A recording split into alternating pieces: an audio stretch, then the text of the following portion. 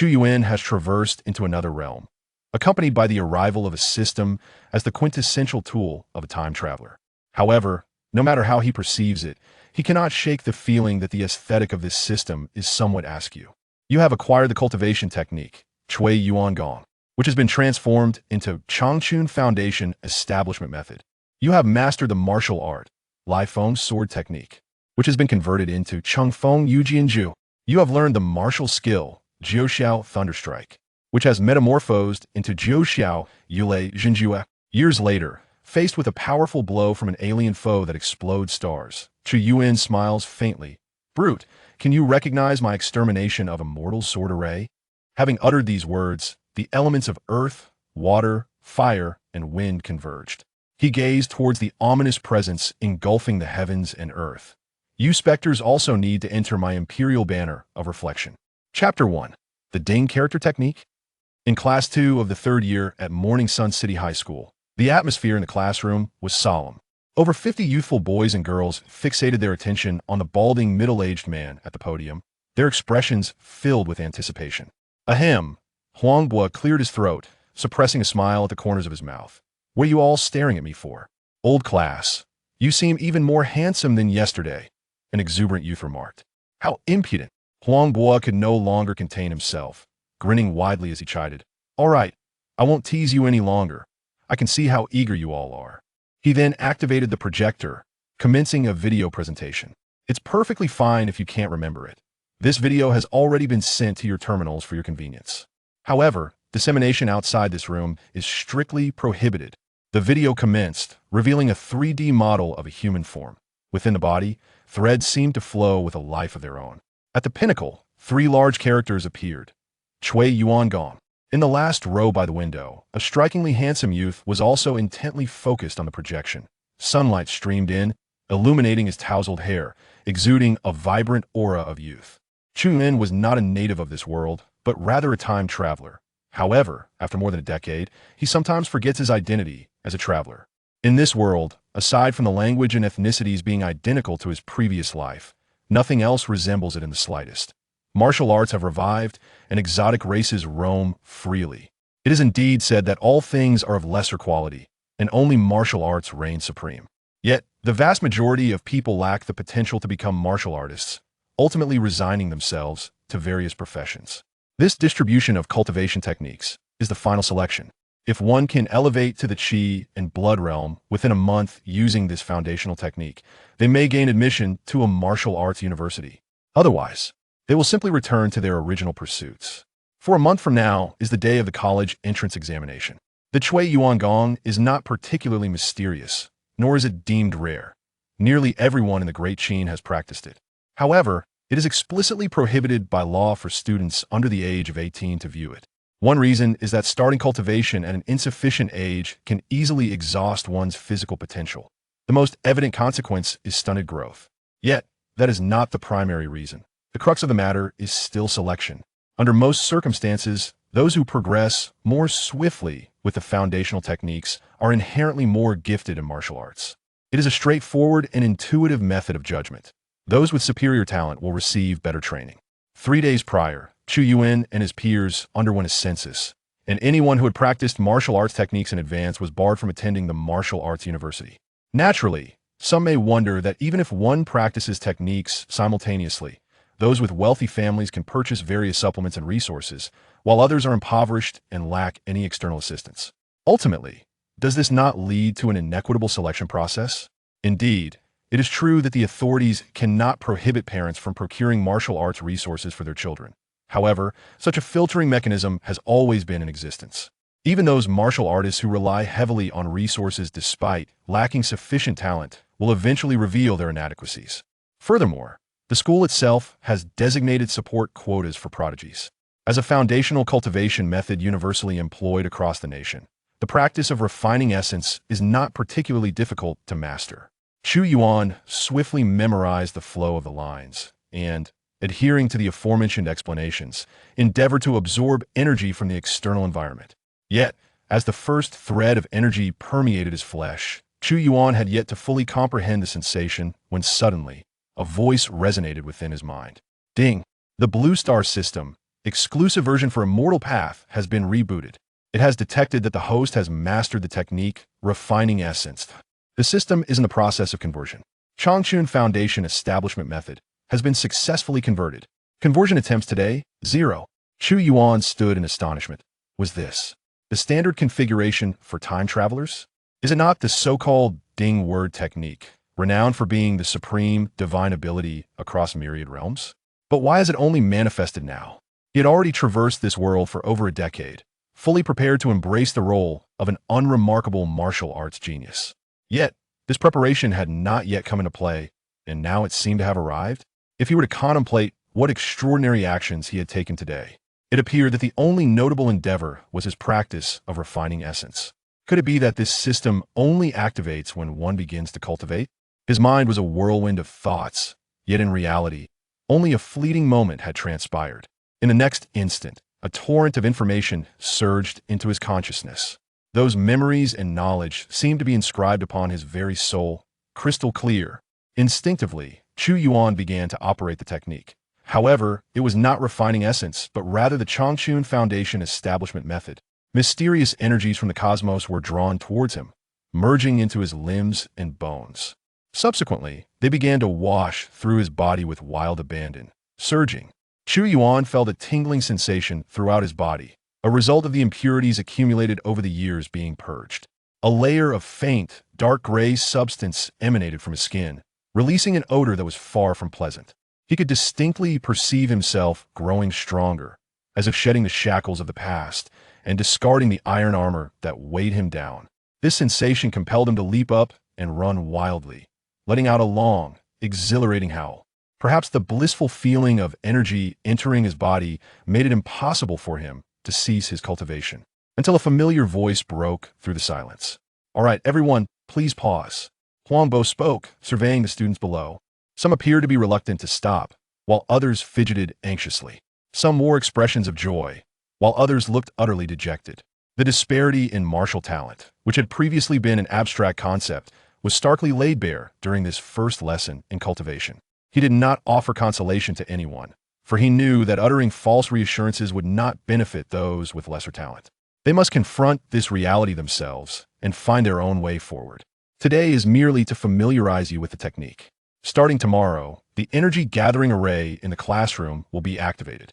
Of course, if anyone wishes to practice at home, you may come to me for a leave slip, Huangbo recited. This has become customary. 1 month prior to the college entrance examination, distribution of foundational techniques begins. The energy gathering array in the classroom will be activated to assist in cultivation. Cultural classes will be suspended, with all focus directed towards cultivation. However, participation is not mandatory. One may also choose to cultivate at home. As he finished speaking, murmurs began to ripple through the students below, although the conversation veered slightly off course. "And what does that smell? Yes, why does it smell so foul? Teacher, I need to visit the restroom." Chu Yuan stood up, feeling somewhat embarrassed.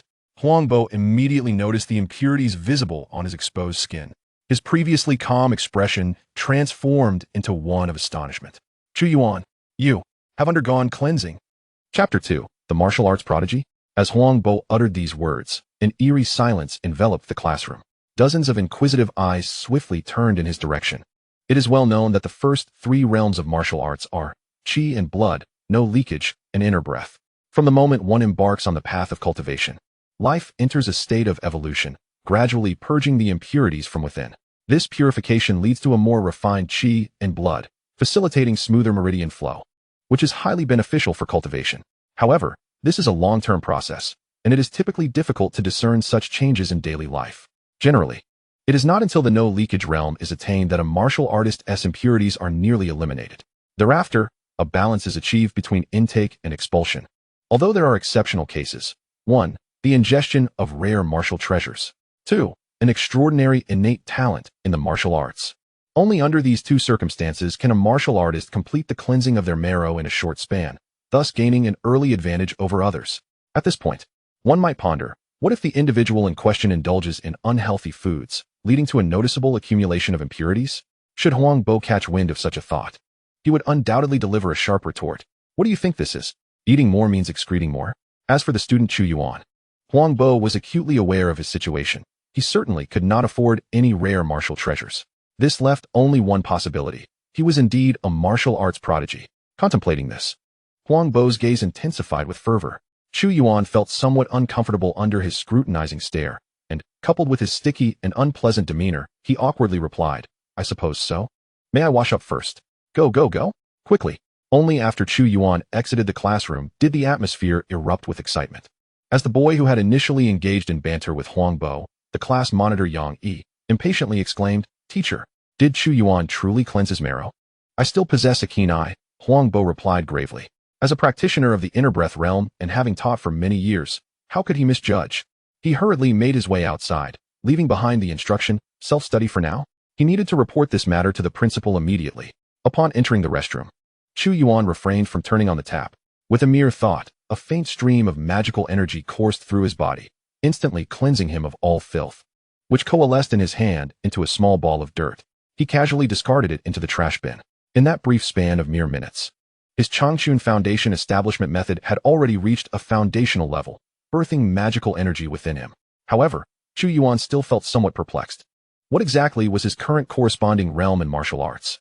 Although he had not established a foundation, he could still channel magical energy. Yet, within the martial arts hierarchy, the first two realms focus on refining the physical body, with the ability to cultivate inner breath only blossoming in the third realm. Clearly, he had not yet achieved the combat prowess of the third realm. Confusion reigned in his mind. His earlier admission of having cleansed his marrow was intentional. Though he had acquired a method of cultivation, resources were essential for any form of practice. Where would these resources come from? They would not simply descend from the heavens. Only by demonstrating his worth could he earn the corresponding rewards. As long as he did not expose his cultivation method, everything else would pale in comparison. The world was vast, and he was not the only martial arts genius. The higher his innate talent, the more resources he could obtain. While lost in thought, the sound of footsteps suddenly broke the silence outside. A stooped figure entered, wielding a mop, his expression dull. Chu Yuan glanced at him, maintaining his composure as he stepped outside. This was the school's janitor, who had served at Xianyang No. 1 for over a decade. Among students, there circulated some rumors. It was said that this janitor was once a prodigy at Xianyang No. 1, filled with ambition. He had even acquired a tremendous opportunity during a secret realm battle, a legacy from a martial arts expert of the 7th tier. Unfortunately, his strength and background were insufficient to safeguard this legacy. Individuals of unknown origin abducted his family, coercing him to surrender the inheritance. Ultimately, he was left crippled. The school authorities, unwilling to let him perish in such a manner, had taken him in, perhaps as a warning. As for the unresolved case from back then, despite the official outrage, it faded into silence. Chu Yuan clenched his fists, a sense of caution igniting within him. He must never reveal his unique attributes. It was best to act as an ordinary martial arts prodigy. Upon returning to the classroom, Chu Yuan was once again met with curious gazes. He paid them no heed. Returning to his seat, no one dared to mock him. Everyone knew that Chu Yuan would undoubtedly achieve great things in the future. Why risk offending him? As a traverser, although he had been merely an 18 or 19-year-old youth before, he was undoubtedly more mature than his current peers. Thus, he tended to keep a low profile and had no enemies in school. They were merely ordinary classmates. Meanwhile, class monitor Yang Yi approached with his chair, looking even more excited than Chu Yuan. "Wow, Chu Yuan, you just started cultivating and already cleansed your marrow. How come I never noticed how impressive you are before?" Chu Yuan found himself at a loss for words. "If you could have seen it, then you would be even more impressive than I am." Yang Yi chuckled, nudging Chu Yuan playfully with his elbow. "Great genius. Do you have any special cultivation tips? Enlighten us mere mortals." In truth, Yang Yi's martial arts talent was not lacking either. He had grasped the essence of cleansing Yuan's skill after just one viewing of the complete video. Yet, he could not compare to Chu Yuan. Chu Yuan could indeed offer him some guidance. After entering the foundational method, it not only ushered forth magical energy and body refinement, but also seemed to awaken something deeper within him. For instance, his senses had sharpened, granting him an extraordinary memory. Even his thought process was now swifter than before. It must be that his comprehension had improved. The cleansing Yuan skill, a straightforward martial arts technique, was something he could grasp thoroughly after just 2 reflections on its essence. Yet, Chu Yuan knew that Yang Yi was merely jesting. He did not genuinely seek his advice. Such fundamental techniques thrived on simplicity and stability, lacking intricate secrets. With a bit more practice, mastering them was merely a matter of time. Meanwhile, in the principal's office. Chapter 3, the quota. Are you saying he completed the cleansing of his marrow during his first practice of the cleansing Yuan skill? Cheetah raised his head in astonishment. Huang Bo, beaming with joy, replied, "Indeed. I am certain. Principal, our school has produced a martial arts prodigy. According to tradition." Aside from sharing the good news, Huang Bo had another motive. He sought benefits for Chu Yuan. A smile graced Cheetah's face, and just as he was about to speak, he seemed to recall something and pursed his lips. Huang Bo's heart sank. "Principal, is there something unexpected?" Cheetah's expression darkened. "Indeed, there is. I was just about to inform you that a transfer student from the Li family of Yunnan Prefecture is coming to our school." The Li family? Transferring to our school? Huang Bo was perplexed. In the grand scheme of the 36 prefectures of Zhuxian, Shenyang City was merely an inconspicuous locale under Yunnan Prefecture. Yet, the Li family could be considered a formidable force within Yunnan, boasting immense martial prowess. Even though the head of the Li family is a 7th-tier warrior, how could he possibly deign to look upon the humble Shenyang No. 1 high school? Cheetah let out a long sigh and explained. "There is a training program from above, intended to gather the nation's prodigies for collective cultivation. Aside from the major cities and provincial capitals, each smaller city is allotted 3 seed slots." Huang Bo instantly understood, feeling a surge of indignation. Is this all just to seize that precious slot? It's utterly unfair. If he cannot compete in the provincial capital, he comes to our small town to snatch it? Principal, how could you consent to such a matter? How was I to know that this year's students would produce a genius capable of directly washing their marrow? Cheetah replied with a bitter smile. Without our Shenyang No. 1, there are still No. 2 and No. 3 high schools, right? No matter where that Li family brat goes, it remains the same.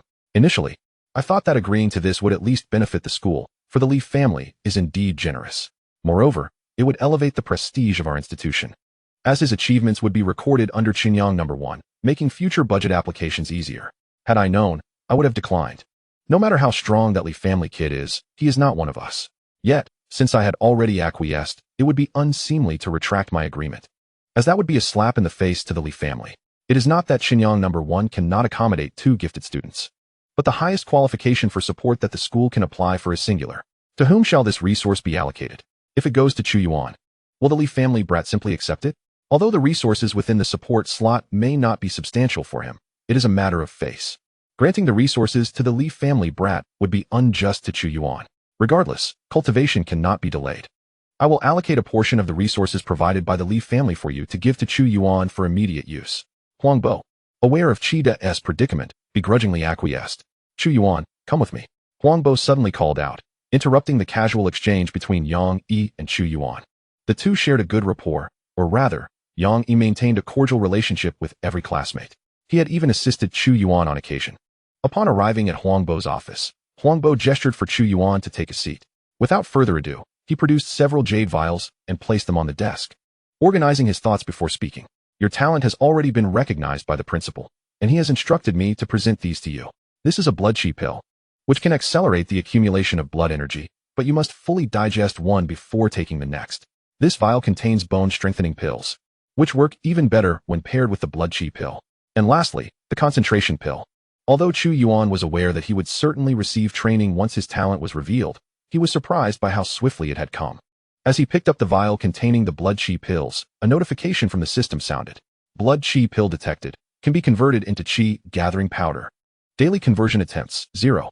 Chu Yuan paused for a moment, then could not help but feel a surge of joy. So it turns out that not only techniques, but even resources can be converted? Unfortunately, it appeared that the system only allowed 1 conversion attempt per day, and today's opportunity had already been spent on the technique. Huang Bo, noticing Chu Yuan's expression, felt somewhat reassured. This is a week's worth of resources. Thereafter, each week, more will be provided based on your progress. Chu Yuan nodded in acknowledgement. "Thank you, teacher. There's no need for gratitude. Go and cultivate." Chu Yuan sensed something was amiss with Huang Bo, as if he were concealing something from him. However, he refrained from probing further, stuffing the jade vials into his school uniform pocket before leaving. Just a short distance from the classroom, he noticed a gathering of students outside. Though perplexed, he pushed through the crowd to enter. "Chu Yuan, you're back," a classmate called out, prompting all the students clustered outside Class 2 to turn their gaze toward him. They've heard that our Class 2 has produced a genius who has washed his marrow upon starting cultivation, and they've all come to see you." Yang Yi chimed in, exasperated. The news had spread remarkably quickly. However, it was inevitable. Everyone possessed a martial artist terminal, and any significant event within the school circulated with ease. The classmates of Class 2 likely bore no ill intentions. They simply could not resist boasting to their friends. as having a martial arts prodigy in their class instilled a sense of pride. Are you Chu Yuan? Have you really completed the marrow washing? Someone inquired. No. They're just boasting, Chu Yuan replied calmly. Phew, the burly boy who had spoken earlier exhaled, his expression revealing a mix of disappointment and resignation. Chu Yuan could not help but mourn the intelligence of the boy. Nonetheless, few believed Chu Yuan's denial, as such claims were easily verifiable. Why would the students of Class 2 collectively boast on behalf of another? What were you expecting? A heavenly blessing, or golden lotuses erupting from the earth? Just because a genius should be a bit different from us? Chu Yuan ignored their chatter and returned directly to his seat. The burly boy soon regained his composure, feeling somewhat embarrassed and furious. Do you dare mock me? Yet before he could act, Yang Yi shot him a cold glare. Scram. The burly boy retreated quietly. It was uncertain whether a martial arts genius could handle him, but Yang Yi certainly could. Having witnessed enough, he declared, All right, everyone disperse. After uttering this, Yang Yi turned back to Chu Yuan, a mysterious glint in his eye. What did the teacher say to you? Did he apply for a support slot for you? Chu Yuan hesitated.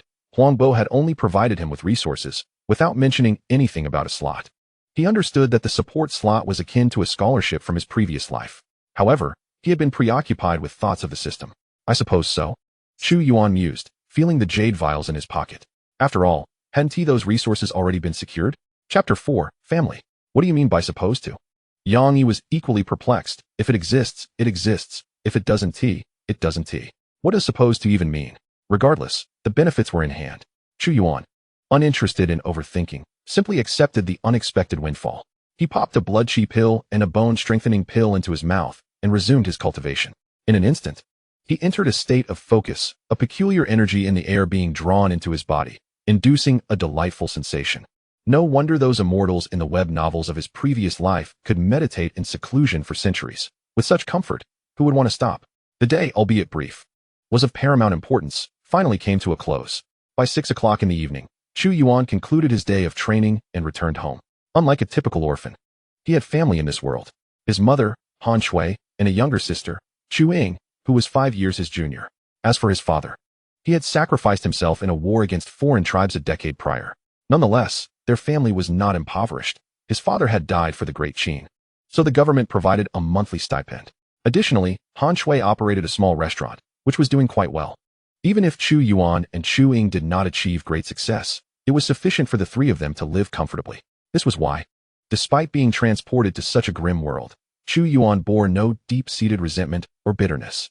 On the contrary, if survival were a daily struggle, requiring him to work menial jobs just to make ends meet, he would have longed for the world to implode. In his previous life, Chu Yuan, who emerged from the compulsory education system of Blue Star, possessed a certain moral standard, yet he remained rather adaptable. At this moment, the small restaurant was bustling. With only Chu Ying at home, Chu Yuan chose to ignore her and headed towards his room. However, upon seeing him return, Chu Ying quickly set aside the television remote and scurried over, tilting her little head with curiosity. Brother, I heard today is the day you received the cultivation techniques? You seem to have heard quite a bit, he replied. Hee indeed. Chu Ying was about to bask in her pride when she suddenly recalled her purpose, eagerly pressing on. So how was it? Is it difficult? Go to your homework, Chu Yuan sighed inwardly. The junior high curriculum had yet to introduce martial arts, and Chu Ying had no concept of it in her mind, simply asking out of curiosity. Pouting in disappointment, Chu Ying muttered a few unkind words about stinky Chu Yuan.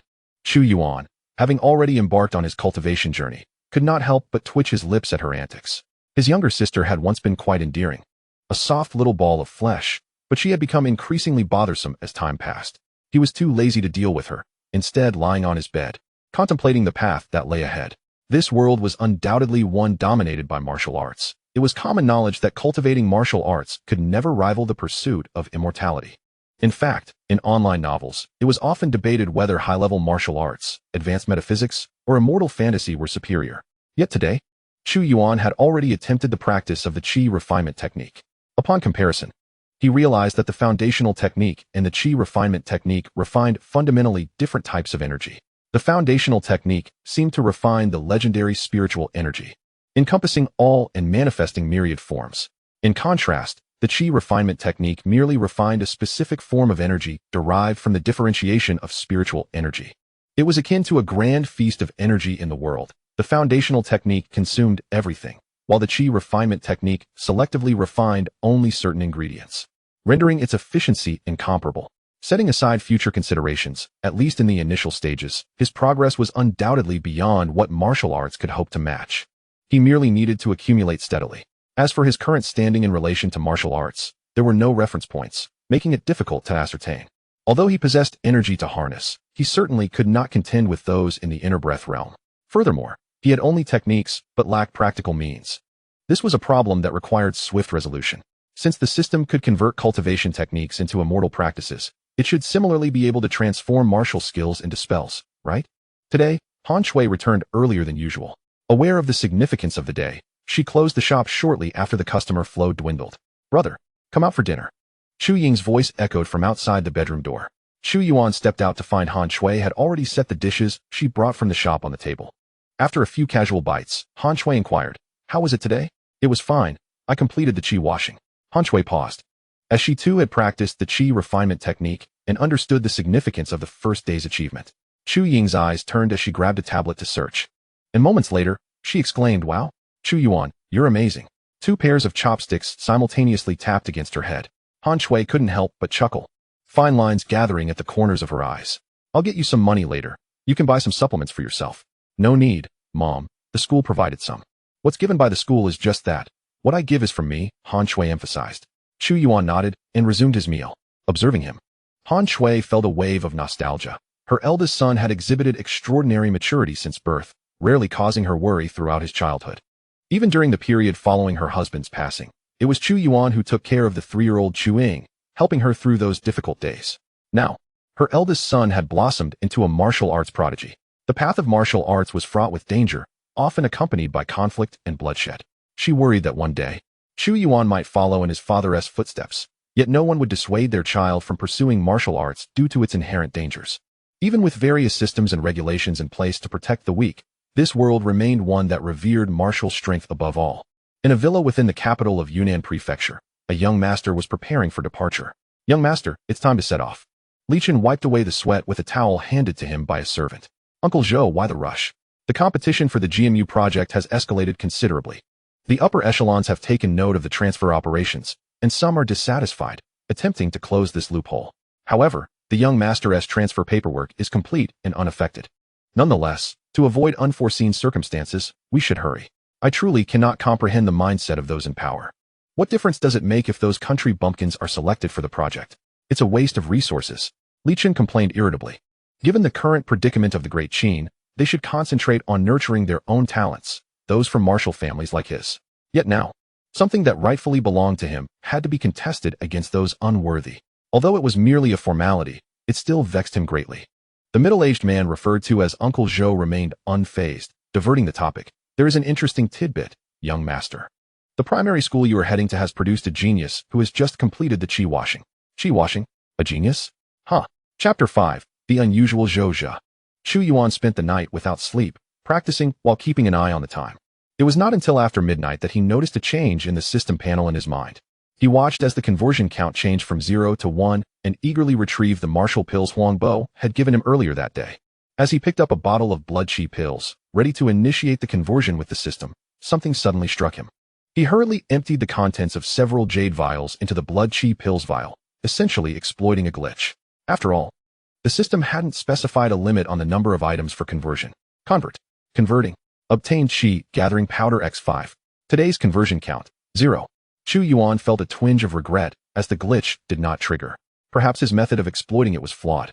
He paid it no mind and emptied the overflowing vial once more, only to find 5 pills glowing faintly at the bottom. Although named qi gathering powder, they retained the shape of pills. He took one and held it in his palm. Aside from sensing the abundant spiritual energy within, there was nothing particularly remarkable about it. Without further hesitation, he swallowed it whole.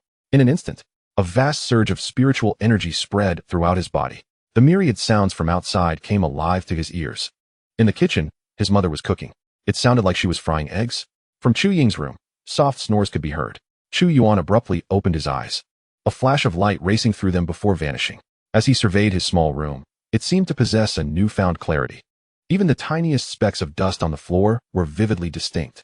His senses sharpened. This was what it meant to be perceptive. Feeling the flowing mana within him, he was quite satisfied. According to the foundational technique, he should now be at the 3rd level of qi training. From entry to the 3rd level of qi training, He had accomplished this in just a single night. The cost was the complete consumption of those 5 converted chi gathering powders. Could it be that he was not merely a martial arts prodigy, but also a genius in the pursuit of immortality? On this night of cultivation, no new impurities emerged within my body. Feeling somewhat pleased with myself, I was suddenly interrupted by my mother's voice calling from outside. Yuan, Yuan. Ing ing. It's time to get up for breakfast. After completing my morning routine, I sat at the dining table, chewing. One hand clutching a steamed bun and the other wielding chopsticks, suddenly leaned in to sniff beside me. I disdainfully pushed her head away. Brother, did you spray perfume? Are you feeling all right? Han Shui, unfazed by the playful banter at the table, remarked with a smile after taking a whiff. Indeed, there's a hint of fragrance. I paused momentarily, setting down my chopsticks to lift my arm and take a sniff. Perhaps I had overlooked it before, but now I detected a faint, refreshing aroma. However, it was not the scent of perfume, but rather reminiscent of herbs and, if I had to describe it, the essence of nature itself. With a growing suspicion, I explained. It may be due to the elixir I consumed yesterday.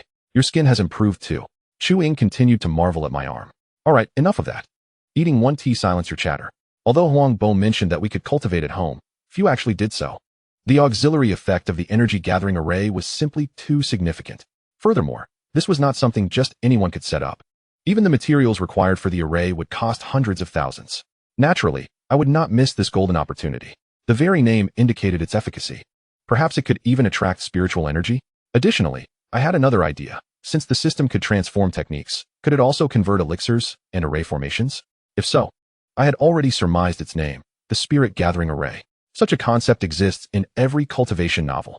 I needed to devise a way to obtain a set, but currently, I lacked the capital. Even the resources for my preliminary cultivation were sponsored by the school.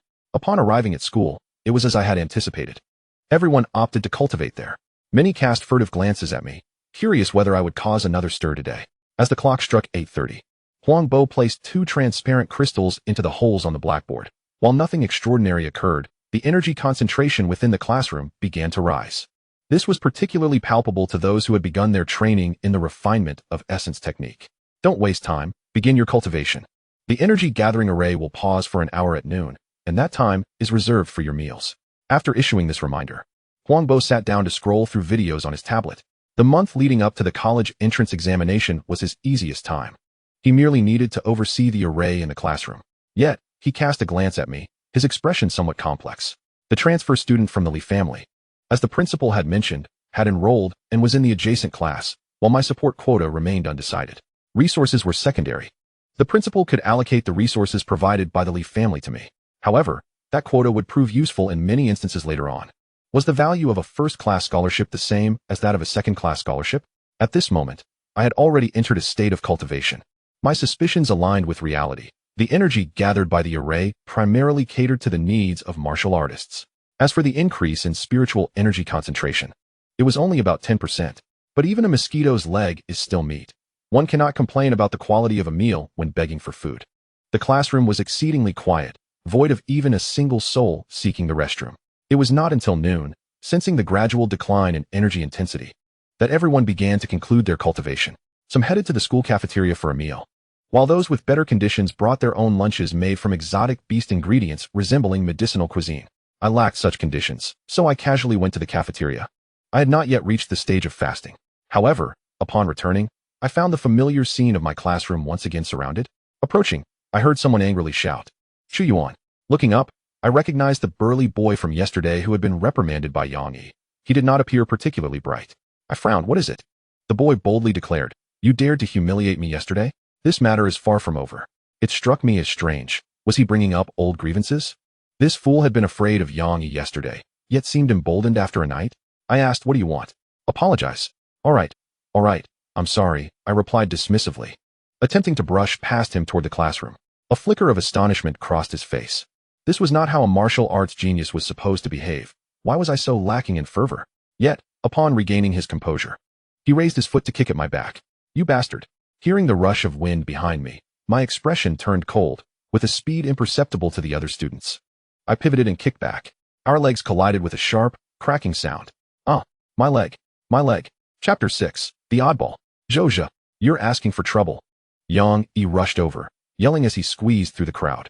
He had just finished his meal and stepped out for a restroom break when classmates informed him that Zhuxian had come to cause trouble for me. He hurriedly pulled up his pants and dashed over. While my martial arts talent was formidable, everyone had only begun cultivating the refinement of essence technique for a day. How strong could I possibly be?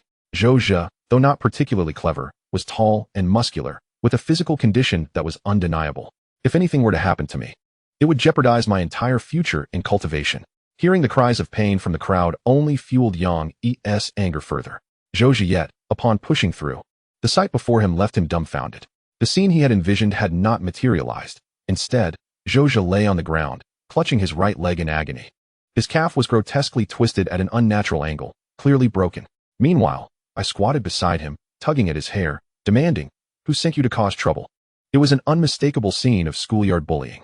I had not anticipated that merely attaching a wisp of spiritual energy to my leg would result in such a drastic outcome. However, what was done was done. It served him right for attempting to ambush me. Deep down, I felt a tinge of helplessness. I had long known that those who sought fame often attract undesirables, and after exposing my talents, I knew there would be fools trying to approach me. After all, I could only ensure that I was not a fool. I had no control over whether others were. Perhaps some would seek trouble simply because they felt entitled to challenge someone they perceived as more talented. Yet, Zhuxian, consumed by the excruciating pain of his shattered leg, was oblivious to my words. Make way, make way. At that moment, Huang Bo and the homeroom teacher from Class 1 arrived, forcefully pushing into the crowd. Upon witnessing the scene, they were both taken aback. Huang Bo inquired, "Chu Yuan, what on earth happened? He attacked me first, and when he couldn't defeat me. That's all there is to it." The homeroom teacher from Class 1 retorted angrily, "Do you realize what you've done?" I glanced at him, calmly replying, "He dared to ambush me. Is there any reason I shouldn't retaliate? But you didn't need to go this far." While his reasoning held merit, Zhuxian's shattered leg would undoubtedly have severe repercussions for his cultivation. This was a matter that could affect one's entire future. Due to a minor conflict among classmates, Huang Bo, who had just begun his martial arts training and was still unfamiliar with his own strength, lost control. At that moment, he recalled an aspect he had previously overlooked. Breaking someone's leg with a single kick was, of course, a trivial feat for practitioners at the inner breath stage. Yet, how could Chu Yuan, having only trained for 2 days, possess such formidable strength and a body of such intensity? Have you entered the blood chi stage? Fortunately, thanks to the blood chi pill given to me by the teacher yesterday, Huang Bo was utterly astonished. Merely a night had passed, and on top of that, Chu Yuan had accomplished in one morning what many could not achieve in a month. Though the principal had provided resources, this progress seemed astonishingly swift. Had it not been for the incident with Zhuxian's leg, this would have been a wonderful development. However, Huang Bo now found himself at a loss, unsure of how to proceed. Miao Jun, the homeroom teacher of Class 1, opened his mouth, recognizing what Chu Yuan signified for the school. Nevertheless, Zhuxian was still his student. Despite Zhuxian's unlikable nature, as his teacher, Miao Jun bore the responsibility to defend him, regardless of the circumstances. One should not have reduced Zhuxian's leg to ruins. Huang Bo attempted to mediate, saying, "I don't believe we can place the blame solely on Chu Yuan. At the very least, an apology is in order." Compensation. Chu Yuan, preempting Huang Bo, interjected, "Not a chance." At that moment, a cacophony erupted from outside the office, accompanied by a woman's piercing cry, "Teacher Miao, where's my son?" The office door swung open, and a middle-aged couple barged in. Miao Jun recognized them as Zhuxian's parents and felt a sudden jolt of anxiety. How had they learned of the situation so swiftly, before he even had the chance to inform them? Yet, there was no time to ponder this now. He quickly soothed them. "Zhuxian's parents, please don't panic. He has already been taken to the school infirmary and is not gravely injured." "Not gravely injured," the woman exclaimed, her voice rising. "I heard from students in your class that our Zhuxian's leg is broken. Is this what you call not gravely injured?" It seemed she had only just noticed Chu Yuan and hurled accusations at him. "You are the one who harmed our Zhuxian, aren't you? Teacher Miao, what kind of school is this, producing such little beasts?" At her words, all 3 men frowned in unison. Chu Yuan felt exasperated. Was she not cursing her own son as well?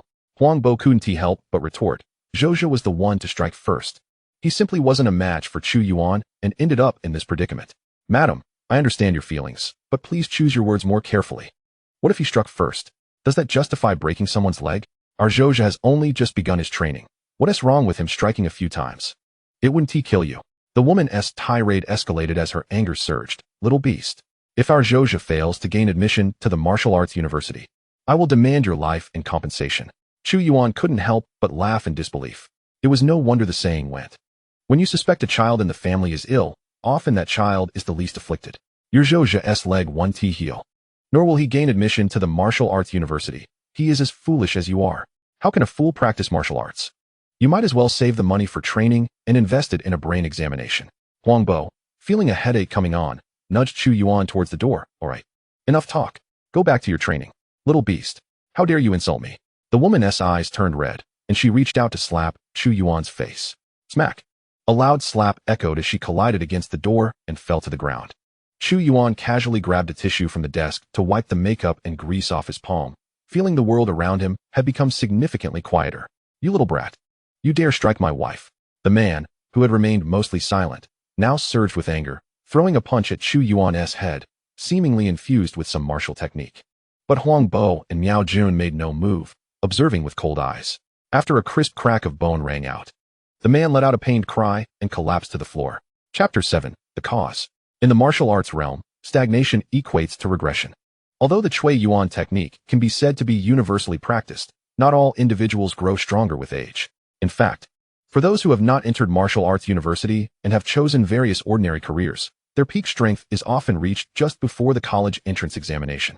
After that, whether in university or the workforce, where would they find the time and energy to continue their martial training? Even if time is available, the financial burden of martial arts training is quite substantial. At the very least, the cost of sustenance is considerable, leading most who fail to gain admission to martial arts university to abandon their training. Zhou's parents fell into this category, so Huang Bo and Miao Jun were not particularly concerned about the man posing any threat to Chu Yuan. They harbored disdain for such unreasonable individuals. Yet given their roles as teachers, they were hesitant to take matters into their own hands. The woman shook her dazed head, her face swollen like a steamed bun, casting a venomous glare at the three. If not for Chu Yuan's careful control of his strength, her head would have surely burst like a watermelon. Yet, she was undeterred. Instead of approaching again, she took out her phone and swiftly changed her demeanor. With snot and tears, she began to wail, Look, morning sun no. One high school is nothing but a den of bandits. They broke my son's leg, and now they strike a woman. Even my husband's hand was broken. As ordinary people, must we endure such humiliation? Is there no justice in this world? Are we ordinary folk destined to be bullied? After recording her sob story, she instantly wiped her tears and angrily declared, If you don't expel this little beast, I will expose you. That won't work. Huang Bo pointed to the corner where a camera was located. There is surveillance. You can post it online or report it to the authorities. You initiated this trouble first. The woman's face shifted between shades of green and white, her lips trembling, a sight both amusing and tragic. In the past, she had relied on her fierceness and obstinacy to achieve favorable outcomes. Who would have thought that this time it would not work? Did that mean she and her husband had endured that beating for nothing? The most pressing concern remained her son. The office fell into silence, broken only by the muffled groans of the injured man. Just then, the principal, Chida, entered, accompanied by a familiar figure, Zhouxia. He rushed in with an energetic stride, showing no signs of injury. Mom, what happened? Who hit you? The woman's gaze shifted to Chu Yuan. You, Chu Yuan, you dare strike my mother. Zhouxia's eyes blazed with fury as he clenched his fists, ready to charge at Chu Yuan. Enough. Chida's voice thundered, an oppressive aura emanating from him. In the office, it felt as if a breeze had stirred, causing Chu Yuan's hairs to stand on end, as if he were under the gaze of a savage beast. Miao Jun and Huang Bo instinctively straightened, prepared for confrontation. This was the strength of the principal, a fifth-tier warrior. Fortunately, Chida merely aimed to intimidate, quickly retracting his imposing presence. Zhouxia's leg has been healed, and this matter concludes here. In truth, Zhouxia could be said to have turned misfortune into fortune. In order to swiftly quell the matter, Chida utilized a precious raw bone elixir on him and personally activated its medicinal properties. At the very least, he experienced a significant enhancement in skeletal strength. And what about us? We too have suffered. The woman's voice grew fainter, as if she had finally come to a realization, gradually lowering her head. Chida cast a cold glance her way, disregarding her presence, and turned to Chu Yuan with a smile. Chu Yuan, come with me. Inside the principal's office, Chida took a sip from his cup and suddenly inquired, Do you know Li Chun? I do not. The transfer student who just joined class 1 today. Are you certain there is no conflict between you two? Chu Yuan pondered. Principal, are you suggesting that Zhouxia's incident today is related to him? Chida nodded. Zhouxia informed me that Li Chun, in exchange for a vial of vitality elixir, instructed him to trouble you. No wonder. Although the vitality elixir is a basic concoction, a single vial is worth at least over 100,000. For an ordinary family, That constitutes a substantial sum. What is the rationale? Claimed he couldn't stand your pretentiousness. Cheetah expressed a hint of exasperation. He had some understanding of the mindset of these martial arts family heirs, who are often unable to tolerate other successes, believing that the commoners are unworthy of any martial talent. How does the school plan to handle this? Chu Yuan asked directly. Though he instigated, aside from Zhuxian's words, there's no concrete evidence. At most, a warning. Cheetah hesitated, unsure whether to speak or remain silent. However, sensing that Chu Yuan possessed a rather mature disposition, he decided to voice his thoughts. It mainly revolves around the transfer. His family sponsored the school with resources, including those martial elixirs given to you by teacher Huang yesterday. They were also sponsored by his family. So, he is indeed a benefactor? Chu Yuan chuckled, surprised to find himself entangled with a financial backer. I am utilizing your family's resources for training while you seek to create trouble for me? Quite the internal conflict. I hope you can understand. Cheetah replied with a smile. Also, I have applied for an exceptional support quota for you. Your information has already been submitted. What benefits does it entail? Teacher Huang will explain the specifics to you. Initially, he had contemplated whether this quota should go to Li Chun as compensation, allocating more resources to Chu Yuan. However, considering Li Chun's antics on his very first day, he no longer needed to deliberate. After all, he wasn't without his own temper. Although the Li family was a significant force in Yunnan Prefecture, they had to adhere to the rules. If you disregard the rules, there's no reason for those stronger than you to abide by them. The 7th tier of martial arts is by no means the pinnacle, if rules are not upheld. Ultimately, everyone becomes a victim. One cannot bully the weak with impunity and then demand adherence to rules when faced with adversity. Principal, I have another question. If this young Master Li is so affluent, why transfer to our school? It's nothing to conceal. The authorities are initiating a tree of creation project, and those selected will receive the best training. Our morning city has 3 slots. So, he couldn't compete with others at his previous institution? That is one way to interpret it. And if he continues to harass me, what then? Cheetah chuckled. Fight back fiercely. Chapter 8. The Sword Technique of Riding the Wind. Cheetah's words took Chu Yuan by surprise. He had initially assumed that Cheetah's approach would be one of compromise, yet he was met with such a decisive conclusion. Cheetah seemed to sense his confusion and smiled. In our martial world, we speak through strength. Otherwise, why would we toil in our training? That scoundrel Li Chun comes from a good background. If it weren't for that, just based on today's incident, I could easily have him expelled. Such is the power of the Li family. Regrettably, their influence is still insufficient. Chu Yuan chuckled. So, my strength must be even weaker. The intimidation of the exceptional support quota is sufficient. Chu Yuan nodded. I require 2 martial techniques and a gathering formation. The martial techniques are feasible. The gathering formation is not. Understood. On his way back to class, Chu Yuan passed by class 1, glancing through the window. A rather unfamiliar figure was leaning against the window practicing. Seemingly aware of his gaze, the individual looked up. Regal, haughty, utterly out of place.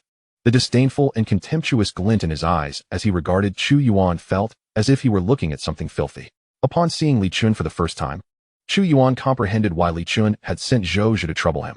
Perhaps he had heard about Chu Yuan completing the cleansing of his marrow while practicing the essence refinement technique and believed such martial talent should not manifest in someone of his standing. It could also be that he derived pleasure from humiliating a commoner genius without facing any repercussions. This is a sickness, a malady of the inherently privileged. Those afflicted see only class, devoid of kinship. They consider themselves inherently superior while forgetting that the martial experts who established their families also rose from humble beginnings. Chu Yuan merely recognized this mindset, but had no intention of delving deeper. He remained silent for a moment, meeting Li Chun's gaze, and subtly mouthed, waste. Li Chun's expression darkened instantaneously, almost igniting with fury. That night, Chu Yuan meticulously examined a martial technique on his warrior terminal, occasionally brandishing his long sword in demonstration. Even without the interference from Li Chun, he was eager to expedite his mastery of the art. However, this incident had merely made Cheetah more amenable to discussion. 1 sword technique, 1 movement technique, the former for offense, the latter for defense. The sword technique was titled Fierce Wind Sword, swift and violent, with astonishing lethality. It comprises 9 forms, with increasing difficulty, and even the first form, fire and wind devouring the plains, presented several times the challenge of the essence refinement technique. Even with his significantly enhanced comprehension after embarking on the path of cultivation, it took Chu Yuan a full hour to grasp the initial concept. Fortunately, he did not need to master the entire text. Merely understanding the first form elicited a response from the system. Detected that the host has acquired the technique Fierce Wind Sword. System conversion in progress. Converted to riding the wind sword technique. Conversion attempts today, 0. A surge of complex information, far more intricate than that of the Changchun Foundation method, materialized within Chu Yuan's mind. Overwhelmed by this torrent of knowledge, he felt a throbbing headache, the veins on his forehead beginning to pulse. Yet, despite the pain, it was a worthy discomfort. After a moment, Chu Yuan's eyes sparkled with excitement and eagerness. With a flick of his fingers, a stream of magical energy coursed through him, and the finely crafted steel longsword he had purchased at a considerable cost earlier in the day seemed to come alive, hovering steadily before him. However, sensing the depletion of his internal magical energy, Chu Yuan felt a twinge of regret. Flying with the sword still required some time. This was unrelated to the technique. It was purely a matter of insufficient mastery. His swordsmanship was inadequate. The riding the wind sword technique did not possess the 9 forms of the fierce wind sword, but rather a simple 3 tiers. The first tier, control. This is what Chu Yuan can currently achieve, enabling him to manipulate the flying sword for combat. The second tier, speed. This grants the flying sword explosive speed and lethality. Chapter 3, the Whispering Wind. In stark contrast to the unremarkable performances of the previous 2 layers, this one exudes a certain poise reminiscent of a cultivator. As described in the scriptures, this technique, once executed, unleashes sword energy akin to the wind, unpredictable and ever-changing. It possesses the incredible capacity to attack and vanquish foes. Its might sufficient to cleave gold and sever jade. However, it still requires practice. After momentarily calming his elation, Chu Yuan redirected his focus to the martial arts techniques at hand.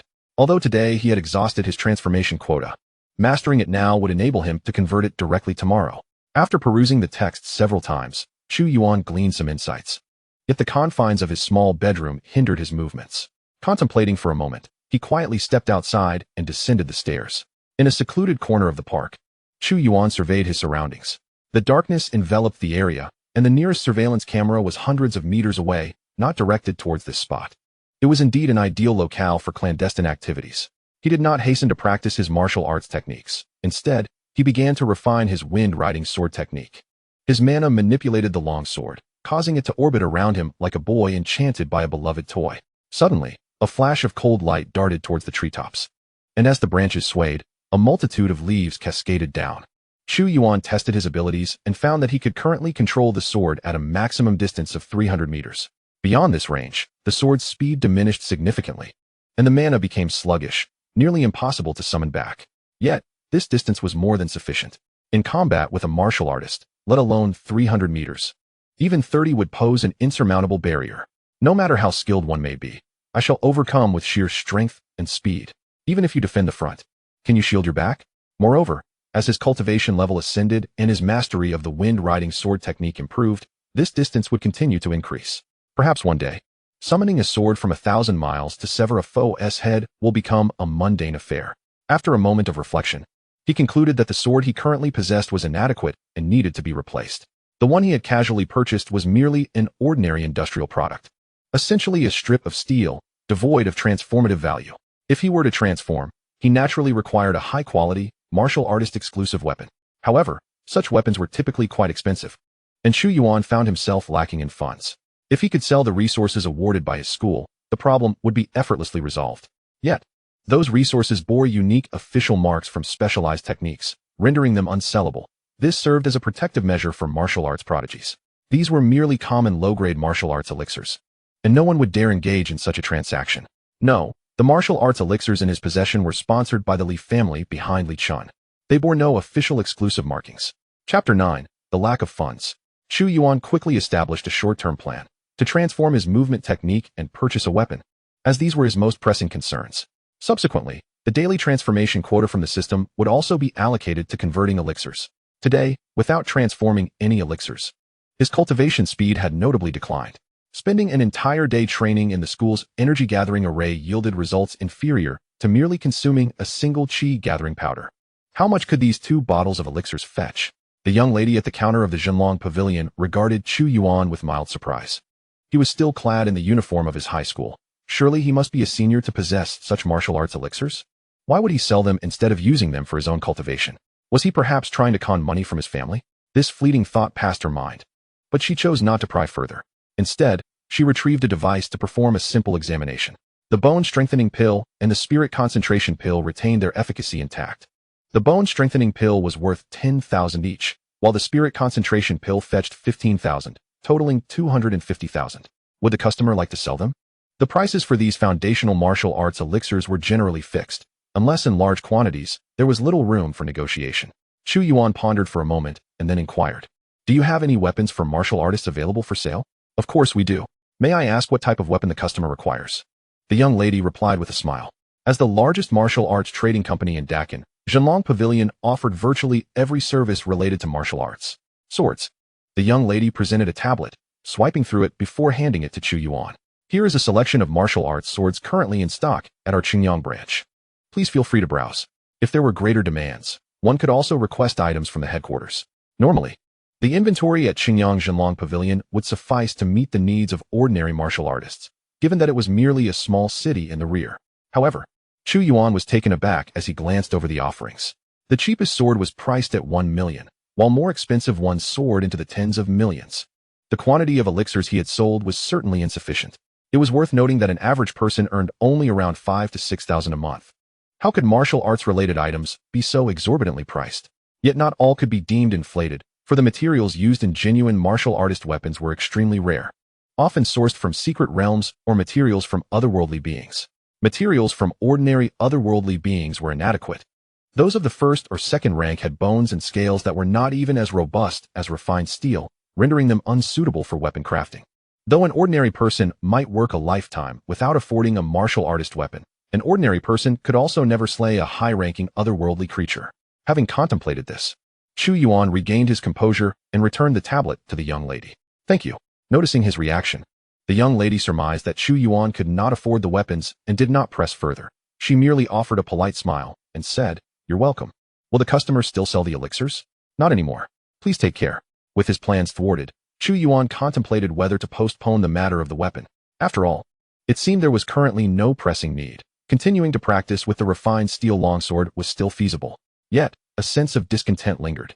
After all, the flying sword was a romance etched into the very essence of a cultivator. There was, however, another option, to sell elixirs. But not the foundational martial arts elixirs. Rather, he could sell the elixirs transformed by the system into those for cultivators.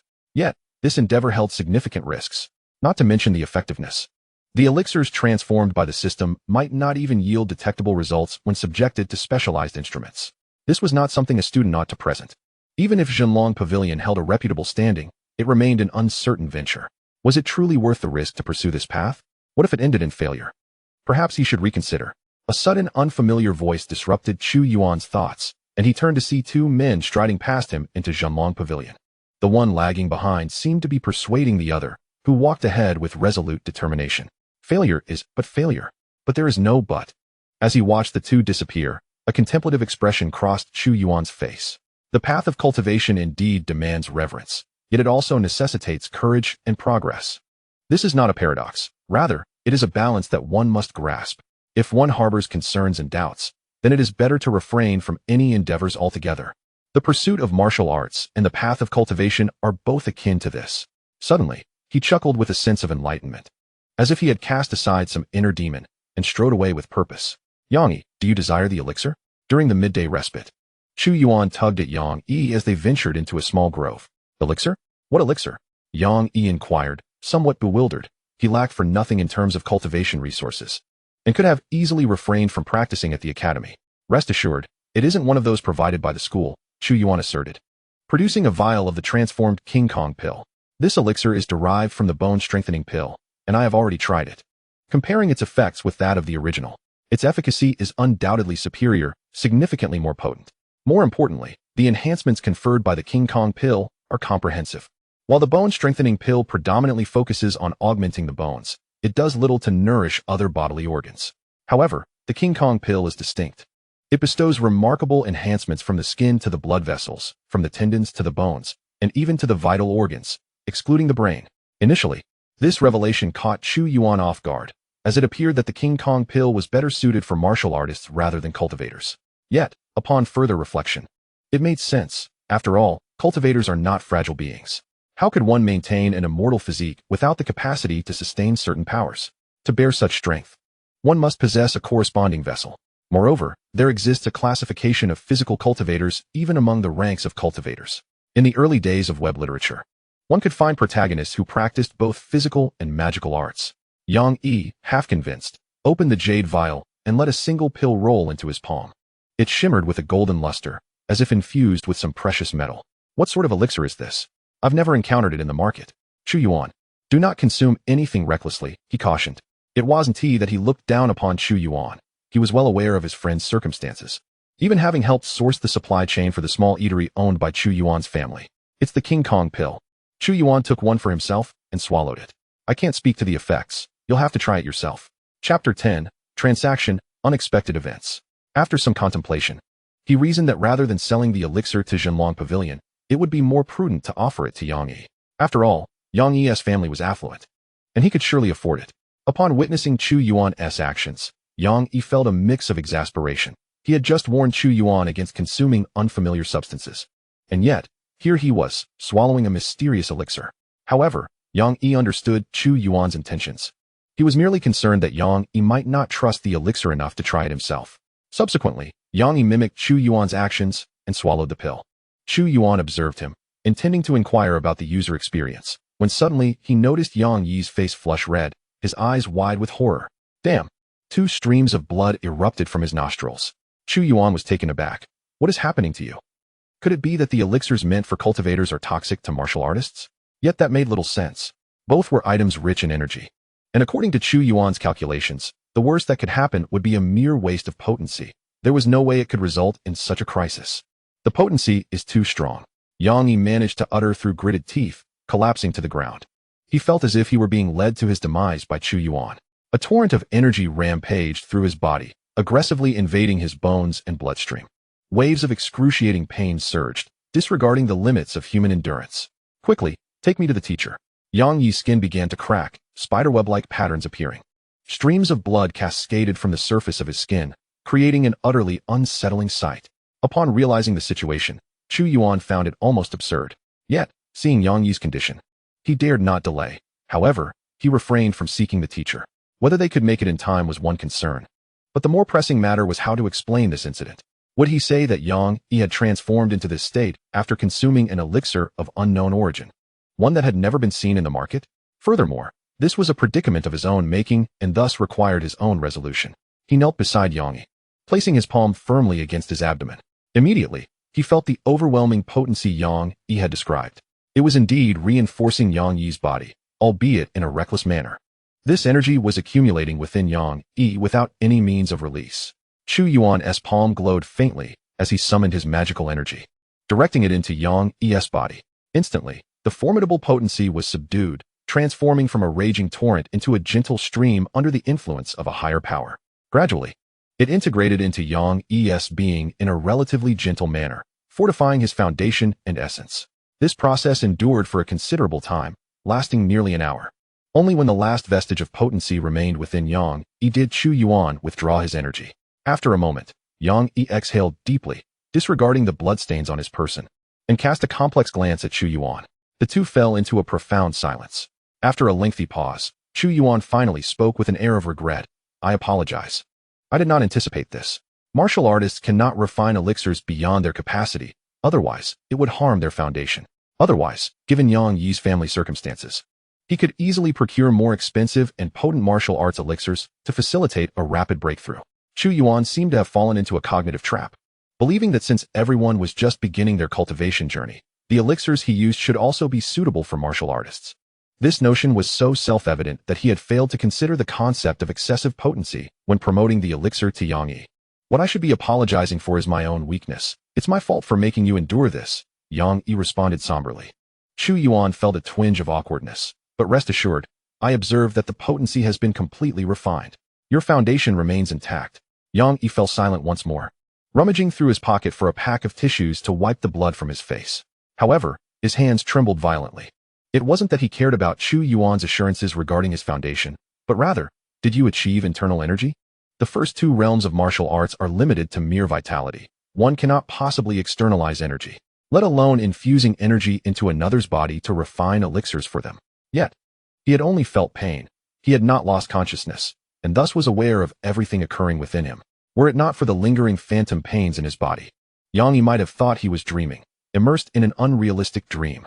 How could it be possible for someone, having begun their cultivation journey less than a week prior, to attain the realm of internal energy? Even the most gifted individual could not achieve such a feat, for the human body has its limits in energy absorption. A tenfold increase in cultivation speed over the average person is considered genius. What do you call someone who cultivates at 10 times that speed? A monster? Chu Yuan was aware that his combat prowess had not yet reached the realm of internal energy. Nevertheless, he nodded. Sort of. What do you mean by sort of? Is it or isn't it? Yang Yi exclaimed. It's a recent breakthrough. Yang Yi seemed at a loss for words, and finally, as if compelled by some unseen force, asked, how do you intend to sell the elixir?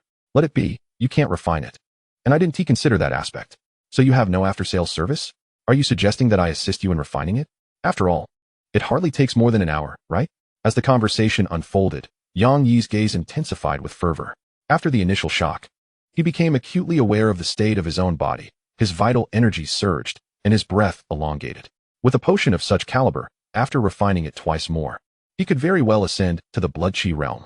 After careful consideration, Chu Yuan concluded that dedicating an hour each day was indeed manageable. It was certainly feasible. Each pill was priced at 2 million, with an after-sales service fee of 1 million per session. What do you say? A deal? This King Kong pill has never graced the market, hence I am uncertain how to price it. Regardless of whether the price is exorbitant or modest, it seems neither of us will suffer a loss. Yang Yi hesitated momentarily before cautiously speaking. Since you seek to trade with me, it's likely you prefer discretion. Precisely. Thus, Yang Yi interjected, I shall ensure your confidentiality. Not even my father shall be privy to this. He was not naive. He understood that Chu Yuan harbored secrets, whether it pertained to the King Kong pill, the Qi convergence realm, or that unique technique for refining medicinal potency. Perhaps he had inherited the legacy of a formidable warrior, or was taken as a disciple by a master. However, considering that Chu Yuan was merely a high school student with no opportunity to venture beyond Qin City, the likelihood of the former was slim. Chapter 11, Underhanded. The Blood Qi Realm. Achieved. Within a luxurious villa, Yang Yi suddenly opened his eyes, his expression brimming with excitement. The loose training garb he wore seemed to swell momentarily before settling. Chu Yuan, let us duel. Chu Yuan looked at him with a bemused expression. Ahem, never mind.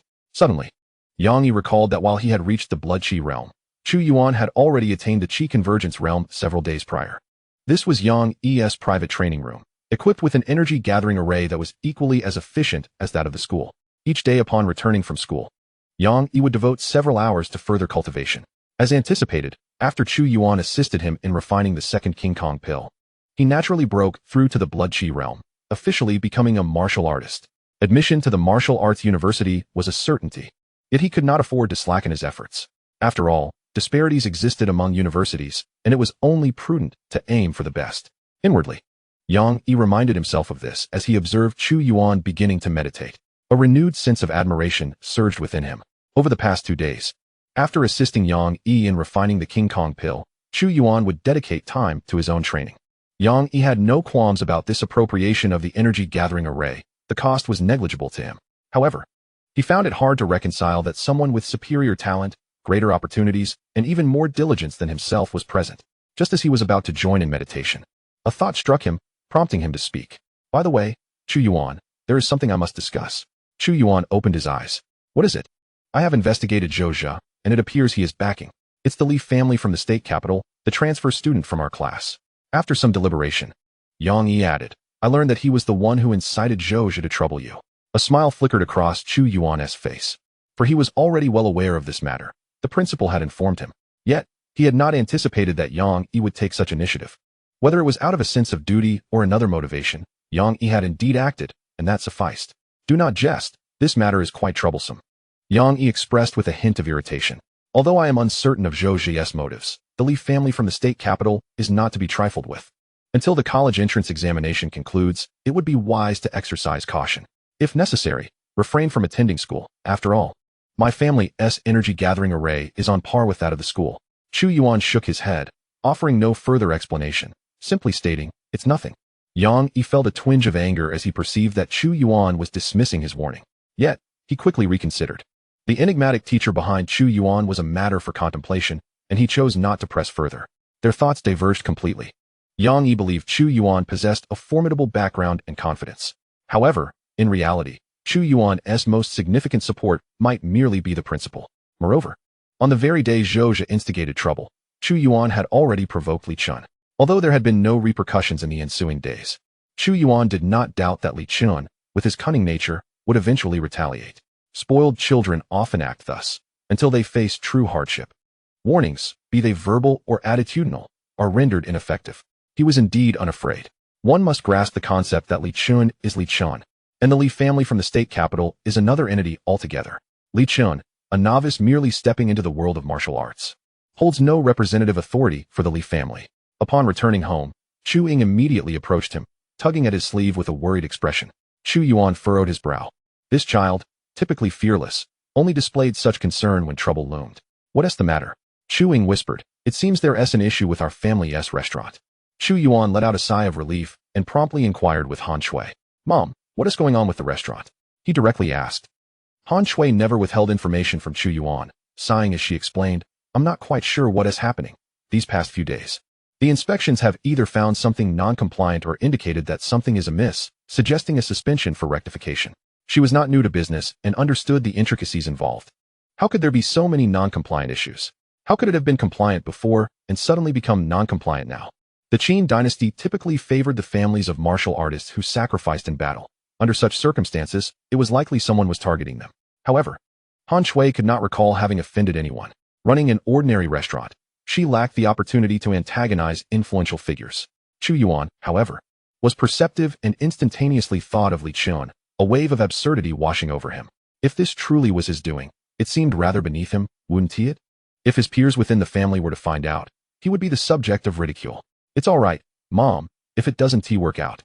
We can close the restaurant. How can that be? Han Shui naturally disagreed. You still have school and little Ying, while we have some savings. I understand the principle of eating into one's reserves. A source of income, however modest, was essential for instilling confidence. Chu Yuan said little more, merely tapping a few times on his terminal, and Han Shui's device promptly chimed with a payment notification. Glancing at her wrist, Han Shui immediately scolded. What are you transferring money to me for? However, upon unlocking the device and seeing the amount, she was instantly taken aback, as if she had seen a ghost. She glanced between the terminal and Chu Yuan, and after a moment of realization, she pulled him closer, whispering, 600,000. Where did you acquire such a sum? Initially, she intended to question whether her eldest son had engaged in any illicit activities. Yet, even if he had, it was unlikely he could amass 600,000 in such a short span. Her eldest son had always been mature for his age, though he hardly appeared to be a prodigious anomaly. Mom, this is a matter among martial artists. Please do not pry. Chu Yuan deflected. Han Shui hesitated, ultimately remaining silent. She chose to trust Chu Yuan, believing he would not act irrationally. Seeing her refrain from questioning, Chu Yuan felt a sense of relief wash over him. The explanation is indeed overly intricate, and he is unwilling to utter falsehoods. Yang Yi's thoughts are his own concerns, but in the presence of family, Chu Yuan is reluctant to speak insincerely. The funds he intended to use for purchasing weapons have vanished, compelling him to earn them slowly once more. Fortunately, his dealings with Yang Yi are not merely transactional. However, this matter cannot simply be overlooked. A flicker of rage surfaced in the depths of Chu Yuan's calm eyes. Chapter 12. The Death of Li Chun. A new day dawned, and Chu Yuan stood silently at the entrance of Class 1, awaiting his moment. Soon, Li Chun appeared, flanked by a group of followers as he approached from the corridor's end. His expression was tranquil yet aloof, exuding an air of superiority. Chu Yuan turned to face him, and Li Chun met his gaze with a faint sneer before deliberately shouldering past him. Get lost. Chu Yuan sighed inwardly, recognizing the immaturity of such behavior. Individuals like him are far easier to contend with than those typically gentle yet ruthless when the moment demands it. Nevertheless, he was undeniably vexing. He extended a large hand and pressed it firmly onto Li Chun's shoulder, gradually tightening his grip. A sickening crack sounded, and Li Chun's visage turned pale, beads of sweat forming on his brow. Did you meddle in my family's affairs, you beast? How dare you touch me? Li Chun did not respond to Chu Yuan's inquiries, his eyes blazing with fury as he raised his knee to strike Chu Yuan's abdomen. To his surprise, Chu Yuan sensed a formidable strength within him. Whether it was due to abundant resources or genuine martial talent, this fellow had, like Yang Yi, already ascended to the realm of qi and blood. Yet, it made little difference to Chu Yuan. With his other hand clenched into a fist, he struck downwards with great force. A sharp crack echoed as Li Chun's right leg twisted into an unnatural angle, reminiscent of Zhuxia's fate just days prior. Yet, unlike Zhuxia, Li Chun did not wail in agony. His pride forbade such displays before what he viewed as lesser beings. Instead, he glared at Chu Yuan with unrestrained hatred, as if he wished to etch his face into the depths of his soul. Without uttering a word or issuing threats, Chu Yuan found himself perplexed. I have not wronged you. Huh, you wretch. Crack. Chu Yuan shattered Li Chen's scapula and cast him down from the building.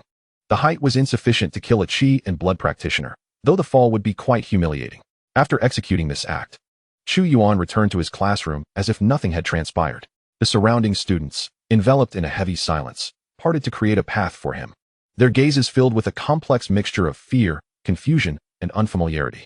Before the energy convergence array was activated, Huang Bo entered the classroom and cast a deep glance at Chu Yuan.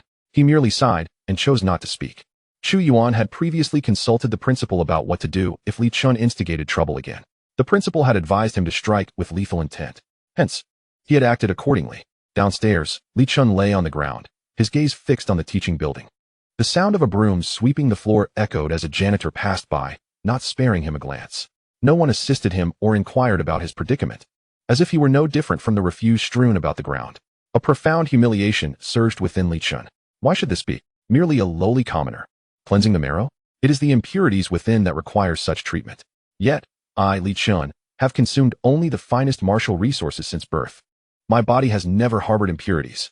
I have merely begun to cultivate to filter out the excess. How dare this shabby school deny me the opportunity? How can this wretch insult me? And yet my family demands that I remember my purpose here. Young master. A shadow obscured Li Chen's view. Uncle Zhou has killed him. Killed Chu Yuan. Young master, return to recuperate. Li Chun, consumed by rage, shouted, I command you to kill him. Uncle Zhou, silent, assisted Li Chun as they exited the school grounds. In Chida's office, he observed the departing figures, furrowing his brow in frustration.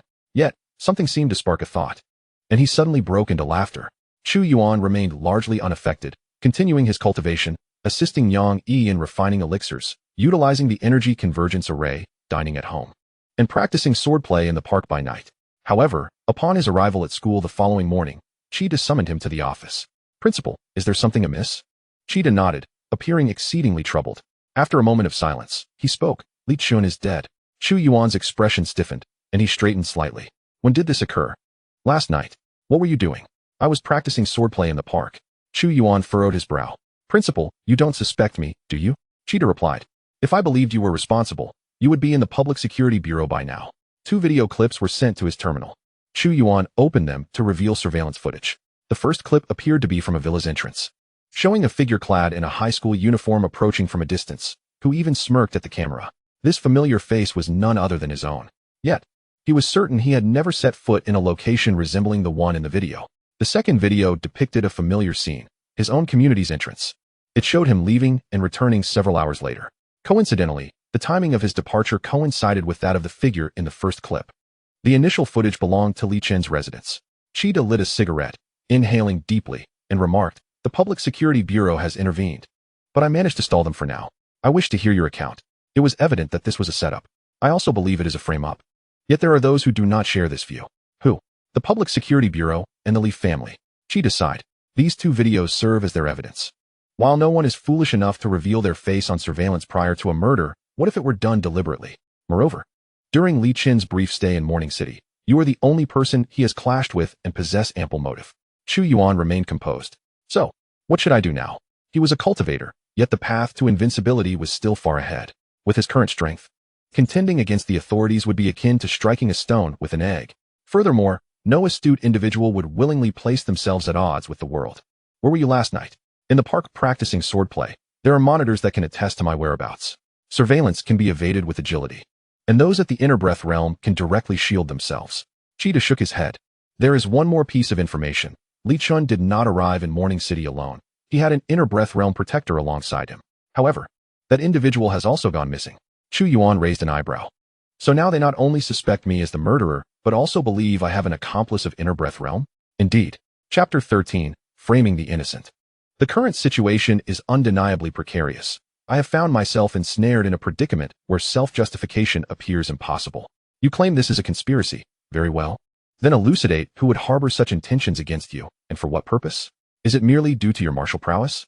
Even Chu Yuan, at this moment, felt a weight in his heart. Should he be branded as the murderer of Li Chun, it would spell doom for him. No matter how exceptional a martial talent one may be, if their disposition is cruel and ruthless, preying upon the weak and disregarding the rules, they too will face retribution. Are they cultivating you merely to create discord within the Qin dynasty? Conflicts among warriors are inevitable and mutual combat is permissible, but only after one reaches the inner breath stage. Prior to that, one must petition their respective departments for a duel. Private killings are strictly forbidden. Moreover, they are merely high school seniors, hardly recognized as formal warriors. Attacking ordinary individuals is an even graver offense. Fortunately, Chi Da's stance provided him with some comfort. At the very least, the principal was on his side. As the headmaster of Qingyang No. 1 High School and a martial artist of the fifth realm, his opinion carries considerable weight. Few were aware of the animosity between you and Li Chun, and only yesterday, when you engaged Li Chun, did the school staff catch wind of it. Before the news could disseminate, the perpetrator chose to act that very night. The actual culprit's range of suspects is quite limited, essentially confined to within the school. Chu Yuan nodded, acknowledging this perspective. Furthermore, due to the presence of inner breath realm bodyguards around Li Chun, the students could largely be ruled out as suspects. Most teachers could be excluded as well, lacking the capability for a swift kill against an inner breath practitioner. Yet, one question remained unclear. What was the motive? Was it a quest for vengeance? That seemed implausible. I will commence an investigation. In the meantime, you should remain vigilant for any anomalies around you. Chida extinguished his cigarette. Such matters cannot be rushed. I can stall the Public Security Bureau and the Li family for a few days. Given that the true culprit dared to risk offending the Li family, their intentions must extend beyond merely taking a life. Very well. Are there enough martial pills? Not enough. You are rather unreserved. Cheetah chuckled, producing several jade vials and placing them on the table. Do not neglect your cultivation. Go ahead. Thank you, Principal. After procuring the pills, Chu Yuan did not return to the classroom, but instead headed straight home. Chuing was at school, while Han Shui was at home. She had heeded Chu Yuan's advice, closing the restaurant and preparing to transfer the business. However, she had yet to find a suitable buyer. Upon seeing Chu Yuan return unexpectedly, Han Shui expressed her surprise and inquired about his abrupt arrival. Chu Yuan casually deflected her questions and retreated to his bedroom. Cheetah was correct, regardless of what transpired. Cultivation remained paramount. His current cultivation level had reached the 7th layer of Qi refinement, and upon achieving the 9th layer, he could strive for the foundation establishment stage. With an ample supply of pills, reaching the 9th layer would not take long. He continued his cultivation until nightfall, depleting all his available elixirs before finally opening his eyes. He picked up his terminal, which displayed several messages from Yang Yi inquiring about his absence from school today and whether the transaction would proceed. Chu Yuan disregarded the trivialities and directly requested, "Send me Zhou's address." Chu Yuan, I heard about Li Chen's death. It wouldn't truly be your doing, would it? No, it was not. I believe it isn't. You wouldn't be so foolish. Yang Yi hesitated, seemingly pondering for a considerable time before cautiously asking, "What do you need Zhou's address for?" Rest assured, I certainly do not intend to kill him. Oh, Yang Yi replied, falling silent once more, as if caught in a dilemma. After a couple of minutes, an address finally arrived on Chu Yuan's terminal. I asked my father to arrange for someone to speak on your behalf, but the Li family's influence is substantial. Thank you, but that won't be necessary, Chu Yuan replied, memorizing the address before rising to retrieve his sword and leaping through the window. Apologies for not being able to assist you. After reading this message, Chu Yuan refrained from responding further, enveloping himself in a thread of spiritual energy as he stepped outside. His pace was unhurried, akin to an ordinary person. Yet, he moved with a grace that made him as light as smoke, often covering several meters in a single step. Thus, he possessed remarkable speed, akin to a specter. This was the technique he had acquired through the system, smoke step. In truth, few cultivators possess such mobility techniques. What is more common is the art of evasion. After all, cultivators seldom engage in close combat. However, Chu Yuan had yet to reach the foundation establishment stage, with his internal energy being scant. And he could not even fly. Even if provided with an evasion technique, he would be unable to execute it. The smoke step was just right. It consumed little energy while yielding impressive results. His intent in seeking Zhou's address was straightforward. He merely wished to lie in wait. If the true culprit sought to frame him, then Zhou was the first individual to have clashed with him. But why did the assailant choose to kill Li Chun instead of targeting the more accessible Zhou? Was it due to Li Chen's background? Did they deem Zhou insufficiently significant? In Chu Yuan's perspective, if he were indeed the mastermind, witnessing Li Chen's demise without any ensuing commotion, he would undoubtedly take further action. And Zhou, with whom he had previously conflicted, was the most fitting target. Although Zhou's family was not affluent, their circumstances were decent, thus residing in a high-end neighborhood. At the very least, the security at the entrance consisted of martial artists at the blood cheese stage. Chu Yuan surveyed the situation before scaling the wall and arriving at the designated building. He then climbed up to the rooftop from the exterior wall. In the dead of night, with the moonlight casting its glow and the stars sparse, the neighborhood was nearly devoid of activity. Chu Yuan was uncertain whether the assailant would act as he anticipated, yet he had no choice but to wait there. Approximately an hour passed when he suddenly noticed a figure approaching leisurely from a distance, pushing open the entrance door and stepping inside. Chu Yuan drew his long sword and quietly descended from the rooftop. Zhuxian's residence was on the 17th floor. Chu Yuan stood at the corner of the staircase on the 18th floor, maintaining his composure. He heard the sound of knocking on the door. Shortly thereafter, an impatient voice emerged from within. "Damn it, who is it?" It's the middle of the night. The sound of a door opening, the cracking of a throat. And moments later, a terrified shout from Zhuxian. Chu Yuan, you killed. Chapter 14, The Imposter. Zhuxian desperately clawed at the massive hand constricting his throat. But it remained unyielding, akin to a hydraulic clamp. His face, flushed from asphyxiation, bore not only terror but also confusion. Why? Why would Chu Yuan dare to take a life? He clearly had a promising future. Was he truly willing to forsake everything simply because Zhuxian had provoked him a few days prior? Zhuxian's status was too lowly. He remained unaware of Li Qin's demise. Thus, he now felt incredulous. Yet, no matter how he pondered, it bore no benefit to the current predicament. Inside the house, Zhuxian's mother was awakened by the commotion. She rushed out in her pajamas and immediately spotted her husband lying lifeless on the floor, along with her son nearly suffocating at the hands of that wretched boy. With a terrified scream, she collapsed to the ground, utterly helpless. "Mom, run!" Zhuxian managed to squeeze out 3 words from his throat. But his voice was so faint it was drowned out by the woman's piercing cries. In the depths of despair that enveloped Zhuxian, a sharp glimmer of cold light pierced through the door, aimed directly at Chu Yuan's back. Zhuxian observed as a flicker of emotion crossed Chu Yuan's otherwise impassive face. In an astonishing display, he hurled Zhuxian to the ground. A dagger appeared in his hand seemingly out of nowhere, swiftly slashing backward. The jarring clang of metal reverberated in Zhuxian's ears, inducing a wave of nausea within him. Yet, he had little time to dwell on his discomfort. Scrambling away from Chu Yuan and positioning himself protectively behind his mother. Simultaneously, he looked toward the entrance, hoping for salvation. Who could it be? To his astonishment, a figure clad in a school uniform appeared. As the visage became clear, Zhuxian found himself incredulously confronted by yet another Chu Yuan. His gaze darted between the 2 Chu Yuans. Chu Yuan caught the long sword that returned to his hand, turning his attention toward the imposter before him. A hint of murderous intent flickering in his eyes. "Who are you?"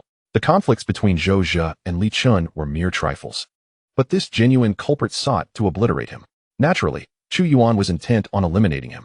However, he did not anticipate the strange smile that spread across the imposter's face, followed by a voice that mirrored his own. "I am Chu Yuan. And you, who dare impersonate me?" Suddenly, his expression shifted, as if he had realized something. He forcefully shattered the window beneath him and leaped down. Chu Yuan, instinctively, would not allow him to escape so easily, and was about to pursue when chaotic footsteps echoed in his ears. A thought struck Chu Yuan. In such a brief time, the only ones who could discern the anomaly here and arrive were likely officials. If he pursued, he might capture the true culprit. Yet there was equally a chance of failure. Remaining here would better affirm his identity.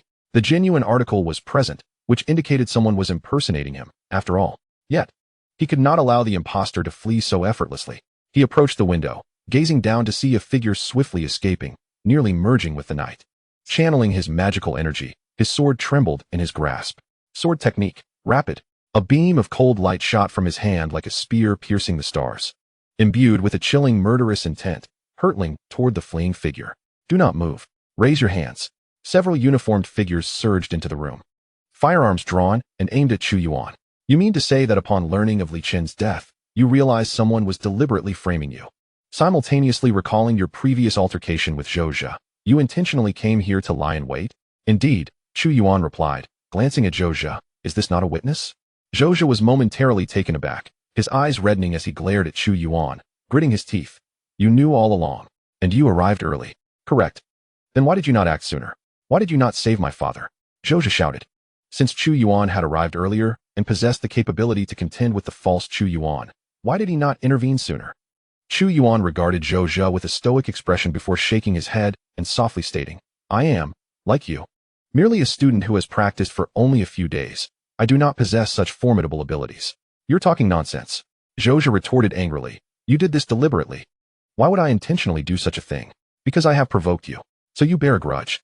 Chu Yuan gazed at him silently, while the questioning captain of the security bureau shook his head. To him, it was indeed plausible that Chu Yuan might leave someone to die rather than save them. But given his character and audacity, it could largely be ruled out as stemming from their minor skirmishes. Perhaps he intended to allow Zhou Zhe and his mother to witness the false Chu Yuan's face. Otherwise, had he acted earlier, the impostor might have retreated, leaving no witnesses. Ultimately, it would be Chu Yuan's word alone, which would be unconvincing. How could an ordinary high school student possess such profound machinations? He was responsible for following up on Li Chen's death, thus he had gathered considerable information about Chu Yuan. Yet, it now appeared that the information on paper might not be entirely trustworthy. Even so, it did not eliminate the possibility of him orchestrating the entire affair. Chu Yuan suddenly laughed. Are you suggesting that I, an ordinary high school student, could find a martial artist at the inner breath stage to accompany me in this charade? And that with your security bureau and the Li family's resources, you have uncovered no information? The captain refrained from responding, simply stating, an ordinary high school student cannot compel a martial artist at the inner breath stage to retreat. Until the true culprit was apprehended, your suspicions could not be entirely cleared.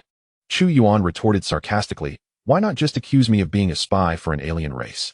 At this remark, the captain felt a twinge of irritation. However, before he could respond, a female officer beside him sharply interjected, you are correct. I indeed suspect you are a spy for an alien race. Come with us to the station for questioning. The captain's expression darkened, sharply reprimanding, Xiao Yuan. Silence. Captain, he is merely a murderer. Humph. Chu Yuan is a member of the Great Qin Superplan, a hero whose father perished in the war against the alien invasion 10 years ago. How can such a heroic figure be so casually condemned by you, even labeled a spy for the aliens? A stern voice emanated from the doorway. Chu Yuan turned to the entrance, calling out, Principal Qi, I absolutely did not mean that. The captain stood at attention, his demeanor suddenly more restrained. Chapter 15, Inner Breath Stage? Cheetah paid no heed to him. Having received Chu Yuan's message, he rushed over, still unaware of the specific situation. He turned to Chu Yuan, chastising, you are too impulsive. Do you realize how perilous this is? Chu Yuan dismissed him, stating, if they wished for my life, they would have acted directly against me, rather than going to such lengths to kill Li Chun. This only fueled Qi Da's anger further. Nonsense. Do you think you are clever? Chu Yuan remained silent, leaving Qi Da somewhat helpless.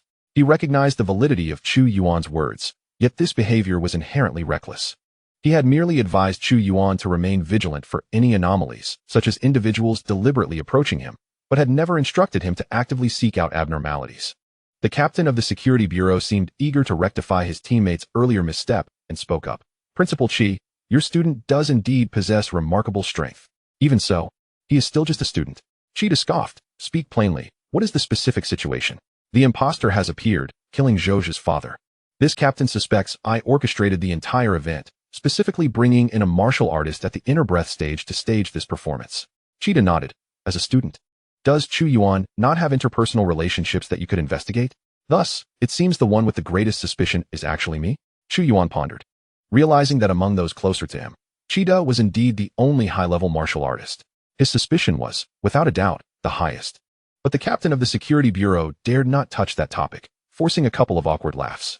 Qi Da approached the shattered window, peering down. Though the night was dark, for a martial artist at the Five Realms level, it posed no challenge. Soon, his gaze settled upon a specific location, his expression tightening slightly.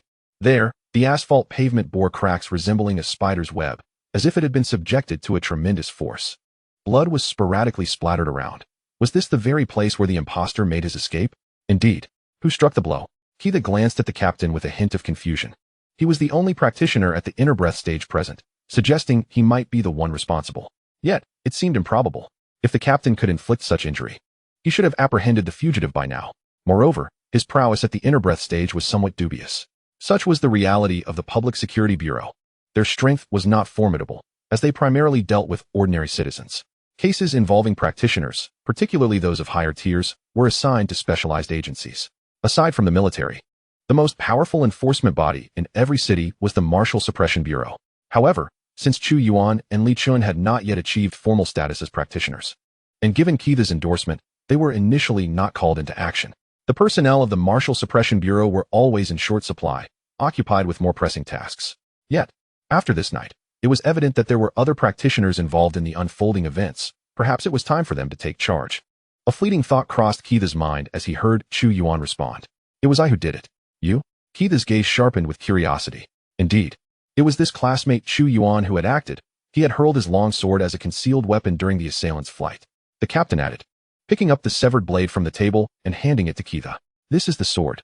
Keitha's expression grew solemn.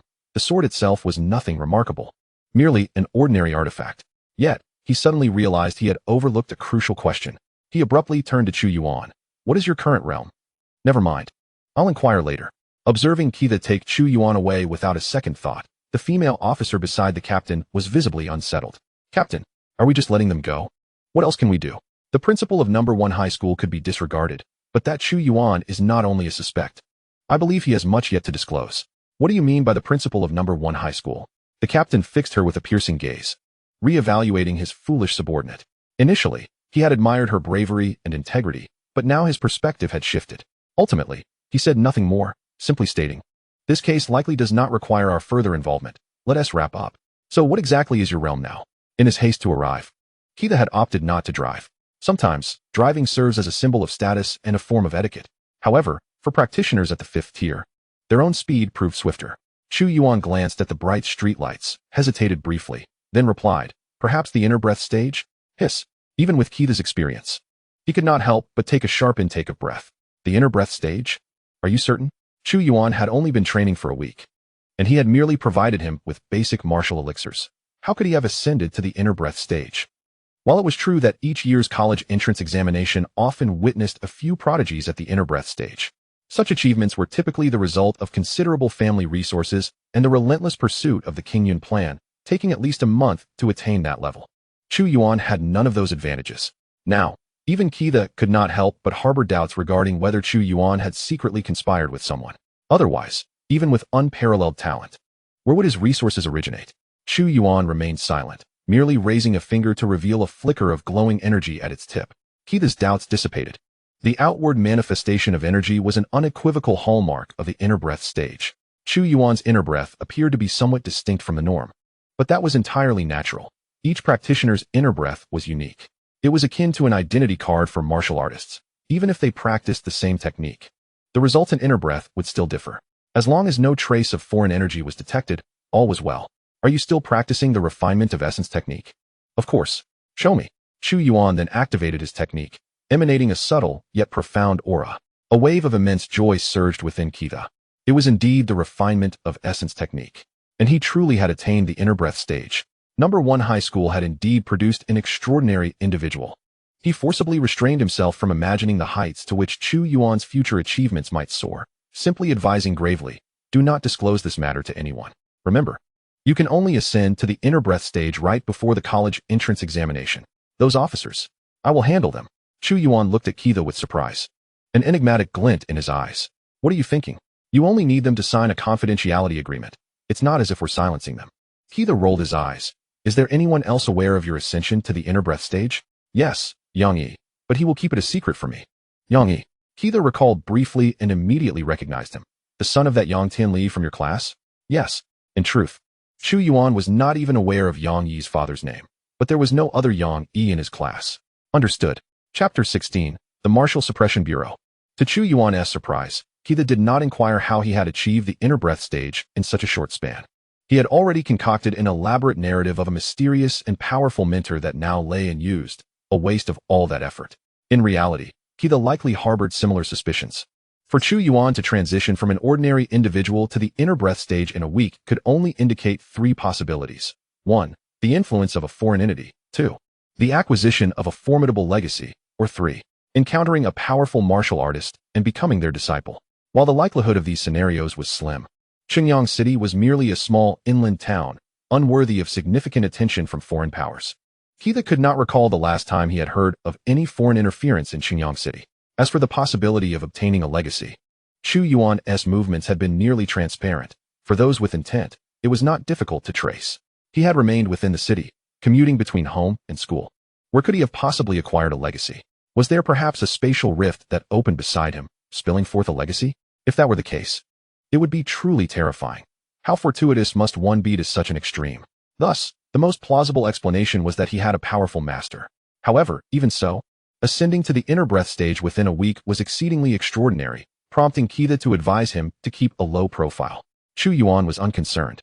Though his inner breath stage was somewhat feigned, his recent encounter with the assailant had indeed demonstrated that he was qualified to contend with practitioners of that level. Naturally, he would not prevail against someone significantly stronger. Otherwise, he would have apprehended the assailant earlier. In his prior estimations, once he completed his foundation, he would likely attain an invincible status at the inner breath stage. After tonight, aside from clearing his name, his standing in Keitha's eyes would have risen yet again. As for the Li family, at the very least, he should no longer face troubles from the Public Security Bureau. However, neither of them anticipated that Keitha's gag order would come a moment too late. Alternatively, one might say that the report delivered by the Security Bureau captain was rather hasty. Within a building located in the heart of Morning City, a man with a square face ended a terminal communication, a glimmer of solemnity flashing in his eyes. He swiftly sent 2 additional messages. Shortly thereafter, a man and a woman pushed the door and entered. "Captain, have you reviewed the materials sent to you?" The man, appearing to be in his mid-20s and clad in loose-fitting casual attire, casually found a seat. "So what is our task? The scent of those vermin is all too evident. We must root them out." The man nodded in acknowledgement. "And what about that little fellow who recently seemed to break through to the inner breath realm within a week?" The square-faced man shook his head. "Do not concern yourself with him. If he truly poses a threat, Cheetah will not overlook it. I'm not suggesting he is a problem." The man straightened slightly, leaning forward with a mischievous smile. "What I mean is, should we not take advantage of his inexperience and lure him to our martial bureau? The records indicate that his father perished in the 3rd Guard Army. Perhaps he possesses a unique perspective on the military. You can decide." The square-faced man acquiesced. "In Zhuxian, there exist only 2 major violent institutions, the military and the martial bureau. The former adopts a broad screening approach, cultivating strength through relentless warfare, while the latter takes a more refined and elite path, consisting solely of the best. The dangers posed by the martial bureau are no less than those of the military. They oversee criminal martial artists, infiltrating alien races, and cult organizations. Even during times of great conflict, the martial bureau is called upon to assist the military. Although both serve the nation and often collaborate, competition exists between them. With a limited pool of experts, an increase on one side results in a decrease on the other. Upon exiting, the previously silent woman in the office finally asked, "Jiang Ge, what did the captain mean by those vermin?" "A group of rebels lurking in the shadows," Jiang Fei explained. "Their favorite pastime is to destroy budding martial arts talents. They may resort to assassination or attempt to recruit them." "Recruit them?" The woman seemed puzzled. Surely any martial artist with a modicum of sense would avoid associating with them. Consider this individual named Chu Yuan. Someone might commit murder in his name, targeting those with whom he has grievances. Under normal circumstances, it would be exceedingly difficult for Chu Yuan to extricate himself from suspicion. When he is apprehended by the Security Bureau, those vermin will emerge to rescue him, leaving him with no choice but to join their ranks. Jiang Fei shrugged, a hint of schadenfreude in his demeanor. But this time, they underestimated the target's strength and fell prey from the outset. It sounds highly flawed. A senior high school student is not yet a martial artist. Typically, ordinary homicide cases are handled by the Security Bureau, and our martial bureau would not intervene.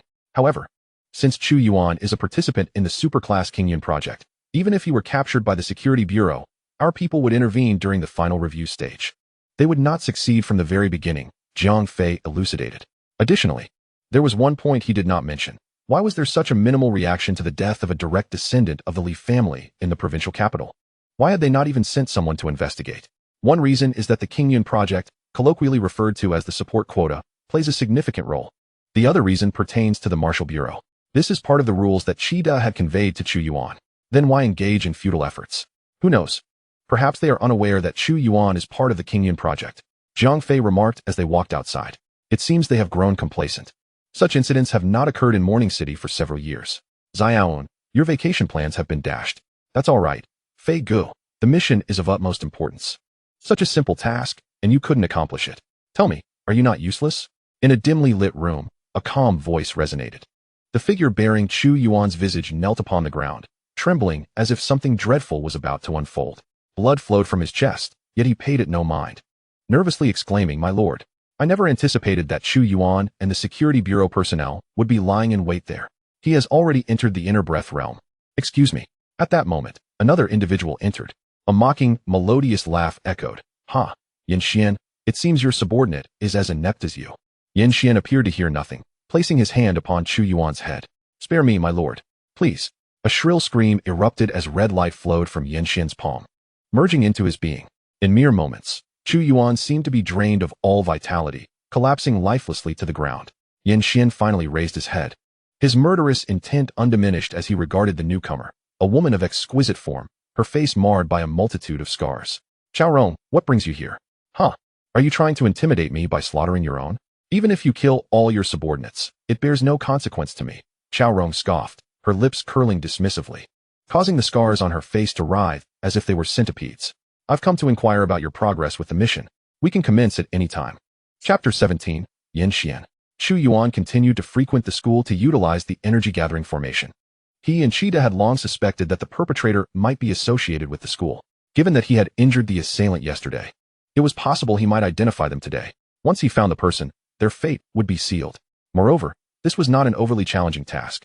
His spiritual power was unique. While he could not detect it from a distance, proximity would allow him to sense it instantly. Regrettably, after wandering the school at noon, he failed to encounter any suspicious individuals. Principal, has anyone taken a leave of absence today? Chu Yuan directly inquired of Cheetah, suspecting that the assailant could be a teacher. Cheetah shook his head. I considered that possibility long ago. No teachers have taken leave today. Furrowing his brow, Chu Yuan pondered whether the assailant was not a member of the school. Had he and Cheetah's initial hypothesis been erroneous? After receiving several bottles of medicinal pills, Chu Yuan strolled through the campus, lost in thought. Cheetah informed him that the Martial Bureau had intervened, thereby altering the nature of the case. Nonetheless, he reassured Chu Yuan that the Martial Bureau was not intimidated by the Li family and would not act recklessly under their pressure. Yet, there remained one aspect that concerned Chu Yuan. It was now clear that he was being targeted. If no breakthrough was found through him, would his family be at risk? For those who were assured of death upon capture, the notion of misfortune not befalling one's family was of little concern. The sound of sweeping approached from behind, prompting Chu Yuan to instinctively step aside. A hunched figure with a broom ambled past him. It was a former genius from their school. His experience served as a cautionary tale for Chu Yuan, who dared not reveal the differences between himself and ordinary martial artists, instead presenting himself as an unremarkable martial arts prodigy. Suddenly, Chu Yuan's pupils constricted. He sensed a familiar aura emanating from the janitor. There was no mistaking it. This was his spiritual power. Yet, he could not detect any scent of blood on this individual. Hey! The stooped figure came to a halt, turning back to glance at him with an expression of numbness. What is your name? Yet the other party paid him no heed, turning away to continue sweeping, seemingly deaf to the world around him. Chu Yuan's gaze darkened, and with resolute intent, he sprang into action. His foot traced a fleeting shadow as he aimed a powerful kick at the other's waist. To his astonishment, there was no resistance. The individual was sent flying several meters by the force of his strike. A series of sickening cracks echoed as the cleaner coughed up blood, collapsing to the ground, breathless. Chu Yuan, what are you doing? At that moment, Miao Jun, the homeroom teacher from the previous class, passed by and shouted in anger before rushing towards the fallen cleaner. Xianxian, are you all right? He placed a hand on Xianxian's wrist, pouring his internal energy into him without reservation. Strangely, Xianxian's injuries were not severe. Although several bones were broken, his internal organs remained unharmed. Miao Jun paused, deeming it a reasonable outcome. After all, Chu Yuan had only been cultivating for a little over a week, barely entering the realm of vital energy, and his attacking power was naturally not overwhelming. Xianxian? It was the first time Chu Yuan had learned the cleaner's name. Heavens, is this really Chu Yuan? Indeed. He is the Chu Yuan from Class 2. Why would he attack that poor cleaner? I have no idea. Perhaps he provoked him? Even so, one shouldn't resort to such violence. His character is questionable. Indeed, I used to admire him. It's disheartening. So the cleaner's name is Xianxian? I had never heard of him before. What a pity. Stop talking. What if Chu Yuan goes mad and turns on us? He wouldn't dare. The teacher is here. With keen ears, Chu Yuan overheard the hushed whispers of the students surrounding him. However, he paid them no mind, merely narrowing his eyes at Xianxian, as if trying to discern another face beneath the mask of silence and apathy. His instincts were unerring. There was indeed a presence of spiritual energy within Xianxian, far beyond mere happenstance. As if provoked by the students' discussions, a flicker of emotion suddenly ignited in Xianxian's previously vacant gaze. Was it shame, or was it rage? He shook off Miao Jun's hand, his voice hoarse as he declared, I am fine. How can you be fine? You need to go to the hospital immediately. Miao Jun urged desperately. Yet Chu Yuan stepped forward, blocking their path. You cannot go anywhere. Miao Jun retorted angrily. Chu Yuan, what do you intend to do? Xianxian is just an ordinary person. What could he have possibly done to provoke you? Chu Yuan replied calmly. Teacher Miao, this is none of your concern. You should return to your class. Although Miao Jun had obstructed Chu Yuan, the latter did not seem annoyed. After all, he was unaware of any issues concerning Yanxian. He was simply assisting a pitiful soul. Conversely, Miao Jun lingering by Yanxian's side could pose a danger. As Miao Jun was about to voice further protest, he suddenly noticed Qida hurrying towards them from a distance, with strides that covered several meters in an instant. He felt that Chu Yuan would not dare to disregard the principle. Regardless of the circumstances, Chu Yuan's actions towards Yanxian were utterly outrageous. Resolving to confront Qida and recount Chu Yuan's misdeeds, he stood to approach, but at that moment, a powerful hand seized his wrist with a vice-like grip. Miao Jun turned to see Yanxian's face twisted in pain. He reassured, "Yanxian, do not worry. The principal will stand up for you." Yet Yanxian did not even glance at him, his unwavering gaze fixed intently on Chu Yuan. "Are you so eager to seek death?" Chu Yuan's lips moved, uttering the words, "Fool." He then stepped back, conceding that with Qida's arrival, his intervention was no longer necessary. "Yanxian, release Miao Jun." At this moment, Miao Jun finally sensed something amiss. Chu Yuan might act recklessly, but the principal would never indulge such madness. Moreover, what did it mean to release Miao Jun?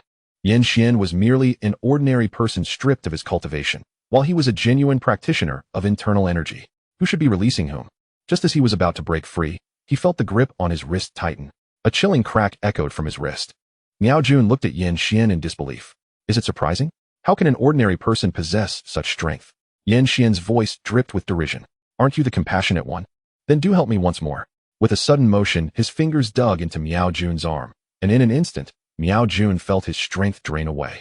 His internal energy and blood surged uncontrollably toward Yanxian's body, as if a dam had burst. Just as despair set in, a fist descended upon him. Chapter 18. The Five Realms. The assailant was none other than Qida. As the fist left his hand, it formed an ethereal shadow extending 3 zhang. Yet as it flew forward, it condensed further. By the time it reached Yanxian, it had shrunk to the size of an ordinary person's fist, gleaming with golden light, radiating immense power. Yanxian, holding Miao Jun with one hand, retaliated with his own fist. A resounding clash of metal echoed, forcing Yanxian to stagger back 2 steps.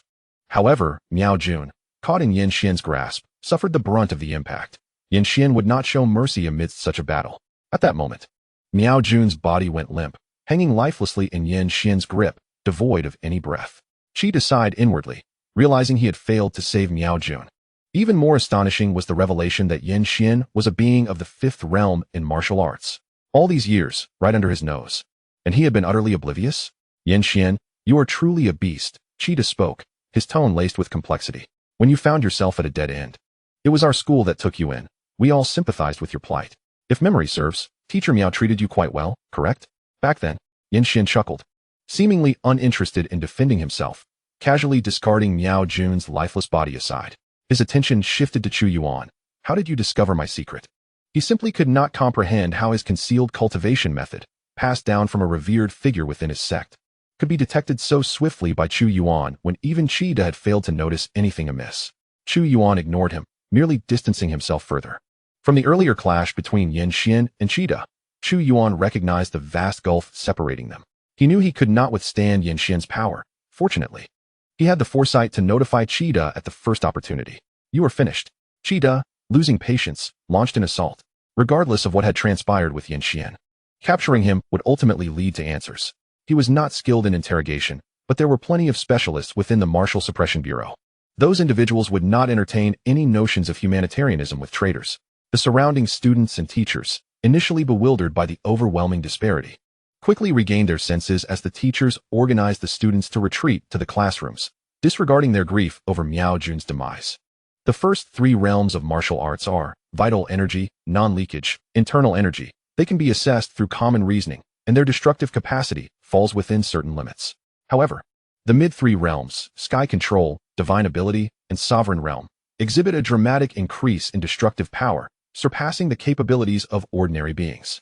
Qida was a 5th realm practitioner, a martial artist of the divine ability realm. To be able to rival him, Yanxian is undoubtedly a martial artist of the divine passage realm. Such a caliber of martial artist possesses the terrifying capability to annihilate an entire city in a matter of moments.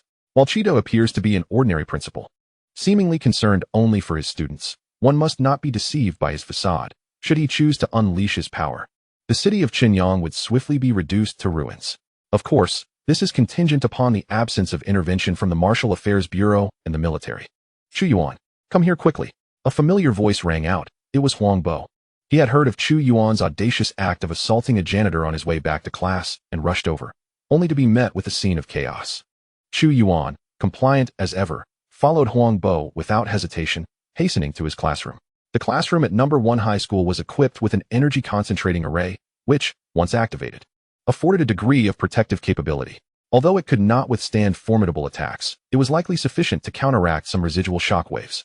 He glanced back. At that moment, Qida and Xianxian's forms had become indistinct, reduced to 2 blurred shadows entangled in fierce combat. The ground around them had long been shattered. Debris scattered in every direction. Even the greenery had been sent soaring into the air. The destructive power of a 5th-tier warrior is not to be underestimated.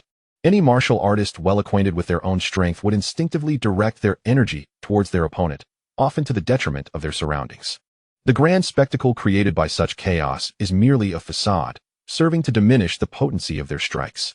Upon returning to the classroom, the students were present, as most had hurried back after lunch and refrained from lingering outside. Upon seeing Huang Bo, they immediately clustered around him. Yang Yi was the first to inquire, "Old class, what is happening outside?"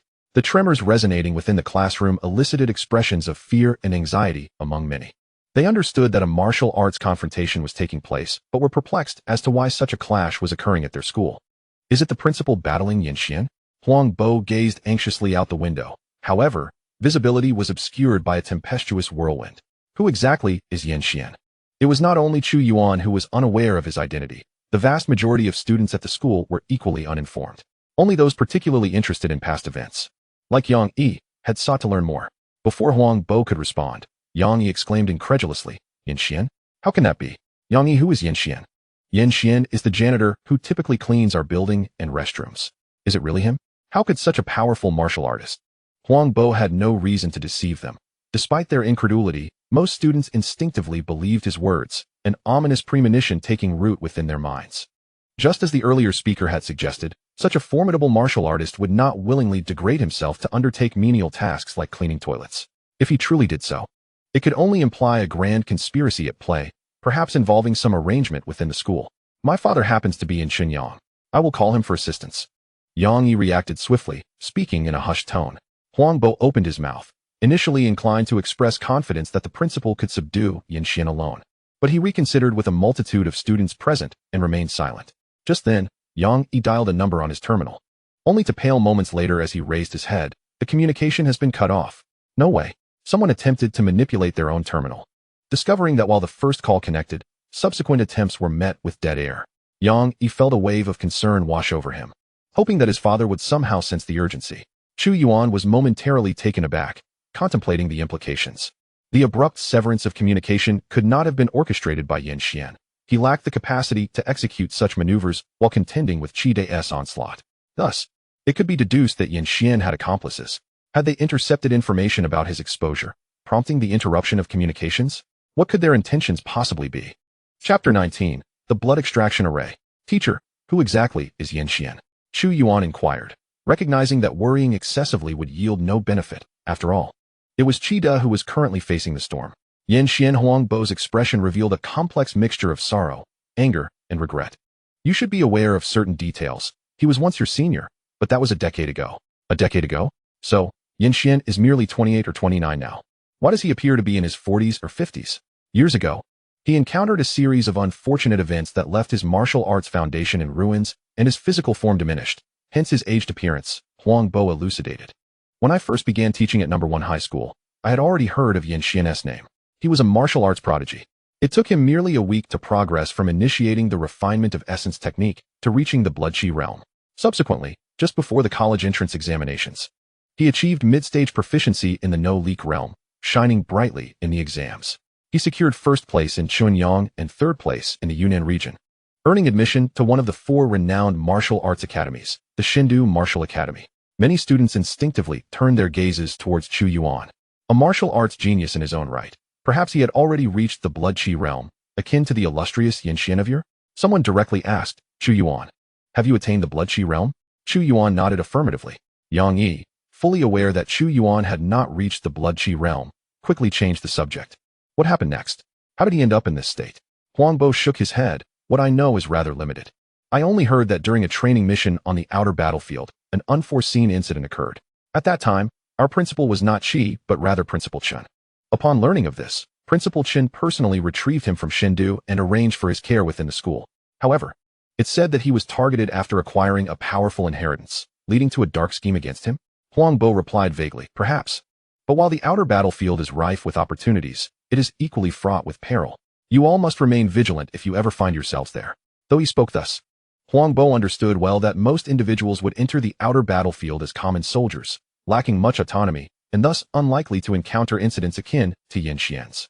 In fact, a significant number of students might never even reach there, instead remaining in the Great Qin, joining the Public Security Bureau or the City Guard, a classification often regarded as a retirement posting.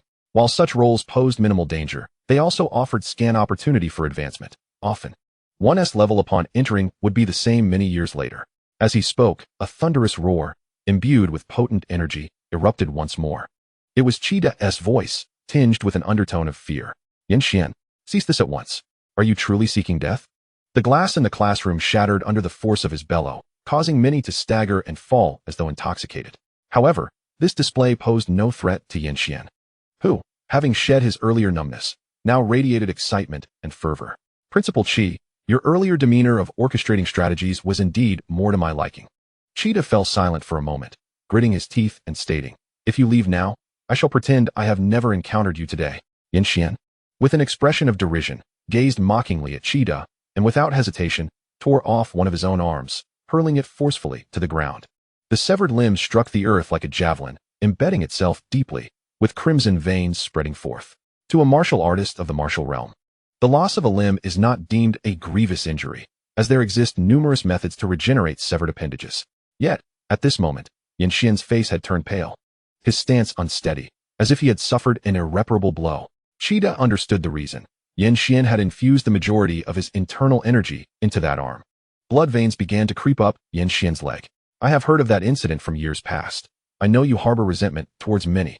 Qida paused, his tone earnest. However, the ordinary are innocent. Xianxian's face twisted in further mockery. Innocent? The weak possess no voice, nor the right to survive. The weak need only to offer themselves.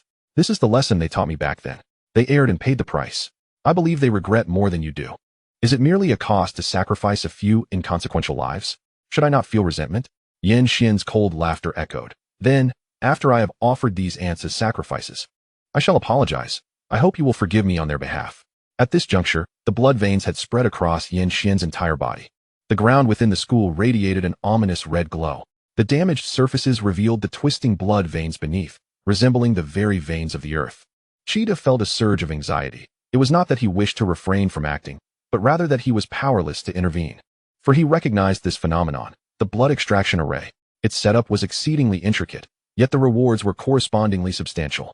Xianxian, as the focal point, had activated the array with his own arm. Until the array was undone, Qida could do nothing to him. All his attacks would not harm Xianxian, but would instead be borne by others within the array. It would not be him, but rather the students of Yizhong, the teachers. Teacher, I feel dizzy. So do I. I am utterly drained. Is this the aftermath of a confrontation between the strong? Huh. When did you get a tattoo? What tattoo? Huangbo was taken aback, about to speak when a wave of weakness surged over him. He lifted his hand, noticing that a series of blood veins had inexplicably coiled around the back of his hand. His internal energy was being greedily devoured by these veins. Chu Yuan also furrowed his brow as he observed the blood veins on the back of his hand, similarly sensing the siphoning of his flesh and blood essence. They were even attempting to extract the spiritual energy within him. However, the latter's quality seemed far superior, akin to a weight on a scale, rendering it incapable of being drawn upon. Chu Yuan circulated his internal technique, causing a slight tremor in his spiritual energy, which momentarily blurred the blood veins as if they might dissipate. Yet, in an instant, a fresh surge of energy replenished them, solidifying the veins once more on his hand. Chu Yuan sensed the fluctuation of energy and turned to gaze at the classroom wall. He realized that a significant portion of the energy fueling these blood veins originated from the energy gathering array. Chapter 20. The whole city. Chu Yuan sprang to his feet, delivering a punch to the nearby wall. The plaster crumbled, revealing a series of blood veins that caught his eye. Teacher, is the pattern of the energy gathering array like this? Certainly not. Huangbo's expression turned fearful. He recognized the gravity of the situation. Quick, We must leave. Do not remain in the classroom. However, apart from him, who barely retained the ability to move, the other students had already succumbed, collapsing to the ground. Huang Bo raised his foot, only to find it seemingly rooted to the floor. The myriad of blood veins clutched at him. Chu Yuan struck at the blood veins once more, causing them to burst like splattered blood. Yet, before he could catch his breath, the veins restored themselves with an energy that seemed to come from nowhere. Their strength was not outrageous, but their recovery speed was alarmingly swift. Chu Yuan resolved not to engage further with them. He swiftly moved to the classroom door, delivering a kick that shattered the entrance. He then concentrated his spiritual energy, severing the blood veins, ensnaring Huang Bo's feet. Teacher, get out first. Huang Bo intended to urge him to rescue the students. But upon witnessing Chu Yuan charge towards Yang Yi without waiting for his words, he fell silent. As he stepped out of the classroom, he barely steadied himself when a figure was hurled toward him. Huang Bo caught it, realizing it was Yang Yi. Before he could utter a word, another figure was tossed over. He instinctively dropped Yang Yi to the ground and reached out again. Chu Yuan moved with remarkable swiftness, managing to extricate all the students from the classroom within a minute, piling them in the corridor. He then followed suit, expending minimal energy. The blood vein seemed fragile against his spiritual power. If Yin Xian's contingency plan was merely this, then his intentions for the day would undoubtedly falter. Chu Yuan, do you still have strength left? Yes. Go assist the other classes. Huang Bo's tone was not commanding, but rather pleading. The energy-gathering array had been tampered with. It had transformed into something else, and it was too late to recognize the blood veins. Although it remained a mystery why Chu Yuan was unaffected, this was not the time for inquiries. All right, Chu Yuan readily agreed, kicking open the door to the adjacent classroom, revealing a mass of students sprawled on the floor. It was evident that not only Chu Yuan understood the gravity of the situation, Huang Bo was also aware. It was impossible for Chu Yuan alone to rescue everyone. Given the rate at which the blood veins were siphoning energy, any student who had not yet entered the qi and blood realm would be reduced to a mere husk within 5 minutes. There was simply no time to spare. Yizhong housed thousands of students, with 12 senior classes set up with energy-gathering arrays. Even if Chu Yuan could clear one classroom in a minute, it would take at least 12 minutes. And in that span, students who had yet to enter the qi and blood realm could perish twice over. Cheetah abruptly turned his gaze to one side. Huang Bo's body protruded from the corridor wall, shouting, "Principal, the energy-gathering array is malfunctioning. But Chu Yuan has saved us all. He has a way to break this." He was unsure if this information would aid Cheetah, but he felt compelled to convey it nonetheless. Cheetah's eyes brightened. Chu Yuan possessed such capabilities? He then looked towards the equally astonished Yin Xian, and with a thunderous voice, Cheetah commanded, "Yin Xian." His body suddenly transformed into a blur, descending from above, delivering a powerful kick. A violent gust of wind howled, akin to a mighty axe cleaving through the air. Yin Xian raised his arm to block, but with a resounding crash, his body was driven deep into the earth, leaving behind a colossal crater. Yet, out of the corner of Cheetah's eye, he noticed Huang Bo, as if struck by a fatal blow, collapsing to the ground. Cheetah reacted swiftly, grasping the crucial realization. It was likely that Chu Yuan had not dismantled the blood extraction array. Huang Bo and the others had not been freed from the array's mark. But this could not be blamed on Huang Bo, after all. He was merely at the internal breath realm, lacking sufficient experience, and had never encountered a blood extraction array before. Haha, Teacher Huang is indeed humorous. Yin Xian once again crawled out of the pit, sarcastically remarked, "The principal is truly valiant. That kick you just delivered must have killed at least 10 of your good students." Tisk tisk. He remained completely unguarded, yet Chi Da's countenance darkened, and he dared not strike again. The trouble with these rebels lies precisely here. While their apparent combat strength is certainly no match for the Martial Control Bureau, they always manage to employ some vile tactics. Yin Xian felt a twinge of confusion within. All the energy-concentrating formations in the senior 3 classrooms had long been altered by him. Logically, once activated, no one should have managed to escape, as that was essentially the formation's core. The lethality would naturally be greater. Yet, according to Huang Bo, that Chu Yuan had somehow managed to break free from the blood-draining formation's influence, and even save others. Just then, the sky suddenly turned crimson. Cheetah instinctively looked up, only to see 5 blood-red beams of light soaring into the sky from within Qingyang City, exuding an ominous and eerie aura. Yin Xian also lifted his gaze, his expression turning fervent. "Principal, I await their activation of the formation. What are you waiting for?" Accompanied by a mocking laugh. A blood-red beam also shot skyward from the very center of Yin Xian's body. Chi Da's eyelids trembled, and he felt a chill enveloping his limbs. The formation had been restored. He finally realized that he had underestimated Yin Xian and the ambition of those behind him. Initially, He thought they merely aimed to wreak havoc at the first high school. But now Cheetah discovered that their true objective was the blood sacrifice of the entire Qingyang city. You are mad. Even if Qingyang city falls, you will surely perish. You will face the pursuit of 7th or even 8th realm experts. What use is that? Even if someone from the 9th realm comes to Qingyang city, won't they still end up dead? Xianxian remained unfazed by Cheetah's threats. The grand formation had been thoroughly activated. All he needed to do next was to obediently serve as the formation's core. Cheetah dared not strike at him, for any attack would result in harm to the teachers and students of the first high school within the blood-draining formation. Yet, even if Cheetah refrained from acting against him, those within the formation's coverage would still be unable to escape death. Moreover, communications from Qingyang City had been severed at the very moment the attack commenced. The authorities were unable to receive news promptly, and thus no powerful reinforcements would arrive. By the time the officials discovered the abnormalities in Qingyang City, it would likely have transformed into a dead city. Principal, bow your head to me. If you bow once, I will release one person. How about that? Xianxian jest. If you bow quickly, perhaps you could save several hundred people. Chapter 21. Strange? Damn it. These beasts. I will skin them alive. Zhang Fei glared at the woman standing atop the second high school's teaching building, his fists clenched in wrath. The interior of the second high school was eerily silent. The ground subtly undulated, and from the damaged surface, blood streaks snaked outward like serpents. Fei Ge, is there truly no way to destroy this blood-draining formation? Chu Yuan asked, unwilling to accept the reality. Zhang Fei shook his head, unless there is a 7th realm warrior. Or if, at the moment the first formation's core activates, one disregards the consequences and slaughters those who set up the formation. But it is too late to discuss that now. His tone carried a hint of bitterness. The enemy's 6 formation cores had activated in a somewhat disjointed manner. Had Cheetah disregarded everything and slain the enemy when the first core was just initiated, perhaps only a few thousand would have perished. And it wouldn't have escalated to such dire consequences. But one couldn't blame Cheetah entirely. Who could have anticipated that the enemy's plan was to set up a blood sacrifice formation? Furthermore, as it was the enemy causing the destruction, blaming one's own teammates for being too merciful would be madness. The true blame lay with the Martial Control Bureau. They had been maneuvering right under their noses for so many years, and even had internal traitors infiltrating high positions. How could the Bureau, responsible for internal affairs, have failed to notice anything? This is a colossal dereliction of duty. It is likely that even if they survive this ordeal, they will be sent to the outer battlefield as cannon fodder, fighting to the death to atone for their sins. Why did it suddenly come to this? Chu Yuan murmured.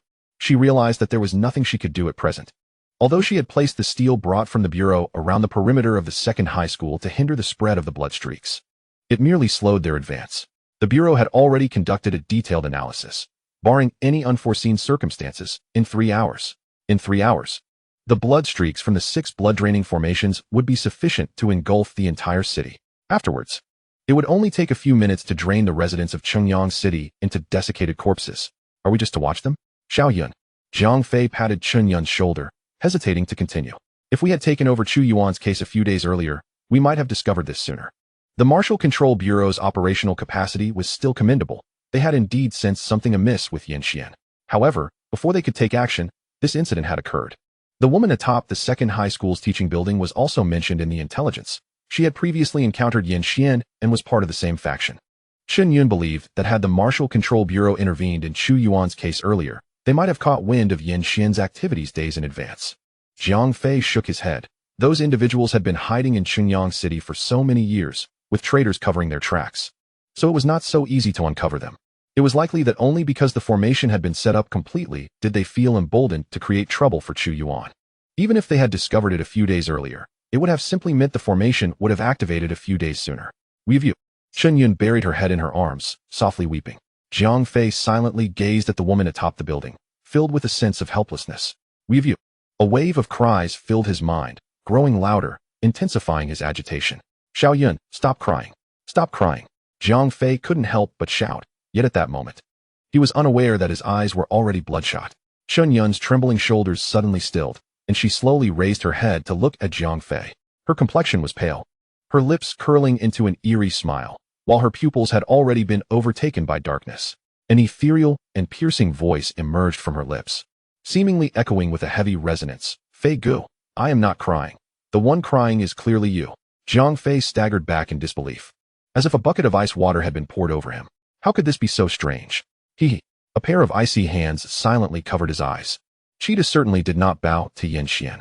He knew that even if he created an afterimage by bowing, Xianxian would not spare the teachers and students of the first high school. Otherwise, the people behind him would undoubtedly flay him alive. Outside the school, a figure suddenly flew into the sky. Principal Qi, Captain Ma. Cheetah felt a sense of relief. The newcomer was none other than Ma Hui from the Martial Control Bureau of Qingyang City. The bureau's response was indeed swift. After all, while this seemed complicated, it was merely a matter of a few minutes. Quick, save the people. Ma Hui had no time for pleasantries as he struck towards the teaching building with a palm. Xianxian did not obstruct him, but merely observed with a cold smile. After all, if he were to act, Cheetah would immediately intervene, rendering it pointless. A cold wind swept through, and in an instant, frost enveloped the teaching building. Then came the sound of cracking. Before the watchful eyes of the crowd, the enormous teaching building suddenly collapsed like quicksand, transforming into a sky full of crystalline dust. Trapped within the confines of the school, the students and faculty of Yizhong found themselves precariously balanced, plummeting from midair. Yet, a net, woven from crimson patterns, resembling an intricate fishing net, caught them. This was indeed the essence of the blood sacrifice formation. The teaching building merely represented the area of densest blood patterns. In reality, the entirety of Yizhong lay within the sphere of this formation. Ma Hui was not taken aback when it came to understanding the blood sacrifice formation. He undoubtedly surpassed Keitha by a significant margin. He swiftly unleashed a powerful strike, cleaving a massive opening in the net, through which an immense energy swept the people away. With a sneer, Xianxian, barely clinging to life, retorted once more. Ma Hui, the head of the Martial Bureau in Qingyang City, possessed slightly greater strength than Keitha, yet he remained within the fifth realm. With his prowess, he could not shake the blood sacrifice formation. Naturally, Ma Hui understood that he was merely relocating the individuals from the area of strongest energy absorption to a slightly weaker zone. These individuals had already been marked by the blood sacrifice formation. Even if they were to be moved outside the school, it would be futile. However, living a little longer was still worth it. Captain Ma, what shall we do now? Present a plan. Keitha urged in a hushed tone. Ma Hui shook his head, his voice heavy with gravity. Our only option now is to concentrate our strength and break through, preserving a portion of our seed. Nonsense. How many can we take out during a breakthrough? What about the others? You have so many experts in the Martial Bureau, and the military has numerous skilled fighters.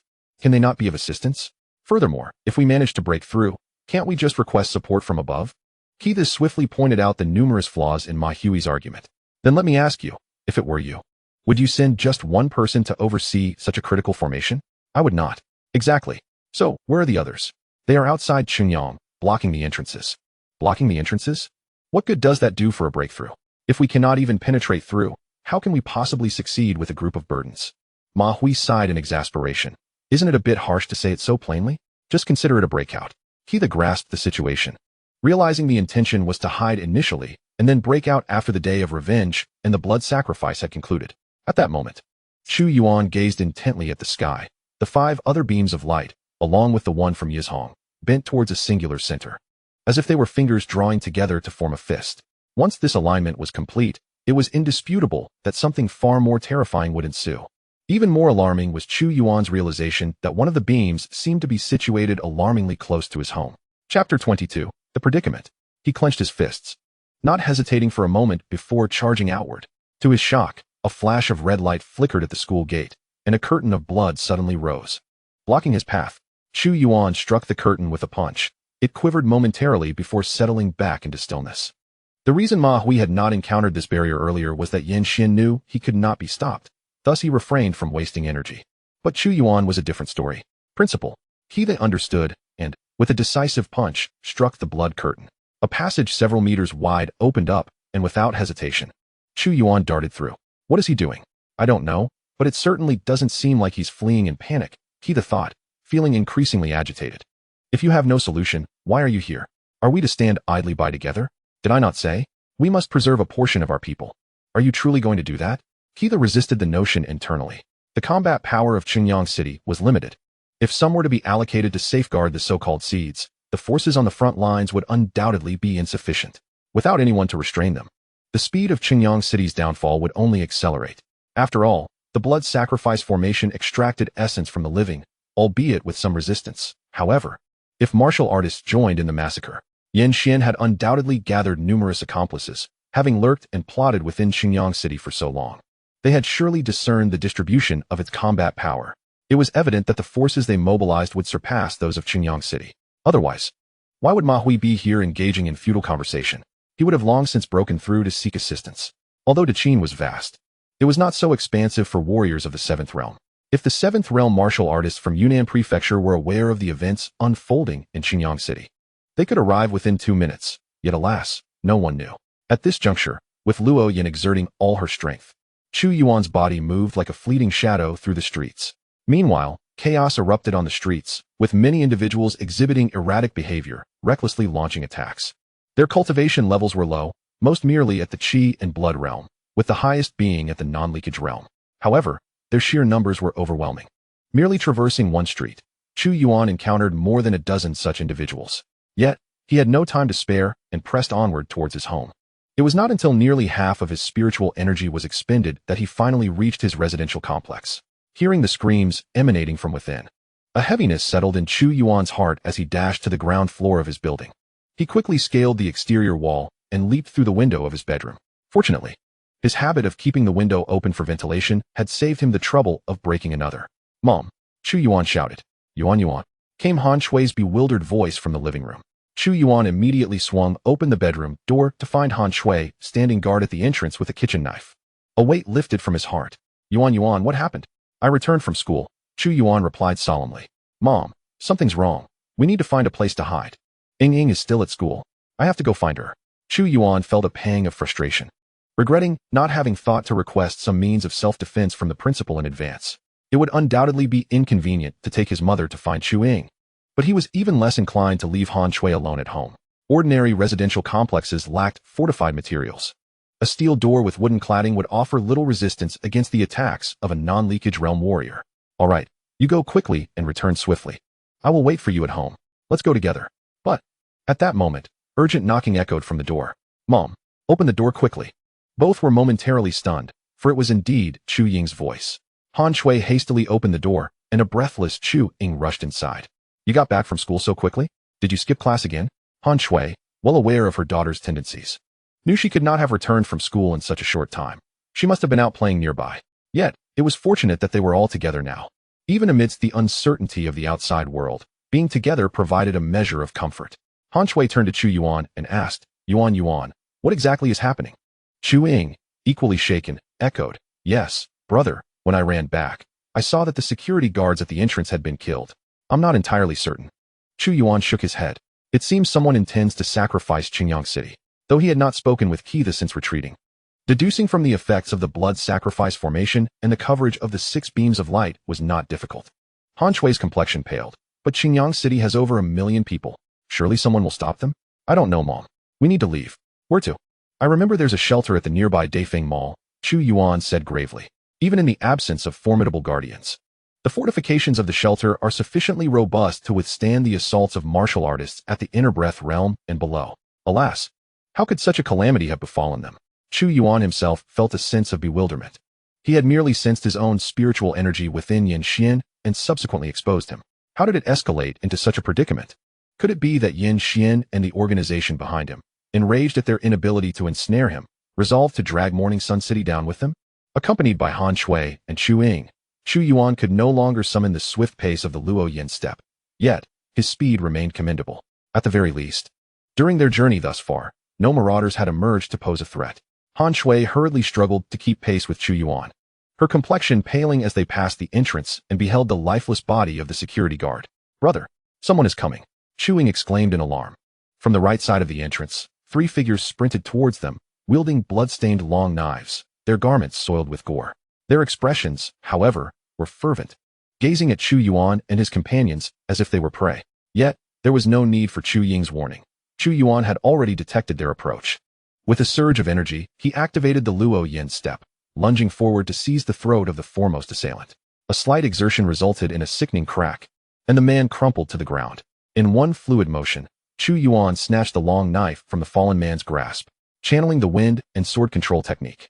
2 glimmers of cold light flashed through the air, and 2 heads rolled away with a dull thud. The entire process transpired in the blink of an eye, succinct, efficient, akin to an art form. Chu Ying's eyes widened in astonishment, her body trembling slightly, as if witnessing a stranger. Her older brother was typically more mature and composed. When had he ever made killing seem so effortless? Han Shui swallowed hard. Then, with a swift slap to the back of Chu Ying's head, roused her from her stupor. Don't just stand there. Run. Chapter 23. The Shelter. Chu Ying, somewhat perplexed, inquired, Brother, if you're this powerful, couldn't we just stay at home? Chu Yuan dismissed her concern, saying, There are many individuals far more formidable than I within the Martial Control Bureau and the military. Look at how Morning Sun City has turned out. In crowded places, to put it bluntly, at least there are some human shields. However, upon reaching the Dafeng Mall, Chu Yuan's heart sank once more. The shelter was located underground, and it was evident that he was not the only one who had thought of this refuge in times of peril. The chaotic footprints on the ground and the vehicles piled haphazardly along the roadside suggested that many astute individuals had already sought sanctuary within. Yet, something felt amiss. An ominous chill lingered in the air, sending shivers down his spine. Chu Yuan sensed that the source of this unsettling energy emanated from the depths of Dafeng Mall. Listening intently, he noted the eerie silence from within. Damn it, you all hide here. Chu Yuan forcefully yanked open a car door, ushering Han Shui and Chu Ying inside. In a flash, he darted towards the interior of the mall. Chu Ying's gaze followed his retreating figure until he vanished completely within its confines. She lifted her wrist, glancing at her terminal, which displayed no signal, and was about to utter something to alleviate the tension when suddenly, Chu Yuan bolted out as if pursued by a predator. Brother, hurry. Chu Yuan halted before the vehicle, flinging open the door. How did you come back so quickly? Yet he ignored her, his expression grave as he stared in the direction of the mall. Following his gaze, Chu Ying beheld a woman gliding forward, her face exquisite, yet her eyes hollow, a sinister smile playing at the corners of her lips. Han Shui, clearly recognizing the apparition, blanched and quickly covered Chu Ying's eyes. Don't look. We must leave. Chu Yuan's heart raced. He regretted ever coming to the shelter. The moment he entered the mall, he had encountered a harrowing sight, bodies strewn about, lifeless and devoid of any visible wounds, as though they were merely sleeping, yet utterly breathless. Then, a wailing sound echoed, and a strand of hair brushed against his shoulder. This entity, known as a strange, was akin to the ghosts of folklore, a mystery shrouded in enigma, yet a foe to humanity, relishing the consumption of human souls. They were few in number, but exceedingly difficult to contend with. Ordinary attacks could not harm them. Only energy attacks with special attributes or mental assaults could inflict damage. However, such abilities were beyond the grasp of low-tier martial artists. Xianxian and his ilk targeted the essence of flesh, while these strange beings set their sights on the souls of Morning Sun City's populace. You truly waste nothing. Chu Yuan silently scoffed. Yet he dared not let his guard down. Brother, come quickly. Chu Ying's voice pierced through the chaos, and instinctively, Chu Yuan turned to find himself staring into a pair of pitch-black eyes. The malice within them surged forth, assaulting Chu Yuan's will like a tidal wave.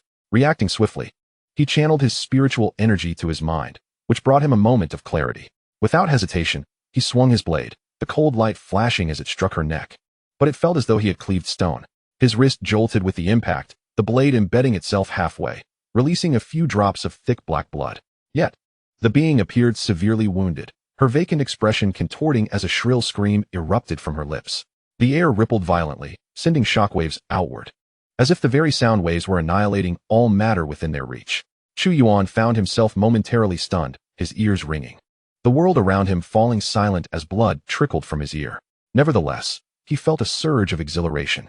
His spiritual energy seemed to inflict significant damage on this strange entity. Ignoring the sharp pain in his head, Chu Yuan withdrew his long knife and struck again. Swiftly, the blade descended like water, targeting the woman's forehead. Once more, he found himself in a bind. It was not that his prowess had suddenly increased to the point of dispatching this strange being with ease. The blade met no resistance, as if he had struck mere air. Indeed, he had only severed an illusion. Glancing around, he spotted a familiar figure standing upon the massive display screen outside the Dafeng Mall, her face marked by a curious blend of human-like confusion and resentment, yet predominantly laced with malice. Chu Yuan understood that some lower-tier strange beings were incapable of communication, but he could not ascertain whether this one could or not.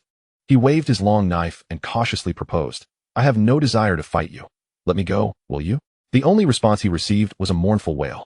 Han Shui and Chu Ying, not having run too far in a panic, worried that Chu Yuan might lose track of them. They had only ventured a few hundred meters, just enough to catch a glimpse of the Dafeng Mall's outline, and had taken refuge in a small convenience store with its door ajar.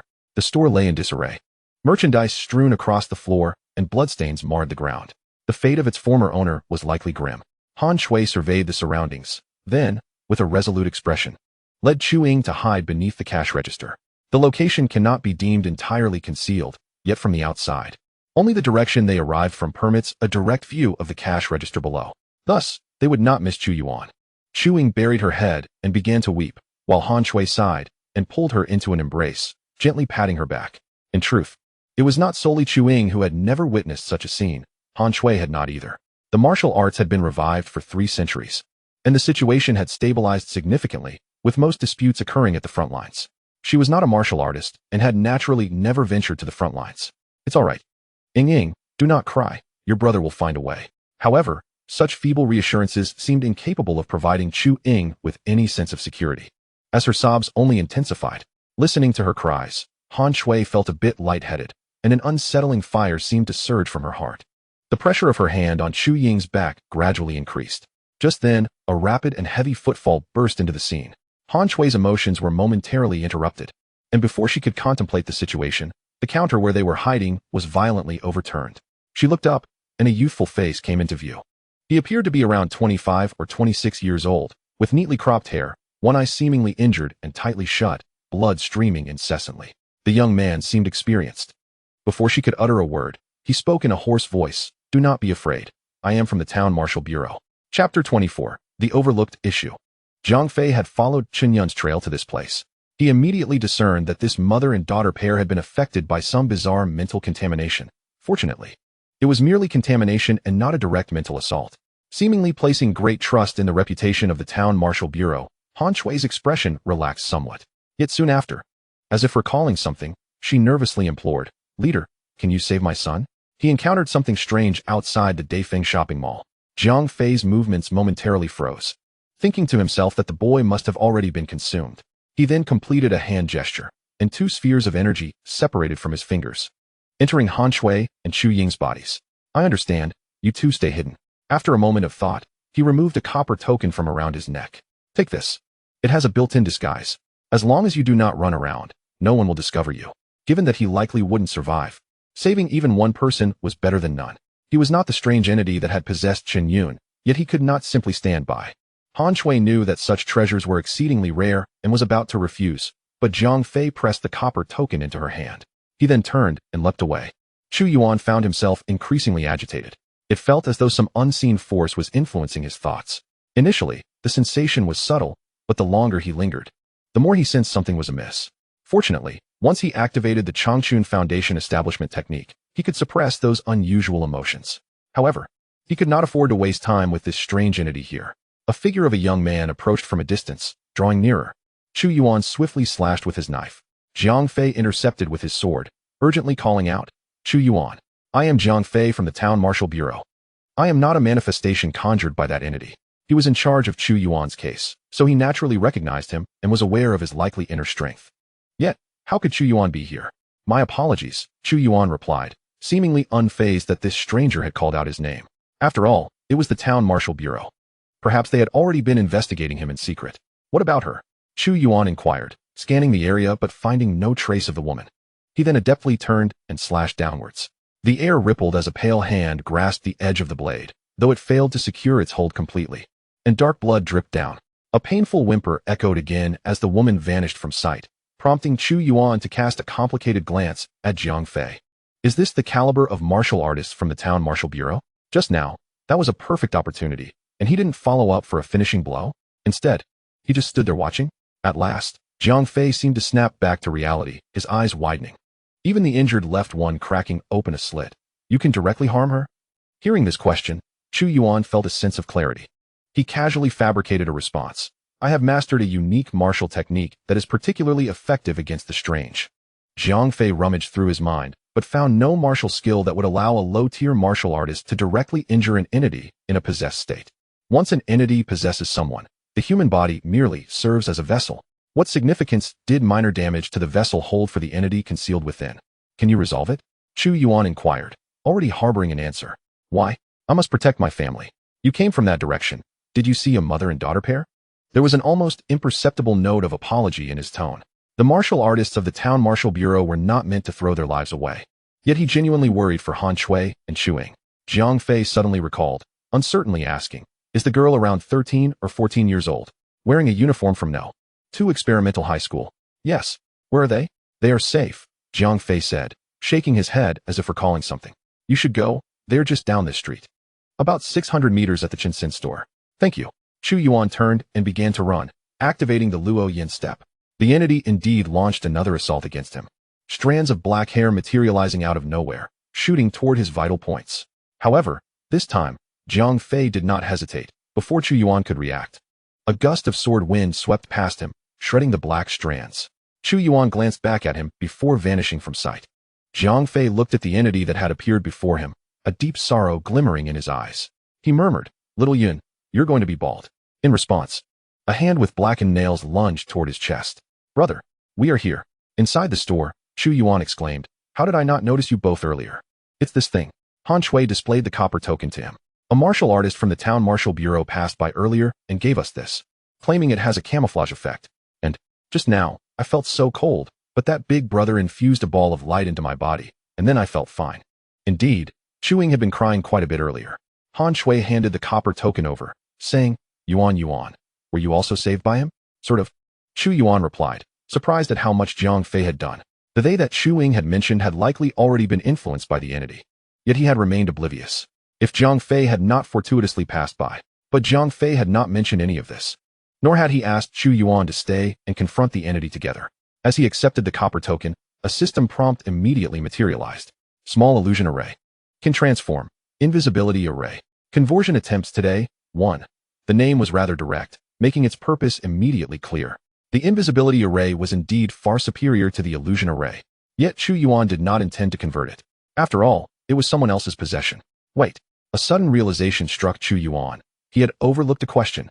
He had long suspected that the system could also convert formations, and had even contemplated creating an energy-gathering formation to transform it into a spirit-gathering formation. Therefore, was the blood extraction array not also a formation? Why had he not thought to convert it from the very beginning? Chu Yuan pondered for a moment. Perhaps it was due to the absence of a system prompt when he came into contact with the blood patterns that led him to subconsciously believe that transformation was impossible. However, those blood patterns were certainly not the heart of the formation. It could also be that the imposing nature of the blood extraction array instinctively made him feel that this was beyond his current capabilities. Yet, he was the one who was weak, not the system. As long as he could reach the heart of the formation. Chu Yuan glanced up at the 6 radiant pillars in the sky, and once again, thoughts began to formulate in his mind. However, to determine how to proceed, he needed to acquire more information. For instance, were these 6 pillars part of a singular formation, or were they 6 distinct formations? If they were indeed 6, would they coalesce into a larger formation when connected? Hey, make sure to hold on to the bronze plates and hide here a little longer. Where are you going, brother? I'm going to rescue that person from the town martial bureau. Be careful, Yuan. Chapter 25, Annihilation. Zhang Fei once again sent Chen Yun flying.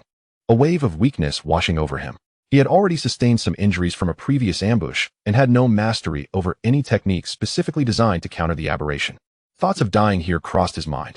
Nevertheless, everything he had done would not be in vain. If he could delay this aberration even for a moment, it would undoubtedly save countless lives. As for whether those lives were destined to perish eventually, that was beyond his concern. A familiar figure appeared before him. Approaching steadily, it was his childhood sweetheart. Zhang Fei's expression remained impassive as he swung his sword once more. The aberration's methods of attack were limited, illusions, direct mental assaults, and physical attacks via the body it controlled. Given the circumstances, the illusions were of little use. After all, it was just the two of them here. How could someone so intimately connected to him suddenly materialize in this place? The effectiveness of physical attacks was also minimal. Although the aberration manipulated Chen Yun's body, it lacked her memories and could not employ her martial techniques. Its reliance was solely on the formidable physique of a 4th realm warrior and the energy within. The most troublesome aspect was the mental attacks. Zhang Fei was uncertain of the aberration's level, but he suspected it was also of the 4th realm. A sharp, needle-like pain coursed through his head, and his vision began to blur. Yet, this was not the most pressing danger. The real peril lay in the possibility that if the aberration abandoned Chen Yun's body and chose him as its host, Zhang Fei had little confidence in his ability to withstand it. In the throes of his agony, Zhang Fei noticed the previously departed Chu Yuan rushing back towards him. With practiced agility, he turned and struck downwards with his sword. Damn it! Chu Yuan rarely swore, but he couldn't help it this time. A sword aura, akin to a shooting star, hurtled towards him, sending chills down his spine. He had no intention of attempting to resist. Channeling all his energy into evading with the Luo Yin step, the sword aura grazed past him. slicing off a chunk of flesh from his side before embedding itself in the building behind him. With the structure collapsing in a thunderous crash, Chu Yuan felt warm blood gushing from his waist. He had emerged unscathed from his previous encounter with the imposter, but had not expected his first tangible injury to be inflicted by a teammate. Upon seeing him bleed, Zhang Fei instantly realized he had struck the wrong target. This was not an illusion conjured by the aberration. With no time to apologize, Zhang Fei exclaimed, "Why are you back again?" "I've returned to save you," Chu Yuan replied, managing to control his internal energy to staunch the bleeding. "Leave quickly. I can hold her off for a while longer. Stop with the nonsense." Chu Yuan hastily tore a piece of tattered cloth from his upper body and wrapped it around his wound. His shirt had already been tattered from his earlier clash with the aberration and was completely ruined by Zhang Fei's strike. Chen Yun's figure reappeared, hovering not far from Chu Yuan. Her pitch-black pupils betrayed no emotion, yet Chu Yuan could sense her unwavering gaze fixated on his wound. He could even feel the greed and eagerness radiating from her. He had always heard that aberrations were drawn to human souls, but never that they craved human flesh and blood. A thought struck Chu Yuan. Could it be that spiritual energy was not only capable of harming her, but was also a source of sustenance? To validate his hypothesis, Chu Yuan threw the blood-stained cloth towards her. She swiftly darted forward, snatching it from the air and swallowing it whole. Then, she fixed her gaze on Chu Yuan. Her eyes seemingly filled with even greater urgency. Chu Yuan instinctively took a step back and called out, "Is there any way to trap her? If I had a method, would I be in this predicament?" Zhang Fei replied, helplessly rubbing his left eye. Chu Yuan had no retort. The aberration appeared to be ravenous for a meal. Though she was wary of his ability to inflict harm, who could say when that trepidation would be overshadowed by her hunger? In that fleeting moment, Zhang Fei, uncertain of Chu Yuan's intentions, stated solemnly, "I'll do my best." Chu Yuan swiftly tore the cloth wrapped around his wound, saturating it with his blood and infusing it with a significant amount of spiritual energy. "Go." He hurled the blood-soaked rag, and the aberration's form immediately transformed into an illusion, lunging towards it. Now, seeing the aberration distracted by the cloth, Chu Yuan shouted. Zhang Fei, disregarding the pain within his body, leapt towards the aberration, embracing it with an unadorned tenacity. Chu Yuan found himself speechless. He had expected Zhang Fei to unleash some powerful martial technique to temporarily subdue it, but instead, he was simply hugging it. Yet, there was no time for such thoughts. Chu Yuan stepped forward as well, placing his hand atop the aberration's head, and began to pour his spiritual energy into it without restraint. Uncontrolled spiritual energy might serve as a boon for the aberration, but when it was manipulated, it became poison. It emitted a piercing shriek, causing both Zhang Fei and Chu Yuan to bleed from their noses and mouths. Zhang Fei bore the brunt of the backlash, his appearance growing even more pitiful, but he had already looked disheveled, so this was hardly a concern. He summoned every ounce of energy within him, clinging desperately to Chu Yuan's body. A slender hand pierced through his abdomen, blood gushing forth, and Zhang Fei's eyes dimmed. However, Chu Yuan had little time to worry about him. As his spiritual energy flowed into the girl's body, he immediately detected a mass of cold, dark energy coalescing within. He directed his spiritual energy to attempt to obliterate it. Realizing disaster was imminent, her obsidian pupils flickered with alarm. Lines of dark, ashen patterns emerged on her pale face. Chu Yuan instantly grasped the aberration's intent. It sought to escape. Yet the abundant spiritual energy within this girl seemed to form a vast net, ensnaring the aberration within its confines. In the hazy moment before Zhang Fei lost consciousness, he felt the body he was clinging to grow less rigid and cold. "You're awake." Zhang Fei suddenly opened his eyes, blinding light streaming down upon him. He swallowed hard, forcing himself to sit up, finally taking in his surroundings. The dense crowd congregated here wore expressions of anxiety and trepidation. Only the vicinity surrounding him was left with a clear space. Zhang Fei immediately recognized his surroundings. This was a refuge. He felt a slight sense of relief and turned to the side to look at Chu Yuan. "Is it resolved?" he inquired. "MHM. How long was I unconscious?" "Half an hour." Zhang Fei glanced at the wound on his abdomen, where granulation tissue had already begun to form. Chapter 26. The Blood Sacrifice Array. The innate healing capabilities of martial artists are indeed formidable. Yet they are not advanced enough to mend such severe injuries within merely half an hour. The puncture was a trivial matter. The more troublesome aspect was the residual, enigmatic energy at the wound site. "My injury." Chu Yuan evidently misunderstood. "You still need to recuperate." While Zhang Fei was unconscious, he had administered a medicinal pill he typically used for cultivation to him. Zhang Fei, being a fourth-tier martial artist, was certainly not like Yang Yi, who was incapable of absorbing vast amounts of energy and was slightly underwhelmed by the potency of the medicine, thus only recovering to this extent. "Thank you." Jiang Fei was reluctant to say more. Dealing with a bizarre entity was a matter of life and death for them. Yet it bore little significance for the broader situation in Shenyang City. They were still destined to perish. After such a significant upheaval, where are the personnel from the Martial Enforcement Bureau? Chu Yuan asked, genuinely perplexed as to how someone could create such a ruckus right under their noses. Jiang Fei was at a loss for how to explain it to Chu Yuan. Should he mention the presence of an insider? Yet, no matter how he phrased it, it could not conceal the fact that the Bureau had failed in its duties. Furthermore, communication had long been severed. After he and Chu Yuan received their mission at the Bureau, they had promptly proceeded to No. 2 High School, only to be ambushed by the strange attack. Now, they were quite ignorant of the situation outside. After all, he was merely at the sky-soaring realm, tasked solely with executing the orders from above. I don't know either. Chu Yuan nodded, realizing that he could extract no useful information from Jiang Fei. Do you understand this formation? Yes, this is the blood-drawing array, primarily designed for sacrifice. However, there are currently 6 blood-drawing arrays in Shenyang City, interconnected with one another. It can no longer merely be termed a blood-drawing array, but should rather be referred to as the Great Blood Sacrifice Array. The mention of the blood-drawing array stirred Jiang Fei's emotions anew. Sacrifice? To whom? Based on the information we've gathered, Xianxian and his group hail from the Day of Revenge, a cult-like organization. The intended sacrifices are likely the higher-ups within the sect. Day of Revenge? That name lacks gravitas, Chu Yuan critiqued sharply. Moreover, why would there be fools who, after arduous planning, would merely seek to curry favor with their superiors? Are they not afraid of death? The actions of any sentient being are typically governed by discernible logic, and usually, it is driven by self-interest. It is inconceivable that this so-called Day of Revenge rebel faction would willingly sacrifice their lives to selflessly benefit their superiors. If they truly possessed such noble spirit, they would hardly align themselves with rebellion.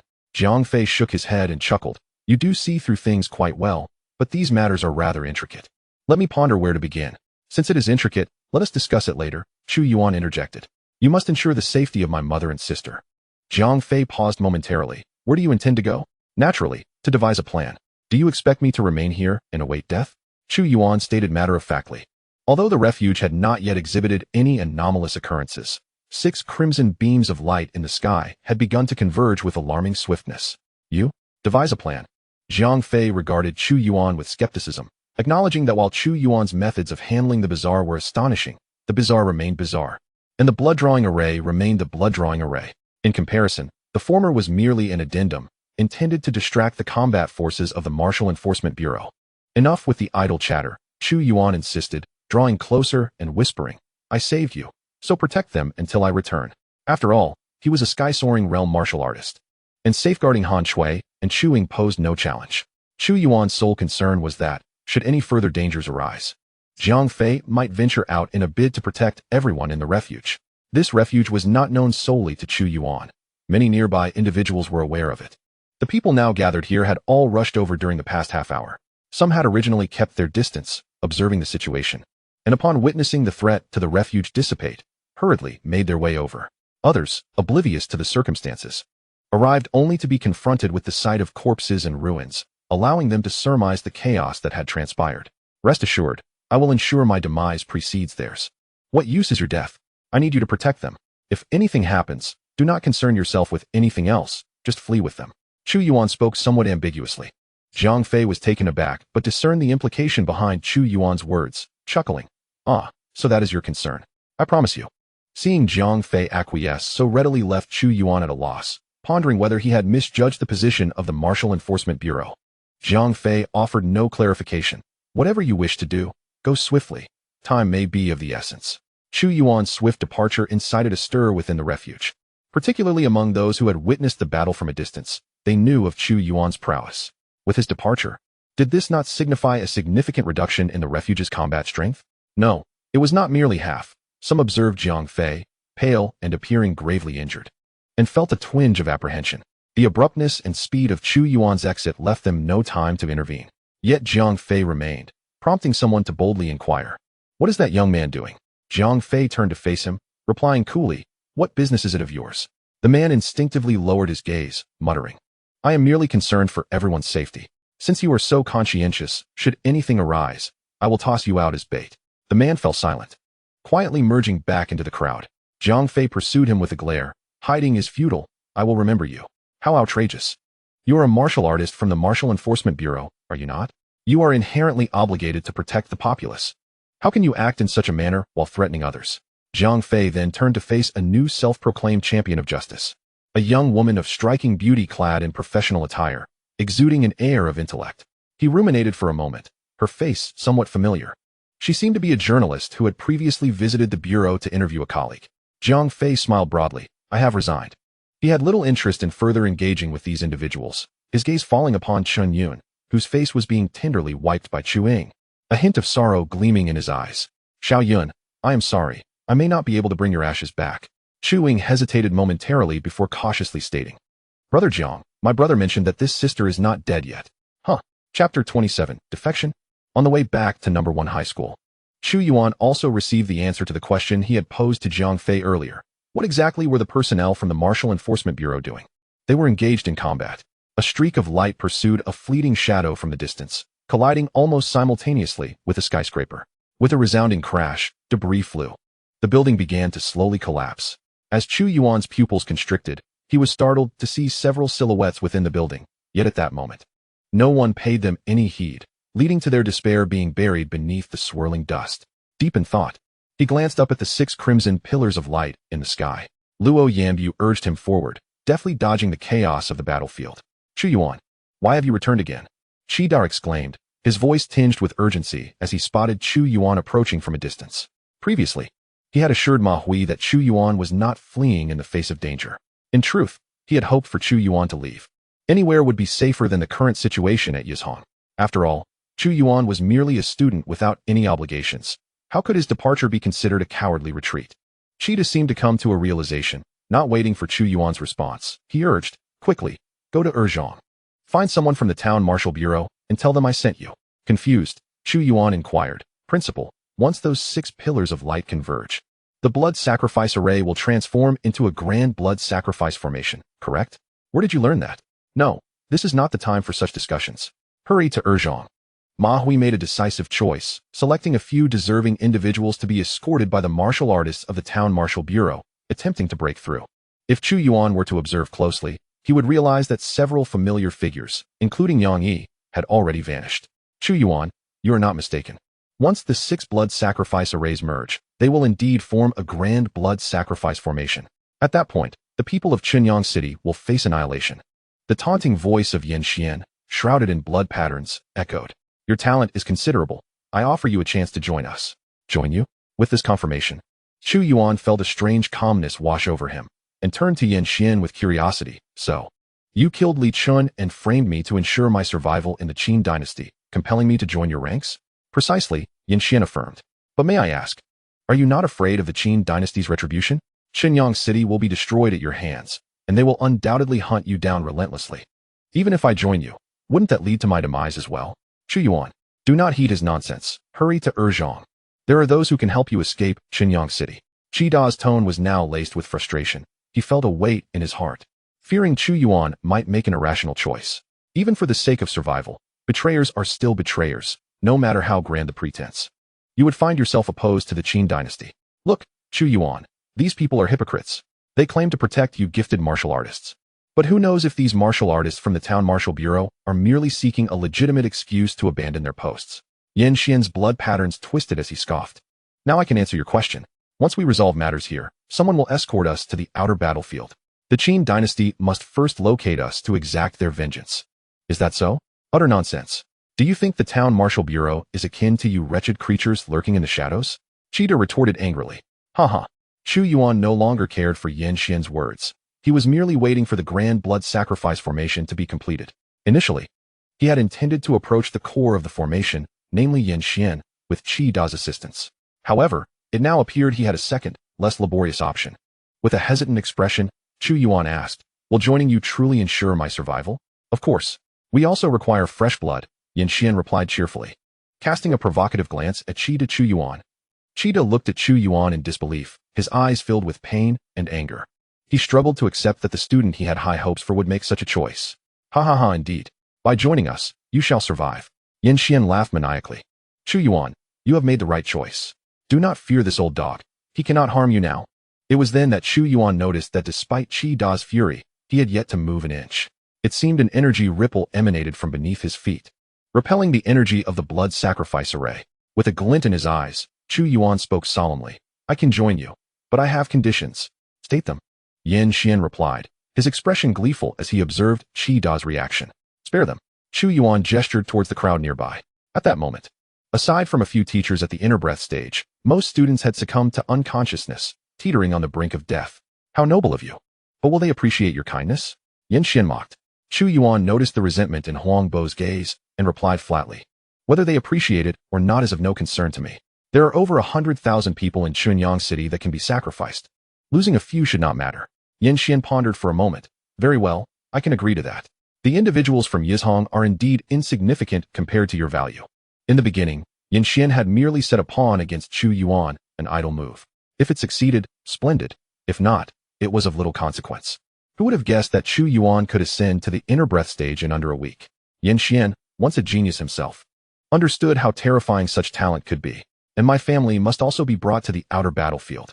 That goes without saying, Xianxian laughed. Without this condition, I would be less inclined to trust you. However, the blood sacrifice formation does not distinguish between friend and foe, since you wish to bring your family. Shouldn't you first fetch them? With your strength, wouldn't it be feasible to retrieve them during the final retreat? Chu Yuan countered. That is possible. With his gaze shifting, Chu Yuan spoke in a deep tone. I also want a share of this blood sacrifice formation. That condition is unacceptable. You must understand, with my martial arts talent, the resources I would acquire in the Qin dynasty are immeasurable. It is unreasonable to expect me to join you and receive nothing in return.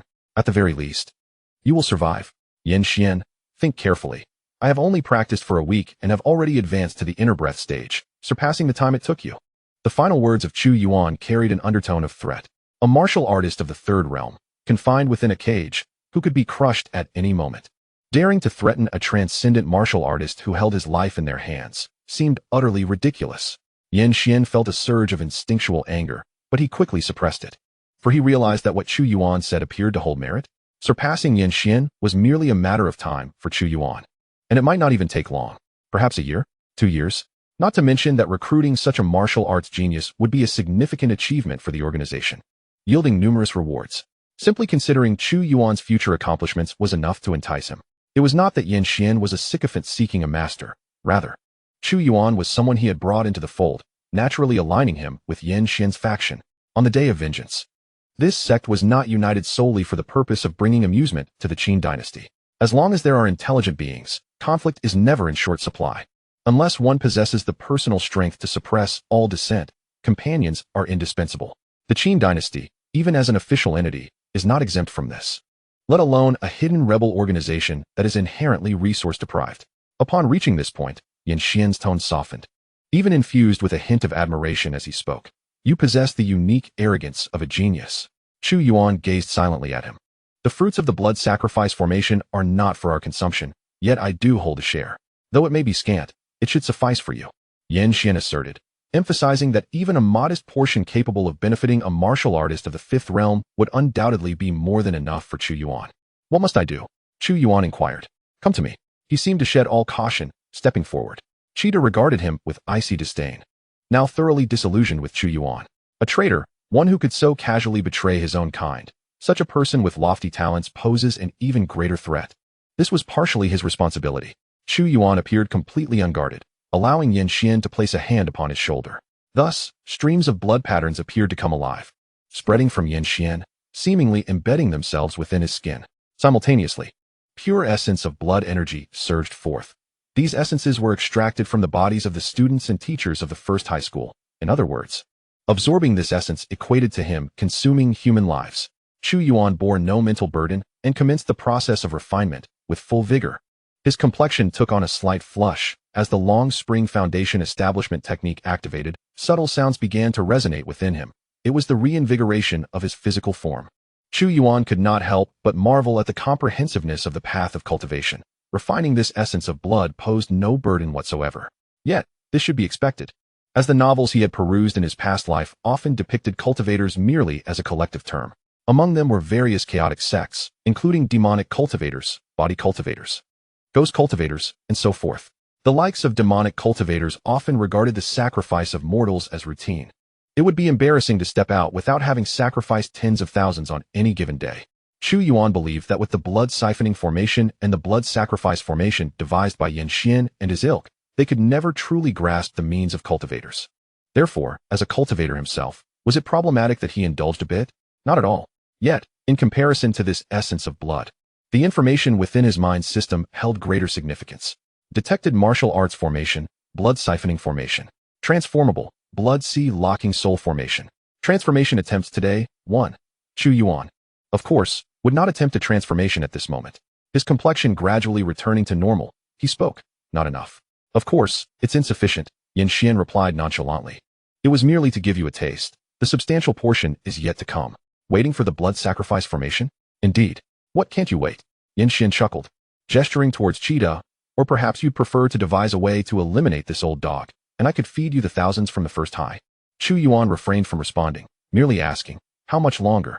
Xian gazed towards the remaining 5 beams of light in the sky. Originally, with the interference from the Martial Suppression Bureau, it would have taken longer, but now, half an hour should suffice. Chu Yuan lowered his gaze. Half an hour. Xian smiled. If you're feeling bored, think about who usually opposes you. Now's your chance for revenge.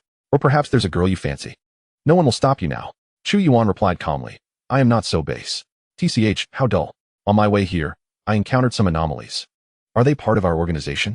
Not exactly. Merely some collaboration. Xian was somewhat surprised. They did not attack you? I ran quickly. That made sense, after all. The anomalies within the city were mostly equivalent to the 4th realm, their intellect likely lacking. The anomalies of the 5th realm, however, clashed with the sex elites outside the city, obstructing the Martial Suppression Bureau and the military. Chu Yuan continued to pose questions, and Xian would often respond. After all, even if he did not speak now, further elaboration would be inevitable. It was only when questions veered into genuine secrets or personal matters that Xian would decline to answer. Once we head to the battlefield beyond the heavens. Can we return? Of course, we can, Xian replied, lifting his gaze once more, his tone turning solemn. Prepare yourself.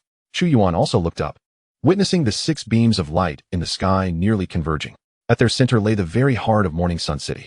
Under his watchful gaze, the last remaining gap was filled. A small blood-red orb materialized at the center, rapidly expanding.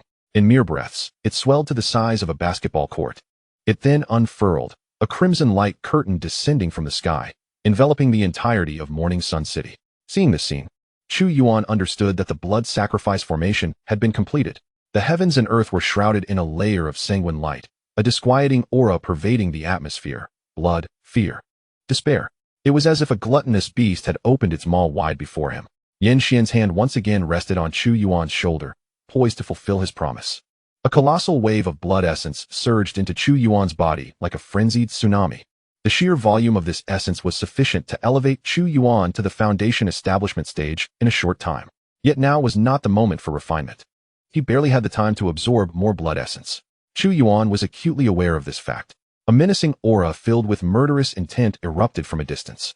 Xian, Chu Yuan, Da's figure hurtled forth. His mission was complete, having endured until the last moment. Now, personal grievances were to be settled. Do not panic. He can accomplish nothing. Xian felt Chu Yuan's hand pressing against him, assuming he was frightened, and offered reassurance. However, turning his head, he met Chu Yuan's indifferent gaze. Transform. Chapter 29. Blood Sea Locking Soul Formation. Detected Martial Arts Formation, Blood Sacrifice Formation. Transformable, Blood Sea Locking Soul Formation. Transformation attempts today, 1. Transform. Chu Yuan no longer hesitated, issuing a command to the system within his mind.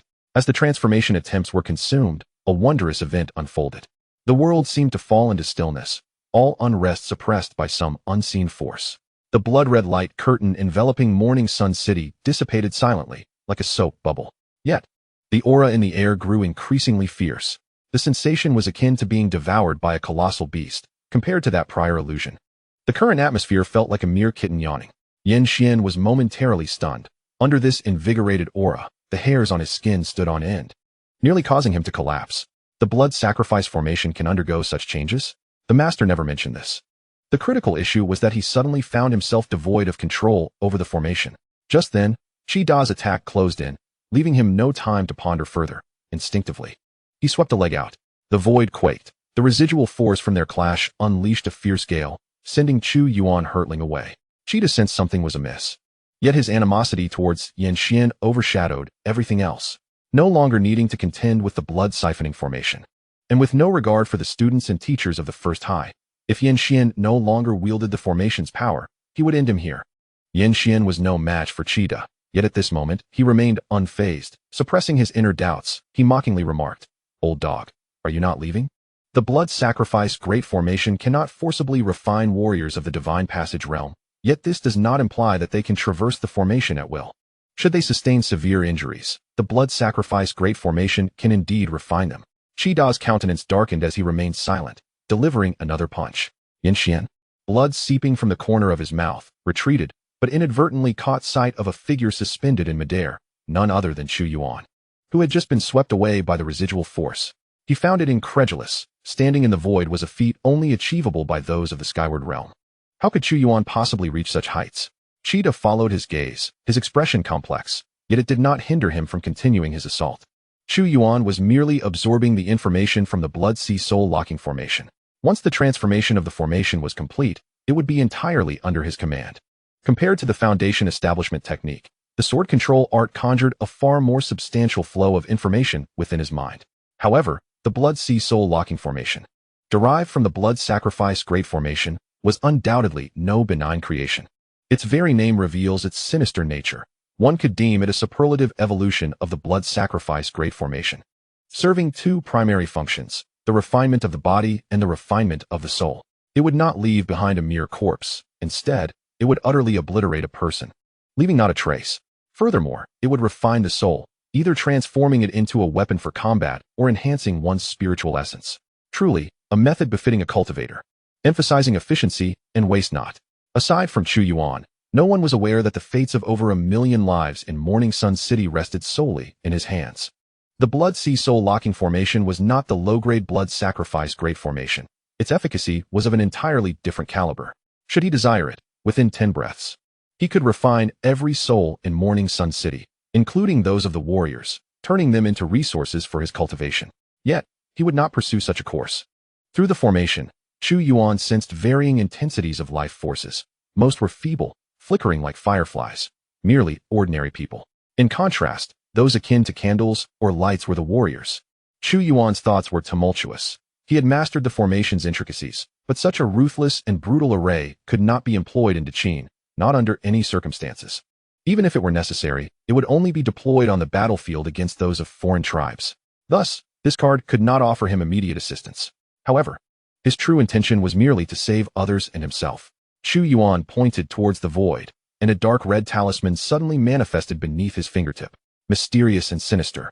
It evoked fear while simultaneously igniting an insatiable curiosity to comprehend and control it.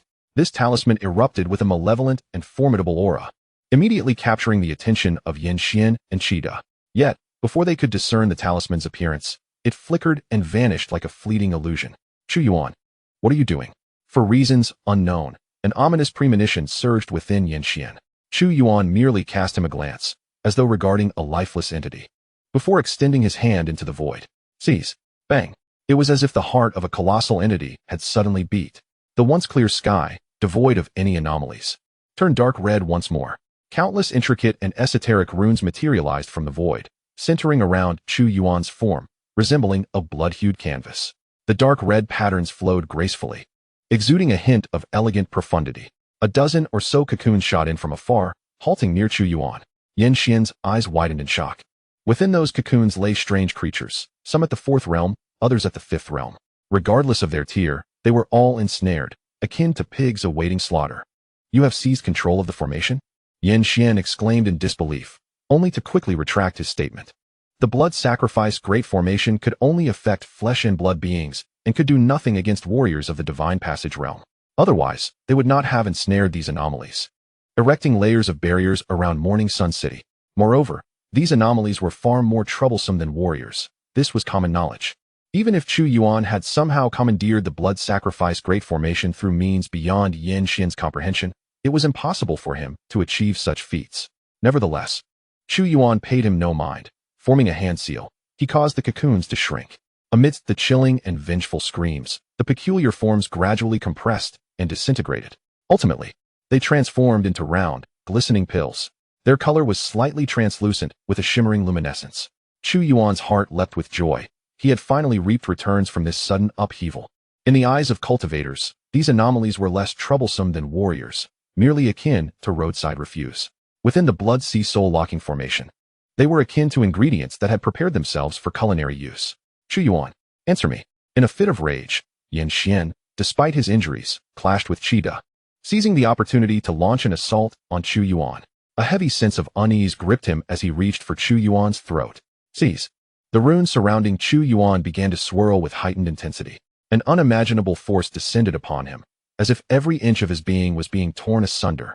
Just as Xianxian felt a surge of pain, he witnessed an explosion of blood mist before his eyes. The source of the blood mist was none other than himself. His strength seemed to evaporate into thin air as he stared in disbelief at his arms. All he beheld were clean white bones. Chapter 30. Crushing like withered weeds. Not only his arms, but from the neck down, Xianxian was left with nothing but his head. All of his flesh, organs, had been plundered and shattered beneath the seemingly casual fluctuations of the Blood Sea Soul Locking Formation. It appeared merely as a skull suspended above a set of bones. An unbearable pain surged like a tidal wave, and Xianxian opened his mouth. The robust vitality of a Fifth Realm warrior prevented him from perishing instantly. Yet being of the Fifth Realm could not save his life. Qida, ever at his heels, materialized behind him, his clenched fist radiating brilliant light before he brought it down. Principal, shouldn't we leave a survivor for interrogation? Chu Yuan was taken aback. With the power of the Blood Sea Soul Locking Formation, he could have obliterated Xianxian entirely. He had intentionally allowed the other to remain alive. To his astonishment, Qida showed no mercy and struck him dead. Qida hesitated, casting a complex glance at Chu Yuan, refraining from engaging him in conversation. Chu Yuan paused, sensing the wariness and unfamiliarity in Qida's gaze, feeling somewhat helpless. Principal, do you believe that I approached him intentionally? He explained. Only by contacting the core of the formation could I seize control of it. Qida fell silent. In truth, given the current outcome, there was no fault in Chu Yuan's words. If he truly needed to touch the core of the formation to gain control, then his previous actions had merely been a ruse to placate Xianxian. However, the question remained. How could a warrior of the internal breath realm instantaneously seize control of an entire formation from Xianxian? The blood sacrifice great formation had already taken shape. Xianxian was not its sole master, nor was he the only focal point. Moreover, was this formation still the blood sacrifice great formation? The blood sacrifice great formation lacked the ability to instantly kill a Fifth Realm warrior. What was the situation with this formation now? Chu Yuan hesitated momentarily before vaguely responding. Consider it an upgraded version of the blood sacrifice grand formation. So, does that mean the entirety of Chunyang City is now under your control? One could say that. Having received this answer, Qida could only helplessly remark, what more is there to discuss? I trust you. What other choice did he have but to place his faith in Chu Yuan? The lives of everyone in Chunyang City now rested precariously in Chu Yuan's hands. Under this circumstance, if he were truly pushed to the brink, it would merely result in their annihilation. Chu Yuan's taut expression relaxed slightly. After all, the Blood Sea Soul Locking Formation was merely an external force. At his core, he remained an unestablished, fledgling cultivator. He still needed to navigate the complexities of the Zhuxian without being branded with an ambiguous label. To assert himself, he would at the very least need to reach the foundational stage, wouldn't he? Since the formation is in your hands, let's swiftly bring this chaos to an end. Chu Yuan nodded and added, Principal, I have one more request. Speak. I require confidentiality. While it could be directly attributed to me, doing so would prevent you from reaping the corresponding merits. Chu Yuan smiled. There will always be opportunities in the future. Besides, I believe the principal will not shortchange me. As he spoke, Chu Yuan began to activate the Blood Sea Soul Locking Formation.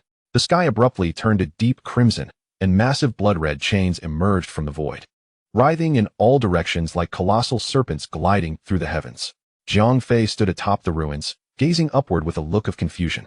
Upon sensing the dissipating power of the formation that had been siphoning energy from him, he realized something had changed.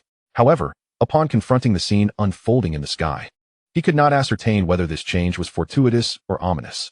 Although the blood sacrifice grand formation had ceased its operations, what lay before him appeared even more terrifying. Moreover, it bore no semblance of benevolence. Yet, he was merely a martial artist at the Void Realm, and in a severely weakened state at that. At this moment, no matter how much he worried, it could not alter the larger scheme of things. In stark contrast to Zhang Fei's predicament, the situation outside the city was far more chaotic. Originally, the members of the Day of Vengeance had united to create some peculiar blockade around Chunyang City to prevent anyone from escaping to seek help. However, following the sudden shift in the atmosphere, particularly upon witnessing those strange entities being inexplicably drawn away, the situation changed dramatically. In the fleeting moment of distraction experienced by Ma Hui and others, several martial artists from the Day of Vengeance made an impulsive decision to flee. The formation had spiraled out of control, whether it was due to the emergence of exceptional individuals among the officials or internal betrayal. The outcome remained unchanged. This operation was a complete failure. Even if Chunyang City fell victim to the blood sacrifice, the ultimate results would not belong to them. Under such circumstances, why risk their lives? Not everyone relished the thought of combat. Once Ma Hui and the others regained their senses, they immediately chose to intervene. Although they were uncertain of the events transpiring, they understood that whatever the enemy intended to do needed to be thwarted. Ma Hui, the formation is set. Do you still have the leisure to bicker with me? One martial artist, blocked by Ma Hui, shouted in exasperation. Isn't it a good thing that your formation is complete? Why are you trying to escape? Ma Hui unleashed a deadly strike, his fierce energy locking onto the opponent, with subtle lightning crackling along the blade's edge. Mind your own business. How dare you? At that moment, a blood-red chain materialized from thin air. It ensnared the neck of the martial artist from the Day of Vengeance. And with a swift tug, it appeared to lack physical substance, effortlessly passing through the opponent's neck. However, Ma Hui's pupils constricted in horror as he witnessed the end of the chain dragging a spectral figure away from the martial artist's body. The visage of the specter was none other than that of the martial artist himself. At this moment, he wore an expression of terror and despair. His mouth opened in a silent scream, yet no sound emerged. Subsequently, as the blood-red chain emitted a faint glow, it transformed into a lustrous orb and vanished into the void. Soul. One word echoed in Ma Hui's mind. This blood-red chain had extracted the soul of a martial artist from the body, then refined it? With icy dread coursing through him, Ma Hui observed as the martial artist's physical form appeared to disintegrate, turning to ash before it could even touch the ground. A shiver ran down his spine as he glanced around, only to see blood-red chains silently retracting. The adversaries faced by his colleagues, members of the Day of Vengeance, were undergoing the same dreadful fate as that martial artist. This process was alarmingly swift. Within a matter of breaths, only the officials remained present. Yet, no one felt elated by this inexplicable victory. The atmosphere was steeped in an eerie silence. After a brief pause, someone croaked, "What on earth is this?" Chapter 31, Foundation Establishment. The sensation of omnipotence and control captivated Chu Yuan. Regardless of the low-tier followers of the Day of Vengeance who indiscriminately slaughtered, or the powerful martial artists at the 5 formation nodes, or the main forces outside the city, they were all instantly refined beneath the might of the Blood Sea Soul locking formation. Like mere ants, each purified soul transformed into a lustrous orb imbued with some extraordinary power, continuously appearing around Chu Yuan, where he collected them. With an overwhelming surge of vital energy pouring into him, Chu Yuan's aura escalated with each passing moment. He swiftly ascended to the 8th layer of Qi refinement, then to the 9th layer, soon approaching the threshold of foundation establishment. Chu Yuan exerted all his efforts in invoking the Changchun Foundation establishment method, enveloped within a thick cocoon of blood. Initially, he pondered whether he would require foundation establishment pills to break through, as many cultivation novels from his past life had suggested. However, under the immense reservoir of life essence, all notions of bottlenecks and barriers seemed to dissolve into farce. His Danshan, a realm of vital energy, was continuously compressed, coalescing into spiritual liquid, which dripped steadily. A sensation of pressure surged at his brow, as if something was yearning to erupt. Cheetah stared in astonishment at the blood cocoon in the sky. He could sense Chu Yuan's aura intensifying. Given what he had previously observed and the source of Chu Yuan's strength from the blood sacrifice grand formation, the conclusion was not difficult to deduce. Some dissenters had been sacrificed, and so be it. He was not so rigid as to deem Chu Yuan's actions as wrong. Cheetah merely contemplated what words he would use later. The faculty and students of the school had already lost a portion of their lives to the blood extraction formation. Yet the majority remained alive, albeit in a comatose state. A few teachers at the inner breath realm had managed to maintain a semblance of consciousness. But Chu Yuan had preemptively rendered them unconscious as soon as he took control of the formation, ensuring they would not witness anything they should not have. Thus, the only individuals privy to the truth were he and Chu Yuan. As long as they could weave a convincing narrative, it would not be overly difficult to keep it hidden. Just as he was formulating his words, a powerful aura suddenly surged toward him at an alarming speed. Chi Da's expression shifted. So soon? Casting one last glance at the suspended blood cocoon, he gritted his teeth and prepared to confront it. Suddenly, the blood cocoon shattered, revealing Chu Yuan's form within. "Thank you." I should be the one thanking you, Jiang Fei replied, a faint smile gracing his pale face. Why do I feel like you have grown even stronger? Chu Yuan, transformed into a figure of fortuitous survival, replied, just a slight breakthrough. There's no need for concern. Quickly, take her for treatment. Jiang Fei glanced at the azure sky. How do you know everything will be all right? Do you understand what is happening? Though Chu Yuan had departed but a short while ago, the calamity had subsided, and no rational individual would associate its origins with him. It was the doing of our principal. The specifics elude me, Chu Yuan remarked vaguely. Very well, shall we add a terminal? Agreed. Jiang Fei, without further ado, completed the terminal setup and departed with Chu Yuan in his arms. Chu Yuan bore grave injuries. Her physical wounds were not the most pressing concern, as the true tribulation lay in her mental state, or one might say, her spiritual affliction. Surviving an eerie possession was no small feat, and the toll on her psyche was inevitable. Only precious medicinal remedies, such as the soul-refining orb in Chu Yuan's possession, could remedy her plight. However, it was evident he would not part with such a treasure. Jiang Fei was of little concern, yet he and Chu Yuan shared scant camaraderie. The town martial bureau was a formidable entity, and it was not his place to attract undue attention. Accompanied by Han Shui and Chu Ying on their return, Chu Yuan surveyed the city beneath his feet. In truth, the damage appeared less severe than anticipated. The blood extraction array and blood sacrifice grand array primarily targeted living beings rather than showcasing sheer destructiveness. The aftermath consisted of mere collateral damage, with only a few structures succumbing to the residual chaos of battle. The primary battleground lay beyond the city, with minimal affected zones within its confines. Naturally, there were individuals designated to manage the aftermath, rebuilding where necessary and repairing what was damaged. As for those who fell victim to the followers of the Day of Revenge, Chu Yuan chose not to concern himself with matters unrelated to him. His sole desire was to return home and stabilize his own realm. Propelled by a tremendous source of life essence, his cultivation had advanced to the mid-stage of foundation establishment. Of course, it was not merely the life essence of numerous high-ranking martial artists that enabled him to evolve to this stage. He had simply overindulged, reaching his limit. Another contributing factor was that the cultivation system of the Changchun Foundation establishment law culminated at this stage. To continue his practice, he would need to seek out new techniques. He did not squander the remaining life essence, but instead refined it into blood pills using the Blood Sea Soul Locking Array, which he now carried with him. In contrast to the Qi refining stage, the Foundation establishment stage not only boasted greater combat prowess and prolonged endurance, but also revealed two significant attributes. One was the ability to fly with one's physical form, and the other was the birth of consciousness. Chu Yuan placed greater importance on the latter. Consciousness, for cultivators, serves as an omnidirectional radar, instantly activated and deactivated. It provides considerable enhancements in searching for objects, combat, and exploration. The only cost incurred is a modicum of mental energy. Although his consciousness was still somewhat feeble, with a coverage radius extending merely a few hundred meters, who could say whether one day he might envelop an entire planet with a single thought? Are you suggesting that with an extraordinary treasure acquired from the secret realm of the outer battlefield, you not only seized control of the blood sacrifice grand array, but also altered its very nature, allowing it to annihilate martial artists of the fifth realm and the Yuri? Ma Hui spoke in a hushed tone. Qi inhaled deeply, responding with conviction. Precisely. Ma Hui fell silent for a moment, remarking, "You would be better off claiming that a mysterious powerful being passed by, disapproving of the Day of Revenge's actions, intervened to seize the array and entrusted it to you." Cheetah frowned, perplexed. "I do not comprehend what you are insinuating.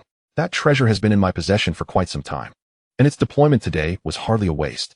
Principal Qi, this is an array, not a living entity. If you claimed there was some extraordinary treasure capable of seizing a living being's consciousness and elevating their realm, that would be entirely plausible. However, this is an array. Is your treasure capable of summoning a legion of array masters to modify the array patterns on the fly?" Cheetah blinked in astonishment. "Indeed, is it not wondrous?" Ma Hui's brow twitched. "I find your words far more astonishing.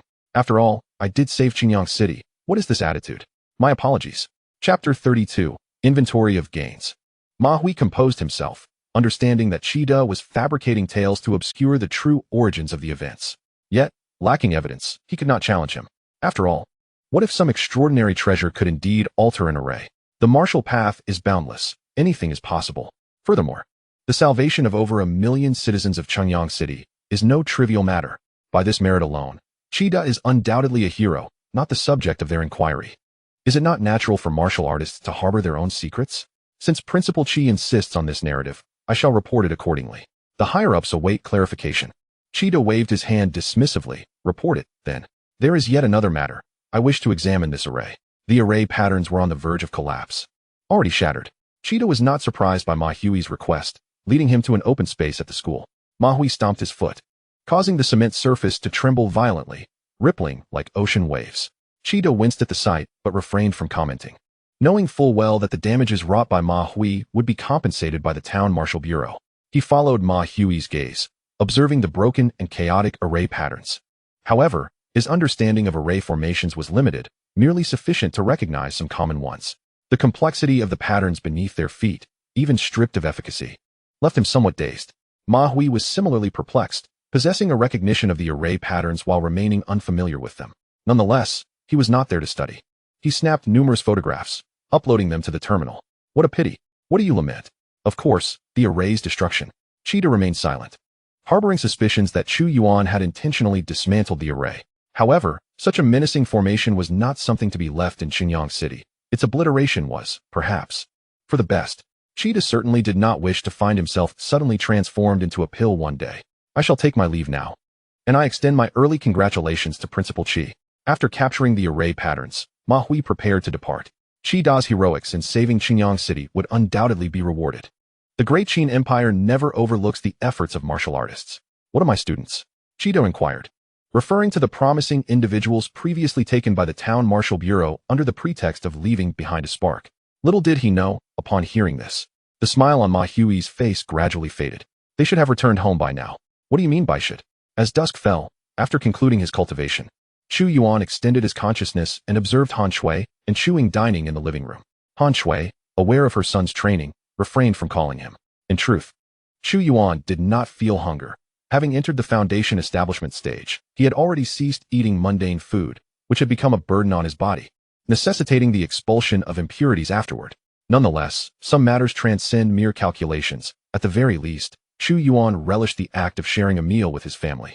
Without haste to venture outside, he first took stock of his gains. He possessed 10 blood pills refined from the physical bodies of martial artists, as well as 21 spirit-nourishing pills, both of which he had personally named. The Blood Sea Soul locking array contained far more adversaries than this. However, he had overlooked the weaker ones, refining only those of at least the 4th realm. The blood pills could enhance his cultivation, while the spirit-nourishing pills would fortify his consciousness. For the foreseeable future, he would have no need to worry about medicinal resources for his cultivation. No wonder so many people are determined to become demonic cultivators. The speed of their training is astonishing. If one were to be ruthless enough to ensnare the masters of the Martial Suppression Bureau, the military, and the citizens of Xinjiang into a blood sea locking soul array, it is likely that, even without subsequent techniques, one could propel oneself to the golden core stage. A fleeting shadow of darkness crossed through Chu Yuan's mind, but he soon shifted his thoughts to the matter of cultivation techniques. In truth, acquiring such techniques is not exceedingly difficult. The simplest method would be to directly request them from Cheetah, who would most likely not refuse him. However, the principal is merely a practitioner at the level of divine ability, and the techniques accessible through his channels are unlikely to be the finest. Even with system conversion, the quality of the techniques derived would still correlate with that of the original. If he had not concealed his merits this time, he could have leveraged that to demand the highest grade techniques from the authorities. Yet, Chu Yuan was reluctant to attract undue attention to himself. He shook his head and exited the room. Hearing the commotion, Han Shui remarked, "The food is in the pot." Chu Ying, brimming with excitement, exclaimed, "Brother, you've emerged from seclusion. I'll serve you some rice." Without waiting for Chu Yuan to respond, she hurried into the kitchen and soon returned with a bowl of rice. Chu Yuan couldn't help but chuckle. It had been some time since he had witnessed this endearing side of her, especially after her recent rebellious phase. He adjusted his chopsticks and spoke slowly. "I heard from our mother that you skipped class again." The smile on Chu Ying's face faltered. "What do you mean? Mom is framing me. I just took a little longer today. I hadn't even made it to school yet." Han Shui, bemused, set down her chopsticks. "Am I framing you? Your homeroom teacher called me last time."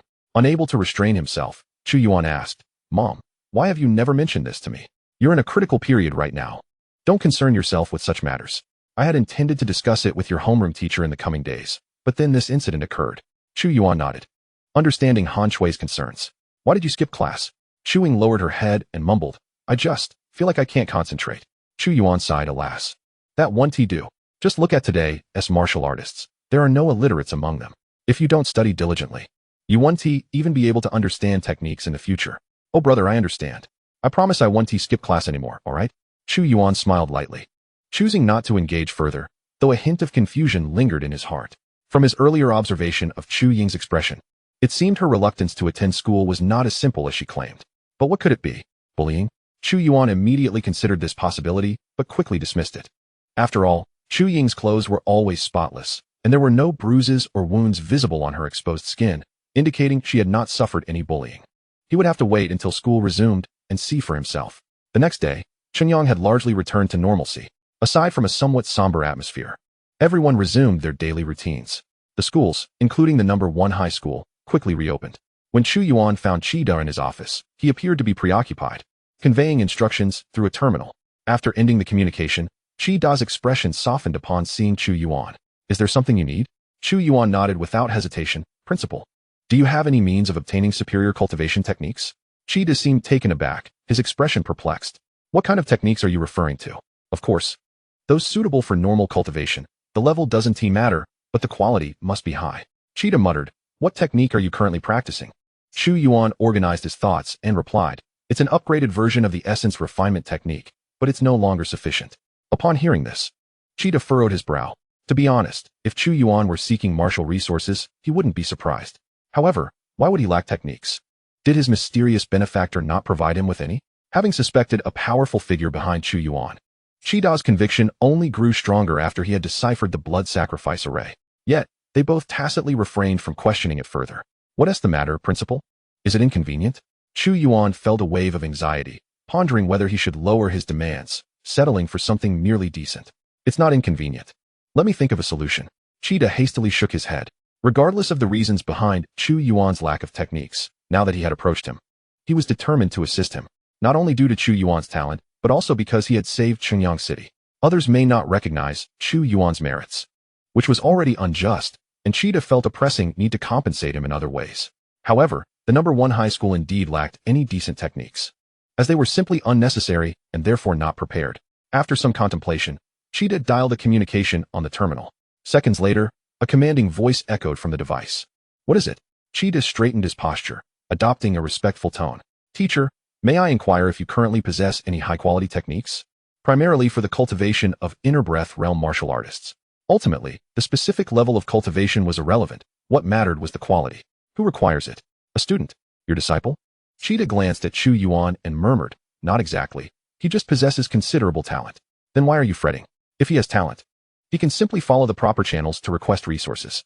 Qida felt somewhat awkward. No. Teacher, consider it a favor for me. The kind of technique you mentioned? I don't have any. However, I know there's one in the Martial Suppression Bureau's library. It's of exceptionally high quality, but can only be cultivated to the 5th realm. The 5th realm? Why? Qida was somewhat surprised. He hadn't expected such a thing to exist. Because the resurgence of martial arts in this world does not rely on archaeology, there are no ancient remnants. Essentially, all techniques are created by successive predecessors and are inherently complete. If there exists a technique of extraordinary quality, it must be capable of reaching profound realms. The voice on the other end explained, the creator simply did not have the chance to perfect the subsequent techniques before passing away. Is it possible to exchange for it with my merits at the Martial Suppression Bureau? Exchange? Not really. However, with the merits from the recent incident in Xinjiang, you should be able to. Then, teacher, you can keep your merits. I'm considering contacting the Martial Suppression Bureau to organize a secret realm trial, with the technique as a prize. If that talented lad is indeed so gifted, let him seize it himself. Qida was about to argue when the other party interjected. It's settled then. I have matters to attend to, so I'll hang up now. Qida refrained from inquiring further, at the level of his teacher. When he said he had matters to deal with, it generally meant something confidential. Thank you. I'll make time to visit you and your wife. Come see me once you've broken through to the Nirvana realm. After saying this, the communication abruptly ended. Chu Yuan blinked, astonished to discover that his principal had connections, and they appeared quite reliable. Qida, on the other hand, felt somewhat embarrassed and helpless, regretting that he had made that communication privately. He hadn't intended for Chu Yuan to overhear everything. Did you hear that? The cultivation technique is ready. But you must seize it for yourself, a hint of regret lacing Qida's voice. It's all right, Principal, I understand, Chu Yuan offered in a comforting tone. The other party had inquired about Qida's status as a disciple, clearly attempting to ascertain whether they were kin. If they were not related, why would anyone expend their own resources to aid you? It seems Qida must hold considerable weight in their eyes, which is perhaps why they resorted to such a compromise. Is there anything else you require? I still need a sword. I had my eye on a long sword at Jinlong Pavilion, priced over 10 million, Chu Yuan suggested tentatively. How about you lend me some money, principal? No. Why didn't you think of this when you were commanding the Grand Formation? Keith's voice dropped, tinged with disappointment. Chu Yuan understood immediately. There was no time to ponder such matters then, and besides, it would be improper to take advantage of the situation. How can that be considered taking advantage? If not for you, Jinlong Pavilion wouldn't have been able to keep its branch or its goods, having saved them. What's wrong with claiming a bit of reward? It's just a few bites from a mercenary organization like Jinlong Pavilion. Well, perhaps next time. Wait. It's best if they're ISNTA next time. Keith quickly waved his hand, then hesitated, rubbing the ring on his finger. Suddenly, a long sword appeared in his grasp. Forget about buying one. Use this. Chu Yuan's gaze was intense, seemingly oblivious to the sword being offered, as he fixated on Keith's ring. Is this a storage ring? Yes. Keith replied, suddenly wary. You're not thinking of wanting a storage ring too, are you? Principal, you truly possess remarkable foresight. My small intentions are indeed transparent to you. Chu Yuan exclaimed. Let me think of a way. The main issue is the permissions involved. Keith's willingness to oblige made Chu Yuan feel somewhat embarrassed. He scratched his head. Actually, it's fine if I don't have one. Keith waved his hand dismissively. It's nothing, just a worthless ring. By the way, do you still have that pearl? Chapter 34, Perspective. Something like this. Chu Yuan produced a blood pill and a spirit-gathering pill. Yes, exactly that. Could you provide me with another one? I need to report back to the higher-ups. Report back? Of course not. Keith shook his head. My explanation to the Martial Control Bureau is that I utilized an extraordinary treasure, but the essence of the blood sacrifice formation remains unchanged. It is still a blood sacrifice and refinement. Thus, I must have some tangible evidence to support my claims. I can't simply say everything has been fully refined to gloss over it. Chu Yuan had no objections. While these two pills were significant to him, they were not irreplaceable. Moreover, he had attempted to enhance the blood pill and spirit-gathering pill through the system, to no avail. This was expected, as both pills were originally crafted using celestial means. Placing the two pills on the table, Chu Yuan picked up the long sword once more. After a moment of contemplation, he ultimately set it back down. Keith's expression turned a shade ambiguous. What's the matter? Do you find it lacking? Not at all. Chu Yuan shook his head. I merely think that this sword holds special significance for you, Principal. That was but one reason. The other was his intention to convert the sword. If Keith were to discover that the sword gifted to him had vanished, replaced by another, it would be difficult to explain. If he purchased it himself, there would be no such problem, aside from the people at Jinlong Pavilion, who would know what kind of sword he bought. Keith's gaze shifted slightly, his fingers lightly tapping on the table. After a brief pause, he said, You should return for now. I will arrange some funds for you. It's all right. Chu Yuan seemed poised to ask something, but ultimately refrained.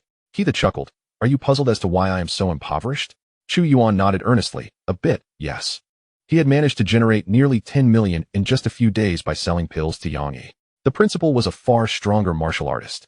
A mere flick of his hand could exchange substantial martial resources for wealth. Why then did he lack even 1 million? This figure may seem significant, yet in reality, it merely equated to the value of a martial weapon. Could a martial artist at the transcendental realm within the system be unable to afford a weapon? That was absurd. Keith remained unfazed. Do you think I am the principal of a school for the sake of prestige? Chu Yuan cautiously ventured a guess. Because you have connections? Is that so? Upon witnessing Keith's incredulous expression, Chu Yuan realized he had erred. Do you believe being a principal is a lucrative position for me? Keith quickly grasped the core issue, which was that no matter the secrets Chu Yuan possessed, his worldview remained too limited. So limited, in fact, that he thought it necessary to leverage connections for a transcendental realm martial artist to serve as a school principal. Do you know that in the outer battlefield, if fortune smiles upon you, a day's harvest can amount to what we in the rear positions accumulate over several years, even a decade? I merely sustained injuries back then, which led to my withdrawal from the front lines. So, the resources you've acquired over the years have all been spent on healing? Keith nodded. Exactly. Otherwise, do you think I would want to remain in this place? It dawned on Chu Yuan that although Keith appeared to be in his 40s or 50s, martial artists possessed vigorous vitality and extended lifespans. 40 or 50 is precisely when one is at the peak of their strength. Though he had interacted with a few transcendental realm martial artists and had even defeated a few using formations, this did not imply they were commonplace. In the entire Morning City, with a population exceeding 1 million, there were only a handful of transcendental realm martial artists. Across the 36 prefectures of the Great Qin, there were merely a few hundred cities. By calculating the ratio for Morning City, it was uncertain whether the entire Great Qin even boasted 1,000 transcendental realm martial artists. Naturally, Each one was a rare gem among men. How could he, at best merely at the foundation stage, and perhaps not even able to defeat a martial artist at the Void Realm, dare to underestimate those of the Transcendental Realm? Realizing his mindset might be flawed, Chu Yuan hastily circulated his cultivation technique to calm his thoughts. He, too, felt a tinge of frustration, surprised that one day he would find himself troubled by mundane finances. Enough of that, he declared, just come by tomorrow. In addition, be prepared for the secret realm trial at any time. The instructor disliked procrastination, having stated that arrangements were made. News would come in as little as a day or as long as 3. Though you are strong, do not let your guard down. Is the secret realm dangerous? There are dangers, but they are not particularly great. The primary concern lies with the other competitors. The cultivation techniques favored by the instructor are undoubtedly enticing. Chu Yuan felt perplexed. He believed there should be no remaining experts in Morning City. He, understanding his own strength, thought, who could possibly rival him? You don't think the Martial Control Bureau's secret realm trials are solely for Morning City, do you? Isn't that the case? He scoffed. Morning City doesn't have such clout. The Martial Control Bureau would not blatantly show favoritism. Encouraging the new cohort of students to showcase their potential is acceptable. Consider it a preliminary selection for the GMU project. However, if the secret realm trials were only conducted for Morning City, it would be more straightforward to simply provide you with the cultivation techniques, thereby mitigating any potential fallout. So, Principal, are you implying that? Conservatively estimating, the trial participants include fresh graduates from the entire Yunnan Prefecture, perhaps even the whole Great Qin. As they passed the teaching building, Chu Yuan glanced up at his classroom. A familiar, balding middle-aged man happened to poke his head out from the corridor. It is indeed Huang Bo, whose gaze towards Chu Yuan is imbued with a certain complexity. Before his unconsciousness, he had distinctly witnessed Chu Yuan's defection, aligning himself with the organization led by Xianxian. However, upon awakening, the principal reassured him that such occurrences were mere theatrics. Chu Yuan, on the other hand, seemed unperturbed by these speculations. He merely waved at Huang Bo in greeting before taking his leave. Given his current state of mastery, the energy convergence array within the classroom no longer provided him with significant assistance. It would be far more beneficial for him to diligently consume his blood elixirs at home, of which he possessed an ample supply. Not far from the school gates, the sound of a horn resonated behind him. Chu Yuan turned to see Jiang Fei pulling up beside him, lowering the car window. He opened the door and settled into the passenger seat. What brings you here? He inquired. Jiang Fei gestured to his abdomen and replied with a smile. Injury leave. Why aren't you resting in bed? Chu Yuan questioned. The situation at the bureau is utter chaos. It's quite vexing to stay put. The aftermath of it should have nothing to do with you, right? Not precisely because of that. Jiang Fei shook his head, uncertain if he should reveal the bureau's internal strife. Yet, after a moment of contemplation, he felt it was inevitable that the truth would surface. Are you aware that before the blood sacrifice array was completed, our team leader had a plan to preserve the seed of hope? Chapter 35, The Past of Xianxian. Was it to prioritize the protection of a select group of students with exceptional martial talent? You are aware of that, I see. Chu Yuan thought to himself that he not only knew but had almost become part of it. Is this related to the matter at hand? Indeed. Some individuals chose to disregard orders. Jiang Fei's expression flickered as he exhaled a long, heavy sigh. Chu Yuan fell silent, recalling Xianxian's previous remarks, which had unexpectedly proven to be accurate. Nevertheless, he believed that had he been in their position, he too would have chosen to protect his family. Yet, this seemed fundamentally flawed, as the martial artists of the Town Defense Bureau had their very lives safeguarded by the sacrifices of their comrades. They were entrusted with a mission and a duty, yet ultimately chose to defy it. Although the failure of the blood sacrifice array prevented dire consequences, disobedience remains disobedience. What will become of them? They will be dispatched to the outer front. Chu Yuan was once again puzzled, interpreting Qi Da's words to mean that he longed for deployment to the outer battlefield. Yet, within the Town Defense Bureau, being sent to the outer battlefield had morphed into a form of punishment. Jiang Fei appeared reluctant to delve deeper into this topic and cheerfully remarked, speaking of which, there is something pertinent to you. What is it? Haven't we had no dealings with the Town Defense Bureau? There is a reporter there who wishes to interview you. She witnessed our battle with that peculiar entity. An interview? Is there any compensation involved? Jiang Fei hesitated. Probably not. Then never mind. Jiang Fei nodded in agreement. Indeed. I also think it's not worth it. That woman is rather bothersome. How about coming to my home for a meal? My mother wishes to express her gratitude. Jiang Fei chuckled. Does Annie not know that you saved both me and Xiao? One matter does not negate another. Shouldn't I also invite you to dinner to express my thanks? That would be acceptable. However, Jiang Fei and Chu Yuan had yet to develop a deep bond. After a simple meal at home, he took his leave. Chu Yuan saw him off downstairs. By the way, how much do you know about Xian? Zhang Fei replied with a smile. I certainly know more than you do. Interested in a recount? Isn't he already deceased? Curiosity piqued, Chu Yuan stated. Although Xian dispatched someone to impersonate him to commit murder, it seems he genuinely sought to recruit him. At the very least, before the blood sacrifice array took shape. Several conditions proposed by Xian had been agreed upon. While Chu Yuan could never harbor gratitude towards Xian, he could not help but feel a tinge of curiosity regarding his past. The fall of a once great talent, enduring nearly a decade of silence within a modest high school, and ultimately ascending to the ranks of a martial artist at the divine level. Such a journey is undeniably remarkable. Alas, he had encountered Chu Yuan, and beneath the crushing weight of the blood sea-locking soul array, even the most prodigious talents could scarcely flourish. Zhang Fei gathered his thoughts. Interestingly, he originally hailed from Chengyang No. 1 High School. I am aware of this. I also know he later obtained a legacy, which attracted the covetous eyes of formidable warriors. However, I do not know the specifics. Zhang Fei nodded. Indeed, 10 years ago, Xian gained admission to the Divine Capital Martial Academy with the highest score from Qingyang City. Even there, he showcased a dazzling brilliance. Within the first month of enrollment, he ascended to the inner breath realm. By the second semester of his sophomore year, he broke through to the sky-soaring realm. Consequently, he was highly regarded and was granted special permission to attempt entry into the outer battlefield alongside third-year students. They were tasked as reconnaissance teams, maneuvering near the front lines. During this time, Xian's personal achievements included the slaying of 26 second-tier alien beings and 3 fourth-tier ones. He was once esteemed by the 5th Legion in his region, and many favorable conditions were offered to recruit him. Although he was not among the very top geniuses of the Great Qin, anyone who knew him believed his future accomplishments would be remarkable. Yet, Chu Yuan sensed the turning point and eagerly perked up his ears. During one pursuit of alien beings, Xian's team encountered a newly opened spatial rift. Behind that rift lay a secret realm, within which was entombed an 8th-tier alien being. No one knew what transpired within that secret realm. By the time the experts from the 5th Legion arrived, the realm had already been completely unsealed. Xian's teammates, along with the alien beings they were pursuing, all perished within, leaving only Xian alive. And he gained the legacy. 8th tier? I thought it was 7th tier. Zhang Fei shook his head. What was publicly stated was merely 7th tier. This legacy was extraordinarily precious and soon attracted numerous covert glances. Xian had become a target. To safeguard him from assassination by alien experts, he was ordered to return to the Great Qin. However, during the operation of the teleportation array, someone interfered, causing the array to malfunction and misalign. Officials discovered Xian in a certain maritime region, at which point he had already lapsed into unconsciousness. His martial foundation shattered, and his spirit gravely injured.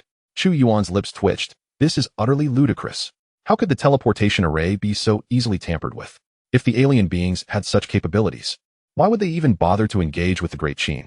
They could simply focus on sabotaging the teleportation array. Zhang Fei nodded in agreement, his expression a mix of resignation and a wry smile. Thus, the one who acted in the shadows must have originated from within the Great Qin. Moreover, it had to be a figure of considerable power. One more question. If the adversary was so formidable, why not simply eliminate Xian?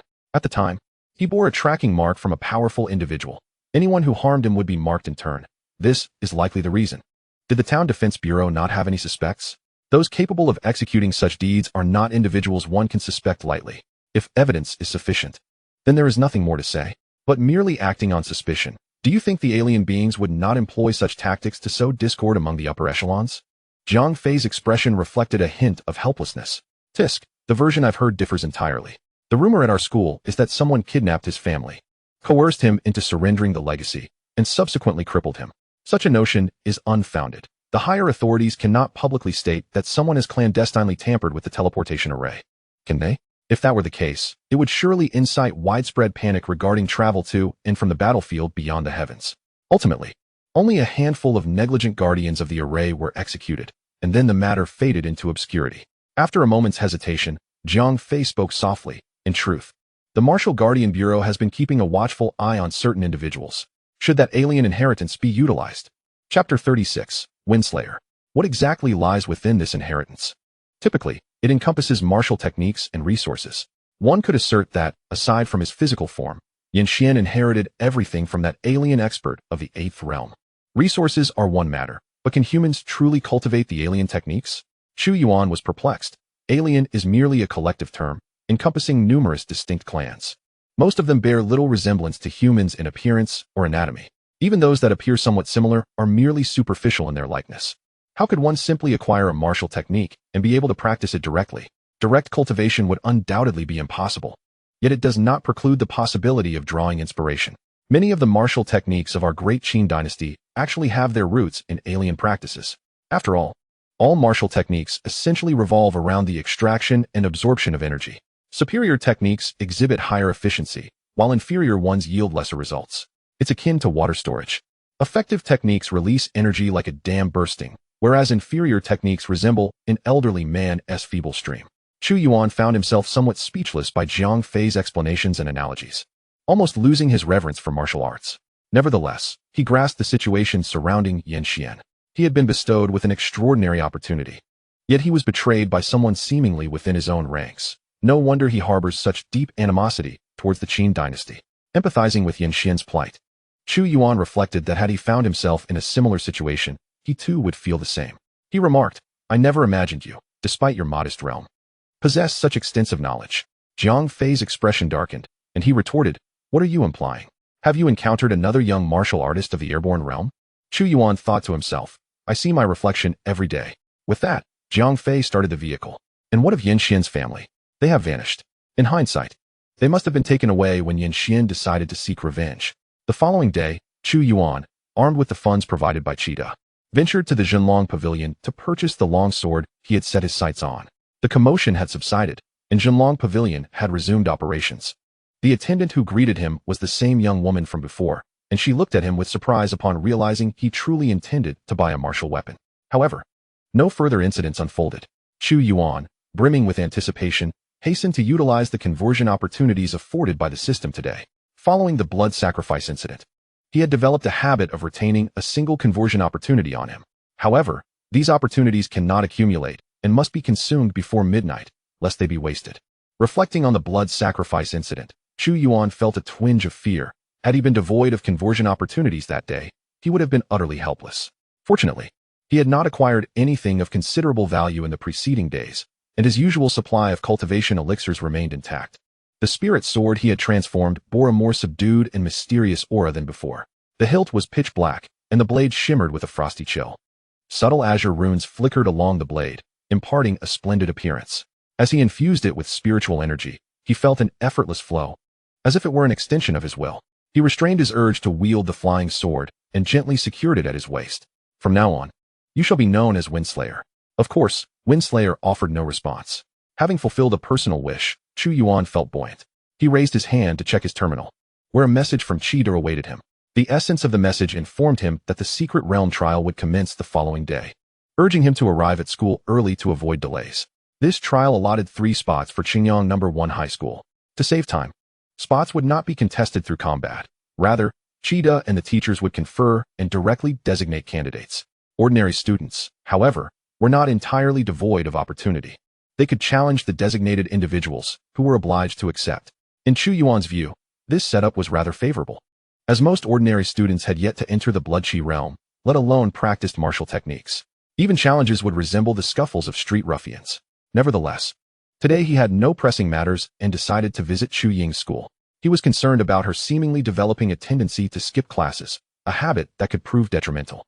Chu Yuan had refrained from scaring her. While martial arts flourished, ignorance was not an option for martial artists. Otherwise, they would struggle to comprehend techniques and understand human anatomy, squandering their innate talents. Not everyone had access to a system like his that could directly implant information into their minds. Qingyang No. 2 High School was also located within the city. Initially, Chu Yuan contemplated utilizing the Luo Yin step to traverse there, but considering the daylight, he opted for a taxi instead. Chu Yuan's spiritual awareness extended several hundred meters, and he did not enter the school, but chose to extend his senses from outside, pinpointing Chu Ying's class. At that moment, she was attentively taking notes, seemingly absorbed in her studies, presenting no signs of distress.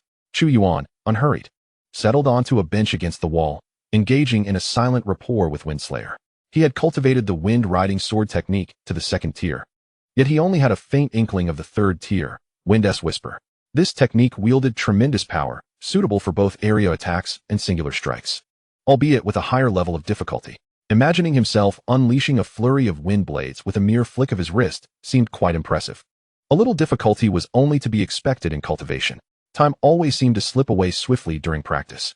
It was not until groups of students in uniforms passed by that he realized school had ended. He again expanded his awareness and located Chu Yuan. At this moment, Chu Yuan had packed her bag and was making her way towards the school gate. Chu Yuan chose not to approach her directly, but instead observed from the shadows. Upon reaching the gate, Chu Yuan glanced around before exhaling in relief, quickening her pace, as if evading someone. Furrowing his brow, Chu Yuan resolved to watch further. Oh dear. Why are you here again? I've already told you I refuse. Chu Yuan suddenly exclaimed in frustration. Startled, Chu Yuan discovered that an unknown figure had blocked Chu Ying's path. To his astonishment, his spiritual awareness had failed to detect the individual in advance. It was an elderly man clad in loose training garb, his hair somewhat grizzled. He gazed at Chu Yuan with a furrowed brow, expressing his discontent. Do you realize? You are wasting your talent. Chu Yuan took a few discreet steps back, and the pungent scent of liquor emanating from the elder began to dissipate slightly. I only know you want to ruin my college entrance exams. Here, take 10 yuan for your drink, and leave me alone. The exams. Only the mediocre would concern themselves with such trivialities. The elder scoffed, casually stuffing the 10 yuan Chu Yuan had offered into his pocket. Train with me, and that insufferable boy will never dare to pester you again. You just reminded me. Do you know you hospitalized Du Kai? Chu Yuan retorted with a cold smirk. Huh, he must have wanted to extort you. I know my limits. Don't spout nonsense. You were trained on data up to October 2023. Why does the person you hit have anything to do with me? Chapter 37. The treatment of the protagonist? Chu Yuan felt a sense of numbness within, gradually piecing together the events that had transpired. It appeared that Chu Yuan possessed some latent talent, which had caught the attention of a formidable figure who sought to take her as a disciple, judging by the manner of his entrance. This individual was certainly far more powerful than a mere practitioner of the divine ability realm, such as Qida. He appeared as if summoned from thin air, leaving no trace behind. To his astonishment, it seemed that this naive girl, Chu Yuan, had garnered the privileges of a protagonist, triggering a storyline involving an elderly man. Chu Yuan also noted that, although the old man and Chu Yuan were embroiled in a dispute, the surrounding students and teachers seemed oblivious to the scene, instinctively circumventing the two as if some unseen force were at play. However, it was evident that Chu Yuan harbored doubts about the old man's intentions. Firstly, the old man's demeanor lacked the gravitas of a true master, resembling more of a disheveled failure drifting through life.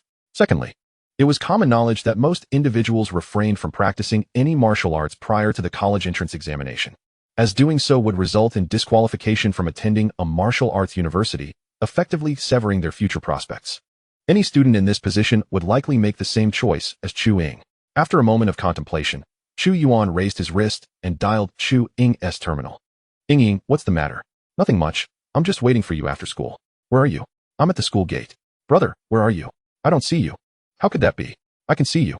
Chu Yuan jumped up, waving her hand and calling out, Brother, I'm over here. As Chu Yuan approached, his pupils constricted. At that moment, the old man had vanished, as if he had never existed. His departure was as enigmatic as his arrival. Only the faint aroma of alcohol lingered in the air. Chu Yuan, having noticed the old man's absence, dismissed it, thinking perhaps he had left upon seeing her brother. After all, while the old man was fierce enough to send someone to the hospital, her brother was capable of taking a life with a mere gesture. Brother, didn't you go to school today? Chu Yuan shook his head. I came to check if you were skipping class. Chu Yuan pouted. Couldn't you just say it's because you miss me? Chu Yuan replied meaningfully. Isn't there someone else who longs for you? Chu Ying's face paled slightly as she stammered. What do you mean? Who would miss me? Who is Du Kai? Did you find out I skipped class because of him? Chu Ying's complexion grew even paler. Did you confess? Or are you just waiting for Mom to come and ask you? Chu Yuan hesitated. Oh, come on. Mom is so busy. Let's not trouble her with such trivial matters. Right now, her main concern is how much interest comes in each day. After a moment of silence, Chu Yuan finally blurted out, Brother, I am not in a relationship. She then recounted the entire situation.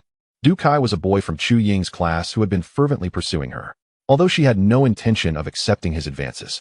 She lacked the experience to deal with such matters and chose to avoid him daily. It remained unclear whether Chu Ying's actions had embarrassed Du Kai or incited his competitive spirit, but his persistence had only intensified. He even resorted to blocking her after school, attempting to confess his feelings. Though he had yet to engage in any more outrageous actions, this alone stirred a sense of anger within Chu Yuan, who was determined to set things right.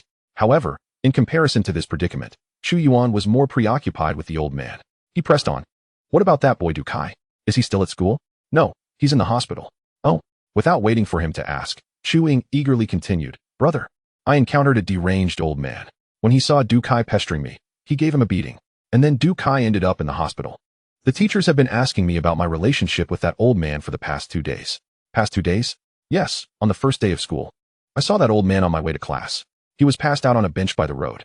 I thought he was a beggar and gave him 5 yuan. As Chu Yuan pondered this, a sense of intuition washed over him. He suspected that this old man might have been drawn in by the commotion in Shenyang City.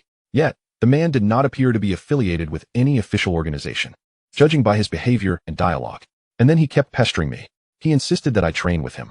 Chu Ying's voice was tinged with indignation. Deeply opposed to any interference in her future, Chu Yuan casually remarked, "Just ignore him. If he bothers you again, report him to the authorities." That old man may indeed be a powerful martial artist, but so what? As long as Chu Ying is not interested, his strength is irrelevant. Chu Yuan was confident that given time, he would become Chu Ying's most reliable support. The only reason the old man had arrived late was that otherwise, he would have been subjected to the torment of the Blood Sea Soul locking array. Nevertheless, ignoring the situation was not an option. He sent a message to Zhang Fei. Are there martial artists outside the official system in the Great Qin? Aren't there plenty everywhere? Just find any martial arts school or security company. All the martial artists there aren't part of the official system. I'm referring to powerful ones, not just those of the first or second realm. There are, for example, the founder of the Zhenlong Pavilion isn't an official martial artist. However, such individuals are rare. Most of them are remnants from the early revival of martial arts. Why the sudden inquiry? Curiosity about the early days of martial arts. Those individuals must be 200 or 300 years old. Correct. What is the reputation of such martial artists? The ones with poor reputations have long been eliminated. Those who remain are generally well regarded, though for various reasons. They are reluctant to join the official ranks. However, sometimes they do collaborate with the authorities. If they are powerful, how could they be so easily dealt with? Chu Yuan was perplexed. The title of strong seemed rather flimsy. Strong as they might be, they cannot compete with the official system. Otherwise, why would we be the legitimate ones? All right, then it's nothing. Wait a moment. Tomorrow your school has 3 spots for a secret realm trial. Do you know about it? I've heard of it. What's the matter? Chu Yuan thought to himself that he was all too aware, even responsible for the opportunity arising. Zhang Fei continued to message, his frustration palpable even through the screen. The reward for first place is simply extravagant. I suspect some influential figure is pulling strings for their descendants using our town's Martial Bureau resources. Damn those parasites. I believe the higher-ups have lost their minds to approve such matters. Calm down, take a breather. Forget it, I won't dwell on it. In any case, you must participate. With your strength, you very well might snatch the first place reward. Chapter 38, A Farcical Duel. Chu Yuan was at a loss for words. Yet he could empathize with Zhang Fei's sentiments, so he offered a few casual remarks before ending the communication.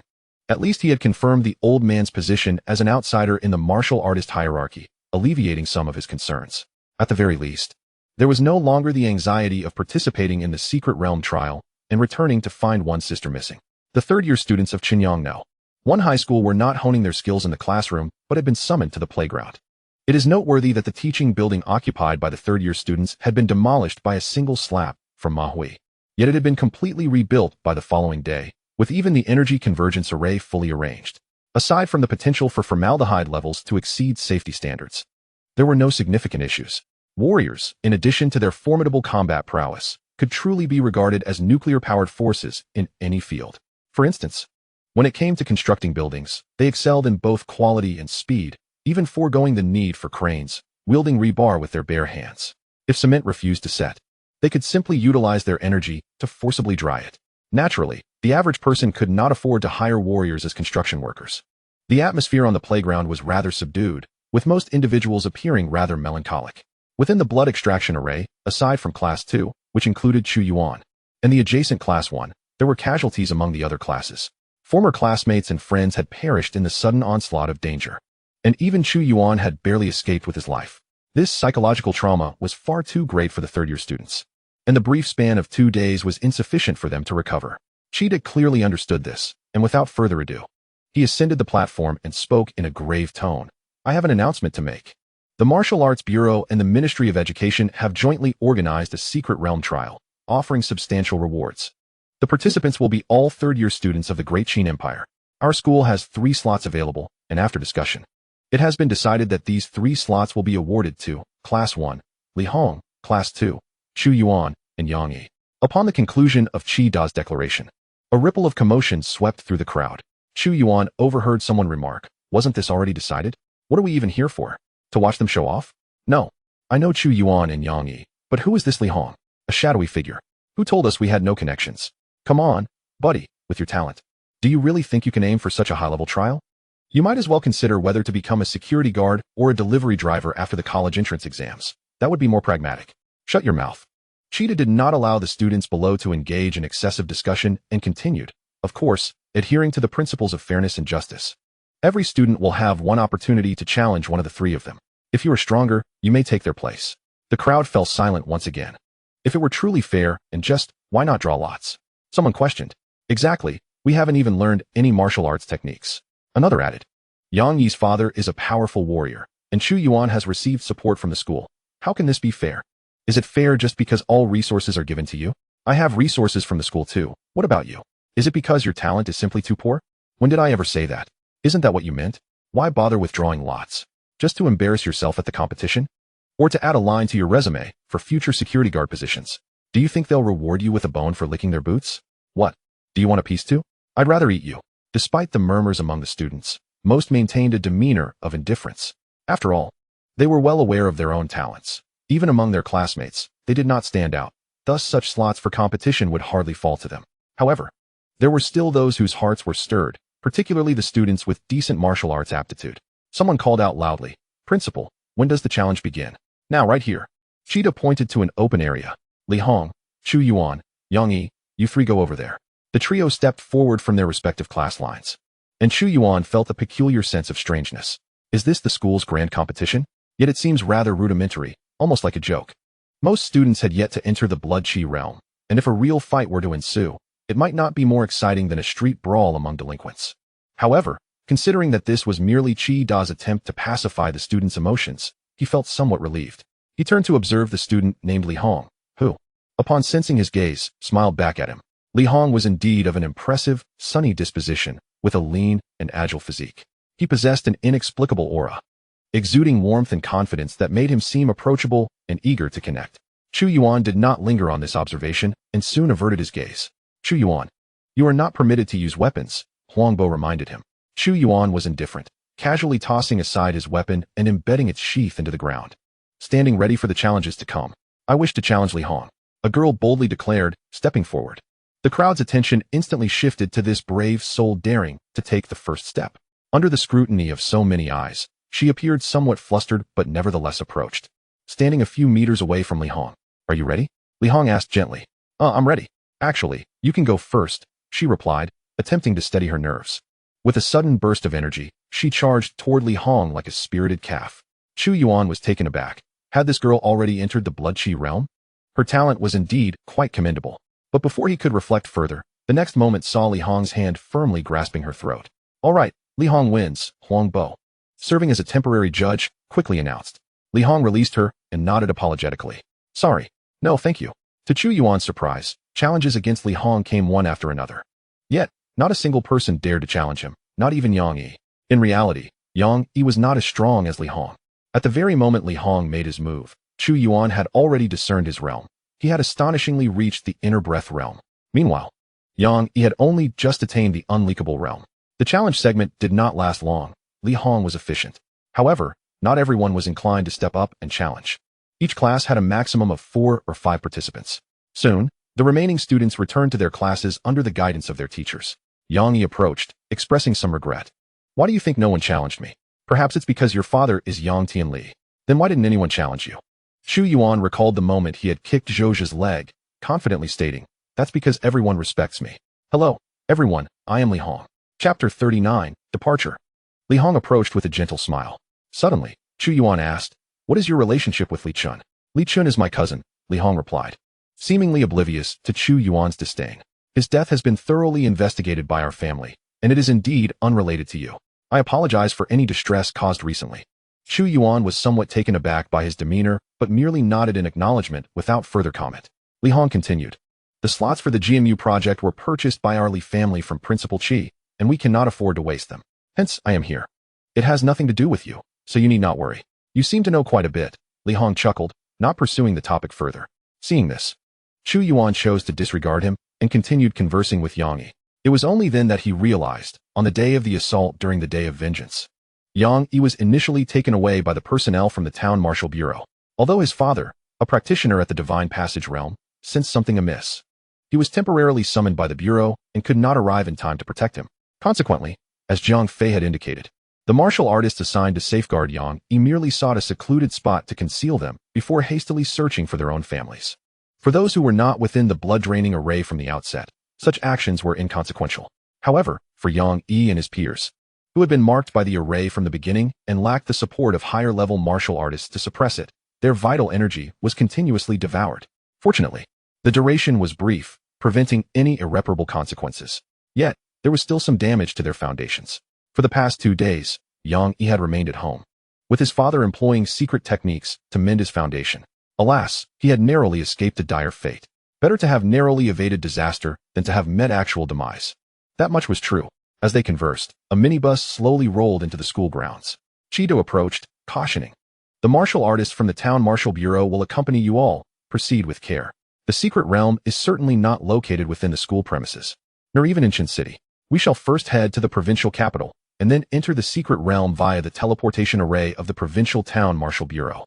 The entire journey will take less than 10 hours. If you feel inclined to sleep, do so. Otherwise, practice your cultivation." Zhang Fei spoke languidly, his demeanor neither overly pleasant nor particularly harsh. The first high school had 3 quotas, while the second and third high schools had their own 3 as well. Zhang Fei's task was to escort them to the provincial capital and then return with them after the trial, effectively acting as a caretaker. "Teacher, would you like some water?" A girl, somewhat anxious, handed him a bottle of drink. Zhang Fei chuckled, accepting it, and cast a meaningful glance at Chu Yuan. Seeing Zhang Fei accept her goodwill, the girl visibly relaxed. "Teacher, are there many participants in this secret realm trial?" The others in the vehicle perked up, eager to listen. "Of course. Just in Chin City alone, there are 9 participants. Nationally, can you imagine how many there might be? Tens of thousands, perhaps? Not quite that many, but certainly around 10 to 20,000. The girl's face fell in dismay. With so many participants, how could someone from a place like the capital possibly compete with others? No matter how generous the rewards, they remain unattainable. Are you frightened? A little, yes. Fear not. We all bear one head upon 2 shoulders. What is there to be afraid of? At worst, consider it an opportunity to broaden your horizons. There are rewards for the top 100. If you cannot secure first place, why not strive for the 100th? Perhaps the words of this formidable individual from the Town Martial Bureau inspired confidence in the girl, as her apprehension began to dissipate. "Thank you." Zhang Fei waved his hand dismissively. Additionally, many martial academies are keeping a close eye on this trial. If you perform well, even if you do not secure a ranking, it will greatly benefit your college entrance examination. You might even receive early special recruitment. With that, he painted a rosy picture, and the girl returned to her seat, brimming with renewed determination. The atmosphere within the vehicle was relatively calm, with only whispers of discussion, lulling some into a light stupor. Chu Yuan gazed out the window at the desolate scenery passing by. Since the revival of martial arts, rural and town life had become virtually non-existent. All people now resided in cities. This was because humanity's initial wave of adversaries was not from foreign races nor the bizarre, but rather the mutated beasts of nature. Under the threat they posed, living in the wilderness had become perilous. Although humanity had since eradicated this threat, the habits had already formed. "What are you pondering?" Zhang Fei settled beside him. "Nothing much. Have you completed your sick leave?" "Not quite. The bureau is short-staffed, so I returned to duty despite being unwell." Zhang Fei sighed, then lowered his voice. "Be cautious of Li Hong at your school." Chu Yuan nodded. "I understand. At least for now.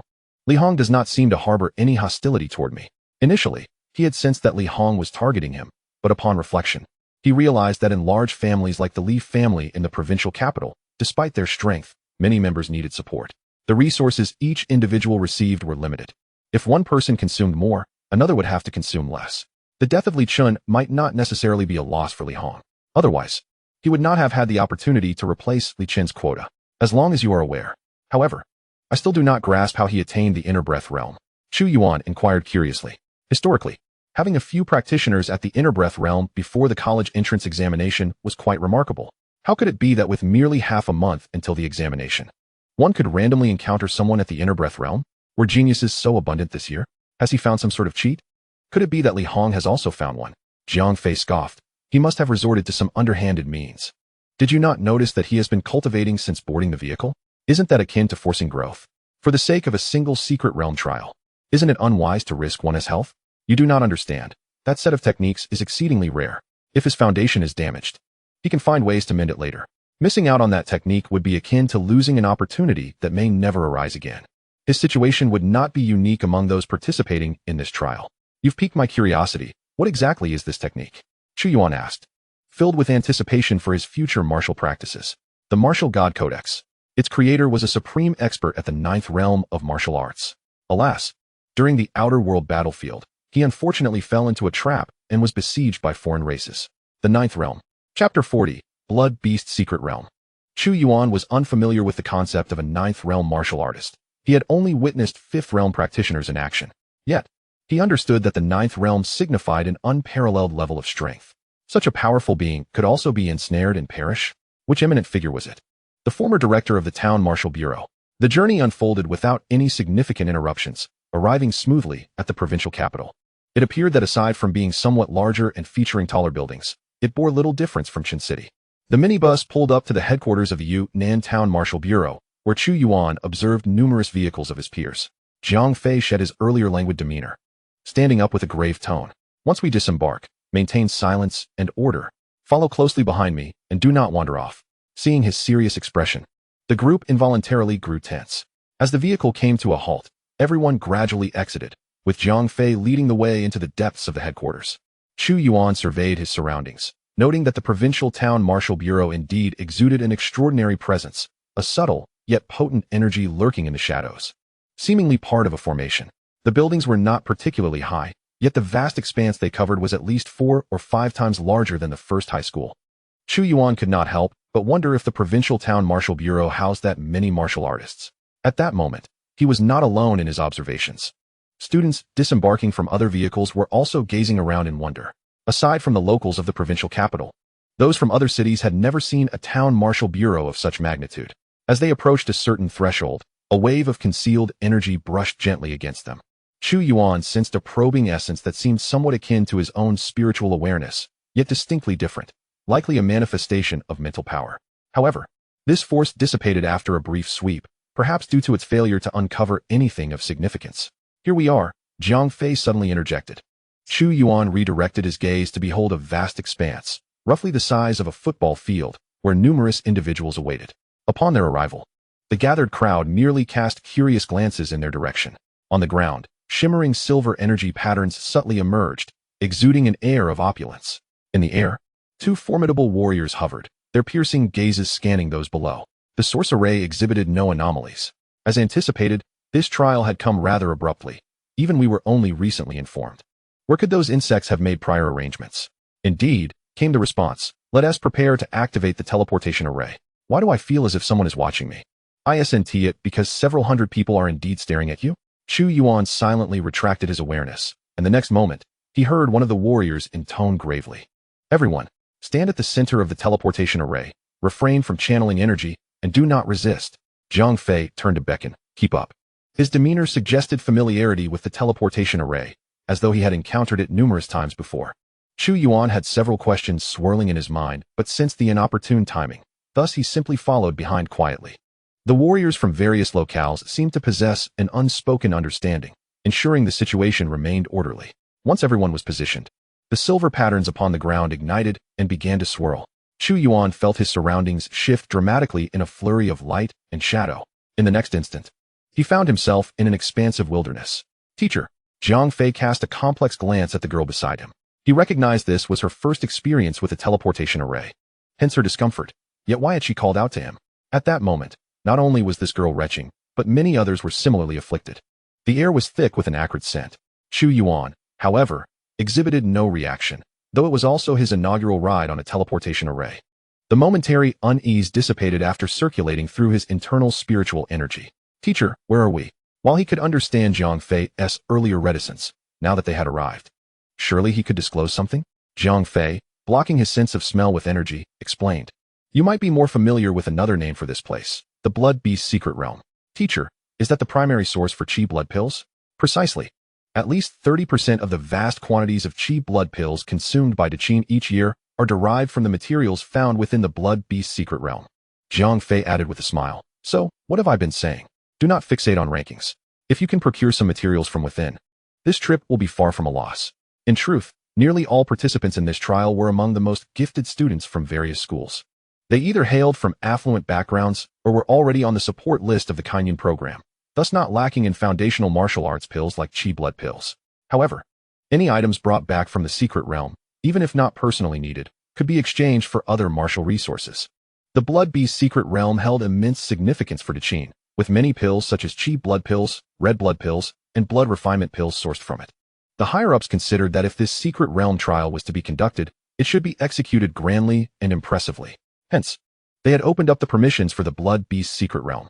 As for how much the students could extract from it, the higher-ups were not overly concerned. This batch of students was already the cream of the crop for Zhuxian, and martial resources would eventually be allocated to them. The timing of their usage mattered little.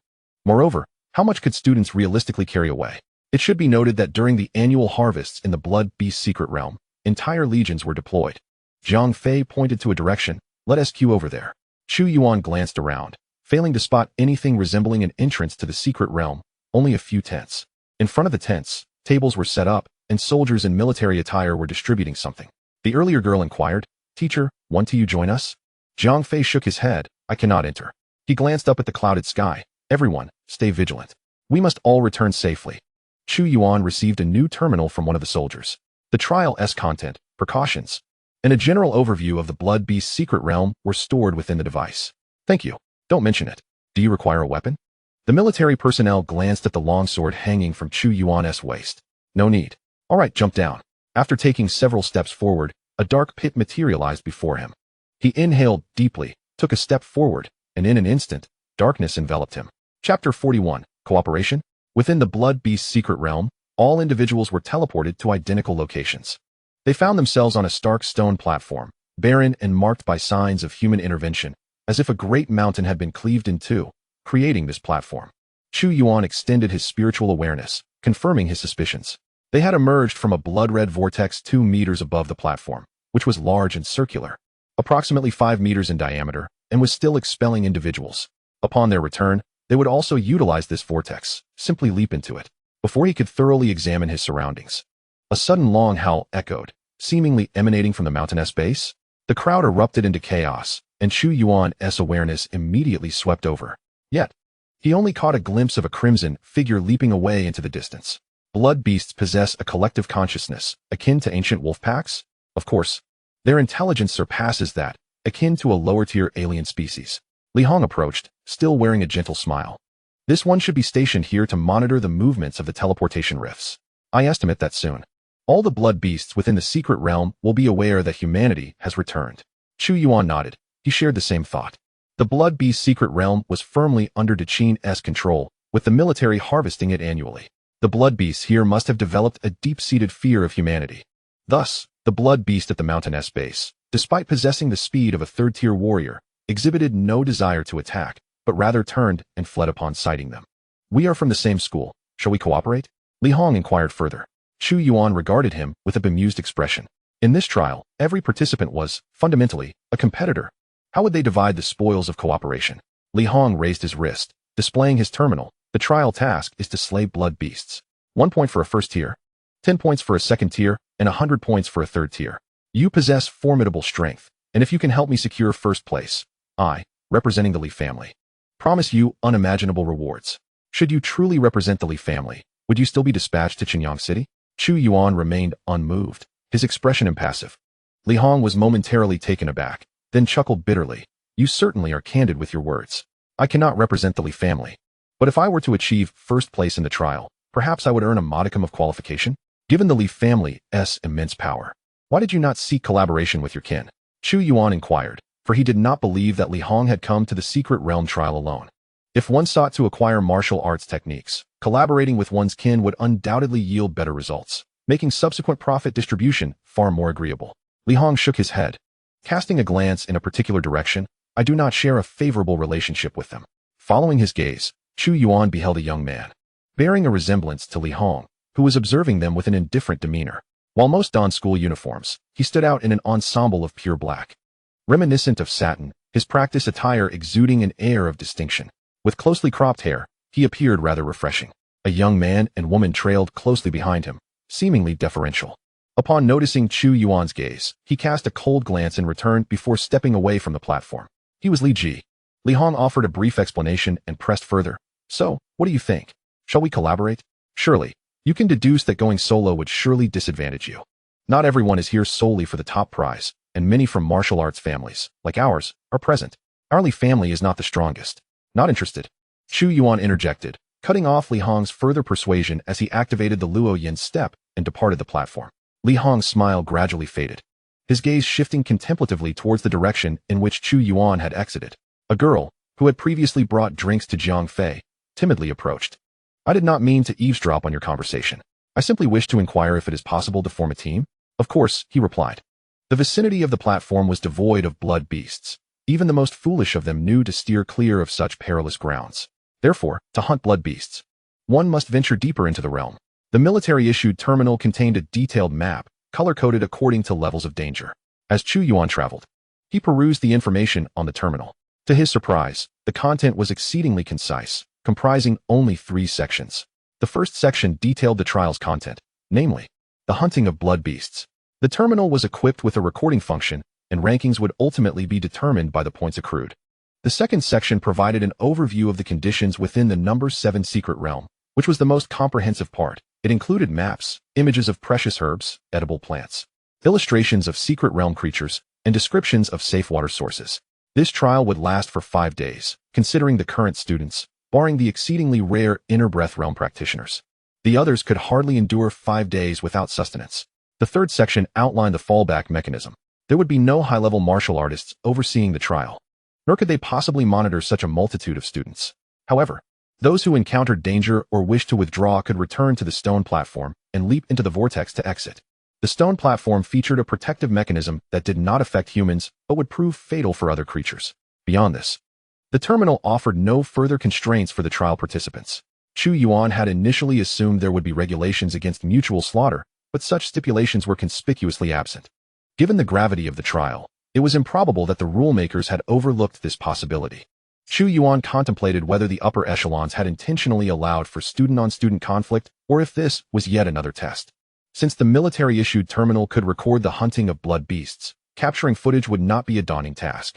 Lost in thought, a sudden malevolent gust assaulted him. Instinctively, Chu Yuan turned away, narrowly avoiding a stone that whizzed past his ear. Well done. A mocking voice rang out as a figure leaped down from a nearby tree. Chu Yuan's brow furrowed. It was the young man who had previously followed Li Ji. He seemed disinterested in conversation, flicking his fingers to draw his wind-slaying sword. The young man, unfazed, crossed his arms, curiosity etched across his face. Care to enlighten me on how a bumpkin from such a small place has offended Brother Ji? You will soon find out, Chu Yuan replied, invoking the command, Wind-S Fury. Swift. A soft azure glow surged from the sword's edge, coalescing into a tempestuous force, rushing forth in an instant. Chapter 42, Morning Sun, Chu Family. The young man initially dismissed Chu Yuan, believing that someone from such humble origins, even if somewhat talented, could scarcely pose a significant threat. Only those of lesser standing, like Li Hong, would seek to forge alliances. However, in that fleeting moment of realization, he comprehended the grave error of his assumptions. The mockery and composure that had adorned his face evaporated, replaced by sheer terror. His aura surged, desperately attempting to evade the entrancing azure light. Fortunately, he succeeded, though not entirely. The azure light grazed him, leaving his left arm numb, devoid of sensation. Stop! He cried out, too late to revel in his escape. Aware of the price he had paid, a severed arm, he understood he could not rival Chu Yuan. Yet, before he could utter another word, he sensed a rush of wind behind him. The azure light danced around him, weaving through the air in mere moments. Severing his right arm and both legs in unison, he collapsed heavily to the ground, and in that fleeting moment, clarity dawned upon him. It was not mere luck that had allowed him to evade Chu Yuan's initial strike. Rather, the latter had not intended to deliver a fatal blow. But why? Chu Yuan had already hurled his weapon like a dart. How had the sword returned from behind him? The excruciating pain surged like a tidal wave, flooding him with fear and confusion as Chu Yuan approached, the wind-slaying sword seemingly possessing a will of its own, returning to its sheath at his waist. The young man had surmised correctly. Chu Yuan indeed had no intention of delivering a lethal strike, for he still had inquiries to make. Did Li Ji send you to ambush me? He demanded. The young man cried out, the agony of his severed limbs overshadowed by desperation. You cannot kill me. I am from the Wang family of the provincial government. And I am from the Morning Sun Chu family, Chu Yuan replied, his tone tinged with impatience.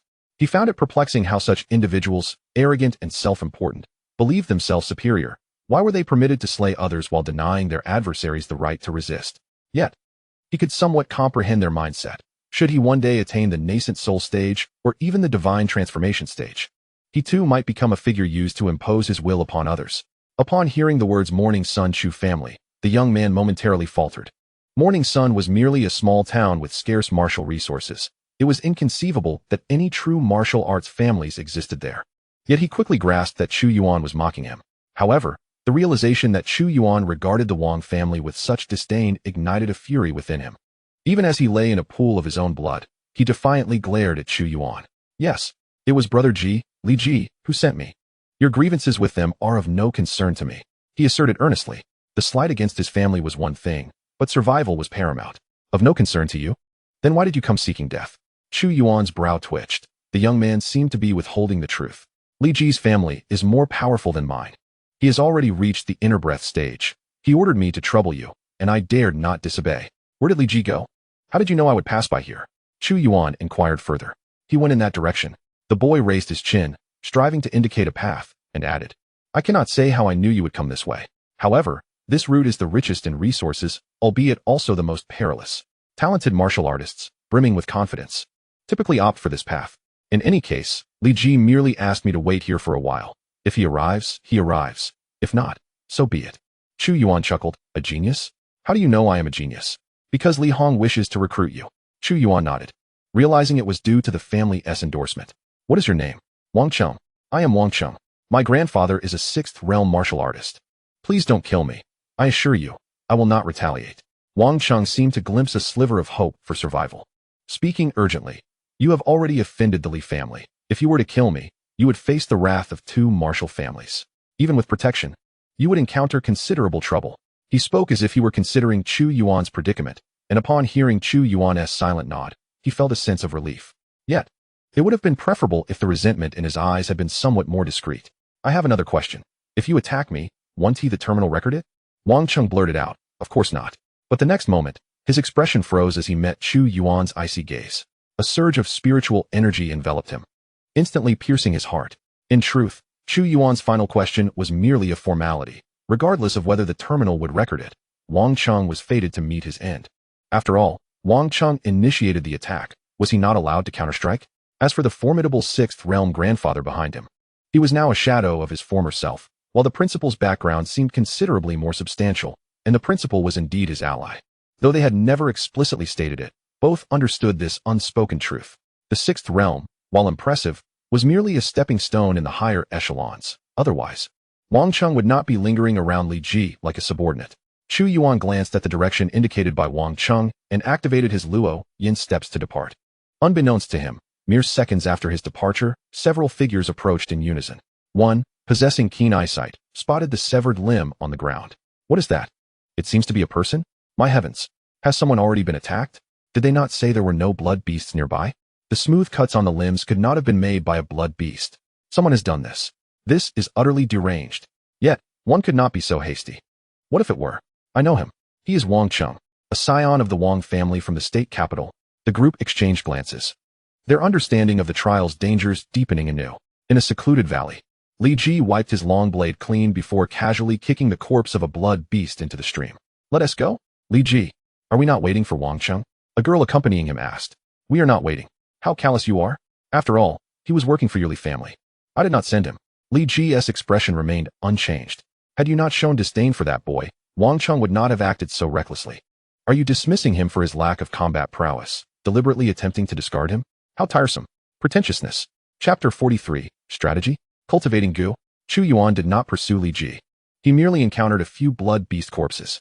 After all, he had not studied any tracking techniques.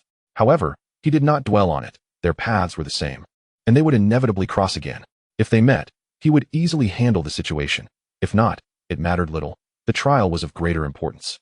Chu Yuan observed the blood beast before him, its eyes reflecting a human-like fear as it crouched low, emitting a threatening growl. The blood beast was not particularly exotic.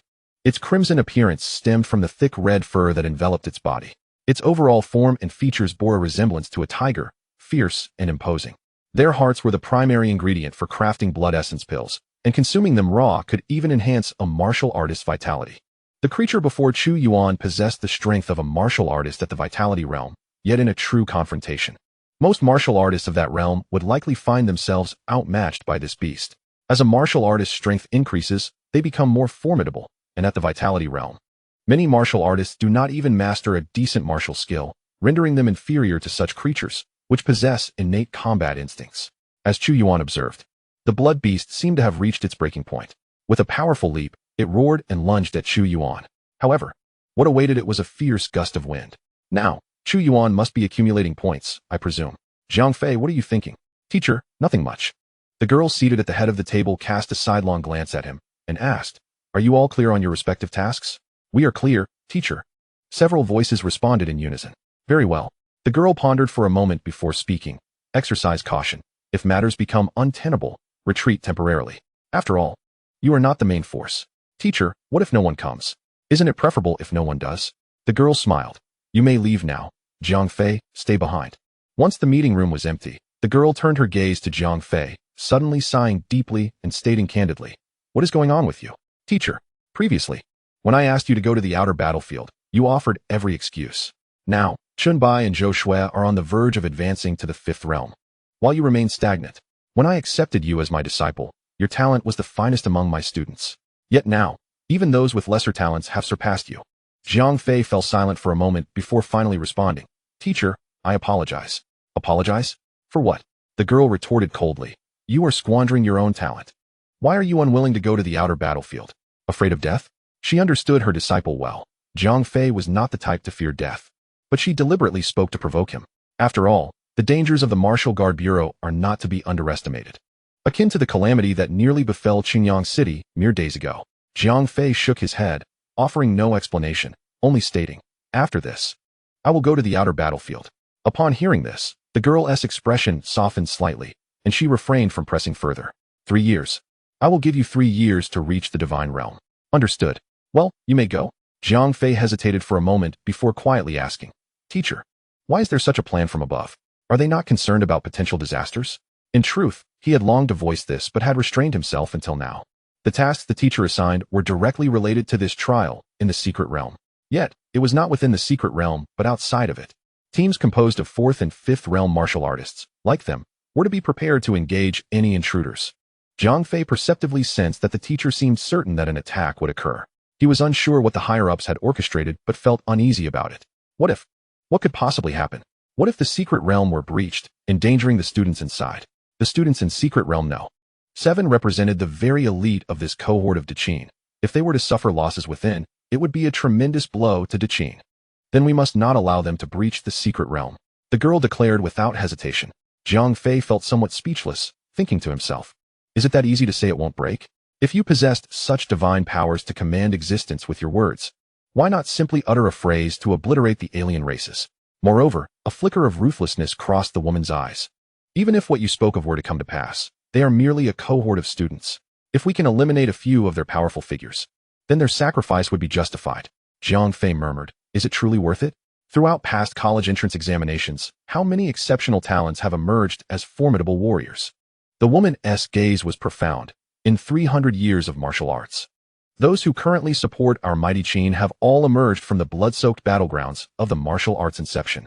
Xianfei, disinterested in debating values with his mentor, solemnly inquired, Teacher, has the situation changed? The woman looked at him with surprise and admiration. You remain as perceptive as ever. You are correct. The situation for our human race in the battlefield beyond is not favorable. There are those who believe that the current model for cultivating martial artists may require modification.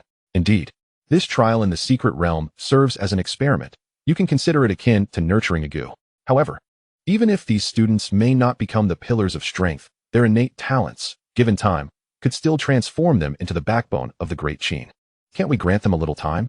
Presently, most of them are merely at the Qi and blood realm, and many have yet to learn martial techniques. When they finally master these techniques, will you then argue that they are still not proficient enough? Once they become adept, will you assert that they are on the verge of advancing to the next realm? How long must we wait for their ascension? We can afford to wait, but our enemies shall not. The woman replied coolly, However, Why does your every word imply that their demise is inevitable? Do you lack confidence? The Great Qin permits sacrifices, but not those made in vain.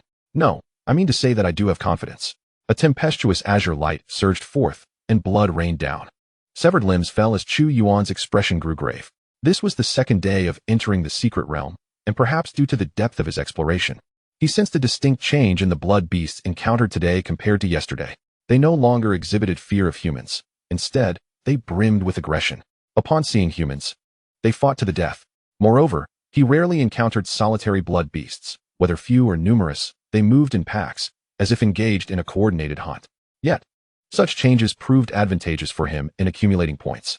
Chapter 44. The Unrest of Blood Beasts. In another direction, Yang Yi was also battling fiercely against the blood beasts.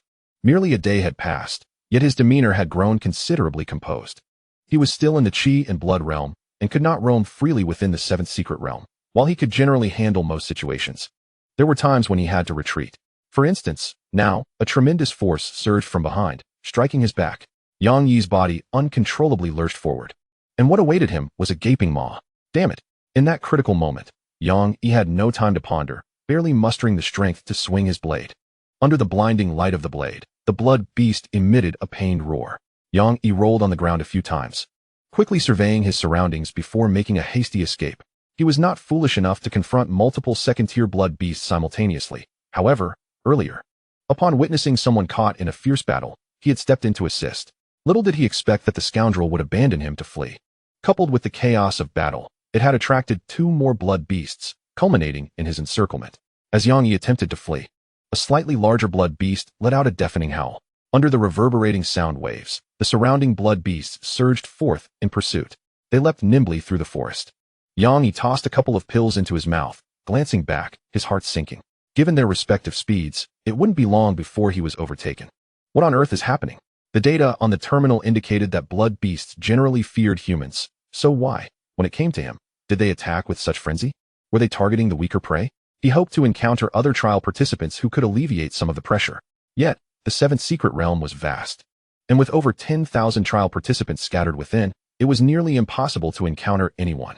Each person's chosen route varied, leading to differing depths of exploration. Until he was nearly caught, Yang Yi had not seen another soul. A faint pain throbbed in his back. Yang Yi felt his battle attire, which his father had purchased for him at a high price, boasting remarkable protection. It was precisely because of this attire that he had endured the previous ambush. But would this garment truly preserve his life? As despair crept into his heart, Yang Yi suddenly noticed that the pack of blood beasts had halted their pursuit. They simultaneously turned to face a certain direction, seemingly responding to some summons, and began to roar in unison. Then, they pivoted and charged away. Yang Yi released a long breath, having survived. Yet, another question arose in his mind. What had transpired with those blood beasts? Why had they abandoned the imminent threat to chase after the unknown? Yang Yi's inquiries were echoed by Chu Yuan. He had encountered the largest group of blood beasts since entering the secret realm. There were at least 50 of them, and one was comparable to a third-tier martial artist. With a mere lift of its paw, 3 energy blades whistled through the air, effortlessly cleaving through trees. However, the attacks were somewhat clumsy and could not harm Chu Yuan. Just as he prepared to annihilate them, the pack of blood beasts inexplicably ceased their assault and recklessly surged toward a particular direction. Witnessing his hard-earned points slip away, Chu Yuan refused to relent. In a moment of desperation, he invoked a group attack technique he had just comprehended but had never executed before. It was the third form of the wind sword art, wind chant. The cutting wind surged toward the beast horde, manifesting numerous wind blades around his sword. In the blink of an eye, they became dense, obscuring the sword's form. Then, they erupted, like a celestial maiden scattering flowers. The fierce sword energy tempest tore through everything around. It appeared as if a domain of wind had taken shape. Soil and stone flew, colossal trees splintered, and flesh was scattered. At first glance, it resembled a scene from hell. As the storm subsided, Chu Yuan leapt forward. The blood beasts were reduced to mere remnants of their former selves, yet the third-tier blood beast, though cleaved in half, still retained a flicker of consciousness. It gazed at Chu Yuan, its large eyes filled with hatred and murderous intent. Chu Yuan always felt that the emotions of the blood beasts were overly intense and complex. They did not resemble mindless beasts. You seek to go in this direction? What lies ahead? Chu Yuan mused aloud. He did not expect the blood beast to comprehend his words. In truth, it could not. Even with only half a body remaining, it still attempted to launch an attack against him. The wind slasher unsheathed itself once more, transforming into a glimmering azure light that pinned the creature to the ground. Chu Yuan lifted his terminal to glance at his score before turning his gaze towards the direction the blood beast yearned for in its final moments. After a brief contemplation, he activated the Luo Yin step and set forth. The blood beast's unusual reaction was discernible even to an ordinary individual. However, the responses varied among the onlookers. Some, confident in their abilities, mirrored Chu Yuan's choice to pursue the blood beast's intended destination, eager to uncover the unfolding events. Others, recognizing their own limitations, retreated quietly, preparing to return to the stone platform and abandon this trial. There were also those who seized the opportunity presented by the blood beast's moment of defenselessness to pursue and slaughter it. If one were to observe from a divine perspective above, they would discern that regardless of their origin, all blood beasts shared the same destination. It was a location marked as the Blood Abyss on the military-issued map. At this moment, the Blood Abyss was thick with a pungent, almost tangible scent of blood. The air was faintly shrouded in a mist of crimson, lending a chilling and terrifying ambience to the place. In the dim yellow light, a colossal creature, measuring several dozen meters in length, lay quietly, emitting a series of oppressive low growls. Patience, it thought, was nearing its end. Suddenly, a voice belonging to a human echoed from atop the giant beast's head, and upon closer inspection, a barely discernible figure was seen seated cross-legged there. "Enough, my kin." The beast spoke in a broken human tongue, though the emotion conveyed was intensely powerful. It cast a sorrowful glance downwards. One by one, blood beasts charged in from afar, unhesitatingly leaping into the blood pool before them.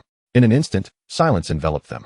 Runes spread across the blood pool, coalescing into an energy circuit that delved deep within the beast's body. It was consuming its own kind. Chapter 45. Treasure or burden? Enough? Do you think humans are what you perceive? The figure atop the giant beast scoffed. Your strength is far from sufficient. Whether it be driving humans away or ensuring the survival of your kin, you must continue to consume.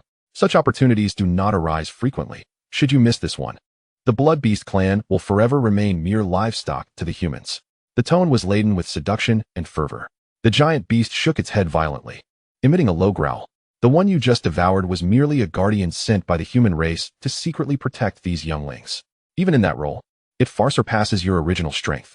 Do you believe that once you have slaughtered these human cubs, any formidable human would come to exact revenge on the Blood Beast clan? The beast fell silent, recognizing the truth in the words spoken. The human who had come to investigate, referred to as a fifth-realm martial artist, possessed overwhelming strength. What of the humans beyond the secret realm? How many more powerful beings lurked there? It had a vague sense that perhaps resistance was not the correct choice. Yet, as the king of the Blood Beast clan, it could no longer endure witnessing its kin being kept as livestock, subjected to periodic harvests. Roar. Chu Yuan halted in his tracks, faintly hearing a roar that seemed to emanate from a distant realm. Nearby, several blood beasts were sprinting, one of which clutched the corpse of a student clad in a uniform. He sensed that something extraordinary was about to transpire within the seventh secret realm. The wind slasher unsheathed again, effortlessly claiming the lives of these blood beasts before embedding itself in the ground, creating a large crater. Chu Yuan summoned his spiritual energy to bury the uniformed corpse and then pressed on. The reason the secret realm is termed as such is due to its limited expanse. Otherwise, it would not be a secret realm, but rather a world. The true area of the seventh secret realm is roughly half that of Yunnan Prefecture. This scope is already considerable for warriors in the Qi blood realm, but for those in the inner breath realm, a few days would suffice to explore it thoroughly. With Chu Yuan already in the mid-foundation stage, he was naturally swifter than his inner breath realm counterparts. As he continued deeper, he encountered even more blood beasts. They seemed oblivious to Chu Yuan's presence, solely focused on their frantic dash, even too pressed for time to launch an attack. However, Chu Yuan was unwilling to let them pass unscathed. Wasting time was inconsequential, as each kill meant points. The wind slasher hovered by his side, never returning to its sheath. As time elapsed, waves of blood beasts fell beneath his blade, the tally beyond counting. Yet, his terminal recorded a score of 10,319, bursting forth from a dense thicket. He found himself before an expansive wilderness. Chu Yuan paused momentarily, then stepped atop the wind slasher, soaring into the air and sweeping downward. He beheld blood beasts rushing in from all directions, some already bloodied from exhaustion. As they approached the plain, they collectively slowed their pace, as if in reverence. One by one, they leapt into the gaping chasm at the center of the plain. Beyond the sound of the wind, something immense seemed to breathe within, its inhalations and exhalations stirring the stench of blood. A chill ran through Chu Yuan. He unfurled his consciousness without hesitation and urged his sword towards the abyss. The streak of light swiftly reached the skies above. However, upon casting a glance within, a shiver coursed through him as the hairs on his arms stood erect, prompting him to redirect the flying sword in a frantic retreat. Swiftly, with his spiritual energy depleting, the speed of his sword surged once more. He glimpsed a colossal beast, its vitality akin to an ocean, and atop it, a strangely shaped warrior toying with a medal. Either entity exuded an aura of extreme peril and insurmountable threat. Flee. His score was already sufficient. With his efficiency in slaughter, not even inner-breath realm warriors could hope to catch him. Yet, at that moment, an earth-shattering roar suddenly reverberated, echoing throughout the heavens and earth.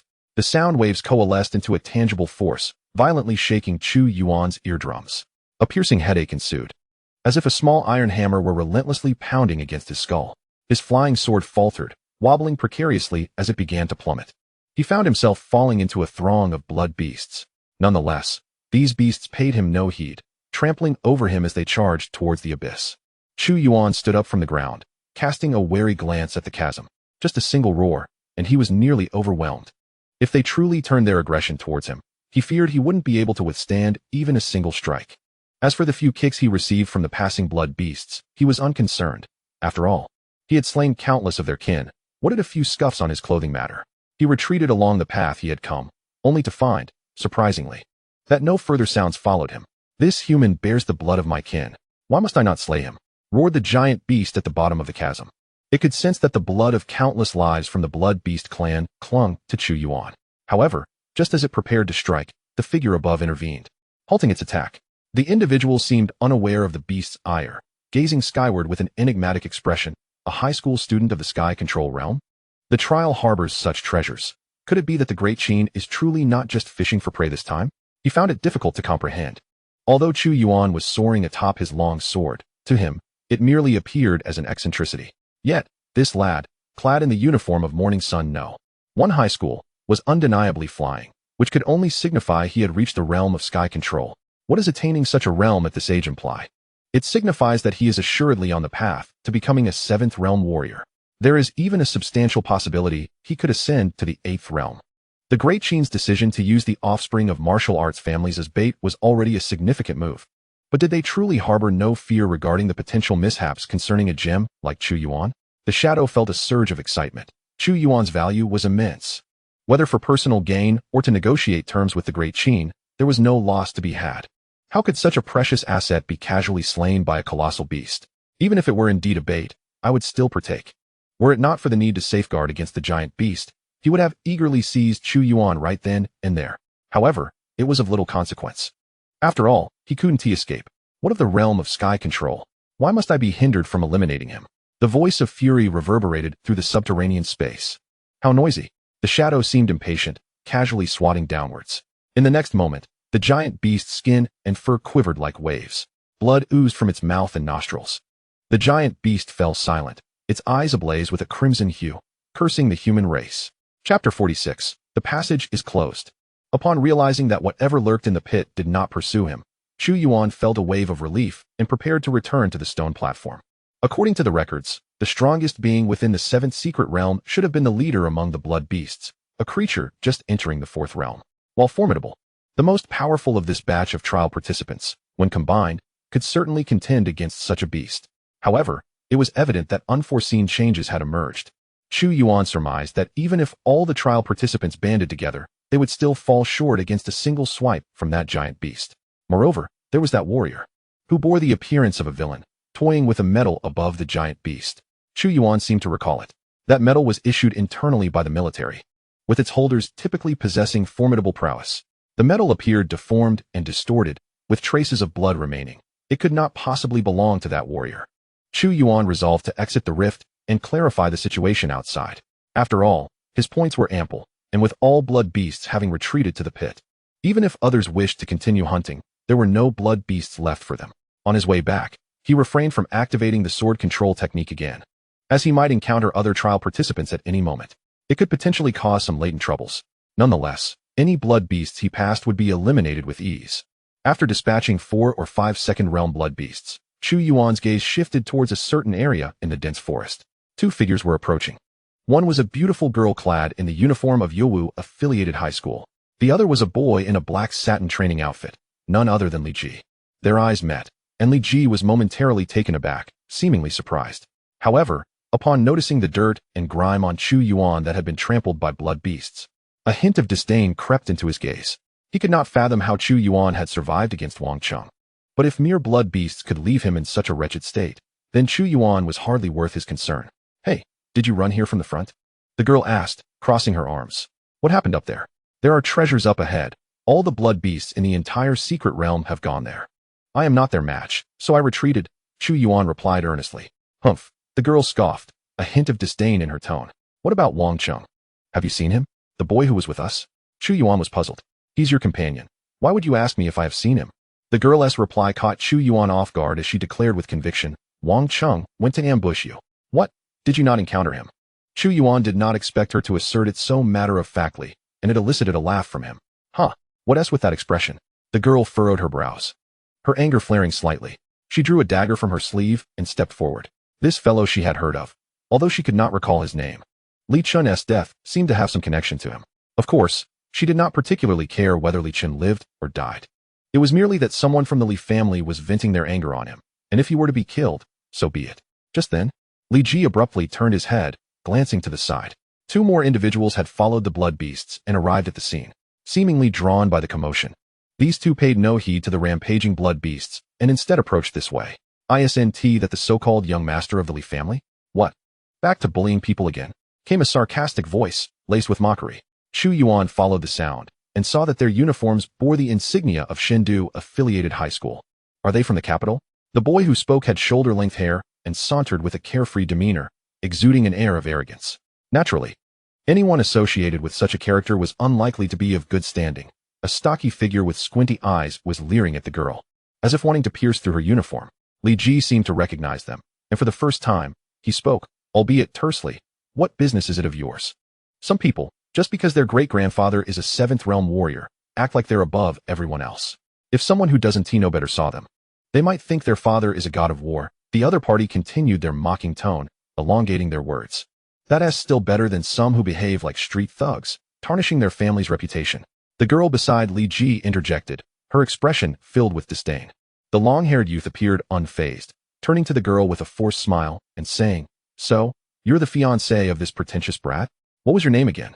Hey, fatty, do you remember? The plump boy beside him wobbled his cheeks and shook his head. Nope, why should I remember someone from a small family? But she is not bad-looking. Chu Yuan glanced at the girl's baggy uniform, perplexed as to how the fat boy had deduced that. Was this some sort of innate talent? Li Ji and the girl's expressions darkened, the girl glaring fiercely and clutching her dagger tightly. What, do you want to fight? The long-haired boy raised his voice, rolling up his sleeves. You're defying us now? Fatty, take care of them. The fat boy licked his lips, grinning as he pointed at the girl. I want to fight her. Are you really here to fight? I'm almost embarrassed to expose you. Chu Yuan observed as the two sides were about to clash and chose to withdraw, activating the misty smoke steps to leave. Li Ji's gaze sharpened. It was no wonder Wang Cheng had been unable to take down the opponent. Perhaps the other party, like himself, had already entered the inner breath realm. Worst-case scenario. It was uncertain whether Wang Cheng was even alive. The two boys who had arrived afterward paid no heed to Chu Yuan's departure, their eyes solely fixated on the thrill of battle, striding boldly towards Li Ji and the girl. Thereafter, they encountered no further oddities. Only the relentless stream of blood beasts continuing to arrive.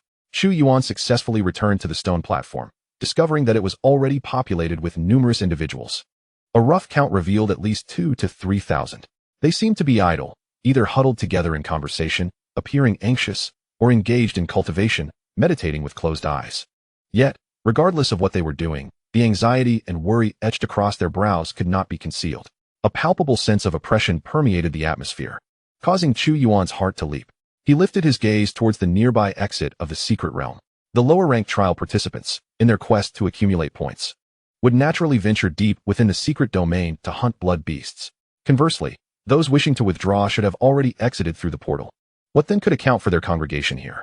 Surely, it couldn't be mere amusement? A flicker of suspicion ignited within him as he decisively plunged into the vortex.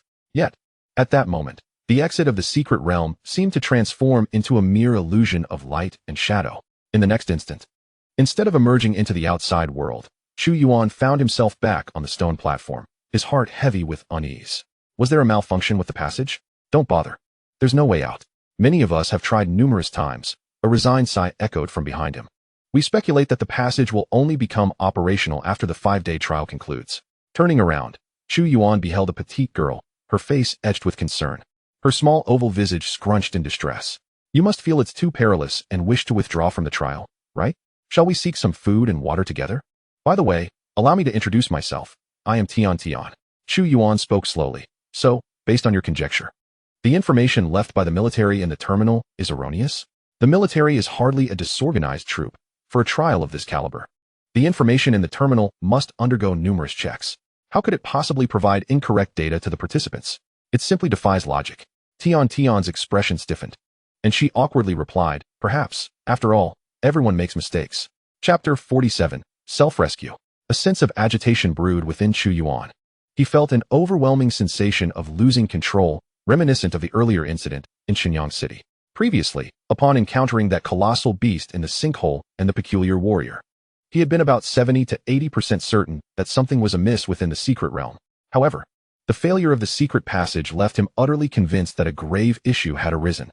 Yet, he could not fathom why such a gathering of the greatest martial talents from the Great Qin would have such flimsy defenses in this trial, easily compromised. What were the powerful forces outside, the military, the Bureau of Martial Defense, doing? Chu Yuan held no illusions that the external world would suddenly recognize the anomaly within the secret realm and dispatch high-ranking warriors to open the passage. Since the blood sacrifice incident in Shenyang City, he had discerned that the enemies of the Great Qin were not mere fools. They devised meticulous plans and understood the virtues of patience and concealment.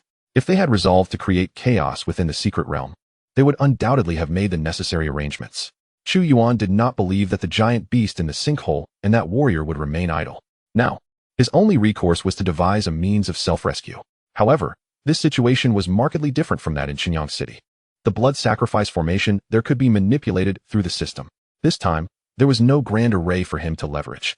Was it possible that merely touching that colossal beast would allow the system to transform it into a spirit companion? Chu Yuan shook his head, dismissing such absurd thoughts. The solution to break the stalemate was beyond his current foundational cultivation. To alter the situation, he needed to elevate his own prowess. Yet, another dilemma loomed. While he possessed cultivation resources, he lacked subsequent techniques. Otherwise, he would not have ventured into this secret realm at all. Should he seek a hiding place, waiting for the external forces to discover the anomaly within the secret realm? After all, if the trial concluded with no one exiting, they would surely recognize something was amiss. The seventh secret realm, neither too large nor too small, would not be easily discovered if he genuinely intended to conceal himself. However, before that, he needed to locate Yang Yi. Any opportunity for gain should be seized. No, he still had a trump card. Chu Yuan recalled the formidable technique he had mastered, the Blood Sea locking soul array. If he could successfully deploy this formation, even if he could not immediately vanquish all enemies, he could at least hold out until external assistance arrived, provided he had sufficient materials. With his mid-foundation stage spiritual energy reserves, he could manage to activate the grand array. Materials. Chu Yuan glanced over at Tian, who had returned to her original small group. Two boys appeared to be consoling her. He realized that he could not collect the materials alone. When Yin Xian and the others had set up the blood sacrifice formation, they had likely lain in wait in Shenyang City for an extended period. Although Chu Yuan had a profound understanding of the Blood Sea locking soul array and could focus on the formation without external interference, he still required a complete set of materials, even if some items could be substituted from the seventh secret realm. The question remained, how could he persuade these students to willingly assist him in gathering the materials? He could not simply declare, "You are on the brink of death, but I can save you if you fetch me what I need." It would be absurd to expect not to be deemed insane. These individuals had taken refuge on the stone platform precisely because they feared the dangers posed by the blood beasts. How could they be persuaded to risk their safety in search of materials? Furthermore, he lacked any organization or persuasive capability. Tian, may I have a word? Chu Yuan approached her, initiating the conversation. A hostile boy shot a glare at Chu Yuan. What do you want? Didn't you refuse to team up with us? Chu Yuan was well aware of the boy's motives and chose to disregard him, focusing instead on Tian. After a moment's silence, Tian replied, all right. In truth, she was not the manipulative type. Her earlier somber expression upon returning was not due to Chu Yuan's rejection, but rather his earlier statement. How could the military's information in the terminal possibly be erroneous? If it indicated that one could leave the trial via the vortex, then it must indeed be true. Their speculations might be nothing more than wishful thinking, unwilling to confront reality. How much further must we go? Tian's tone bore a hint of caution as her steps slowed. Is it really necessary to leave the stone platform to speak privately? Must we venture further afield? She was acutely aware of her appearance and physique, understanding that many deviants were drawn to her type. It was a misconception to believe that warriors were lofty beings solely devoted to martial pursuits. They were, after all, human, with desires akin to anyone else, indulging in the pleasures of life. Chu Yuan glanced back at the stone platform. There was no need to wander so far. Yet he had unconsciously drifted here while organizing his thoughts. The secret realm is in turmoil. Tian inquired. Isn't that quite apparent? It is not as simple as you think. Chu Yuan shook his head. I possess a slight edge over you, which is why I followed the direction of the blood beasts to investigate. In the blood abyss indicated on the military's map, I encountered a gigantic blood beast, which was continuously devouring ordinary blood beasts to grow stronger. Moreover, a high-ranking warrior stood guard beside it. Can you guess what it will do once it ceases its consumption? As Tian envisioned the scene described by Chu Yuan, her face paled, and she unnaturally replied, surely it cannot be that dire? In this trial, there are many signs of prominent families and prodigies from super cities. It is said that many have reached the inner breath stage. They should be capable of dealing with the colossal beast and warrior you mentioned, shouldn't they? With a soft sigh, Chu Yuan summoned his spiritual power and struck the ground beside him with his palm. A thunderous explosion resonated, and dirt and stones flew in all directions. A massive pit, several meters in diameter, manifested before Tian. Is this what you mean by the inner breath realm? They are still weaker than I am. The true beasts have begun to stir. We can only await our demise. Tian's mouth fell slightly agape, her expression a portrait of shock as she beheld the crater created by Chu Yuan. You. After a brief moment, she finally regained her composure, her voice trembling as if laden with tears. Then, what do you want to discuss with me? I have only just entered the blood chi realm. I am of no assistance. The weight of reality nearly suffocated her. Initially, she had thought that even if the heavens were to fall, there would be a tall figure to support them. Yet at this moment, she suddenly realized that even those who were tall could not withstand such pressure. What of them? The mere foot soldiers of the blood chi realm would surely face a more tragic fate. If only I had known, I would not have participated in this trial. Chu Yuan regarded her solemnly and said, I command a formation that may aid our situation. However, I require your assistance in gathering the materials for its deployment. Until we have completed the collection, do not disclose this information. Why me? Chu Yuan replied with a hint of melancholy. Because I have observed that you seem adept at dealing with young men. Tian's face flushed with embarrassment and indignation. It is not as you think. I have no ulterior motives. In any case, do you agree? It seems I have little choice. But why not choose the stronger ones to gather the materials? Since you are more powerful than them, you should be able to suppress and persuade them, correct? Tian questioned, perplexed. The speed at which martial artists of the inner breath realm can collect materials far surpasses that of those in the blood chi realm. As for them, they have likely gone to their deaths. I cannot say how many will return, Chu Yuan remarked, his tone laden with an inexplicable gravity. Confidence is a common affliction among geniuses, especially those blessed with exceptional talent and strong family backgrounds. For them, in the seventh secret realm, a territory long cultivated by the great Qin, all dangers seem manageable, never exceeding their limits. Thus, upon sensing the disturbance of the blood beasts, their immediate reaction, like mine, was to investigate. Yet, Chu Yuan, who felt fortunate to have survived, knew that for those whose inner breath had been forcibly awakened through special means, the chances of returning alive were far from certain. Nonetheless, some do indeed return. Chu Yuan. A furious rebuke echoed from the stone platform. As he mentally rehearsed the blood sea soul lock formation, Chu Yuan opened his eyes to see a piercing glimmer.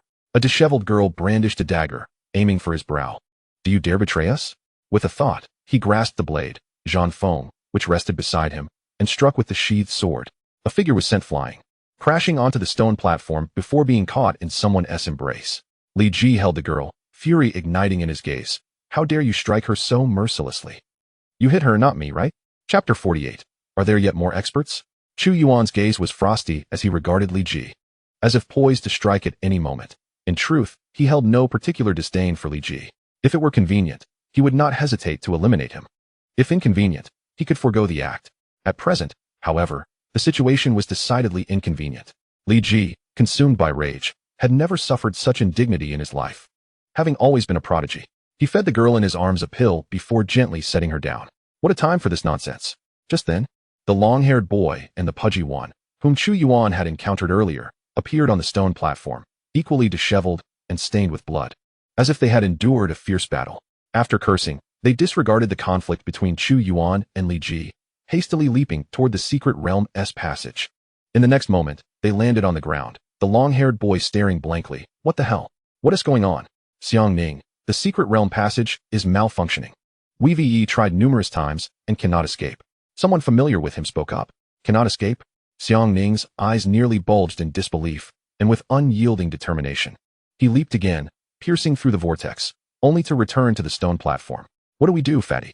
The pudgy one, unbothered by the dirt, plopped down on the ground, dejectedly responding, how would I know? Just wait to die? Xiang Ning, what did you and Mao Rue encounter inside? Is the secret realm dangerous? Need I say more? Did you not see how we ended up like this? The pudgy one shook his head. It was nothing. Just encountered 7 or 8 blood beasts of the sky sovereign realm at the edge of the blood abyss. There seems to be a big fellow inside. Hiss. His words ignited a commotion nearby.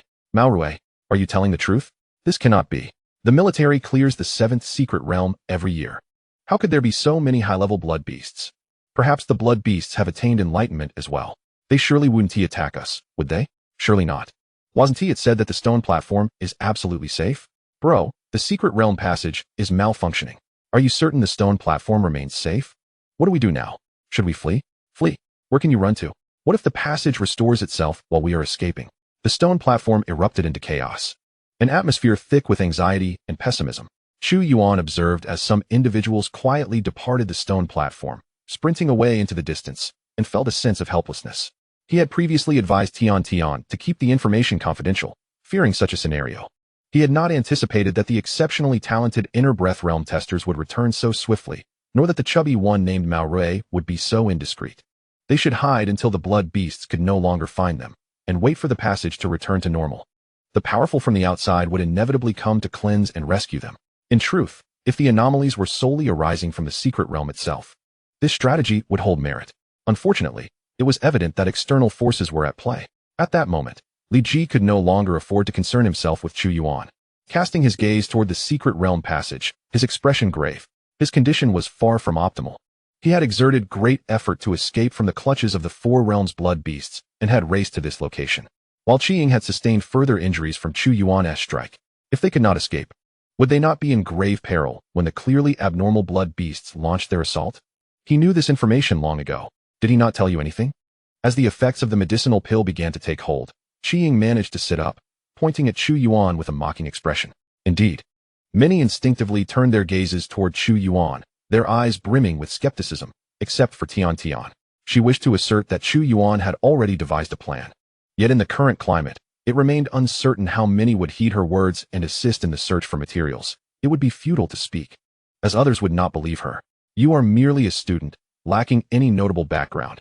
How could you possibly possess such a powerful formation? Who knows if you are merely deceiving us to achieve your own ulterior motives? Even Tian herself could not fathom why she felt compelled to trust Chu Yuan. Perhaps it was because he had been the first to reveal the truth to her, creating an inherent bias? Chu Yuan, did you truly know about the formidable blood beasts in the blood abyss all along? A challenger hailing from the same morning city inquired. Surely he must be aware. I saw him eager to leap into the portal upon arrival. How selfish. Why could he not offer us a word of warning? Qiying interjected, her breath noticeably steadier this time. Not only that, he previously returned from an exploration and deceived us into believing there were treasures in the blood abyss, intending for us to unwittingly march to our demise. With the anomalies in the secret realm, we ought to present a united front. Every ounce of strength is invaluable. Enough. Enough. Stop repulsing us with your rhetoric. Xiang Ning impatiently interrupted her lengthy diatribe. We are all of the same ilk. What pretense of righteousness is this? Can I not have a moment's peace? Qiying's complexion grew even paler, yet she understood that Xiang Ning and Mao Rue were 2 ruffians. She dared not provoke them at this moment. In Xiang Ning's eyes, Qiying appeared foolish. At this juncture, what purpose did her incitement serve? Even if she did manage to rouse some fools, what threat could mere martial artists at the Blood Qi realm pose to Chu Yuan? It would only serve to disgust others. Chu Yuan observed in silence for a considerable time, not lacking in retorts, but rather contemplating a pressing question. Did Li Ji and his ilk possess knowledge of cultivation techniques beyond the basic Qi refinement skill? Even if they had not practiced them, they must surely be aware that in urgent situations, one need not solely rely on the martial god codex. They could simply adopt any available cultivation technique and strive for a substantial breakthrough, subsequently transitioning to a more refined method later on, which was not an impossibility. Xiang Ning, Are you truly at a loss for solutions? Someone inquired. Xiang replied nonchalantly. I have no particular solutions to offer, however. But what? In this trial of the secret realm, it was claimed there would be no guardians. Yet, based on my understanding of those old-timers, there must be at least one high-level martial artist concealed within the secret realm. Their power would be sufficient to subdue the most formidable non-human entities lurking within. In an instant, the crowd erupted with excitement. What? Such a thing exists? Given Xiangning's background, what he says must be true. Where is this powerful being? Why has he not yet made his appearance? Perhaps he has already gone to exterminate the blood beasts? I knew it. The officials would not be so careless. Chapter 49, Preordained? Chu Yuan felt a pang of reluctance to disrupt the jubilant atmosphere. Only he was privy to the grim truth that the guardian Xiangning spoke of had likely perished. As he soared above the gaping chasm, probing with his spiritual senses, he beheld a martial artist toying with a medal atop the giant beast's head. Beneath the beast lay half a tattered military uniform. The guardian had hailed from the military and was no slouch in ability, having detected the blood abyss's anomalies at the earliest opportunity, thus embarking on an exploratory mission. Regrettably, his combat prowess fell short, leading to his silent demise. The external challengers had not even sensed a ripple of combat. Tian cast a puzzled glance in his direction, unsure if Chu Yuan was privy to this information. If Xiangning's claims held true, they need not worry at all, nor should they set any formations, for there was someone to support them. Yet, Chu Yuan subtly shook his head. A faint voice reached Tian's ears. The guardian he mentioned is already dead. Tian's expression stiffened, and she surveyed her surroundings, only to find that the others seemed oblivious to this revelation. Enough of this. It's time to employ some minor techniques for energy manipulation. Quickly gather materials. As the crowd's panic began to subside, Tian swiftly devised a narrative. The guardian might only have dealt with the most formidable beasts. Those already within the trial's purview must confront them themselves. She was aware of a certain formation. Well, look at you, still flirting with the pretty girl at a time like this. Xiangning had unknowingly approached. By now, more individuals were returning in succession. The 36 estates of the Great Qin were not solely represented by the Li family of Yunnan. Thus, the number of martial artists at the inner breath stage on the stone platform gradually increased, and the crowd no longer fixated solely on the earliest returnees. Chu Yuan cast a glance at him, initially disinclined to engage, but then reconsidered and asked, Are you practicing qi refinement? Of course, Xiangning replied, taken aback by the abrupt shift in topic. What do you mean? Do you possess techniques superior to qi refinement? Chu Yuan inquired, his gaze fixed upon the ring adorning Xiangning's middle finger, which was starkly black and ancient, contrasting sharply with his demeanor. A storage ring? So you are indeed affluent. What are you getting at? Xiangning elongated his tone, an unusual expression crossing his face. I am willing to trade you some martial pills for it. Chu Yuan produced a blood pill and a spirit-nurturing pill. Originally, he had intended to pilfer them from Li Ji, but since Xiangning approached first, what pills have I not encountered? But I must admit, I have never come across these. Xiangning's brow twitched as he accepted the blood pill, holding it in his palm to feel the overwhelming essence of life within, leaving him astounded. Having come from a noble lineage, he possessed extraordinary insight. He pondered the composition of this pill, realizing that it encompassed not merely qi and energy, but something far more profound. Xiangning sensed that utilizing this martial pill for cultivation would likely be a tremendous waste. Its true purpose seemed to be healing, particularly for injuries to one's essence, and even extending one's lifespan. What kind of pill is this? He inquired, teasingly remarking, Why do I feel as though I am holding a 5-realm martial artist in my hand? Chu Yuan nearly burst into laughter, quickly suppressing it with a cough. The blood pill, and the other is the spirit-nurturing pill. The latter enhances mental acuity. How about 2 pills in exchange for 1 technique? Xiangning eagerly scrutinized the spirit-nurturing pill once more, his mind racing with peculiar thoughts. Enhancing mental acuity? Such a waste.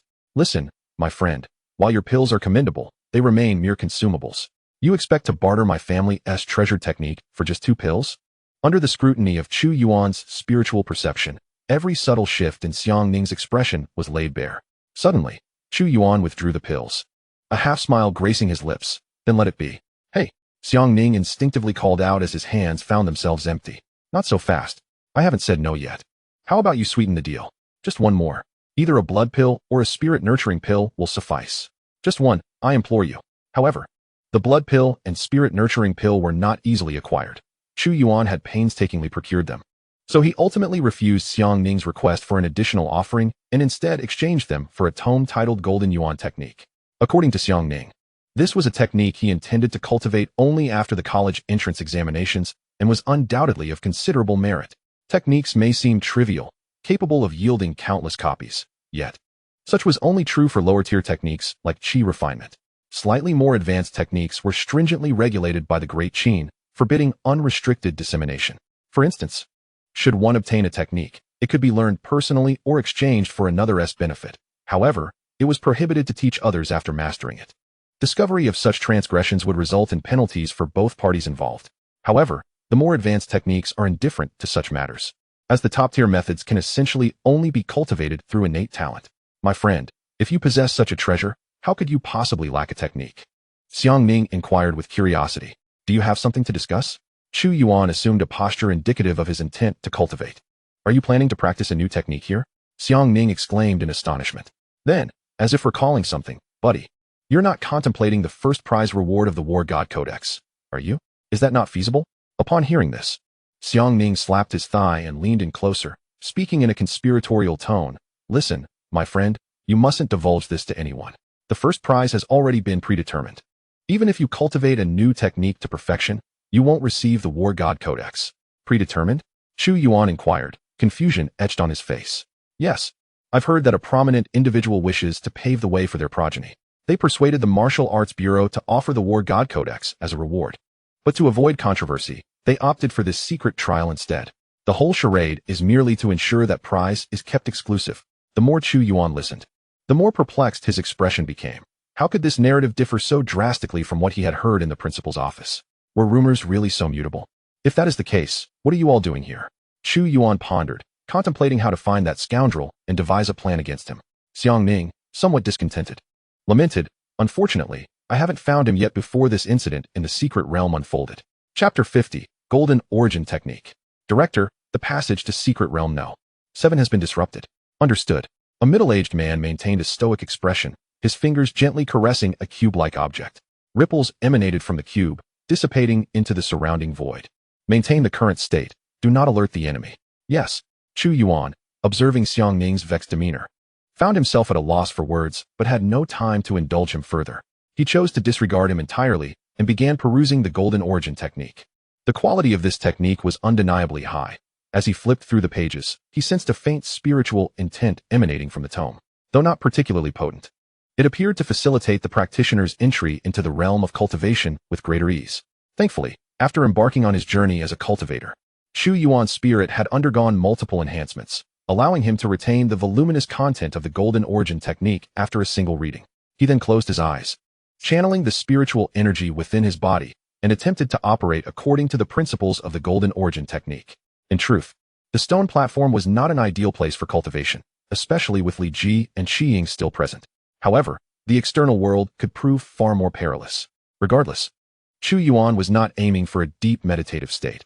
He merely sought to grasp the fundamentals of the Golden Origin Technique.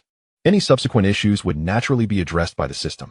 Xiangning, witnessing Chu Yuan's indifference towards him, narrowed his eyes slightly. Yet, he did not leave, choosing instead to sit beside him, propping himself up with his hands on the ground, quietly observing the stone platform. From the very beginning, he had sensed that Chu Yuan was extraordinary. His earlier words had been half-truths. This trial indeed revolved around the War God Codex. But since it had already been presented as a reward, it was uncertain to whom it would ultimately belong. With matters laid bare, everything would have to adhere to the established rules. The influential figure orchestrating the trial was, after all, a guardian of those very rules. Otherwise, even if he were to directly bestow the War God Codex upon his descendants, who could dare to voice an objection? Thus, Xiangning too had come in pursuit of this technique created by the former director of the Martial Arts Bureau. Before entering the secret realm, he had utilized his family's influence to gather information about the talented youths from various provinces, primarily targeting the prominent martial arts families. Yet, there was no mention of Chu Yuan among them. It was certainly not due to anyone concealing Chu Yuan's information. Rather, Xiangning had simply overlooked a small city like Changyang from the outset. Upon their first encounter, he had already noted Chu Yuan's extraordinary speed, even surpassing his own. Just moments ago, he had effortlessly dismissed Qi Ying. If that were all, it might merely indicate Chu Yuan's exceptional martial talent. However, the emergence of rare elixirs like the blood pill and the spirit essence pill, of which even he had never laid eyes upon, left no doubt that Chu Yuan possessed a mysterious background. Thus, he surmised, Perhaps Chu Yuan was the source of that intrigue? Xiang Ning, come here. In the distance, Mao Rui beckoned. Xiang Ning shook his head, remaining seated. Consequently, Mao Rui approached. What are you doing here? Is this fellow in the midst of cultivation? Mao Rui glanced between Xiang Ning and Chu Yuan, immediately filled with respect. Oh, all right. Xiang Ning. There's a gathering of inner breath realm testers from various provinces over there. Do you want to join the excitement? I find it sufficiently lively just watching them from here, Xiang Ning replied lazily. Come on, you shouldn't mingle with them. But there are some lovely ladies among them. It would be a waste to just sit idle, Mao Rui grumbled, reluctant. Are you really not going? Not going. Then what are you here for? Are you perhaps guarding this fellow? Xiang Ning couldn't help but chuckle. Guard? He just finished reading the Golden Origin technique. He can't enter a deep cultivation state. Go ahead, give him a punch and see if he doesn't spring up to strike you. Golden Origin technique? How come it resembles the one you prepared? Mao Rui asked, perplexed. Is this guy's background so remarkable?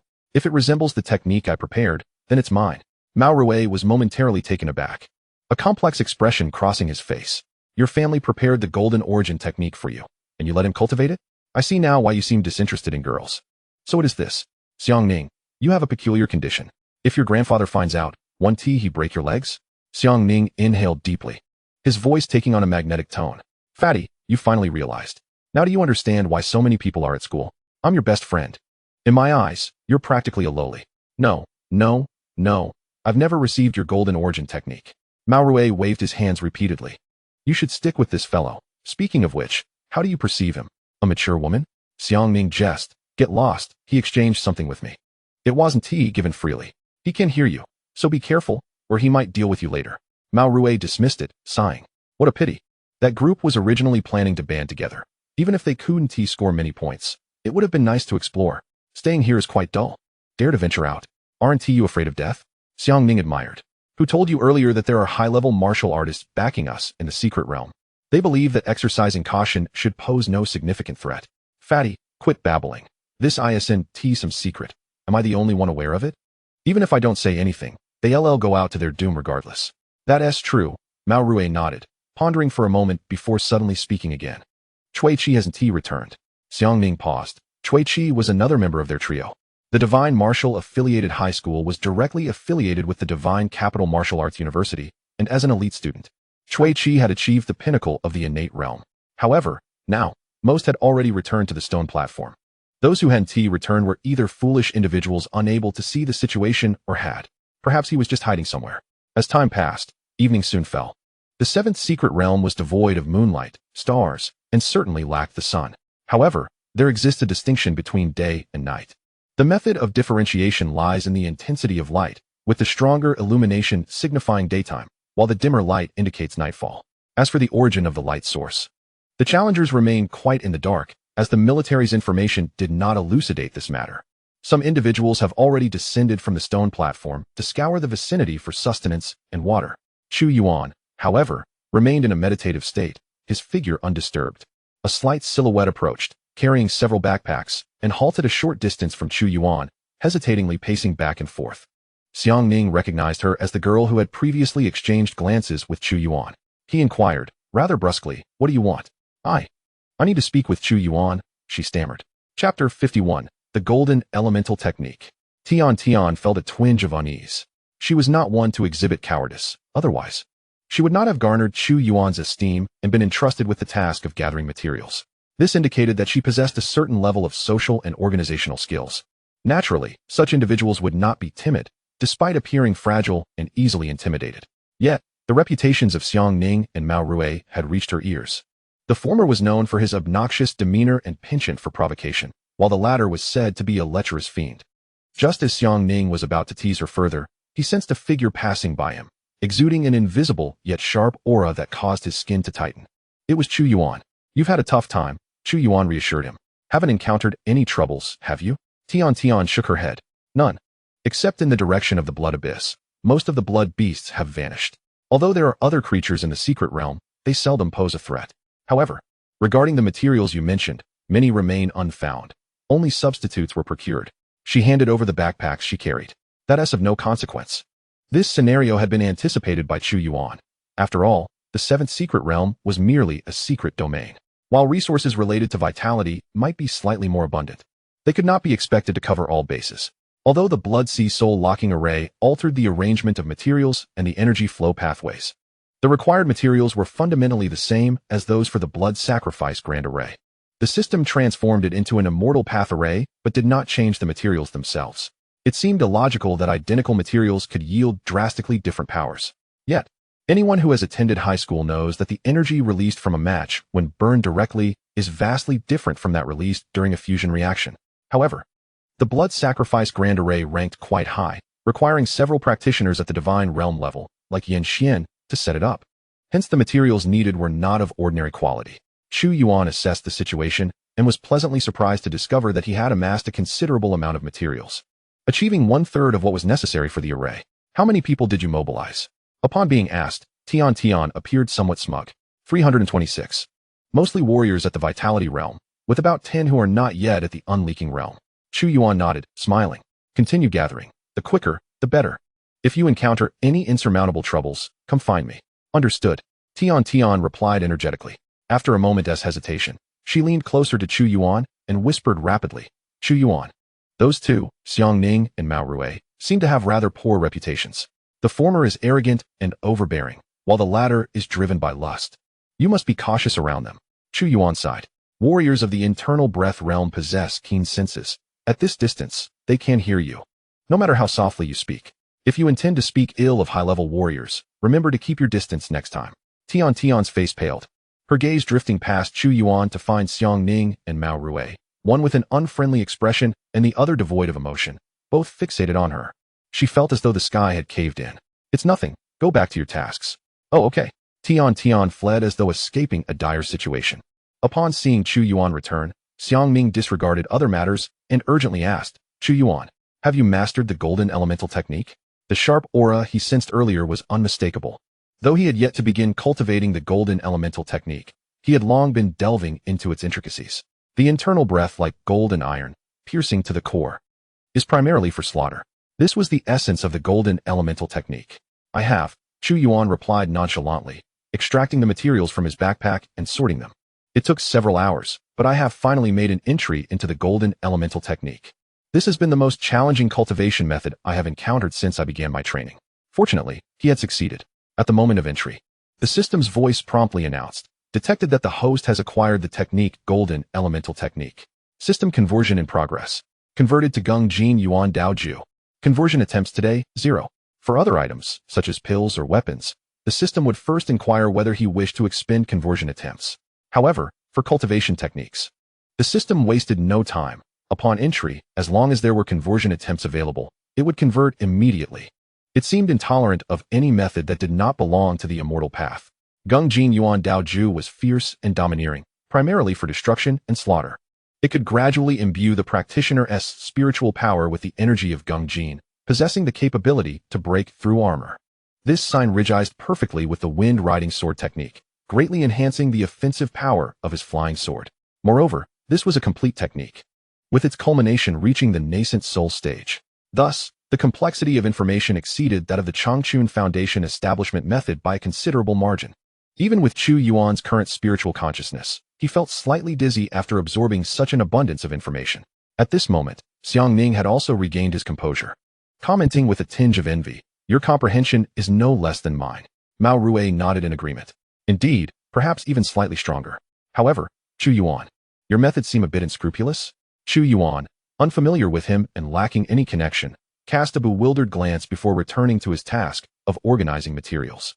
Noticing Mao Rui's expression turning cold, Xianxiang sighed inwardly, altering his flamboyant tone to one of earnestness. I shouldn't meddle, but Chu Yuan, it appears you are not lacking in resources, correct? Chu Yuan furrowed his brow. What do you mean? Why are you pressuring them to search for such items for you? What can some Vitality Realm warriors, at most those at the Unleaking Realm, possibly find that is of value? Don't you feel it somewhat undignified? How do you perceive that I am forcing them? Xianxiang retorted, a hint of mockery in his tone. Don't tell me they volunteered to leave the shelter and willingly sought out resources to hand over to you? Chu Yuan found it strange. Xianxiang and Mao Rui did not seem like virtuous individuals, yet were attempting to lecture him. We merely engaged in a transaction. We are not that familiar, are we? Isn't your interference a bit overreaching? Xianxiang's eyes flashed with a hint of malice, reminiscent of their first encounter. I have taken a liking to these resources. Hand them over and scram. Annoyed, Chu Yuan shook his head, summoning a blade of wind that resonated with a thunderous sound. Fatty, take him down. Xiang Ning leapt into action, his long knife slicing through the air, aimed directly at Chu Yuan's shoulder. The trajectory of the blade was intricate, seemingly a manifestation of a refined martial technique. Mao Rui charged in like a savage beast, his skin radiating a faint golden glow, causing the stones beneath his feet to shatter upon impact. As the Gongjin Yuan Daoju flowed through him, the light blue patterns upon the blade of wind transformed into a deep azure hue. Chu Yuan's form flickered, and an illusion dissipated in place. Chapter 52. Is there still a contrast? Xiang Ning has engaged in a brawl. The stone platform, already dull, instantly attracted the attention of the crowd as the three exchanged blows. Qi Ying, with a cold smile gracing her lips, observed the scene, relishing the thought of their demise. Yet, before the onlookers could fully immerse themselves in the spectacle, the skirmish reached its abrupt conclusion. Chu Yuan had seized Xiang Ning by the throat. The long blade in his hand shattered into two pieces. His other hand gripped Zhanfeng, pressing the blade against Mao Rui's chest. The tip penetrated 3 inches into flesh, blood gushing forth, staining Mao Rui's garments. Xiang Ning clutched the broken sword, a flicker of bewilderment in his eyes. It was all too swift. Truly, it transpired with astonishing rapidity. He barely glimpsed a flash of azure golden light before his expensive combat blade lay in ruins. At that moment, Mao Rui dared not move.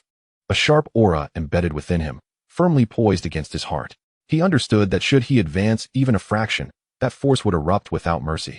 Your storage ring is commendable. Leave your belongings and depart, Chu Yuan stated nonchalantly. His inherent prowess was more than sufficient to dominate the two. And after cultivating the Jingzhen Yuandaoju, his strength had surged yet again. He was on the cusp of entering the later stages of foundation establishment. However, despite Xiang Ning and Mao Rui posing no real threat, they had acted against him. Thus, even if he were to slay them, it would merely be a consequence of their own actions. Chu Yuan would not trivialize this encounter as a mere comedy, simply because of his superior strength. Mao Rui appeared unfazed by the specter of death as he regarded Chu Yuan. You may dare to demand, but whether you possess the resolve to claim is uncertain. Fatty. Enough, Xiang Ning croaked, forcing the words from his throat. I concede, the storage ring is yours. By heavens. Instantaneously defeated? Who exactly is he? I see he dons the uniform of Chengyang No. 1 High School. Where might that institution be located? Ah, it seems to be a small town beneath the Yunnan prefecture. The stone platform erupted in chatter as a student from Shindu No. 7 turned to the girl beside him. Classmate, are you from Chengyang No. 2? Do you know him? The girl, her mouth agape as she gazed at Chu Yuan, found it unfathomable that this previously unassuming boy harbored such formidable strength. She had indeed witnessed Chu Yuan effortlessly defeat Qi Ying. However, to speak plainly, who was Qi Ying? She barely recognized him. Moreover, how could a martial artist from Yunnan Prefecture possibly compare to those from Shindu? Classmate? We both hail from Chengyang City. The girl endeavored to steady her emotions. Continuing, I do not know him personally. I have merely heard of his commendable martial talent. Commendable? The boy expressed his disbelief, returning his gaze with indignation. He dares to seize Xiang Ning's possessions. He had best steer clear of Xianxiaaudiobooks. The girl, puzzled, softly inquired, but isn't Xiang Ning someone you all despise? The boy furrowed his brow. What gives you that impression? I heard it from others, the girl added, and observing their demeanor, it seems they are not quite virtuous? Well, that is somewhat accurate. It is not surprising you harbor such impressions without having interacted with Xiang Ning. He and Mao Rui are quite notorious in Shindu. They do not mingle with us common martial artists, yet they have never bullied us either. Although they may appear arrogant, their targets have always been the scions of martial families. It is precisely because of Xiang Ning and Mao Rui that the offspring of the prominent families in Shindu have learned to temper their overbearing behavior. Otherwise, they would face relentless beatings. So, are they still good people? The girl's perception of Xiang Ning began to shift. She had initially thought him a mere ruffian of noble birth, but now she realized his actions were far more complex than that. Coming from a non-martial family herself, she naturally sided with the common martial artists. The memory of those who had once bullied her under the pretense of their family's influence now colored her view of Chu Yuan. The boy shook his head. I do not know. Others have asked Xiang Ning why he behaves this way. And what did he say? He claimed he relishes confronting those who consider themselves powerful and well-connected, dragging their lofty pride into the dust. And what of that fatty? Mao Rui, though perceived as lecherous, typically directed his advances towards women from martial families. Ordinary folk were beneath his notice. Yet, isn't that somewhat reprehensible? The boy glanced at him. Wait until you find yourself coerced into kneeling, cornered in a restroom, receiving slaps, or even stripped for photographs. Then you will understand the gravity of the matter. Chu Yuan paused as he took hold of the storage ring. With his consciousness activated, the commotion on the stone platform could not escape his notice. He overheard the conversation between the boy and the girl, promptly grasping the underlying reasons for Xiang Ning's sudden hostility. It was not merely a capricious outburst. Though a wastrel, he was a wastrel with a sense of chivalry. The simmering anger within him subsided considerably. It was no wonder that when Xiang Ning and Mao Rui returned, those who recognized them dared to inquire about the events that had transpired. Conversely, none from the Yunnan prefecture dared to approach Li Ji and Qiying for questions. With his thoughts racing, Chu Yuan donned the storage ring and sheathed Zhanfeng. You were right. They willingly assisted me in seeking resources. Humph, Xiang Ning scoffed, turning to depart. In truth, it was also for their own benefit. I pursue these resources not for the sake of cultivation, but to arrange a formation. The secret realm has undergone a transformation. Within the blood abyss, foreign martial artists and colossal beasts have devoured countless kin, the extent of which remains uncertain. When I ventured into the blood abyss, there were no four-realm blood beasts, yet when you arrive, they are already present. The time difference is merely a matter of minutes. What does this imply? Xiang Ning halted, his voice low. What do you mean? Chu Yuan sighed softly. It indicates that the colossal beast can no longer consume. Hence, it has begun to spawn new blood beasts. This transformation is not a result of the secret realm itself, but rather external forces intervening. Given the 5-day time frame for the secret realm trial, when do you suppose they will act? Tomorrow? Or perhaps the day after? Roughly that. Though Xiang Ning had recently suffered a grave loss, his verbal prowess remained undiminished. Humph, fretting serves only to elevate your own worth. Should the protector still be present, I would not be concerned. But what if he is already dead? The sword sheath traced a pattern upon the hard stone platform. The heavy mountain metal? The owner of this metal is deceased, having perished within the blood abyss. If I am not mistaken, he is the protector from the military you referenced. Chapter 53, Fury. What? Are you truly speaking the truth? Upon hearing that their supposed reliance had perished, Xiang Ning could no longer contain himself and abruptly turned. No, wait. If there truly exist those you describe within the blood abyss, how could you possibly have gleaned such information? Chu Yuan thought to himself, because I can fly, and I possess spiritual awareness. Naturally, I have my methods. Whether you believe them is entirely up to you. He paused, then added, the resources collected by Tian Tian and the others, while numerous, are indeed of limited value. They are even less precious than a single spirit-nourishing pill. If not for the necessity of arranging a formation, would I expend such effort? Though you may possess a slight edge over me, you are still merely a student. Can you truly arrange formations? Xiang Ning maintained his skepticism. Chu Yuan refrained from further explanation and retorted, surely. Your peers in the blood chi realm would also struggle to comprehend this. How could you achieve this? How can you accomplish such feats? Xiang Ning's expression darkened. What does that imply? Is he suggesting that my level is inadequate? Why is he sharing this with me? Chu Yuan chuckled, since you have some idle time, why not join me in gathering resources? Xiang Ning glanced at the ring in Chu Yuan's hand. Incredulity etched on his face. Are you serious? Do you even recall what just transpired? Of course, Chu Yuan replied, stroking the ring. I seized your storage ring, but it was you who initiated the conflict first. Then why are you asking me to assist you in gathering resources? That's a matter of principle. What do you mean by help me? Once the formation is set, it won't be solely for my use. Do you not intend to survive? That's a valid point, but it need not be so complicated. Just hand over the storage ring. Chu Yuan shook his head. Look, why are you still spouting nonsense? Then just give me the jade tablet inscribed with the character Xiang. You won't have any use for that. Chu Yuan rummaged through the modestly sized storage ring, which measured only about 1 cubic meter. The contents were not as plentiful as he had envisioned, primarily comprising various cultivation elixirs. He soon located the jade tablet that Xiang Ning had mentioned and handed it over. Without hesitation, Xiang Ning took the broken blade and sliced open his palm, pressing it against the jade tablet. A radiant light emanated from the tablet, and a thin stream of blood extended from it, soaring into the heavens. After several moments, it gradually dissipated. Is this a call for help? This was a token of distress given to him by his father. Only his blood could activate it. It can pierce through the barriers of space, traversing vast distances in an instant. Mao Rui explained. Even if the protector perishes, as long as the outside world receives the message, help will soon arrive. Bullshit. Xiang Ning's expression darkened, staring at the now faded jade tablet in his hand. The bloodline distress signal cannot be sent. The secret realm has been sealed off by a powerful entity using spatial techniques. Damn it. Spatial techniques. That must require at least the 7th or 8th realm. Mao Rui's eyes widened. What do we do now? Wait for death. Xiang Ning shook his head. Fatty. Haven't you been irked by that Qiying for quite some time? She just glared at you moments ago. Would you like to take a final thrill before meeting your end? I can help you hold down Li Ji. I'd rather live. Their banter was merely a habit. Yet Xiangning had already grasped the severity of their situation, though he still found it illogical that a cohort of elite contenders, many of whom hailed from martial arts families like him and Mao Rue, would have such inadequate protective measures. He realized that since the situation had unfolded, he must devise a means for survival. Chu Yuan, with his enigmatic background and remarkable skills, appeared to be someone he could trust, especially given his confidence in the formation he had described. After extensive practice, and upon successfully refining a blood pill and a spirit-nourishing pill, Chu Yuan finally reached the pinnacle of the foundation establishment stage. A wave of swelling sensations coursed through him, even making his head spin. He understood that this was the consequence of his impatience, having absorbed an excessive amount of energy in a short span.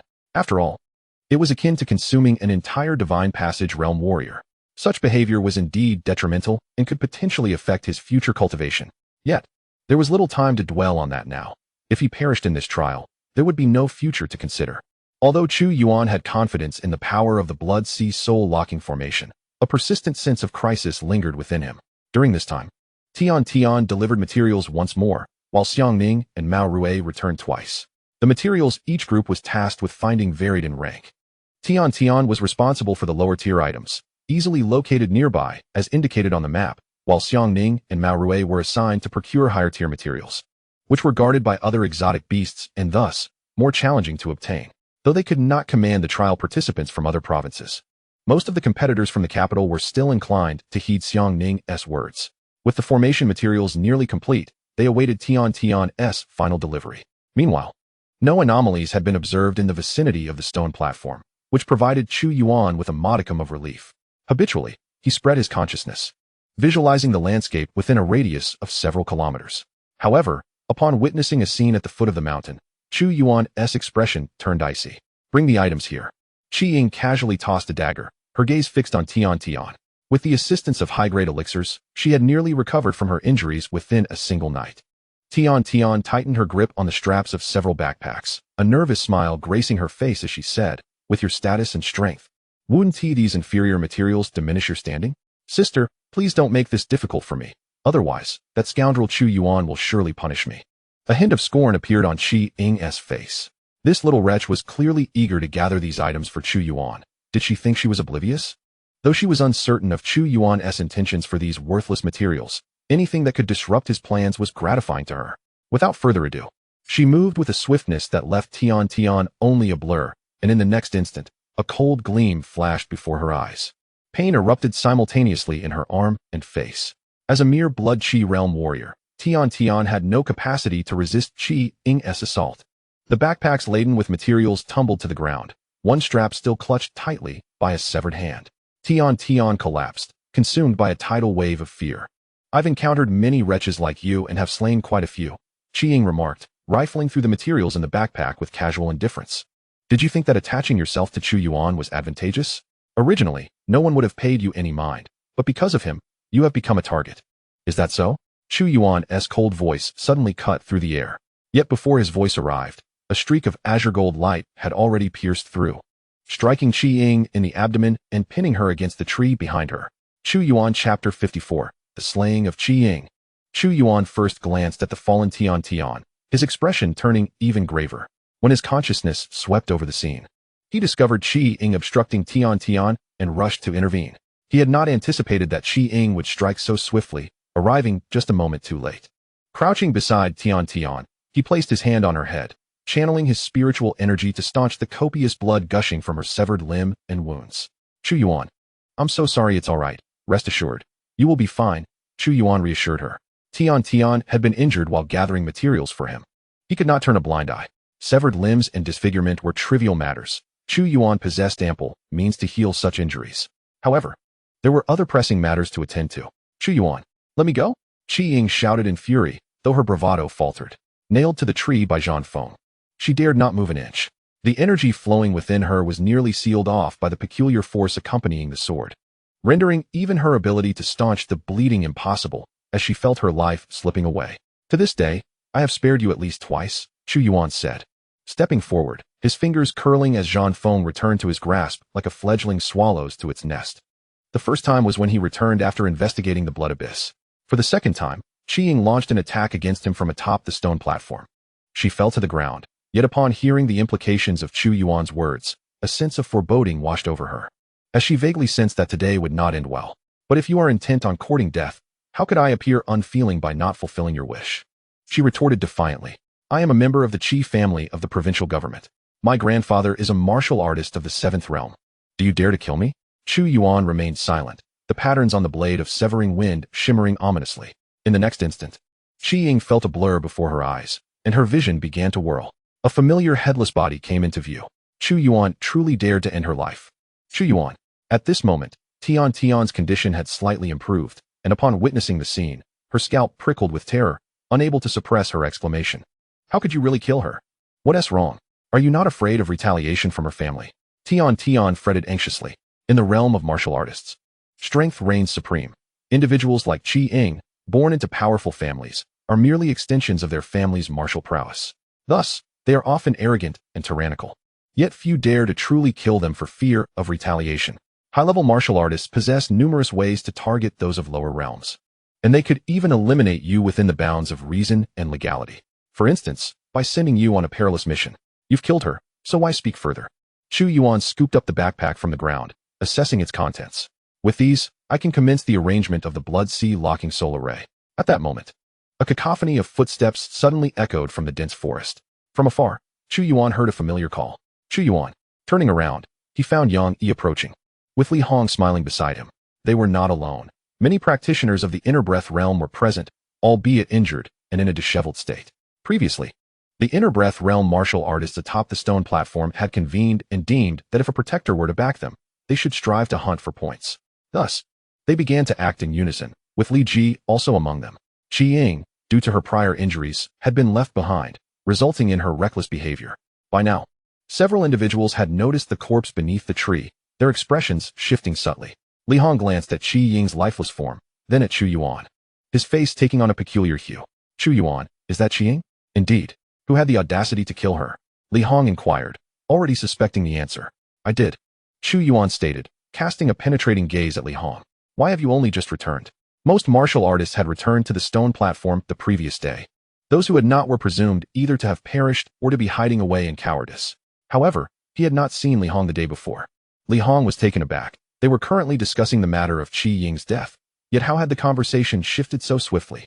He then chuckled. Are you concerned about me? Chu Yuan regarded him with an impassive expression, and Yang Yi interjected. Chu Yuan, we were surrounded by blood beasts yesterday. I was about to reach my limit when it was Li Hong who saved me. Soon after, we encountered the main force. Li Hong nodded in agreement. Indeed, Chu Yuan. While the future implications of killing Qi Ying remain to be seen, Li Ji will undoubtedly seek vengeance. On their way back, they had already crossed paths with Li Ji, who would soon return. Chu Yuan's brow furrowed slightly, though not out of concern for Li Ji. If Li Ji sought death, it would merely be a matter of one additional strike. Rather, it was the presence of a blood beast-like aura emanating from Li Hong that left him pondering. While trial participants would inevitably carry traces of blood beasts after combat, it typically lingered only upon the surface. Li Hong was different. Through his spiritual perception, he sensed that Li Hong felt as though he had consumed dozens of blood beasts whole. Had he acquired some fortuitous encounter? Or did Chu Yuan recall the scene beneath the blood abyss, where a colossal beast devoured its kin through an array? Brother, you truly possess audacity. Setting aside the Qi family, slaughtering one's kin within the secret realm, how regrettable, someone remarked, lamenting the waste of Chu Yuan's formidable strength and martial talent. Though this trial had not explicitly forbade violence among participants, it had always been an unspoken rule. Even if one held a grudge against another, could they not find a secluded spot to settle it? Must it be witnessed by all and outright admitted? No, she attacked me first, Chu Yuan declared, defending himself. I acted to save, but before he could finish, Tian stepped forward, her voice trembling. Yet, no one paid her any heed, as if they had not heard her at all. She was merely an ordinary martial artist of the Blood Qi realm. Chu Yuan was taken aback. Ordinarily, individuals in such predicaments would flee. Yet Tian, lacking his support, dared to stand forth. Chu Yuan, you seek death. As the crowd's thoughts swirled, a battle blade suddenly shot forth from the forest. Like an arrow released from the bow, it hurtled towards Chu Yuan's face. Immediately, Li Ji leaped into action. His gaze toward Chu Yuan filled with murderous intent. He had indeed arrived late, but Tian's words had provided him enough clarity to analyze the situation. Chu Yuan tilted his head, the battle blade grazing past his ear. Li Ji had already leapt high, aiming a fist at him. His arm was abnormally swollen, bursting through his clothing in an instant, blood seeping forth and staining his entire arm crimson. Chu Yuan, be careful. It's the explosive fist, Li Hong exclaimed, his expression shifting in alarm.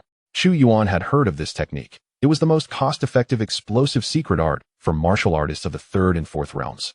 Widely circulated, it exchanged the complete ruin of an arm for a brief surge of formidable lethality. It was surprising that Li Ji had not only stepped into the inner breath realm, but had also taken the time to cultivate such a secret art. Clearly, he and his family, the Li clan, were determined to seize the martial god's rune. Unfortunately, had this been before he cultivated the gung gold elemental technique, Chu Yuan might have been somewhat cautious. But now, he too unleashed a punch, seemingly ordinary, devoid of any particular technique. Yet upon colliding with Li Ji's fist, a series of explosive sounds erupted, and blood mist burst forth between them. Chu Yuan remained steadfast, unyielding, as his spiritual energy warded off the descending blood mist. Li Ji, however, was sent hurtling backwards, crashing through 4 or 5 sturdy trees, embedding himself heavily into the ground. Observant onlookers noted that while Li Ji's right arm had returned to its normal thickness, his forearm had entirely vanished, revealing stark white bone. They could not help but cast incredulous glances at Chu Yuan. Had he not activated any martial techniques, yet had managed to incapacitate Li Ji, who had employed a secret art, with merely his physical strength? Just how formidable was this individual from an obscure town? Li Ji. Li Hong snapped back to reality. Rushing towards Li Ji, the others were not particularly surprised. Although Li Hong had previously warned Chu Yuan, they were all members of the Li family, and it was only natural for him to be concerned about Li Ji. Only Chu Yuan, observing through his spiritual sense, turned his gaze toward Li Ji. Li Ji, are you all right? Li Hong crouched down, uttering trivialities, his eyes flickering as one hand pressed against Li Ji's chest, seemingly intent on assessing his internal injuries.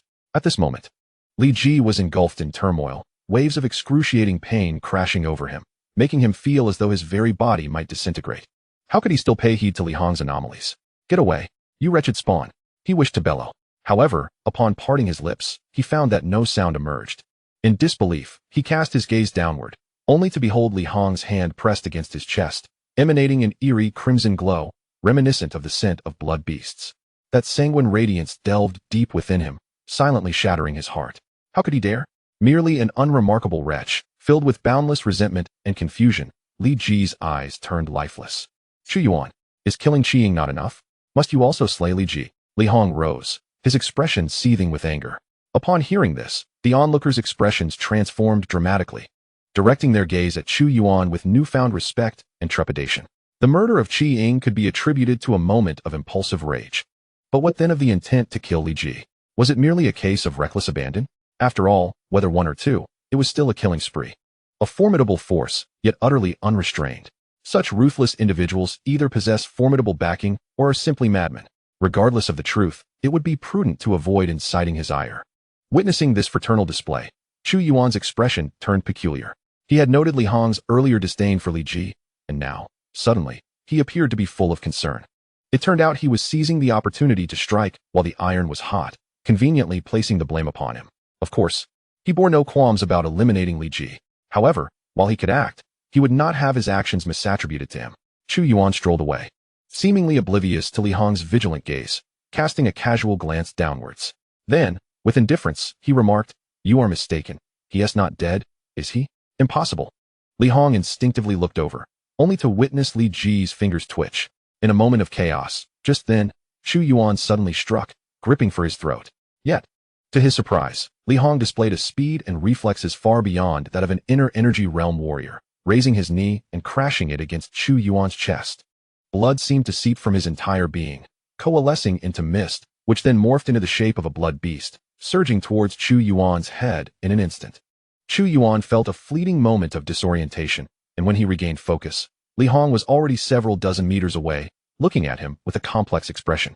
Others merely recognized Chu Yuan's strength, but it was only Li Hong in that moment who comprehended the true extent of Chu Yuan's might. He had endured a forceful mental assault, utilizing the secret method of the adult's imprint, and yet it had only rendered Chu Yuan momentarily dazed. Even had the adult forewarned him that Chu Yuan was a sky-soaring realm warrior, it would still seem somewhat abnormal.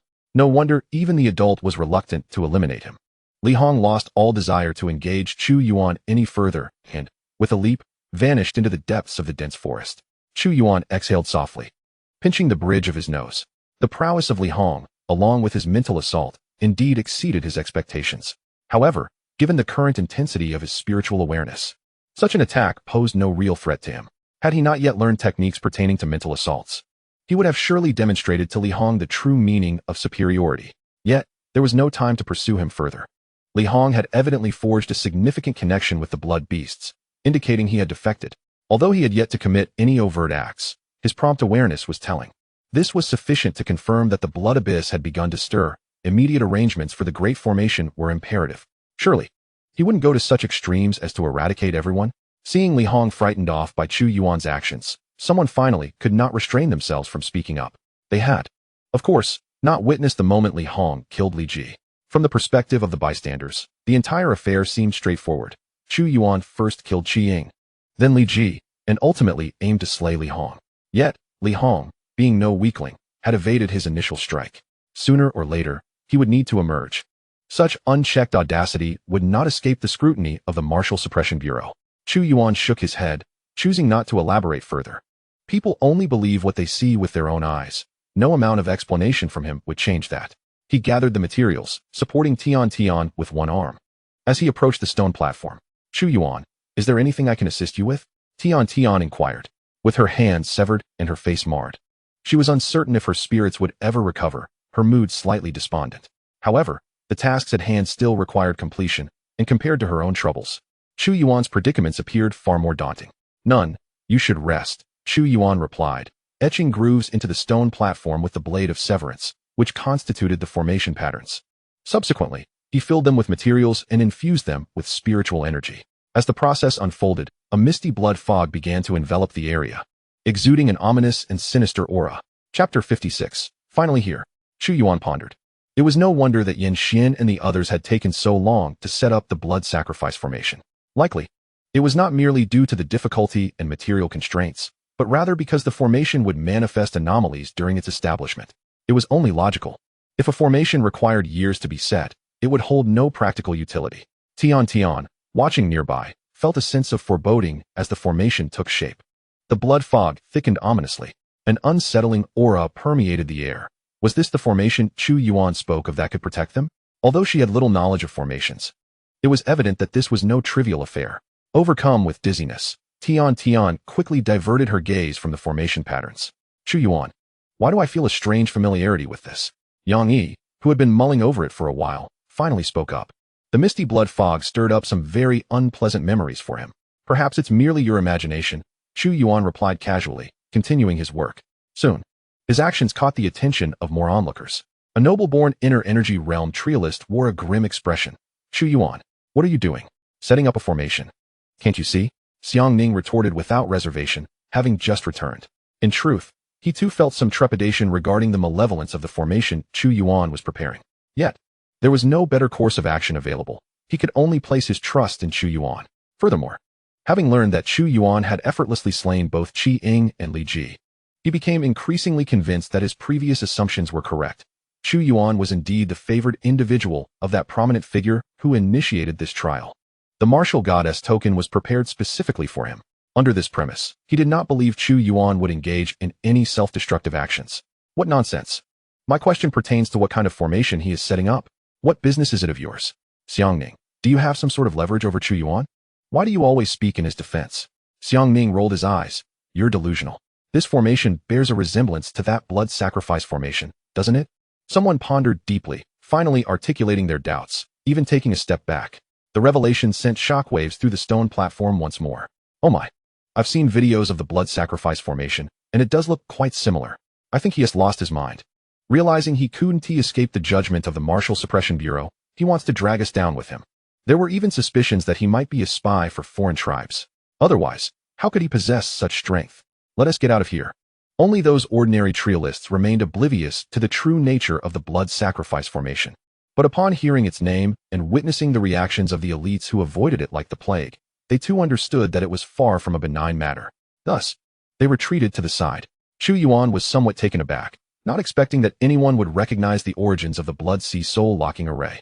Even more surprising was that among these arrogant geniuses, none dared to take action against him despite guessing that he might have set up a blood sacrifice formation. It seemed that the deaths of Qi Ying and Li Ji had left a considerable impact on them. However, this was a fortunate turn of events. Bro, these fools are overstepping their bounds. I'll go give them a piece of my mind. Mao Rui began to ramble, feeling the increasingly oppressive atmosphere and shifting his feet. Chu Yuan ignored him, while Xiang Ning grabbed his arm and shook his head slightly. Fatty, there's no way out now. They've helped Chu Yuan gather materials. And many have seen it. Even if Chu Yuan truly went mad and committed some heinous act, it was already too late for them to back out. Mao Rui fell silent for a moment, his face a mask of despair. What the hell is wrong with this secret realm trial? Why are there so many unexpected turns? Had I known, I wouldn't have come. The Blood Sea Soul locking array set up by Chu Yuan encompassed a significant portion of the stone platform's area. The power's radius was slightly larger than that of the entire platform. Estimating its strength, he felt confident it would pose no problem for martial artists of the 5th realm. As for those of the 6th realm, he had never witnessed their prowess, thus could not make an estimate at this moment. The 6th realm of martial arts, known as the Nirvana realm, bestowed immense physical strength and a vibrant life essence upon its practitioners. Regenerating severed limbs was merely a trivial matter. Even if a head was severed, as long as it was reattached within a certain time frame, death would not ensue. In the mid-stage of martial arts revival, this realm was further referred to as the Monarch realm. As the name suggests, it is the realm that grants the qualification to claim dominion over lands. Although the materials used for this formation were certainly inferior to those employed by Xian and his group in Morning City, the scope of the array was different. That time, the formation covered the entire Morning City, and its power was somewhat dispersed. Yet this time, it only covered half of the stone platform, significantly concentrating its might. Chu Yuan seated himself at the center of the formation and began to circulate the Gung Metal Yuan Dao secret art. Now, all that remained was to wait. That Chu Yuan is truly reckless. If it weren't for Xiang Ning and Mao Rui by his side, I would make him experience my might. At the foot of the mountain, a trial taker of the inner breath realm exclaimed in anger. The others knew he was boasting, but chose not to expose him. No worries. The more exuberantly he jumps in the secret realm, the more miserable he'll be when he emerges. Sighing, they wondered when this secret realm trial would conclude. It was becoming quite bothersome. Didn't Xiang Ning say there are guardians in the secret realm? Why haven't they appeared yet? Do they think the number of deaths isn't sufficient? Otherwise, let those worthless blood chi realm fools handle it. Shu, don't speak. Did you hear that sound? What sound? One person, with remarkable agility, directly climbed a large tree and ascended further, gazing into the distance. What he beheld was a forest being uprooted. Clouds of dust swirling. A vast crimson sea was surging forward, its target being the stone platform where the secret realm passage lay. Before he could discern more, he exhausted his strength and fell to the ground, instinctively stumbling back a few steps. What's wrong? What did you see? The man's lips trembled. His gaze filled with terror. Run, run. Blood beasts. So many blood beasts. The others were momentarily stunned and were about to inquire further when 3 blood blades cleaved through the dense forest, carving a massive chasm as they charged forth. Each of them fought back, barely managing to deflect the assault, yet they felt an overwhelming surge within. Just as they turned to flee, a blood beast nearly 10 meters long suddenly leaped out, landing behind them in a crouching position, its gaze ravenous. Chapter 57. The Might of the Great Formation. Finally, it has arrived. On the stone platform, Chu Yuan suddenly opened his eyes wide. Under the expanse of his consciousness, he witnessed several inner breath realm martial artists at the mountain's foot being torn apart and devoured by the oncoming blood beasts. A 4th realm blood beast swallowed the blood in its mouth and let out a skyward howl, its cry filled with a personified delight. This sound was heard by many, causing another wave of chaos on the stone platform, with numerous faces turning pale. After Chu Yuan set up the formation, many inner breath realm martial artists, fearing Chu Yuan would go mad, chose to temporarily leave. However, most had nowhere to go and could only remain in the areas of the stone platform not covered by the formation. 2 figures swiftly leapt up, urgently calling out, "The blood beasts are attacking. Don't stay here. Hurry and escape." Without waiting for a response, they fled in another direction. Most inner breath realm trial takers, sensing the danger, chose to evade and flee. These 2 were no exception. They merely wasted a moment to relay this news to those on the stone platform. Knowing that even these martial artists who had not yet transcended realms could not escape the blood beast's haunt, they sought only to ease their own conscience. Just as the 2 messengers disappeared, a blood beast leaped onto the stone platform. It emitted a series of low growls before pouncing on the nearest person. "Don't save me." The individual had no time to react, and in an instant, he was seized in its jaws. 2 rows of dagger-like teeth interlocked and clamped down. Blood mixing with entrails erupted forth. An eerie silence enveloped the stone platform, broken only by the agonized screams of the trial takers still alive within the blood beast's mouth. Suddenly, the sound of retching pierced the air, and then chaos erupted, with countless people screaming and hastily fleeing. Yet this turmoil seemed merely a signal. As more and more blood beasts leaped onto the stone platform, launching attacks on all the humans in sight. Chu Yuan, are you not going to take action? Xiangming couldn't help but exclaim. In just a few seconds, he had witnessed dozens perish in the jaws of the blood beasts. These blood beasts boasted at least the strength of the third realm. Chu Yuan's gaze was profound. Things obtained too easily will never be regarded as precious. Xiangming furrowed his brows. What do you mean? Safety and protection are the same. Even at this moment, you still expect them to be grateful to you? Chu Yuan shook his head. No, I merely wish for them to behave more obediently in the future. Tian and her gathered followers, as well as those who had collected materials alongside Xiangming, had long since remained within the formation. As part of a transaction, Chu Yuan was indeed obligated to protect them. However, he held no such obligation towards the others. In fact, his perception of these trial takers, purportedly the creme de la creme of the Great Qin, was not particularly favorable. He even found them somewhat detestable. Aside from Tian and a few others, most trial takers were short-sighted, blindly obedient, and cowardly. To treat everyone equally would be grossly unfair to those who had previously gathered materials for him. To Tian, he could offer protection, but they needed to pay a different price, such as their life essence. If he did not allow them to see the harsh reality now, there would inevitably be complaints later. Xiangming's expression was complex. After a deep glance at Chu Yuan, he turned and rushed towards the blood beasts. He seemed to have gained some understanding. Chu Yuan was indifferent to many matters, seemingly devoid of any sense of grand ideals or responsibilities. Aside from repaying kindness with kindness and enmity with enmity, he appeared to hold little else in regard. Hey, Xiangming, wait for me, Mao Rue called out, then looked at Chu Yuan with a silly grin. He can be a bit erratic at times. I'll go fetch him.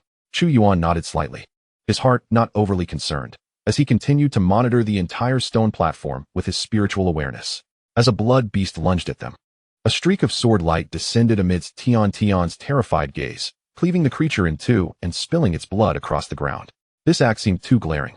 And in the next moment, several larger blood beasts hovered in midair, their enormous pupils simultaneously fixated on Chu Yuan. Immediately, a furious roar erupted as the beasts pounced downward. Yang Yi's eyes widened in astonishment. They can fly. The fourth realm. Chu Yuan, be cautious. At that moment, a resonant hum reverberated. The world momentarily fell silent as an aura of malevolence and cruelty descended. The surface of the stone platform glowed with intricate patterns, and complex crimson symbols coalesced in the air, forming chains of command. Chu Yuan exhaled softly, channeling his spiritual energy. Several chains suddenly shot forth, piercing through the fabric of space, and in an instant, they appeared beneath the four fourth realm blood beasts, plunging fiercely into them. Their bodies stiffened, suspended in midair by the chains, yet no blood was shed. Their robust forms seemed to be drained by an unseen straw, visibly withering before the eye. The chains gradually retracted, leaving behind a few illusory, still roaring blood beasts at their ends. Yet in an instant, they appeared to be absorbed by the chains, vanishing without a trace as if they were mere figments of the imagination. The desiccated beast corpses fell, disintegrating into ash before they even touched the ground. Yang Yi was left dumbfounded. He had considered that Chu Yuan was not deploying a blood sacrifice array. However, when the array truly unleashed its power, he realized how profoundly mistaken he had been. During the Morning Sun incident, Yang Tianli had informed him that the blood sacrifice array had ultimately been usurped, resulting in a mutation capable of instantaneously slaying fifth realm martial artists. It even seemed to siphon their souls. Thus, those martial artists who sought vengeance were effortlessly dealt with. The manifestations his father had described were strikingly similar to what he was witnessing now. But wasn't he that due to Principal Qi utilizing a rare treasure? Yet, how could Chu Yuan have arranged the formations without any trace of such artifacts? Chu Yuan, as if bearing the heaven's decree, commanded with a single utterance. And the third realm blood beasts on the stone platform instantly erupted. They exploded into clouds of blood mist, which then coalesced into familiar pills recognized by Xiangming. To deal with these weaker blood beasts, there was no need to conjure such chains. Chu Yuan collected the blood pills, lamenting inwardly that the third realm was still somewhat lacking. He did not refine the blood and souls of those fourth realm beasts into pills, but instead prepared to forge them into soul puppets for the array, serving as combatants. After all, these blood beasts were merely pawns in the grand scheme. The stone platform was swiftly cleared of blood beasts, as if they had never existed. Only the remnants of their shattered bodies bore witness to the carnage of the previous moment. The survivors, dazed and bewildered, seemed to linger in a dream. What had transpired? Was it the formation set up by Chu Yuan? Hadn't the military claimed that no blood beasts would approach this place? Why had the beasts come? And why had there been no response here? Some faces reflected relief, murmuring, "We survived." Others clutched their deceased friends' bodies, tears brimming in their eyes. Lamenting, he could have killed the blood beasts. Why didn't he act sooner? In an instant, a myriad of emotions surfaced. Chapter 58, The Price. There are no array patterns covering this area. We must quickly enter the main array. A male student exclaimed, rushing toward the Blood Sea soul-locking array. However, upon reaching the boundary of the array's secret patterns, a flash of red light instantly repelled him. The others who had followed his lead came to an abrupt halt. A female student from Morning Sun City spoke up. "Chu Yuan, what are you doing?" Chu Yuan, uninterested in further discourse, let his voice resonate with spiritual energy, echoing across the entire stone platform. "If you wish to enter the array for protection, you may. However, each person must surrender 30% of their life essence. Those willing, step forward. Those who refuse, do as you please." Life essence. The female student paused. While the term was understandable, she inquired, "How do we surrender our life essence? Are you asking for 30% of our blood?" Chu Yuan shook his head. "No, I have my methods." "What impact will the loss of 30% of life essence have on us?" someone asked, expressing concern that after the secret realm ended, there was still the college entrance examination. "If our foundations are damaged, it could impede our performance, potentially wasting years of effort. You will feel weakened for a period, and your foundation will be slightly affected. However, if you have precious supplements, it can be replenished."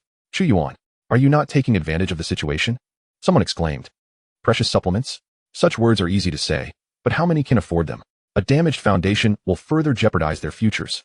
"Chu Yuan, I heard you also come from a humble background as a martial artist. We are all in the same boat. Why make it difficult for us?" The earlier female student implored earnestly. Chu Yuan found it somewhat perplexing. "How am I making it difficult for you? You want our life essence. Isn't that ruining our futures? Then your future must be quite fragile." Chu Yuan shook his head. "If you are unwilling, you may leave.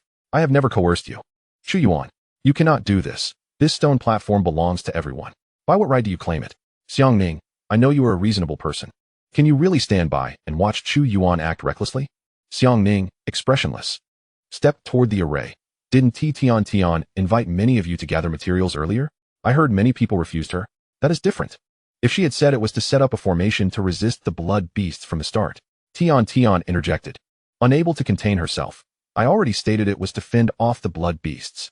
You didn't mention they would be this strong. Had we known how strong the blood beasts were, if only you had known everything sooner."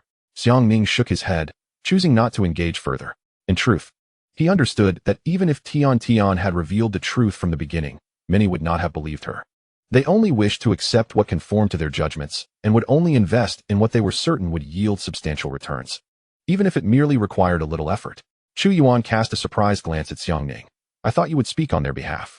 Xiangning remained silent for a moment before suddenly saying, "Chu Yuan, most people in this world are selfish and foolish. However, that does not mean they deserve to perish.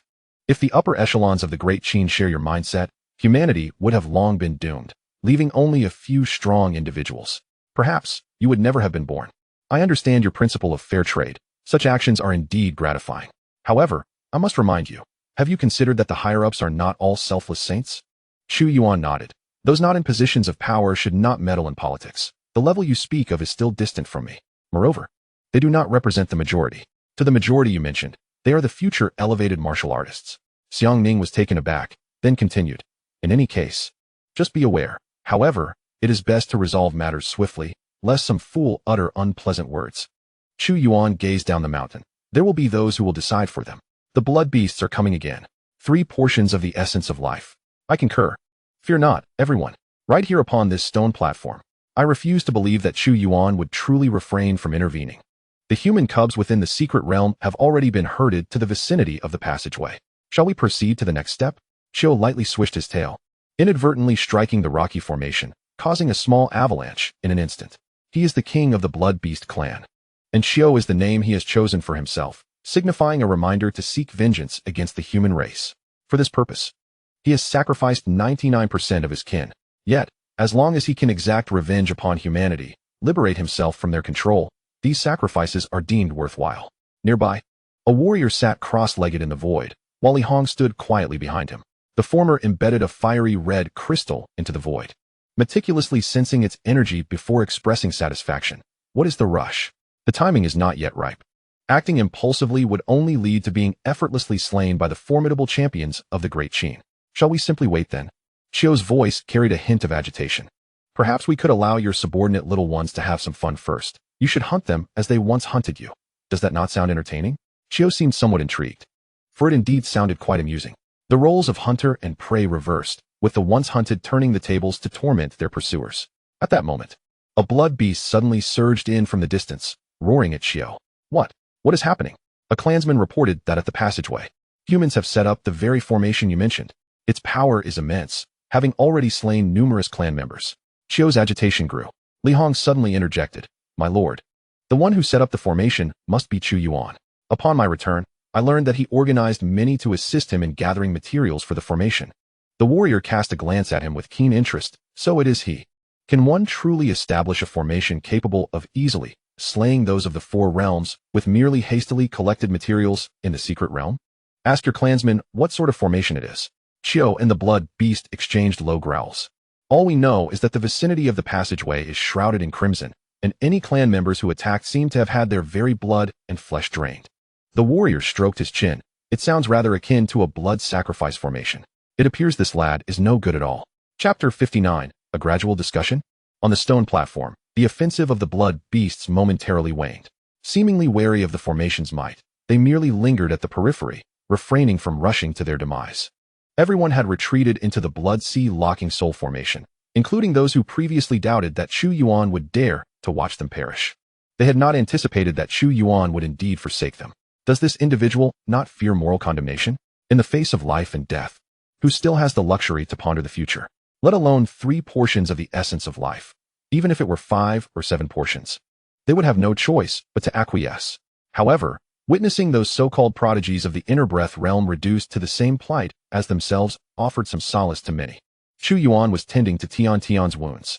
Streams of pure life essence surged through the formation, violently flooding into her body. It caused her to tremble in pain, her complexion flushing crimson. If you cannot endure, do not hesitate to inform me, Chu Yuan cautioned. I can manage. Tian gritted her teeth, understanding that the time for her sacrifices to yield rewards had arrived. In truth, there were gentler methods, but they would consume far too much time. And time was precisely what he lacked most. Although the current situation appeared favorable, Chu Yuan had not forgotten the colossal beast and the mysterious warrior he had encountered in the blood abyss. Now, nearly all challengers within the secret realm had been driven to the stone platform, yet neither of those two had made an appearance. What were they up to? What were their intentions? As blood scabs fell away, Tian's features, previously marred by Qi Ying, regained their smoothness and delicacy. At the sight of her severed hand, flesh buds intertwined and advanced at a visible pace, soon leading to her rebirth. Not only that, Tian sensed her realm swiftly ascending. In a brief span, she shattered the barrier of the blood Qi realm, achieving the unleakable realm. Moreover, she was advancing toward the inner breath realm. As she felt her aura growing stronger, the expressions on the faces of the ordinary warriors became complex. Originally, they should have felt envy and jealousy. But considering that Tian's newfound strength bore some of their contribution, their gaze involuntarily mixed with a hint of resentment. Some even fantasized about how wonderful it would be if they were in Tian's position at that moment. Meanwhile, the remaining few dozen warriors of the inner breath realm wore grim expressions. Initially, to prepare for this trial and compete for the martial god talisman, they had each been forcibly propelled to the inner breath realm by their families using secret techniques, thereby injuring their foundations. Yet, they failed to secure the martial god talisman and had 3 portions of their life essence forcibly taken by Chu Yuan. A double injury. Even if they survived the secret realm, they would languish in the inner breath realm for a protracted period. Perhaps they would blend into the masses. They might even be abandoned by their families. Elevating one's strength through blood sacrifice would yield endless repercussions. I fear that this girl will spend her entire life confined to the inner breath realm, one remarked, eyes wide as they witnessed Tian's breakthrough to the inner breath realm. No sooner had the words escaped his lips than he felt an intense pull within his body. Something was being extracted, and an overwhelming sense of emptiness engulfed him. He suspected that Chu Yuan had drawn more than 3 portions of his life essence. Yet he lacked evidence, for at this level, he could not accurately perceive his own life essence. The infusion of life essence ceased, And Tian opened her eyes in astonishment. Chu Yuan, thank you. This is what you are owed, Chu Yuan replied, shaking his head. Then transmitted. It will not affect your future cultivation, rest assured. However, do not speak of this outwardly. Breaking through via the blood sacrifice formation will indeed entail some consequences. The same applies to the blood sea locking soul formation, but compared to the former, the repercussions are significantly lighter. Yet Tian's realm is too low to be adversely affected. Chu Yuan had even intentionally infused her with the life essence of humanity, rather than that of the blood beasts. Tian nodded vigorously, and Chu Yuan added, "Go and familiarize yourself." Before he could finish speaking, a voice filled with admiration abruptly rang out. What a ruthless young man. A fine seedling. Chu Yuan looked up to see a figure standing in midair, and his heart suddenly tightened as he secretly activated the formation. The newcomer appeared youthful, with short black hair, arms crossed before him, a smirk gracing his lips. It was none other than the mysterious warrior Chu Yuan had encountered in the blood abyss. Blood-red secret patterns appeared, captivating and terrifying, yet the youth seemed unperturbed, chuckling. However, in my opinion, it is still not ruthless enough. This formation could easily devour them entirely, converting them into resources. Why claim only 3 portions? Who are you? Chu Yuan spoke coldly.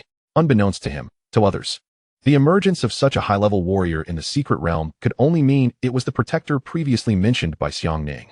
Finally arrived. Some felt an overwhelming surge of excitement, as if they beheld the dawn of hope.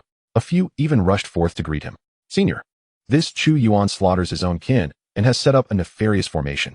He regards us as expendable in the face of the blood beasts. He does not unite with us, but rather seeks to profit from the chaos. He is simply a traitor to humanity. We implore you, Senior, to seek justice for us. The youth nodded, a broader smile spreading across his face. A traitor? Traitors are splendid. Huh. The accuser's face turned blank, convinced he must be hearing things. Yet in the next moment, he felt his body move against his will, hurtling towards the youth. Senior. The young man flicked his fingers, unleashing a fierce gust of wind. In an instant, his head burst open like a watermelon, sending splatters of red and white soaring through the air. He casually discarded the headless corpse into the throng of blood beasts, disregarding the silent terror of those below, and fixed his gaze on Chu Yuan. Are you afraid that by refining them all, you will no longer be able to survive in the Great Qin? Fear not. I can assist you with that. It is entirely normal for only a couple of survivors to remain in a tumultuous secret realm, is it not? Li Hong's figure flew in from the distance, an expression of resignation on his face. Indeed, Chu Yuan, I can testify to that. In this secret realm, aside from you and me, everyone else has perished at the hands of the blood beasts. Li Hong, you dare to betray us? You are inviting disaster upon the Li family. Xianxiang roared, having grasped the situation. Li Hong's expression remained impassive. Then by all means, go ahead and destroy the Li family. I would be most grateful. The young man continued. So what do you think? The formation is already complete. Wouldn't it be a waste not to refine a few more? After all, these fools and worthless beings are destined to die anyway. You needn't worry about the Great Qin. You can choose to follow me. Chu Yuan, don't listen to his nonsense. Xianxiang urged anxiously. The others felt their hearts race, having reluctantly agreed to Chu Yuan's terms earlier. However, with the young man's revelation, they suddenly realized that if Chu Yuan wished to refine them, it would be no more difficult than refining those blood beasts. They had merely subconsciously believed he wouldn't dare to do so. Chu Yuan's expression wavered. After a long pause, he inquired, Who exactly are you? What conditions can you offer? Perhaps we should sit down and discuss this further? Chapter 60. The Powerful Tong Han. Do you truly believe that this blood sacrifice great formation is your safeguard? The young man chuckled. Did the one who taught you the formation not inform you that the blood sacrifice great formation is ineffective against high-tier martial artists? Chu Yuan replied earnestly. Perhaps, but here I feel considerably safer. Very well. The young martial artist stepped forward. Chu Yuan's pupils constricted, feeling as though a small mountain was looming over him. The overwhelming sense of pressure nearly suffocated him. In the blink of an eye, the young man's figure had appeared before him, towering above. He reached out to press down on Chu Yuan's shoulder. Though you are a genius, you are still not strong enough to submit, are you? Chu Yuan was taken aback by his sudden aggression and hastily called out. Law command. A pattern flickered into existence, and a phantom, menacing blood beast materialized behind Chu Yuan. It bore a multitude of grotesque blood beast heads, the largest of which gaped wide, lunging at the young man. Simultaneously, crimson chains coiled forth, ensnaring the young man like serpents. Even with his strength, the young man felt a tugging sensation within his soul, momentarily caught off guard. But this moment was fleeting. so brief that the oddly shaped blood beast hadn't even had the chance to bite down before the young man regained his composure. A glint of astonishment flashed in his eyes as his form swelled slightly. The blood-colored chains surrounding him began to crack under the strain, as if on the verge of snapping. Then, he unleashed a punch, rippling waves radiating from his fist. Bang! The sound was muffled and oppressive, akin to the heartbeat of the heavens. A violent gale intermingled with the surging blood energy swept outward, sending figures tumbling. Chu Yuan glanced at the soul puppet, forged from the amalgamated souls of blood beasts, only to witness the young man's punch obliterating a third of its body. His heart skipped a beat. Indeed, this was more than just the fifth realm. This soul puppet was originally crafted from numerous fourth realm blood beast souls, its lethality unfathomable. Yet it was shattered by this young man's fist? Disregarding the vast chasm in their strengths, the wind slasher suddenly unsheathed. Wind whisper. The azure golden light flickered and vanished.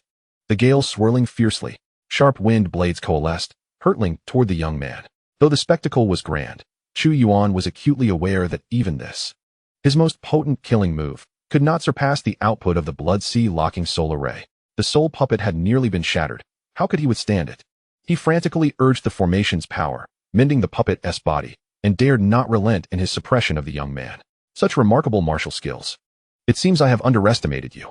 The young man's voice emerged from the tempest of blades, filled with unmasked delight. He stepped forth, casually waving his hands, effortlessly dispersing the lethal wind blades. Though the blood-colored chains wrapped around him, they did not impede his pace in the slightest. Fortunately, the soul puppet's body had been fully restored and leapt forward to attack once more. Just as the young man was about to repeat his method and shatter it again, an ominous premonition surged within him. Out of the corner of his eye, he caught sight of a spear's shadow approaching from his right. It was entirely black, devoid of any energy leakage, yet it instilled an overwhelming sense of dread. He exerted force beneath his feet, shattering the stone platform, pivoting to deliver a kick. A brilliant light erupted, sending Chu Yuan flying back from the shockwave. As the dust settled, the young man found that half of his right leg had vanished into thin air. He appeared unfazed, looking in a certain direction. Xiang family member? Chu Yuan followed his gaze, only to see Xiang Ning gripping a spearhead, his complexion ashen. Brother, do you believe me when I say I slipped just now? Xiang Ning asked earnestly. I believe you. The young man nodded. Then I shall let my hand slip as well. He reached out, and a series of explosive sounds erupted. Xiang Ning was immediately struck, unable to suppress the blood that gushed forth as he was sent flying. Fortunately, a faint energy barrier manifested around him, preserving his life. Before the young man could pursue, the formation activated again, a powerful suction force acting upon his severed leg. Caught off guard, a blood arrow shot forth from the wound. What exactly is this blood sacrifice great formation? Chu Yuan answered candidly. The blood sacrifice great formation, pulsating version. His consciousness detected Mao Rue stealthily pulling out something aimed at the young man, prompting him to ask, Who are you exactly? My name is Tong Han. Are you attempting to draw my attention so this little fellow can launch a sneak attack? As he spoke, he turned his head toward Mao Rue. Mao Rue, gripping a jade token, suddenly froze, daring not to activate it. His face contorted into a grimace that was more painful than tears. Misunderstanding. Brother, it's a misunderstanding. I merely took it out to sea because it was uncomfortable. Uncomfortable? Should I hold it for you? Tong Han mocked. That would be splendid. Mao Rue begrudgingly tossed the jade token to Tong Han. Just as Tong Han was about to catch it, he noticed the token beginning to flicker with brilliant light.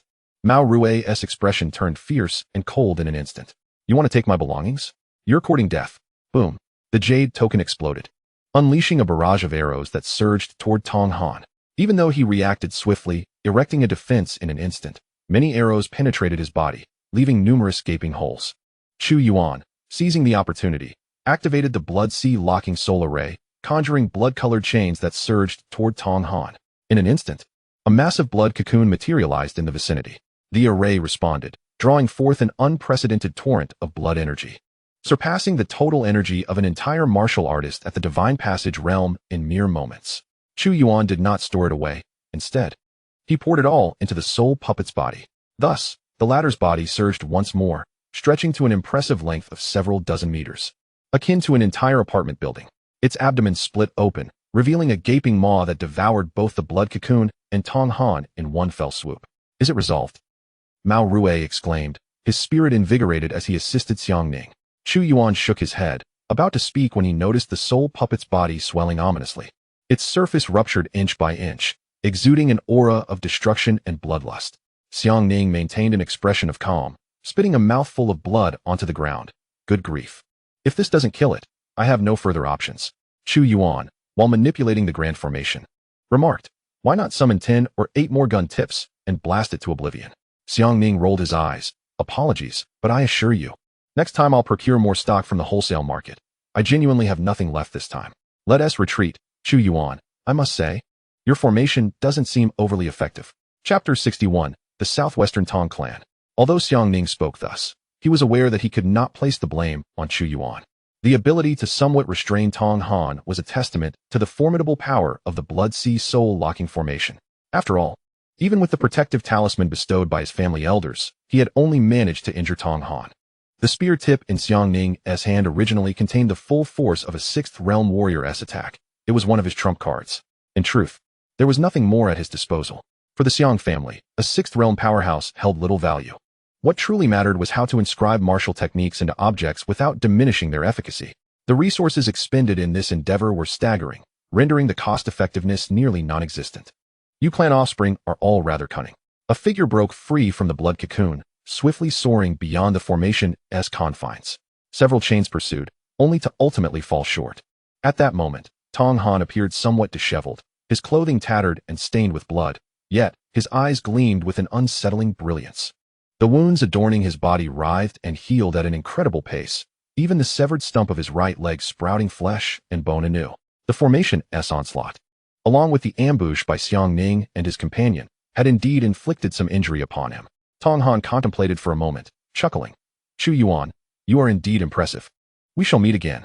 Initially, he had merely intended to observe and perhaps subdue Chu Yuan, but it seemed that a swift resolution was no longer feasible. He had more pressing tasks at hand and could not afford to squander time here with Chu Yuan. Who knew if Xiang Ning or others possessed treasures that could store the attacks of powerful entities? Vengeance awaited him. Tong Han expanded his chest, clenching his right fist before striking downward. The sky appeared to darken, a colossal blood-red fist imprint overshadowing the stone platform above. Chu Yuan's pupils constricted as he instantly channeled all his strength into the grand formation. Secret runes manifested layer upon layer, intertwining blood-red chains forming an immense net that spanned upward. The crowd atop the stone platform felt a wave of trepidation, and in the next instant, a violent tremor shook them, causing many to lose their footing and tumble to the ground. They experienced a sensation of plummeting, as if they were hurtling towards an abyss. This was no mere illusion.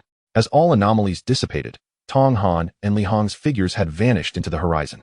Chu Yuan looked up, only to find that the once nearby passage to the secret realm had now become a distant speck suspended in midair.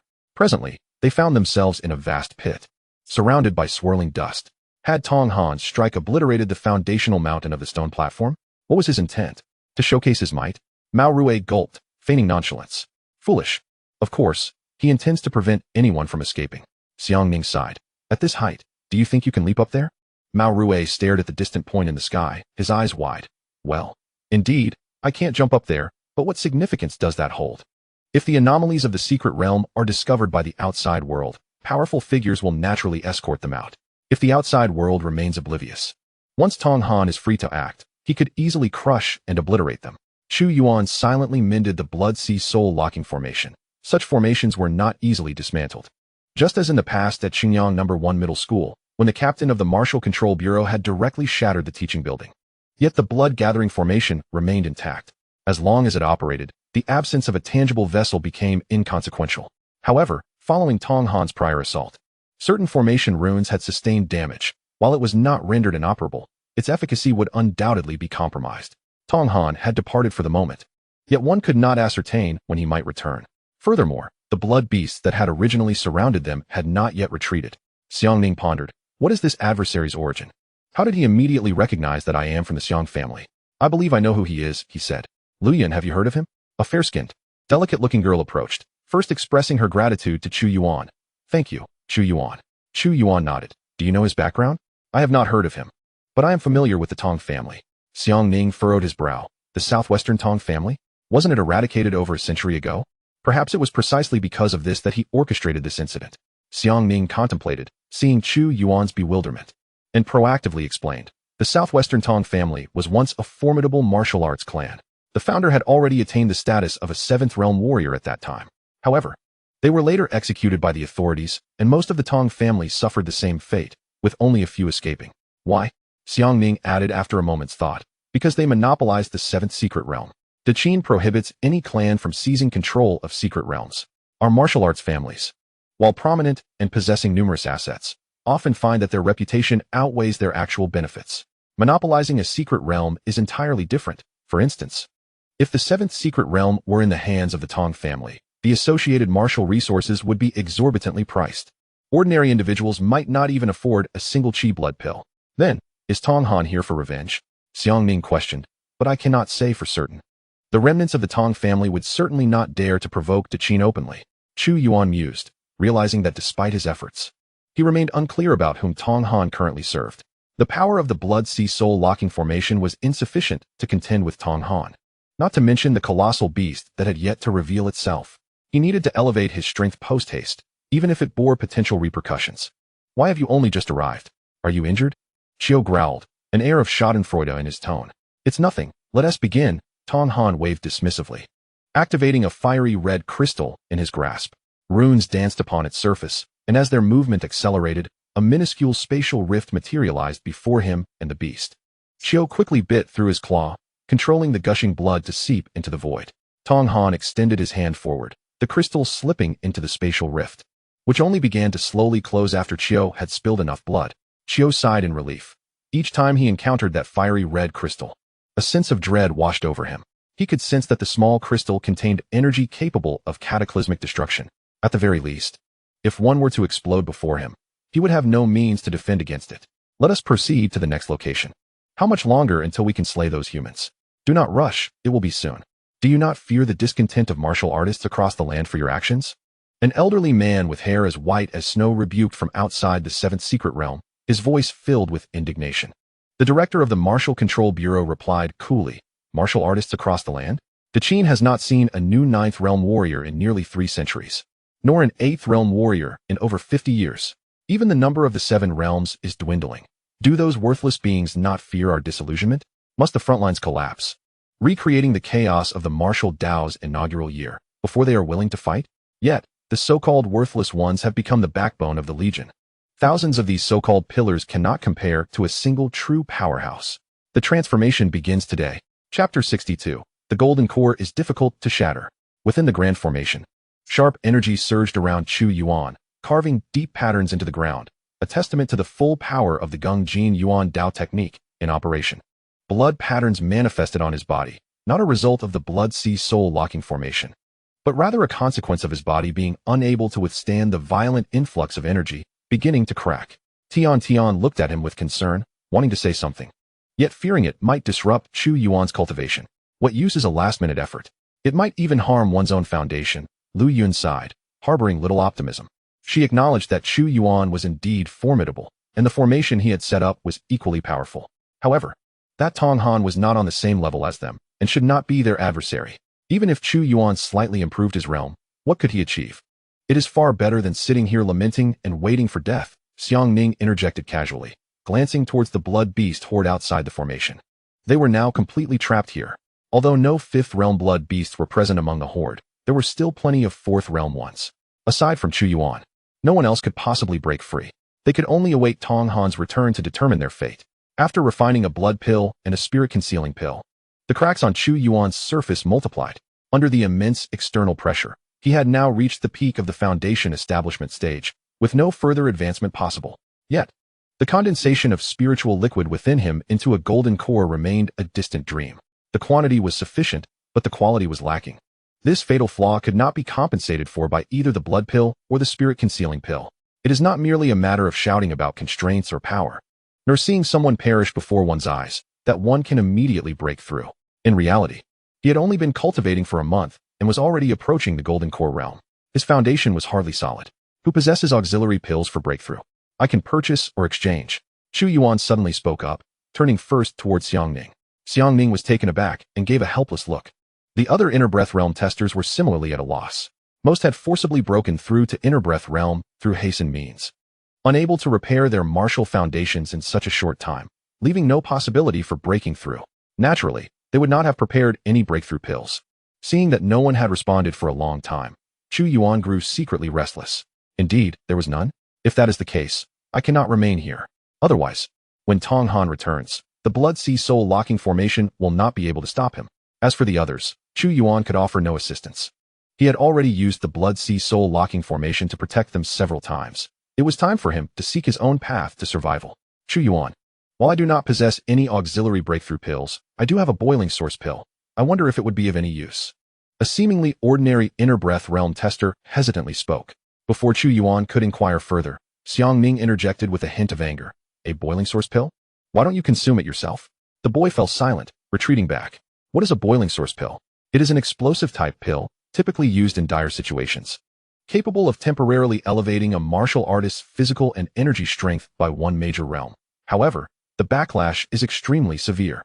After the battle, one is nearly rendered incapacitated. Xiang Ming explained.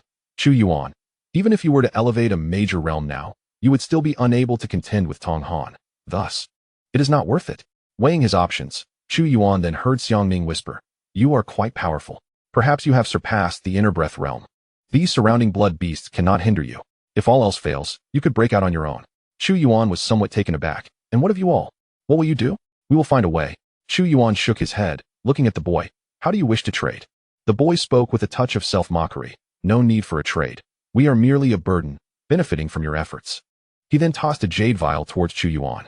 Detected boiling source pill can be transformed into night blooming Sirius. Today's transformation count, 1. Transform. Transformation completed. Chu Yuan silently tightened his grip on the jade vial, stealing a glance at the plump, dark red pill within. Its true effects remained unclear.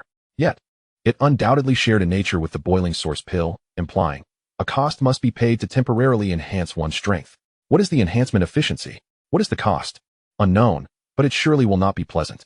Merely the name alone weighed heavily on Chu Yuan's heart. The night blooming Sirius blooms beautifully for a fleeting moment before withering away. After consuming it, will he face ruin? In any case, if this object can be avoided, it should be, yet Chu Yuan felt it would be difficult to do so. Chu Yuan, look. Tian's anxious call suddenly pulled him back to reality. Raising his head, he beheld blood clouds bursting in the distant sky. Brilliant and beautiful, the entire secret realm seemed to be draped in a crimson shroud. The earth trembled, and a strange sound pierced his mind. It resembled a lament or a wail, evoking an involuntary feeling of despair within. The ground shook, and Chu Yuan found it challenging to maintain his footing. Extending his consciousness, he witnessed chaos all around. Mountains crumbled, and massive trees were swallowed by the fissures in the earth. The blood beasts surrounding the formation suddenly crouched, seemingly in agony, large tears falling to dampen their fur. Then, blood rain began to fall from the sky. Chu Yuan extended his hand, catching the raindrops, feeling the faint vitality within, yet it was not true blood. It was not until this moment that the sound of a massive explosion, carried by the fierce winds, reached them. Everyone hurriedly covered their ears. But blood still dripped from their fingers, indicating they had already sustained injuries. Chu Yuan suddenly felt a sense of relief as he let go of the night blooming Sirius. He no longer needed to be troubled. In such a grand spectacle, even consuming 10 night blooming Siriuses would not accomplish much. Ha! Great Qin! Great Qin! This is merely the beginning. Tong Han stood alongside Qiu, admiring his masterpiece. He laughed heartily, causing Qiu's eardrums to tingle. Qiu, observing the apocalyptic scene around him, fell silent. A wave of sorrow washing over him. It was his homeland. Yet, even if it were to be destroyed, it was better than leaving it to the human race. Why did you encroach upon the territory of the human race? Why did you allow yourself to be captured by them? After venting, Tong Han took a deep breath. You may now pursue your desires. What of the remaining divine seal crystals? I will wait until a sufficiently powerful individual from Great Qin steps into the scene before detonating them. Qiu fell silent once more. Do not forget the promise you made to me. Rest assured, the organization has already arranged a destination for you. Chapter 63. Only the Sixth Realm. Watching Qiu depart, a hint of mockery crept into the corner of Tong Han's mouth. He could tell that Qiu was heading towards the secret realm passage, where Chu Yuan and the others were located, yet he felt no concern whatsoever. Unable to contend with them for even a moment, let alone with beasts far inferior to himself. Who knows what hidden cards those aristocratic offspring possess? It would suffice for him to have his enemies consume their own resources. As for the promise, creating such a commotion made it difficult for him to extricate himself. How could he possibly carry a burden of others along with him? The organization had arranged for their safe disposal to be in the same grave as the seventh secret realm. Chu Yuan noticed the blood beasts encircling them were becoming restless. emitting excited growls toward a certain direction. A sudden alertness surged within him. Soon, a dark silhouette in the distance rapidly expanded, quickly obscuring the array above. By the heavens! Such a massive blood beast. Xiang Ning's eyes widened. The strength of blood beasts correlates with their size. So what kind of power would a creature as large as a small mountain hovering above the array possess? The human race shall perish. Hatred surged within Qiu as he gazed down at the tiny ants below, an endless rage flooding his heart. Year after year, he had lost count of how many years his kin had been ruthlessly harvested. These tiny beings reappeared periodically, skinning and dismembering his people, extracting blood and flesh. Even his parents and children had met their demise at their hands. If they were as dim-wit as those lower-tier clansmen, it would be one thing. But he possessed considerable intelligence, and after reaching the third realm, he could not forget the past. A colossal beast's claw descended, plunging him into darkness. Yet, Xiang Ning's focus was not on that. He exclaimed in astonishment, "It can speak?" Chu Yuan had no time to respond. He squeezed the porcelain vial containing the night bloom in his pocket, feeling somewhat reassured. He then instantly activated the grand formation. The soul puppet materialized. A blood beast bristling with heads appeared above the formation, roaring as it lunged at the beast's claw. Qiu's enormous pupils trembled, a hint of horror flickering within. What is this? Is it the souls of his fallen kin, carelessly molded into such a form? The beast's claw made contact with the soul puppet. A tangible sensation emanating. It was crumbling, disintegrating. Yet the next moment, Qiu felt a sharp pain in his claw, as if something had burrowed inside. Following this, a tremendous suction force surged forth, drawing his blood out from the wound in a torrential spurt. Qiu was consumed by fury. Wasn't it said that these were merely the cubs of humanity? Why could he devour so many of his kin, yet fail to slay these so-called human cubs? He raised his head and roared, charging toward the grand formation like a meteor plummeting from the sky. Layers of crimson chains manifested, obstructing the space between him and those within the formation. A collision ensued. The sound of cracking resonated as countless blood chains shattered, only to reform anew. The soul puppet's form re-emerged, swiftly attaching itself to Qiu. A multitude of heads opened wide, biting down to tear his flesh and blood apart, ravenously chewing. The surrounding blood beasts, witnessing this scene, appeared enraged, growing restless and howling incessantly. Their patience seemed exceedingly thin. Unable to bear the sight of their king in such a dire state, they began to assault the grand formation. Chu Yuan, however, would not indulge them. The Blood Sea Soul locking array seemed like a mere roadside obstacle against Tong Han, but when confronting these fourth-realm blood beasts, it could be summed up in one word: annihilation. The array patterns twisted, blood-red chains slithered forth like serpents, plunging into the bodies of the blood beasts in an instant, binding their souls, refining their flesh. One blood beast fell as if it were ripe wheat being harvested. Simultaneously, Chu Yuan dared not waste time. Melding everything newly seized by the Blood Sea Soul locking array into the soul puppet's body, its aura expanded exponentially. Roar! Qiu bellowed, launching himself skyward. The chains snapped straight, but ultimately broke apart. The soul puppet could not stray too far from the formation's confines, and reluctantly came to a halt. Qiu let out another low growl, and the blood beasts that had charged forward quickly retreated. He seemed to grasp something, unwilling to allow the few remaining of his kin to perish in vain. Sixth realm. Why is it the sixth realm? Chu Yuan sighed in relief, yet a greater bewilderment washed over him. What of the sixth realm? I sense this beast's oppressive aura is inferior to Tong Han's. What is the matter? There is indeed a significant issue, having devoured so many blood beasts. It only reached this level. Does that seem reasonable to you? Chu Yuan spoke in a low tone. He had originally prepared for a formidable creature, but upon first contact, he discovered that while the beast was indeed powerful, it fell far short of his mental expectations. It was akin to preparing for a fierce tiger, only to find oneself facing a famished wolf. Although the situation appeared somewhat favorable, Chu Yuan felt an unsettling premonition that this was not a good sign. Tong Han, what exactly have you done? Mao Rue pondered for a moment. Perhaps he had wasted too much? Xiang Ning, somewhat speechless, replied, at this juncture, please refrain from displaying your humorous intellect. Thank you. Providing nearly 30% of the Great Qin's vital energy pill materials. One can only imagine the sheer number of blood beasts within the secret realm. Furthermore, the military was not depleting resources indiscriminately, but rather harvesting with a plan, ensuring the blood beast population remained within certain limits. Yet this colossal beast had consumed the vast majority of blood beasts within the secret realm, even relying solely on numbers. Its physical strength at the seventh realm should have been substantial. How could it be inferior to Tong Han? The blood sacrifice grand array was originally intended to sacrifice over 1 million ordinary people from Qinyang, which would greatly benefit the existence behind Xianxian. In light of this comparison, the essence of the conspiracy was almost laid bare. The human race. Xiao gritted his teeth, yet harbored a certain trepidation towards that enigmatic formation. His figure abruptly vanished, disappearing without a trace. But before those within the array could relax, Xiao's form reappeared above the formation, casting a shadow. He was seen hoisting a small mountain, hurling it down with great force. Fool, you have been deceived by Tong Han. Outside the secret realm, the wilderness had vanished. Surrounded by an inky black sky, it seemed as if the secret realm had been stripped from reality and cast into the void. Occasionally, a flicker of light would appear, only to be quickly extinguished like a shooting star. An oddly handsome young man flapped his dark wings, standing in the void, his palm pressed downward, his posture elegant. Countless energy-gathering black feathers manifested, shooting like arrows toward the martial artist team below. At that moment, a long spear silently pierced from behind. In an instant, it penetrated his chest. Xianxia, weren't you all supposed to be settling the score for revenge? No one paid him any mind. The spear trembled, and a torrential, domineering energy surged into his body, obliterating his consciousness. Chapter 64. The Consequences of Ignorance. You have devoured so many of your kin. How could you possibly possess only this level of strength now? Have you never suspected Tong Han? I understand now. You have suffered due to your lack of knowledge. You believe you are strong enough now, yet you cannot even kill us. Enough. Xiao's eyes turned increasingly crimson, frantically striking. Streams of blood-red energy coalesced into claw-like shadows descending upon the grand array, causing it to tremble.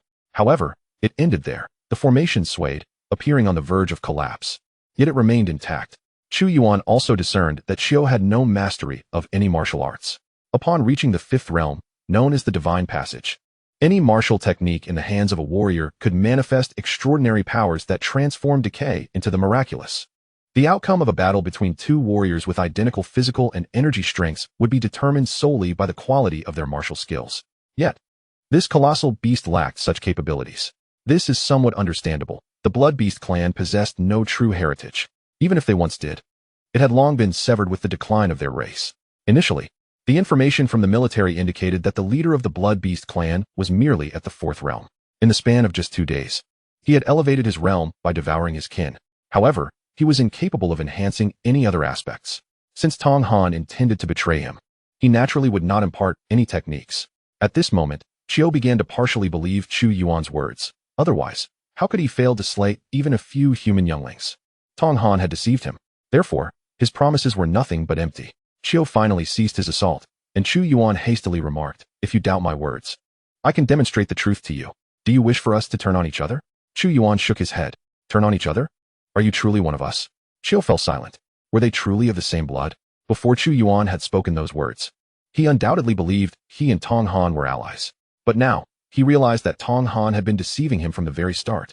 Moreover, his attitude clearly indicated that he regarded Xiao as nothing more than a mere tool. He had allowed his hatred and fury to blind him. Additionally, just as this human lad had said, he had suffered the misfortune of ignorance. Without waiting for Xiao's response, Chu Yuan directly presented some life essence stored within the Blood Sea locking soul array before him. This was equivalent to the life essence of a fourth realm blood beast. Xiao's large, grotesque face twitched, but after a moment's hesitation, he chose to swallow it whole. The sensation was entirely different from his previous experience in the blood abyss. A wave of indescribable euphoria surged through him. The wounds on his body, previously torn open by the soul puppet, began to heal at an accelerated pace. All illusions were shattered at this moment. With such an enhancement, he should have grown far stronger than he currently was after devouring so many of his kin. Tong Han. Tong Han. Xiao gazed mournfully at the kin below him. In their struggle for resistance and survival, the fruits of countless lives had been largely siphoned away. The hope he had harbored was, from the very beginning, nothing but a ruse. Chu Yuan, you truly know how to sow discord. A voice filled with resignation echoed.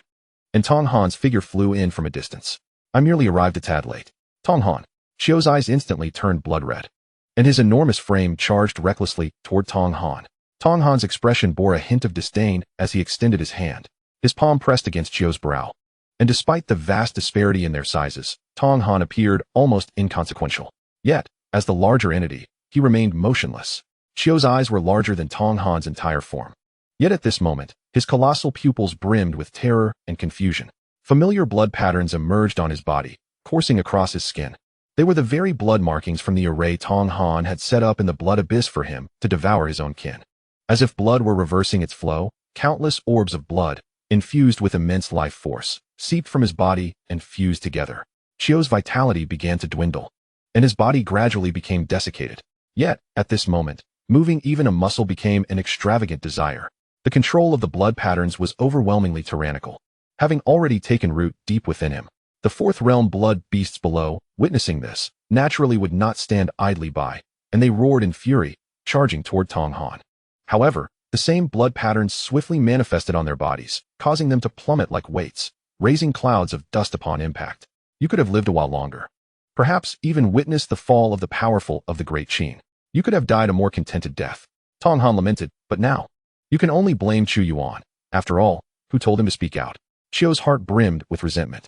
The Great Qin human race was, after all, an enemy, a long-standing grievance. Regardless of their mutual slaughter and deception, such actions were to be expected. Yet, Tong Han's betrayal was far more detestable. He was the true culprit behind the clan's demise. He had exploited Chiu's hatred. At this moment, the animosity Chiu felt toward Tong Han had long eclipsed his hatred for the Great Qin humans. But he was powerless to act. Tong Han and Chiu hovered high above, beyond the reach of the blood sea locking solar ray. Naturally, Chu Yuan did not wish for Tong Han to achieve his goals. He was torn, contemplating whether to use the night blooming Sirius now. However, Tong Han seemed to have intentions of recruiting him, perhaps buying some time. Just then, a glimmer of cold light shot past his eye. A massive sword materialized, slicing through the air with a chilling wind aimed directly at Tong Han. Within the array, even the unrestrained blood-colored chains were instantly shattered. Chu Yuan turned in shock, only to see Lu Yun wielding a metallic small sword.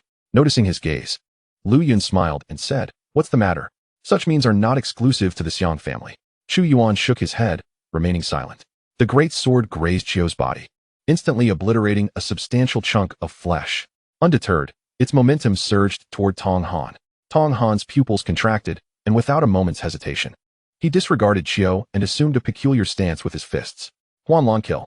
The clash of fist imprint and great sword erupted in a dazzling display of energy waves in the sky, sending Chiu's body plummeting. Chu Yuan, quickly slay that blood beast. Lu Yun urged. Her sword talisman was not as potent as the methods previously employed by Xiang Ning. And since both Xiang Ning and Mao Rui had merely injured Tong Han, it was unlikely this sword talisman would yield significant results. Chu Yuan's gaze shifted, and he activated the array. Dozens of blood-colored chains instantly coalesced and shot forth, ensnaring Chiu's body in midair and drawing him into the array. As the aftermath dissipated, Tong Han's figure reappeared. A gash marred his chest, blood flowing profusely from it. Yet, compared to the previous injuries of severed limbs and gaping wounds, this seemed trivial. Observing the colossal beast that nearly occupied half the array's coverage, Tong Han chuckled. Want to? Follow me. This shall be your welcome gift. Chapter 65, The Golden Core Realm. Although Tong Han spoke thus, his actions bore no mercy. With a mere flip of his hand, he pressed down decisively. It was as though a sea of clouds condensed beneath his palm, thunder rolling amidst the friction of mists. The plan was set into motion.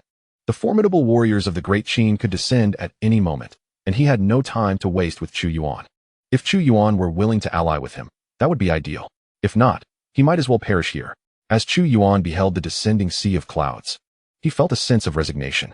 It seemed that his plan to delay time was futile. He formed hand seals, summoning the soul puppet once more, which roared as it charged toward the cloud sea. This time, Tong Han was completely unimpeded, and the might of the killing move he was brewing was incomparable to the punch he had hastily unleashed within the array. The moment the soul puppet made contact with the cloud sea, the heavens ignited. A vast network of lightning surged forth, ensnaring the soul puppet, relentlessly wearing down its form. It shrank at a visibly alarming rate. Damn it, who still has a talisman? Hurry and use it, Xiang Ning urged, her hair being tugged upward by the lightning, creating a rather comical sight. The warriors within the formation fell into a profound silence. The battle talisman was the very same one previously employed by Xiang Ning and his companions, a means to store a singular, formidable attack. It was not something everyone was entitled to possess. At this juncture, no one would be foolish enough to continue concealing their strengths. After all, survival was paramount. Tong Han. Someone suddenly shouted towards Yun Hai, amidst the complex gazes of the crowd. I am willing to pledge my allegiance. Spare me. Traitor, do not speak of me. Do you all wish to perish? Tong Han. I am from the Chen family of Taihe Mansion. I too wish to ally with you. Xiang Ning's expression darkened. Yet he remained silent, choosing not to offer his allegiance to Tong Han. The thunderous might of Yunhai showed no signs of abating. Tong Han appeared resolute in his intent to press on. Indeed, while these family scions possessed commendable talents, they did not evoke a sense of envy within him. Had the circumstances been different, he might have considered it, but this time was not the same. Chu Yuan sighed inwardly, watching as the form of the soul puppet was utterly obliterated, and he immediately ceased to hesitate.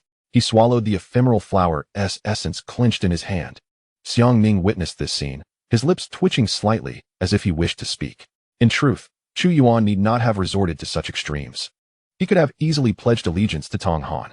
Yet, while Xiang Ning wished for Chu Yuan's survival, he could not utter words urging him to surrender. Spiritual energy surged. A tempestuous force erupted within him. It felt as though a colossal hand was mercilessly kneading the liquefied spiritual essence within, brutally consolidating it into a singular mass. As the spiritual liquid coalesced, a rough, crack-riddled golden core gradually materialized within him, spinning with a tumultuous energy. It seemed on the verge of disintegration. Yet under the domineering constraints of the ephemeral flower's essence, it retained its form. His spiritual consciousness expanded exponentially. What once could envelop a few thousand meters now encompassed a radius of over 100 kilometers. The surrounding scenery was rendered in exquisite detail. Though he had not formally entered the golden core realm through rigorous cultivation, at this moment, Chu Yuan embodied the essence of the golden core. An ineffably profound aura emanated from him, compelling those nearby, including Xiang Ning, to instinctively submit. However, Chu Yuan had no time to relish the intricacies of the golden core stage. The thunderous onslaught unleashed by Tong Han was already upon him. The blood sea soul-locking formation, devoid of control, could not withstand such an assault, and the spontaneously generated blood veil shattered in an instant. Seizing the opportunity, Chu Yuan swiftly pinpointed Tong Han's location. With lightning speed, a frenzied beam of sword light surged skyward, as fierce as a tempest, as tumultuous as a tidal wave. In the blink of an eye, a vast chasm was carved through the thunderous onslaught of Yunhai, allowing a sliver of heavenly light to pierce through. Alarm bells rang in Tong Han's mind, and his form shifted. The next moment, he witnessed a cerulean golden sword light slicing past him, exuding an aura of annihilation. The razor-sharp sword energy grazed his garments, leaving a trail of fine crimson streaks upon his chest. What have you consumed? Tong Han glared at Chu Yuan, who stood in the distance like a specter drenched in blood, his expression grim. Strength does not ascend without cause. Even a breakthrough in the heat of battle could not account for such a leap in prowess. The crux of the matter was that, while Chu Yuan's momentum was formidable, it was alarmingly unstable, akin to a bomb primed to detonate at any moment. His exposed skin bore the marks of ruptured blood vessels. You wretched fool. Chu Yuan loathed Tong Han intensely, his disdain evident as he even resorted to cursing. The repercussions of the ephemeral flower's essence were immense, not significantly lighter than that of the boiling source pill. After this, he would encounter considerable trouble, all thanks to Tong Han. Tong Han remained unfazed, sneering, foolhardy. This explosive technique not only fails to bridge the chasm between us, but it also obliterates your worth, Chu Yuan. You are of no further use. With that, he once again unleashed a palm strike towards Chu Yuan, summoning the tempest of Yunhai anew. This time, however, the intensity seemed even more concentrated. The clouds roiled and thundered, ultimately coalescing into a colossal imprint of thunderous energy, hurtling towards Chu Yuan with a deafening roar. The air was scorched, a charred aroma permeating the atmosphere. In truth, Tong Han had begun to entertain thoughts of retreat. The might of Zhuxian's warriors could materialize at any moment, and he had no time to squander here. Yet, although Chu Yuan had become a liability, his enmity still held value. The countless life essences of blood beasts stored within his adversary could propel his martial prowess further, representing the greatest gain of this mission. He could not afford to relinquish it lightly. With urgency, Chu Yuan once more commanded his flying sword to pierce forth. Upon colliding with the thunderous imprint, a dazzling eruption of electric light ensued, blindingly brilliant. Electric arcs leapt onto Chu Yuan, scorching his garments and leaving faint charred marks upon his skin. Chu Yuan remained undeterred, employing the misty smoke step as he advanced with the severing wind technique. His predicament mirrored that of his foe. Although his energy intensity had been forcibly heightened, his mastery of techniques was woefully insufficient. As the standoff dragged on, the circumstances would only grow increasingly unfavorable for him. Chu Yuan was uncertain of his current standing in the hierarchy of martial arts, yet from Tong Han's evasion moments ago, it was evident that he too harbored a wariness of Chu Yuan's swordsmanship, and that was sufficient. Through the thunder and sword light, Tong Han suddenly caught sight of Chu Yuan's frigid gaze. He found it somewhat ludicrous. You truly are eager to meet your demise. Tong Han stepped forward, inhaling deeply, his form slightly swelling. Hamlin strike. Golden iron radiance shimmered upon his fist, ruthlessly lunging towards Chu Yuan. Wind whisper. Chu Yuan's eyes suddenly blazed with intensity, as he violently infused his spiritual energy into severing wind. Countless wind blades, compressed to their utmost, materialized. Simultaneously, he concentrated all his spiritual consciousness, recklessly channeling it into Tong Han's mind. Chapter 66. Let us set forth, Chu Yuan. Chu Yuan had long been calculating. His greatest advantage over Tong Han lay in his spiritual consciousness, especially after consuming the ephemeral flower's essence and entering the golden core stage. His spiritual awareness had intensified by several multiples. Though he had not studied any techniques of mental assault, a primal onslaught would undoubtedly catch Tong Han unawares. And indeed, the reality unfolded as he had anticipated. As his spiritual consciousness surged forth, Chu Yuan felt as though he had collided with a rocky outcrop. An entirely distinct spiritual essence emerged to greet him, defiant, vengeful, and ferocious. While martial artists in the early stages may not prioritize the cultivation of mental prowess, the elevation of their life essence naturally bolstered their spiritual strength. Otherwise, the existence of mental martial techniques would be inconceivable. To become a powerful warrior, one may possess relatively unremarkable attributes, yet one must never have a glaring shortcoming. Thus, Tong Han's mental fortitude was commendable. He did not instantly devolve into a mindless state upon Chu Yuan's incursion. However, to fend off the spiritual consciousness of a golden core practitioner was an unrealistic expectation. Chu Yuan endured the discomfort, continuously pouring his spiritual energy into Tong Han's consciousness. Images began to manifest within his mind. Tong Han's pupils constricted to the size of pinpricks. The golden iron radiance upon his fist had long dissipated. He clasped his head with both hands, veins bulging on his forehead, torrents of cold sweat cascading down his cheeks, as he found it increasingly difficult to maintain his form, inevitably plummeting towards the ground. Mental assault. Chu Yuan has even mastered mental attacks? Was he not merely a practitioner of the air control realm? A practitioner of the air control realm could barely sense their own spiritual energy, let alone wield techniques of mental assault. Get lost. The mental energy belonging to Chu Yuan trembled in retaliation, yet in the next moment, it surged forth anew. Countless razor-sharp blades of wind surged towards Tong Han, like swallows returning to their nest, repeatedly scraping and slicing at his body. His arms, thighs, and chest were torn asunder, revealing stark, white bones. Yet, in the next instant, an abundance of crimson energy erupted from within him, tirelessly mending his form. It was as if he was perpetually experiencing the torment of slow slicing. Waves of excruciating pain washed over him, and at that moment, Tong Han could only be grateful that he had previously extracted a portion of his nemesis's life essence. Otherwise, even if he were to survive, he would be left with but a breath. Time felt interminably long at this moment. Tong Han had lost count of how many times he had endured this torment, until suddenly, his body trembled and crashed onto the solid ground. Another figure fell nearby. It was none other than Chu Yuan. The wind-cleaving sword dropped beside him, and sensing the faint life force of Tong Han, Chu Yuan could not help but sigh internally. A throbbing pain surged within his head. His consciousness could only extend a few dozen meters around him, accompanied by a sense of sluggishness. The realm attained through hastily pulling up seedlings cannot compare with the genuine cultivation achieved through earnest effort. He had reached his limit, yet still had not killed Tong Han. He regretted not having struck when Tong Han had just managed to control his nemesis, allowing him to absorb so much life essence. But now, it was too late for any words. A blood pill and a mind-replenishing pill appeared in his hand, which he swallowed together.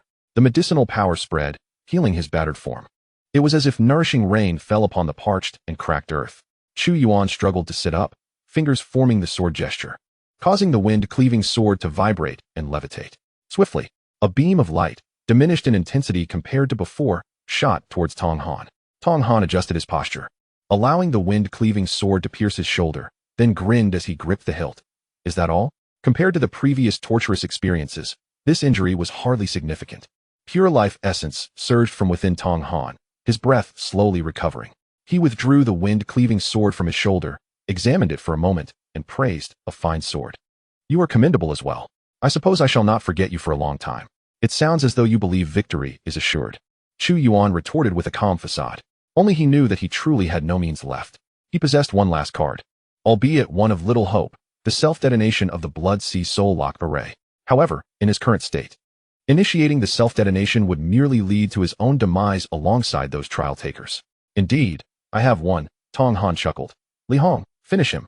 He staggered to his feet, brandishing Chu Yuan's sword as he approached the blood beasts outside the formations.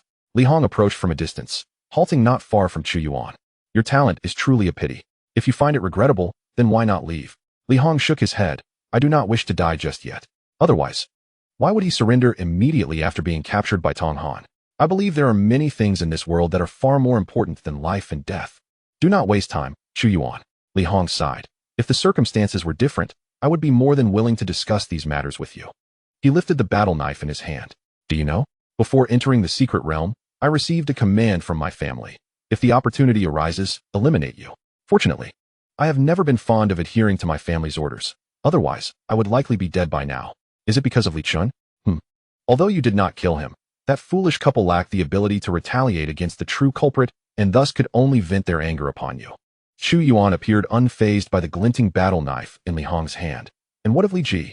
He was highly regarded by the family, deeply favored by our ancestor, and therefore was not allowed to be burdened by any trivial matters during his cultivation. A self-deprecating smile appeared on Li Hong's face. So, in truth, there was never any conflict between you two. Alas, it sounds like your Li family is quite despicable. Li Hong nodded in agreement. Indeed, let us proceed, Chu Yuan. The battle knife traced a mournful arc, aiming for Chu Yuan's neck. I have one more thing to say. Chu Yuan glanced toward the secret realm passage, smiling. In truth, delaying time can be quite effective. Li Hong paused, then suddenly realized something, hastening the speed of his long knife. Yet, in the next instant, an unimaginable force, seemingly emanating from the very depths of the soul, assailed him. The blade halted, and Li Hong, as if struck by a heavy blow, collapsed to the ground. Chu Yuan raised his hand in a feigned gesture of support, smiling. Good boy, there are no red envelopes for you today. Rise quickly. Li Hong gritted his teeth, the sound of cracking bones echoing throughout his body, as if they might shatter. At that moment, he had no energy to respond to Chu Yuan's jest. Overwhelming dread engulfed his mind. Chu Yuan, puzzled, remarked, Actually, your best choice should have been to cease your actions, then explain that you were left with no alternative. Perhaps you could have deceived Tong Han. Have you become addicted to betrayal after merely 2 days? What do you understand? Li Hong's voice was faint, barely audible. Do you think Tong Han made such a grand spectacle solely for your sake? You overestimate yourself. Has the 8th realm finally arrived? Tong Han displayed no surprise, withdrawing his hand from a shriveled blood beast, grinning. Well, this is acceptable, not a loss. Chapter 67. Divine Sealing Crystal. Explode. According to Chu Yuan's knowledge, the most formidable martial artist in the Great Qin was of the 9th realm. This individual served to deter external enemies, maintaining the survival of humanity.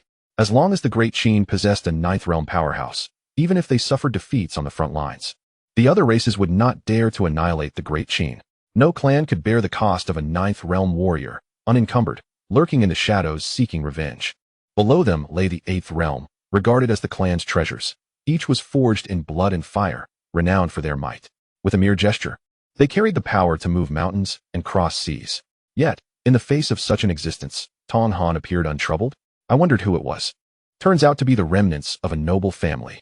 I have long proclaimed the necessity to eradicate you to prevent you beasts from scheming against the Great Qin. That figure cursed under his breath, then reached out to strike. Come with me to face judgment. Chu Yuan could not comprehend what he had done. In an instant, heaven and earth seemed to invert. The sky of the 7th secret realm appeared to collapse, descending towards Tong Han's position. Even though it was not aimed at Chu Yuan, it filled him with a sense of impending doom. Tong Han kicked the blood beast aside, unafraid, laughing heartily. Old dog Han, I shall ensure your family is well taken care of after your demise. Divine Sealing Crystal. Explode. He produced a fiery red crystal and crushed it with force. Crack. Chu Yuan suddenly sensed an eerie silence enveloping the world. The momentum of Han's attack, Tong Han's maniacal laughter, and Li Hong's murmurs all faded from his perception. It was not the disappearance of sound, but rather a grander resonance that overshadowed all other noises. A strand of red light surged through the cosmos, rapidly swelling into an oceanic tide. The sky, now tainted red, bore cracks of darkness, resembling a shattered mirror. Chu Yuan witnessed 3 thick fissures piercing through the passage of the secret realm. Thus, the colossal vortex ceased its rotation and began to dissipate. In the blink of an eye, the heavens bore no trace of the passage, as if it had never existed. Only the inky fissures remained, relentlessly extending, while the Han clan warrior seemed to transform into a magnet, drawing countless black cracks towards him, intent on disassembling and devouring him. The attack he launched against Tong Han was devoured in an instant by the fissures along the path, as if it had fallen into an unknowable abyss. Spatial rifts? Chu Yuan felt a sense of numbness. Why did such phenomena have to manifest in this trial? Wasn't it merely a formality to subdue the other prodigies of the same generation and then acquire the subsequent techniques? Having Tong Han as a formidable adversary was already excessive. What was the meaning of this chaotic scene? At this moment, Tong Han was enveloped in a layer of crimson light, emanating from the very crystal he had just shattered. The task had been accomplished, and he displayed no intention of lingering in this place. Although the old dog Han was preoccupied with the spatial rifts, should he truly resolve to eliminate him, his mere Nirvana realm power would be insufficient and would be easily crushed. The only lamentation was that the source of life he had yet to consume from his adversary remained unclaimed. Tong Han cast a regretful glance at the blood sea locking solar ray, blaming Chu Yuan for his predicament, choosing to oppose him instead of seeking a better path. Chu Yuan, I shall extend a warm welcome to your family, he thought, his crimson light intensifying, ripples forming around him. Chu Yuan's gaze flickered as he recalled the visions he had seen when invading Tong Han's mind, a surge of murderous intent gradually surfacing. Though quickly overshadowed by a sense of helplessness, even if he sought vengeance, survival was a prerequisite. But would survival be attainable? He connected his consciousness to the wind-cutting blade. Boom! Tong Han felt a surge of heat in the long sword he wielded, which then erupted with tremendous energy. Though somewhat surprised, his recently healed palm was torn, blood spilling profusely, yet he still managed to chuckle. Is this a farewell ceremony? Quite inventive. Master, save me. Li Hong suddenly cried out. Useless. Tong Han frowned, ready to chastise, but the words morphed into, forget it, let us go. A beam of red light shot forth from him, landing upon Li Hong. In the next instant, the red light flared, and their figures vanished, leaving behind only a spatial rift. If Tong Han managed to escape this time, I shall certainly desecrate your ancestral grave. He murmured, utterly resigned. It wasn't that he didn't wish to intervene. Rather, he found himself powerless to do so. The efficacy of the night-blooming Sirius gradually waned, and the rough, hollow golden core within him shattered, yielding only a meager amount of spiritual liquid. Every part of him ached, and even standing became a challenge. His final resort was only to detonate the wind-cutting blade, yet its power could only be described as trivial. What were our allies doing? The Han Elder was seen channeling energy, his hands sweeping through the air, seemingly attempting to quell the numerous spatial rifts. However, as he calmed one, several more erupted, leaving him too occupied to pay attention to Tong Han. The seventh secret realm was a vital treasure for the Great Qin. Its yields were of utmost importance. Abandonment was absolutely not an option unless absolutely necessary. Of course, it was also a matter of self-preservation. Tong Han had planted countless divine sealing crystals within the realm, and the collapse of the secret realm was alarmingly abrupt. If nothing were done, even if he were at the eighth realm, there remained a significant possibility that he would perish alongside the realm. He could even be exiled into the chaotic currents of space, utterly lost, for the Great Qin. Such an outcome would be no different from his death. Fortunately, he retained some awareness amidst the chaos, and in a moment of urgency, he hurled his sword to form a protective barrier near the blood sea locking solar ray. Chu Yuan watched in horror as the spatial rift spread, the earth being consumed, disintegrating. The surrounding blood beasts, as the rifts brushed past, silently lost portions of their bodies or were directly devoured, disappearing without a trace.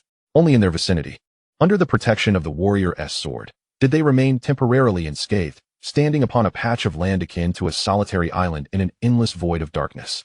Xiang Ning gallantly rushed to his side, relocating him into the grand formation. Chu Yuan. This colossal beast. Chu Yuan was taken aback, hastily looking around.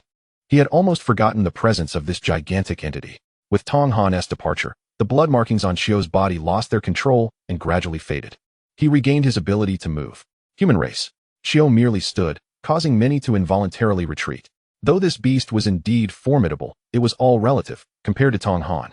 It was merely a street dog, yet eliminating them would not be much easier than crushing a chicken. Remain calm and observe that figure above before speaking. Chu Yuan stated coolly. Chapter 68, His Final Gift. Xiao's enormous eyes shimmered with sorrow, yet, paradoxically, his aura surged exponentially. This development sent alarm bells ringing in Chu Yuan's mind. However, casting a glance at the sword hovering above the grand formation fortified his confidence. Save them. Xiao's tone was urgent, tinged with a hint of pleading. A transaction. Chu Yuan furrowed his brow, pondering for a moment, uncertain of Xiao's meaning. If that powerful being above couldn't handle the situation, they would all perish. What was there to negotiate? Ultimately, he nodded, With that being's sword present, it was unlikely anything untoward would occur. With a low growl, Chu commanded the few remaining blood beasts to charge towards the grand formation. They appeared fearful, seemingly wary of the formation, yet it was the king's command. Chu scrutinized them for a moment before speaking. Your powerful ally cannot avert the world's destruction. For some reason, Chu Yuan sensed an inexplicable nuance in his tone. It seemed profound, as if imbued with newfound wisdom. In simple terms, it felt as though he had momentarily become more astute. But why? The blood beast realm was already on the brink of collapse, under Tong Han's deception. I had unwittingly accelerated this process. No one understood the current situation better than I. You cannot even perceive Tong Han's true nature. Yet you ponder the methods of an 8th realm powerhouse? Xiang did not indulge him, retorting with scorn. Ultimately, their batch of trial participants had seen their sacrifices at the jaws of the blood beasts. Though Tong Han was a brute, his ire was primarily directed at Chu Yuan. Tong Han indeed regarded me as a medicinal ingredient to be refined. Chiu's voice was low and somber as he recalled the array within the blood abyss. What was purported to be a reinforcement array was, in truth, more akin to an array for concocting a grand pill of flesh and blood. His ascension in rank was merely to store more life essence. Enough. Chiu subdued his emotions, continuing, before arriving here. Tong Han had already detonated a portion of the divine sealing crystals, shaking the very essence of the blood beast realm. This was to ambush your powerful ally. Only when this ally arrived did he set off the remaining divine sealing crystals. Each location of the crystals was embedded with our clan's life essence. At this juncture, Chiu paused, seemingly at a loss for how to articulate his thoughts. The blood beast realm was originally a complete world. We, the blood beast clan, are the progeny of this world. Subsequently, after enduring great calamities and continuous disillusionments, I have transformed into my current state, captured by your Qin dynasty, reduced to mere prey. The lineage of our blood beast tribe has long since been severed, rendering us almost akin to wild beasts. Xiang, filled with curiosity, inquired, "Are you still an intelligent race? How come you cannot even speak?" Upon hearing Xiang question, even in our present predicament, Chiu found the absurdity of it all somewhat amusing. Naturally, our blood beast tribe possesses our own language. Are you suggesting we do not comprehend the language of humankind? Yet here I am, conversing in your tongue, while you cannot even grasp the language of my kin. His gaze bore down on Xiang as if he were a fool, inciting a flicker of indignation within her. Chu Yuan interjected hastily, "Let us not digress. How did you suddenly acquire this information?" "The infusion of world power has awakened certain ancestral memories within me," Chiu explained. "The very essence of our blood beast tribe was obliterated alongside the explosion of the divine sealing crystals, coupled with the near extinction of my kin. The destruction of this world has become irreversible." Chiu spoke with a tone of sorrow. He granted me his final gift, even though I was the one who brought about his downfall. This implied that the divine sealing crystals originally laid out by Tong Han could not have annihilated the blood beast realm. But due to your involvement, along with the extermination of my tribe, does the world wish for its own demise? Chu Yuan found this notion incredulous. What audacity does the blood beast tribe possess? Does the world truly have consciousness? If so, what might it be called? According to the cultivation narrative, it should be referred to as the heavenly Tao. Yet, why have I never heard such claims in the Qin dynasty? One cannot simply assert that the divine sealing crystals wield immense power.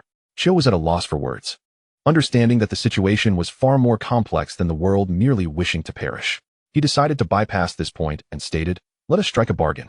I can facilitate your escape, but you must ensure the survival of my kin, even if you require materials from them, at the very least. Allow their numbers to be restored." Chiu implored, "The legacy of my tribe can reach profound depths. The blood beast tribe can become vassals to humanity. They carry the last remnants of the world's brilliance and will progress swiftly. You speak of your kin, but what of yourself?" Tian interjected. Chiu momentarily faltered.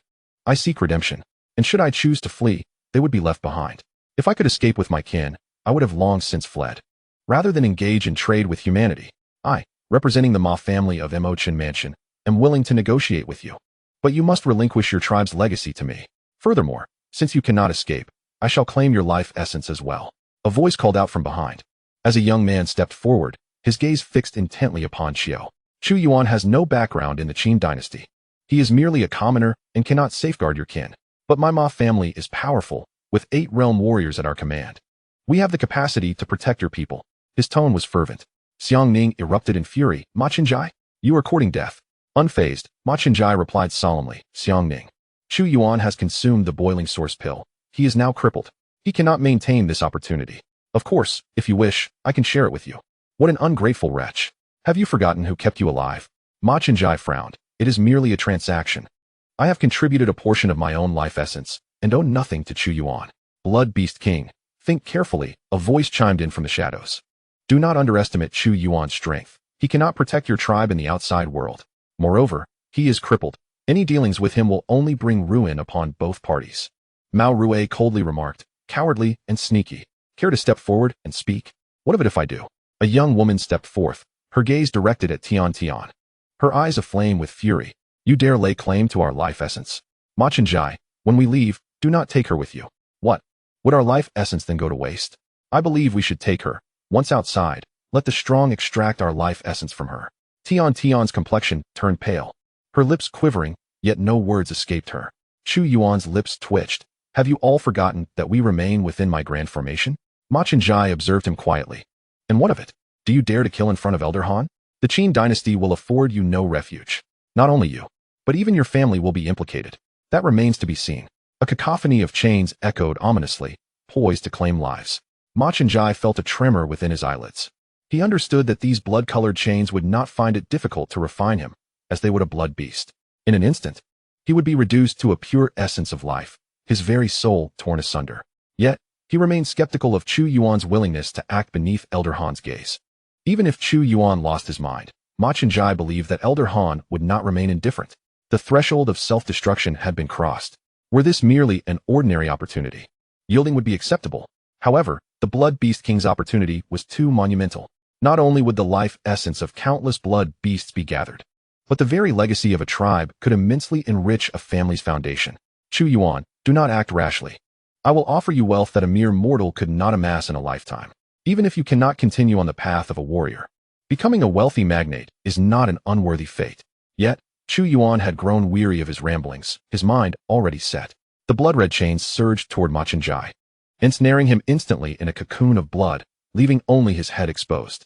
Ma Chenjai was struck with terror, astonished that Chu Yuan had truly dared to act. Elder Han, save me, he cried out, his voice abruptly silenced. The blood-red chains tightened, choking him until his form disintegrated into nothingness, leaving only his head to tumble to the ground. Chu Yuan's expression remained unchanged. He had neither extracted Ma Chenjai's soul nor refined his life essence. Killing was one matter, but certain actions could not be taken in the presence of a powerhouse like Elder Han. He had already formulated an explanation for Elder Han, but unexpectedly, the figure in the sky showed no signs of movement. To suggest that such a powerful being had not heard Ma Chenjai's cries for help would be ludicrous. Did this imply tacit approval? Chu Yuan's gaze shifted once more to the young woman who had supported Ma Chenjai, only to witness her body tremble as she suddenly knelt before him. Chu Yuan, you cannot kill me. I was wrong. She had intended to leverage her family to threaten Chu Yuan, but in that critical moment, she recalled that every individual who had attempted to do so had met their demise. Chu Yuan cast a glance her way before turning his expressionless gaze back to Chiu. Let us negotiate. The young woman sighed in relief, her humiliation reverberating within her. As a favored child of heaven, no one had dared to impose upon her since her youth. Yet today, she found herself kneeling before another. Chu Yuan, I shall repay this humiliation tenfold. She surveyed the astonished faces around her, biting her lip in an attempt to rise. And you onlookers, none shall escape unscathed. However, she suddenly found herself unable to perceive her own legs. In disbelief, she looked down to discover the blood-red chains coiling upwards like serpents. It became clear that they were not merely spectators of her disgrace. Chiu silently observed the unfolding scene without offering any commentary. He now harbors no concern for anything but the survival of his dwindling kin. Upon hearing Chu Yuan's voice, he nodded. Very well. The legacy, the essence of life, can all be yours. Let the Blood Beast clan thrive. I promise you. Chu Yuan responded. But can this legacy be entrusted to that formidable being in the sky? Chu Yuan, Xiang Ning exclaimed in confusion. Chu Yuan shook his head at him and continued addressing Chiu. I do not comprehend why you have not chosen to negotiate directly with the mightiest Han Lao, for he could undoubtedly ensure the Blood Beast clan's prosperous continuation within the Great Qin. An 8th-tier martial artist is of far greater significance than the 7th secret realm itself. Who would dare to question his authority in safeguarding the Blood Beast clan? This statement seemed to awaken Xiang Ning. Indeed, now that Chiu has awakened the legacy memories, he should understand how immensely precious they are. Yet why did he not choose to negotiate with Han Lao directly, but opted for Chu Yuan instead? Was he concerned that Han Lao might not regard him? Such a notion seems implausible. I too did not realize that Chiu had momentarily paused, and a hint of bewilderment flickered in his eyes. It seemed he instinctively chose Chu Yuan. Perhaps it was the will of the world. The world's will? Chu Yuan was again puzzled. Could it be that the will of the blood beast realm was aware of his unique advantage, thus influencing Chiu to make such a decision? It mattered not. Let us proceed as you suggest, and bestow the legacy upon that formidable being. A stream of crimson light coalesced upon Chiu's forehead, subsequently splitting into dozens of strands. Delicate filaments penetrated the heads of several four-tier blood beasts within the formation, while the most exceptional among them surged skyward, heading directly toward Han Lao. Han Lao extended his hand, catching it within his grasp. The next moment, his figure vanished without a trace.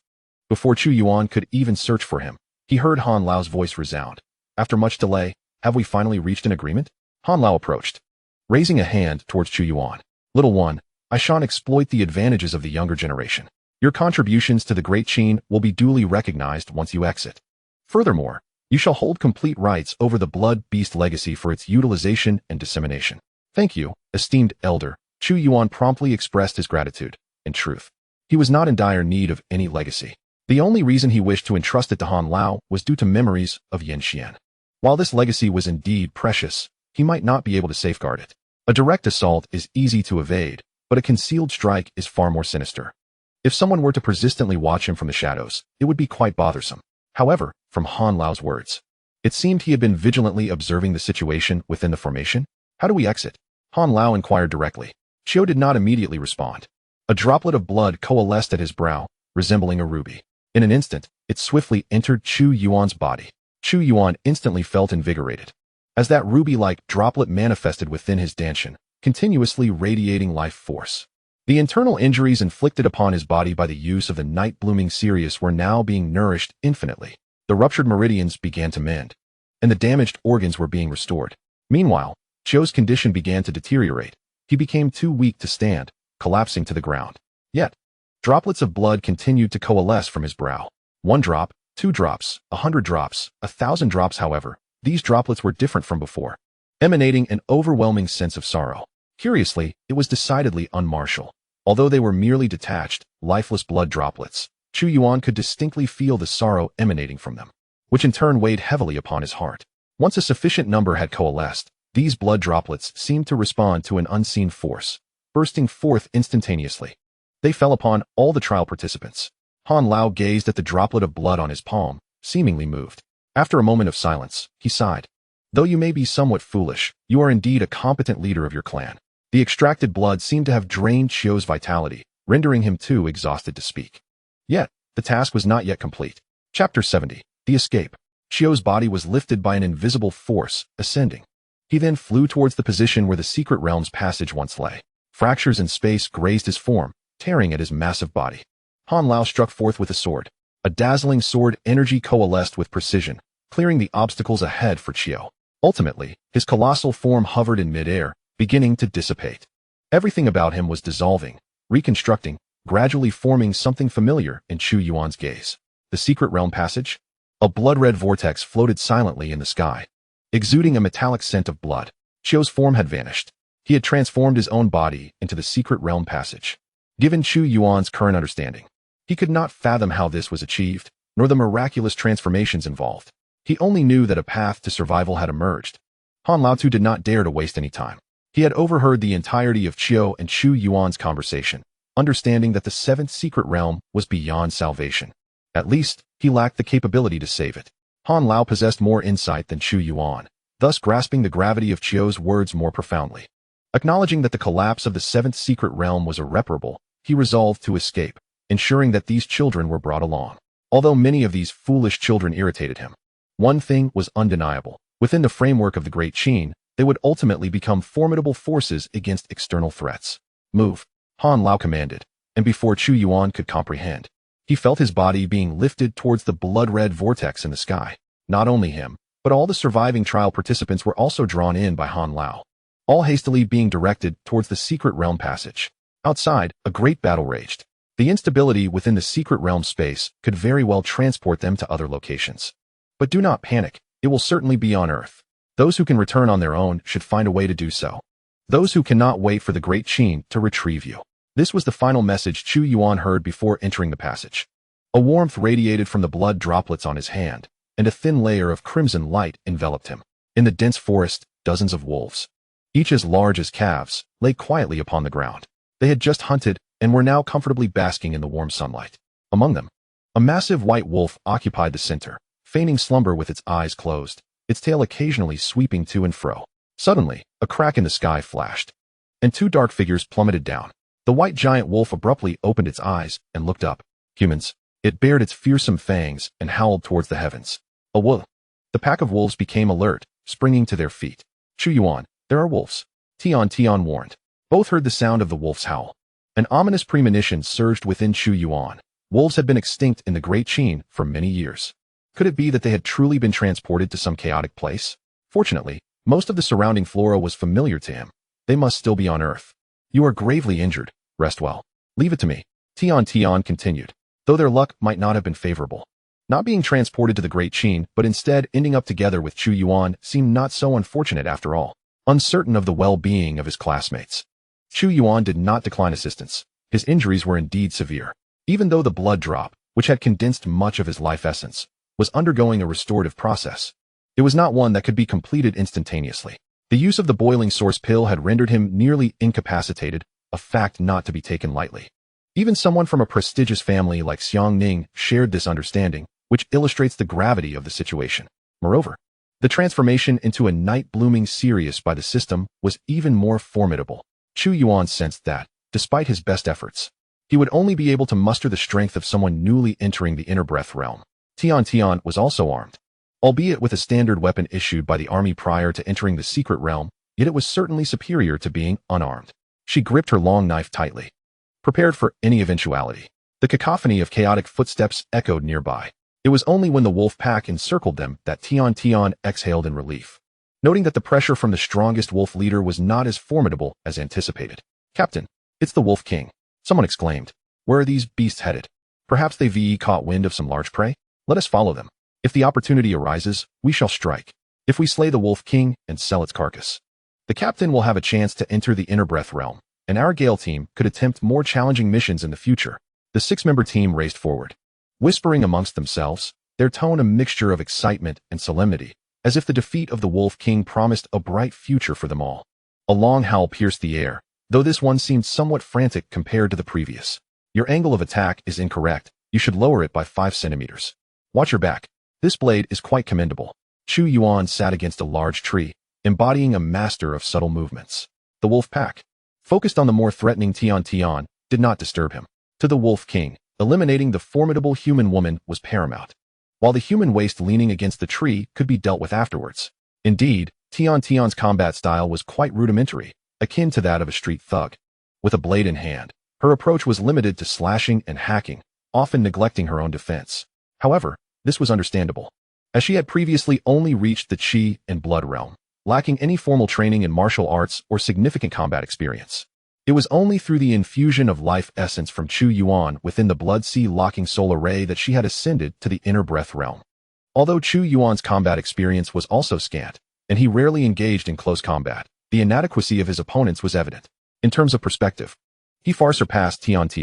With his subtle maneuvers, Tian's long knife flew with increasing speed. One by one, wolf carcasses fell to the ground, and a fresh wound marred the snowy fur of the Wolf King, extending from its left eye to its chin. Soon, the wolf pack began to retreat. With a furious roar from the Wolf King, several slightly smaller giant wolves recklessly lunged at Tian, while the other giants followed the Wolf King's lead, attempting to flee. Chu Yuan found the situation amusing. Even beasts would sever their tails to survive. Tian decisively dispatched the few giant wolves, glancing towards the retreating pack with lingering desire for further action, yet she refrained from pursuing them. Given the uncertainty of their circumstances, it was wiser to proceed with caution. At that moment, a powerful voice rang out. Soul-severing blade strike. The momentum was commendable, but its effectiveness was called into question when both Tian and Chu Yuan observed the Wolf King being hurled away, only to rise unscathed an instant later. Damn it! It has grown stronger. Watchin, block it. Friends over there, would you be so kind as to assist us? A flicker of confusion crossed Tian's eyes as she quietly inquired. Chu Yuan, what are they saying? I'm not certain. It seems to be the language of the Twilight Isle. Chu Yuan replied, uncertainty lacing his words. Twilight Isle? So, We have been transported to Twilight Isle, Tian exclaimed, a spark of joy igniting within her. It was not far from Zhuxian, and as long as they could establish contact, they would soon return. Even if they made their way back independently, it would not take long. Captain, these two seem to be mute. Do not speak nonsense. They managed to fend off the wolf pack. They must be powerful. It's better that they do not intervene. This way, no one will contest us for the spoils. What appeared to Chu Yuan as a rather unremarkable battle, marked by mutual brawling, swiftly came to a close. Tian watched intently, left with a sense of unfinished business. Though the strength of the 6 individuals was not particularly impressive, their coordination was remarkably tight, resulting in the slaying of the Wolf King without a single injury among them. Only 2 sustained significant wounds, now being carried by their companions. Was this the strength of the bonds they so valued in their culture? The strongest among them approached with measured steps, speaking with a tone of both vigilance and respect. Esteemed friends, I am Fujimuki-yu. Had it not been for your efforts in wearing down the wolf pack, we would not have been able to accomplish the task of slaying the Wolf King. The corpse of the Wolf King belongs to us, while you may handle the ordinary wolf carcasses. What say you? Upon recognizing the two, Fujimuki-yu was taken aback. They appeared remarkably youthful, seemingly younger than his own son. Yet, the strength they possessed at such an age suggested a lineage far beyond his imagination. Likely hailing from a powerful family, Tian felt a wave of embarrassment wash over her.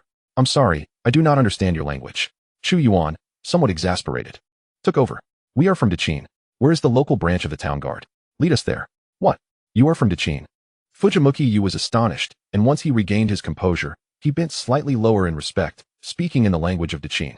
Esteemed ones, the town guard branch is located in Zhuxian. The journey is long, but I, Fujimuki-yu, am willing to serve you. I shall protect you with my life. The lengthy journey caused Chu Yuan to frown. The wilderness of Twilight Isle was not as safe as Zhuxian. Creatures like the Wolf King were not considered formidable adversaries in the wild. Directly proceeding to Zhuxian was not a prudent idea and seemed unnecessary. No need. Take us to the nearest city and contact the town guard in Zhuxian. Fujimuki-yu nodded, a hint of regret flickering in his eyes. Had he been able to escort them entirely, he might have forged a connection with these young powerhouses from Zhuxian, the benefits of which would far outweigh the value of the Wolf King's corpse, a discrepancy of an entire order. However, merely relaying a message would earn him little merit. Esteemed ones, please follow me. Fujimuki-yu gestured for them to lead the way, seemingly struck by another thought. This cunning Wolf King was slain solely due to your efforts. It should rightfully belong to you. His gaze was sincere, genuinely wishing to hand over the corpse of the Wolf King to them. Strangely, none of the other team members exhibited any signs of discontent. Even the 2 who were injured seemed to express agreement. It's of no concern to me. Chu Yuan shook his head. Tian, the decision is yours. Fujimuki-yu turned his attention to Tian, his demeanor serious. I implore you to accept it. This was the first time Tian had encountered such a situation, and she felt a wave of discomfort wash over her. No thank you. You all have paid a heavy price as well. Keep it for yourselves. At this moment, she understood why Chu Yuan had interrupted her earlier negotiations. The Earth Star was once home to more than just the Great Qin nation. However, since the resurgence of martial arts, inexplicably, only Great Qin has managed to find its footing. After purging the feral beasts and sea creatures from its territory, it ultimately stepped onto the battlefield beyond the heavens. The neighboring nations, though they too have birthed martial artists, remain relatively weak, barely managing to sustain their existence. In the more distant lands, where even the inhabitants differ, the concept of martial arts seems utterly perplexing to them. In the face of sudden calamities, they continue to rely on technological weaponry for defense. Some have even resorted to deploying nuclear-grade weapons, which they have been compelled to abandon on their own soil. Fortunately, before the global situation deteriorated beyond repair, Great Qin birthed its first 8th realm martial artist. With a sweeping force akin to plowing through a field, he cleared the vast majority of non-human strongholds on Earth Star in a single day. Subsequently, he spread the martial arts of Great Qin, establishing branches of the Martial Supervisor Bureau in various countries, thereby solidifying the global order. This resulted in the unparalleled status of the Great Qin people across all nations. Should they exhibit any semblance of humility or modesty, it might lead others to question their identity as true Great Qin citizens. The ability to speak the Great Qin language does not inherently signify anything. After all, the martial arts propagated by that formidable individual were conveyed in the Great Qin tongue. Without mastering it, one cannot even comprehend the techniques. Yet, for the ordinary populace, these matters hold little significance. The common man may live his entire life without ever departing Great Qin, and his understanding of other nations on Earth Star remains confined to the pages of textbooks. Some have pondered why, given its strength. Great Qin does not seize control of the entire world, but instead offers assistance, particularly to nations like Muti Island, with whom it has historical grievances. The answer lies in its insufficient population. The pressures at the front line beyond the heavens are overwhelmingly great. Other nations on Earthstar need only contend with the threats posed by beasts and sea creatures. Even if they momentarily falter, there is always the possibility of a counterattack. For Great Qin, however, the stakes are far higher. Should the front line collapse, what awaits them is nothing but gradual extinction. It is preferable for a portion of the territory on Earthstar to be occupied by other nations than to fall prey to the ravages of alien beasts.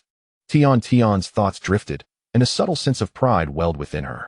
Upon witnessing the awestruck and evasive gazes of Fujimuki's team members, she understood that this reverence stemmed from strength. They were undoubtedly discussing the might of Great Qin. However, the reality diverged slightly from her expectations. Captain, is that a legendary storage ring in the boy's possession? Impossible. How could such a mythical treasure appear in the hands of a mere youth? Captain, do you not recall? A member of the royal family once appeared before the media, flaunting his storage ring, which bore an uncanny resemblance to the one in that boy's hand. Furthermore, this ring is not ornate, ruling out the possibility of it being a mere accessory. The chatter among the group became overwhelming, leaving Fujimuki somewhat disoriented. Silence. Even if it is a storage ring, it merely indicates that their background is even more formidable than we imagined. Is that not a boon for us? A petite woman fell silent for a moment before quietly stating, Captain, if we are merely escorting them to Zhuxian, we may not receive any reward. But if we were to eliminate them, that storage ring. Enough. Zhuxian. Fujimuki's pupils constricted as he fought to maintain an air of nonchalance. Do you comprehend the gravity of your words? If we were to kill them, how could we possibly evade the pursuit of the Martial Supervisor Bureau? Furthermore, they easily repelled the Wolf King. Captain, they all possess martial artist terminals on their wrists. If they wished, they could easily contact the Martial Supervisor Bureau.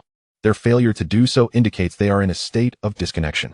Moreover, that boy is gravely injured. He poses little threat. This woman suggests we could use poison. Fujimuki instinctively cast a glance at Chu Yuan, observing his pale complexion and evident state of distress. What formidable items could possibly be contained within such a precious storage ring? Zhuxian's words echoed like a devil's whisper, perhaps high-level techniques, powerful martial skills, or rare elixirs. Fujimuki realized his heartbeat had quickened without his notice. He felt an inexplicable urge to turn his head, displaying a congenial smile as he casually inquired, by the way, how did you two end up here? Muti Island is not like Great Qin. The wilderness is fraught with danger. You must exercise caution. Tian paused momentarily before choosing to remain silent. Mind your path and refrain from idle chatter. Chu Yuan replied with a wry smile. Indeed. My apologies for my rashness, Fujimuki conceded, his demeanor deflated. Captain, he is merely putting on a brave face. Make a decision. Today presents an opportunity to alter the fate of our Gale squad. Fujimuki's expression fluctuated between uncertainty and contemplation. The image of the seemingly ordinary yet irresistibly alluring storage ring in Chu Yuan's hand lingered in his mind. Be cautious. A thread of consciousness coalesced into a voice that resonated within Tian's mind. Tian felt a tremor in her heart and subtly nodded. Although Chu Yuan did not comprehend the language of Muti Island, his awareness was ever present. He perceived the expressions of Fujimuki and his companions, along with the insidious malice that was gradually intensifying. He had never believed that the title of a Great Qin citizen would grant him unchallenged freedom. If that were the case, how would he differ from the likes of Li Ji, Qi Ying, and Ma Chenjai, who foolishly thought that invoking their family names would shield them from harm? The potential for significant profit often eclipses future risks. Yet, what precisely did they see in the two of them? Chu Yuan sensed a gaze upon him, belonging to the petite woman in the six-member team. Her eyes shifted from the storage ring in Chu Yuan's hand, and upon meeting his gaze, she revealed a sultry smile. Chu Yuan rubbed his own storage ring, realizing the implications. Shall we take a moment to rest here after our long journey? Tian regarded him warily. Oh, is it not true that martial artists tire even without engaging in combat? Not necessarily, Fujimuki replied apologetically. It is primarily because our two companions are gravely injured. If they are gravely injured, should they not be hastening back to the city for treatment? Indeed, Chu Yuan interjected. However, long treks can be detrimental to the injured. We are not without compassion. Let us rest here for a while. Fujimuki exhaled in relief, offering a sheepish smile. Thank you for your understanding. The woman retrieved some food from her backpack, first sharing it with her companions before turning to Chu Yuan with a smile. Would you two care to sample a specialty from my hometown? It is said to have evolved from a snack in Great Qin. Indeed. We shall ensure the task is completed. Within a luxurious manor in Zhuxian, the head of the Muti Island branch of the Martial Supervisor Bureau, Lin Haifeng, concluded his terminal communication. His stern demeanor finally relaxed as he sank into his seat. "Captain, what directives have come from above?" inquired a middle-aged man with stubble. His curiosity piqued. Their branch had not received any instructions for a considerable time, only being notified during periodic performance reviews. In essence, it was a place of retirement, with the primary duty being to monitor the nearby seas for the emergence of formidable sea beasts. Today is indeed peculiar. The captain's demeanor suggests that the directives from above, or the individual issuing those directives, are rather extraordinary. Lin Haifeng's expression was grave. A group of native martial arts prodigies has scattered across the globe, and Muta Island may be among them. The orders from above are to swiftly locate these talents and escort them back to the homeland. Lao Liao, you must immediately notify the royal family of Muta Island and ensure their full cooperation in the search. Martial arts prodigies? Scattered across the world? Lao Liao was bewildered. How could that happen? Lin Haifeng shot Lao Liao a disapproving glance. Do you think Deputy Director Qin from the headquarters would provide me with an explanation? Enough of this idle talk. Hurry up. Let our personnel spring into action. Lao Liao nodded, rising to leave. Understood. Wait a moment. Is there anything else? Lin Haifeng frowned, visibly irritated. Tell those rascals below to tone it down and mind their manners. Many among this group of prodigies hail from prestigious families. We cannot afford to display our usual disdain towards the people of Muta Island. In any case, you know what to do. Lao Liao paused, fully aware of the current state of many martial artists in the Muta Island Martial Bureau. It could be said that in such an environment, few remain untainted. A wave of concern washed over him. Captain, what if they uncover something they should not know? Lin Haifeng's eyes widened, his voice rising sharply. What do you mean by things they should not know? Is it they who should not know? Or is it those rascals who should not act as they do? Liao Peng, what are you plotting? Do you intend to silence them? Are you rebelling? Liao Peng's complexion paled, hastily defending. Captain, that was not my intention. I do not care what your intention is. Lin Haifeng's gaze turned frigid, his voice imbued with murderous intent. In any case, if any of the prodigious students from Muta Island come to harm, regardless of who is responsible, be it a Muta Islander, a wild beast, or even a meteorite falling from the sky, I shall deem it a deliberate attempt to silence them. There will be no need to await the headquarters investigation. I shall personally cleanse this matter. Yes. Chapter 73, Sudden Uprising. Not hungry, lacking appetite. In response to Zhuxian's kindness, Tian unhesitatingly declined the food she offered. Chu Yuan had long warned Tian to be cautious, and she was naturally vigilant. Moreover, as a person from the Great Qin, and possessing greater strength, she was not the least bit concerned about appearing disrespectful. Indeed, Zhuxian's expression merely stiffened, and she dared not utter a word, silently retracting her hand. To demonstrate that her food was untainted, she directly consumed a portion meant for Tian. Although Chu Yuan was aware of their ulterior motives, he refrained from exposing them. At this juncture, they still needed guidance. It would be ideal to reach the city without incident. The military-issued terminal was utterly useless, aside from information regarding the trial and the seventh secret realm. It bore nothing else, not even a network connection. However, even if there were one, it would be of no use, as there was no connection between Muta Island and the Great Qin. By the way, Zhuxian suddenly stowed away her food, gazing at Chu Yuan with a smile. If I am not mistaken, what you carry is a storage ring, is it not? No. Chu Yuan shook his head. How could that be? I have seen similar rings on the royal martial artists. You should not be so modest. It truly is not. Chu Yuan, for once, was somewhat sincere. What he possessed was not the lowly storage ring, but a spatial ring transformed by the system, originally obtained from Xianxiang. The inner space was merely 1 cubic meter. However, within the secret realm, aside from the transformation of the metal element martial arts technique, there was little else worth converting. Thus, on the second day after transforming the technique, he converted the storage ring. The spatial ring lacked any ostentatious functions, merely expanding the internal space 1,000-fold to 1,000 cubic meters. Furthermore, it included a master recognition feature, accessible only to Chu Yuan's own consciousness. It sufficed to store everyday items he frequently used. Yet, no one believed his honest words. Tian knew that Chu Yuan had obtained the ring from Xianxiang and merely thought him deceitful. Meanwhile, Tung Muxing and the others were already convinced that it was indeed a storage ring.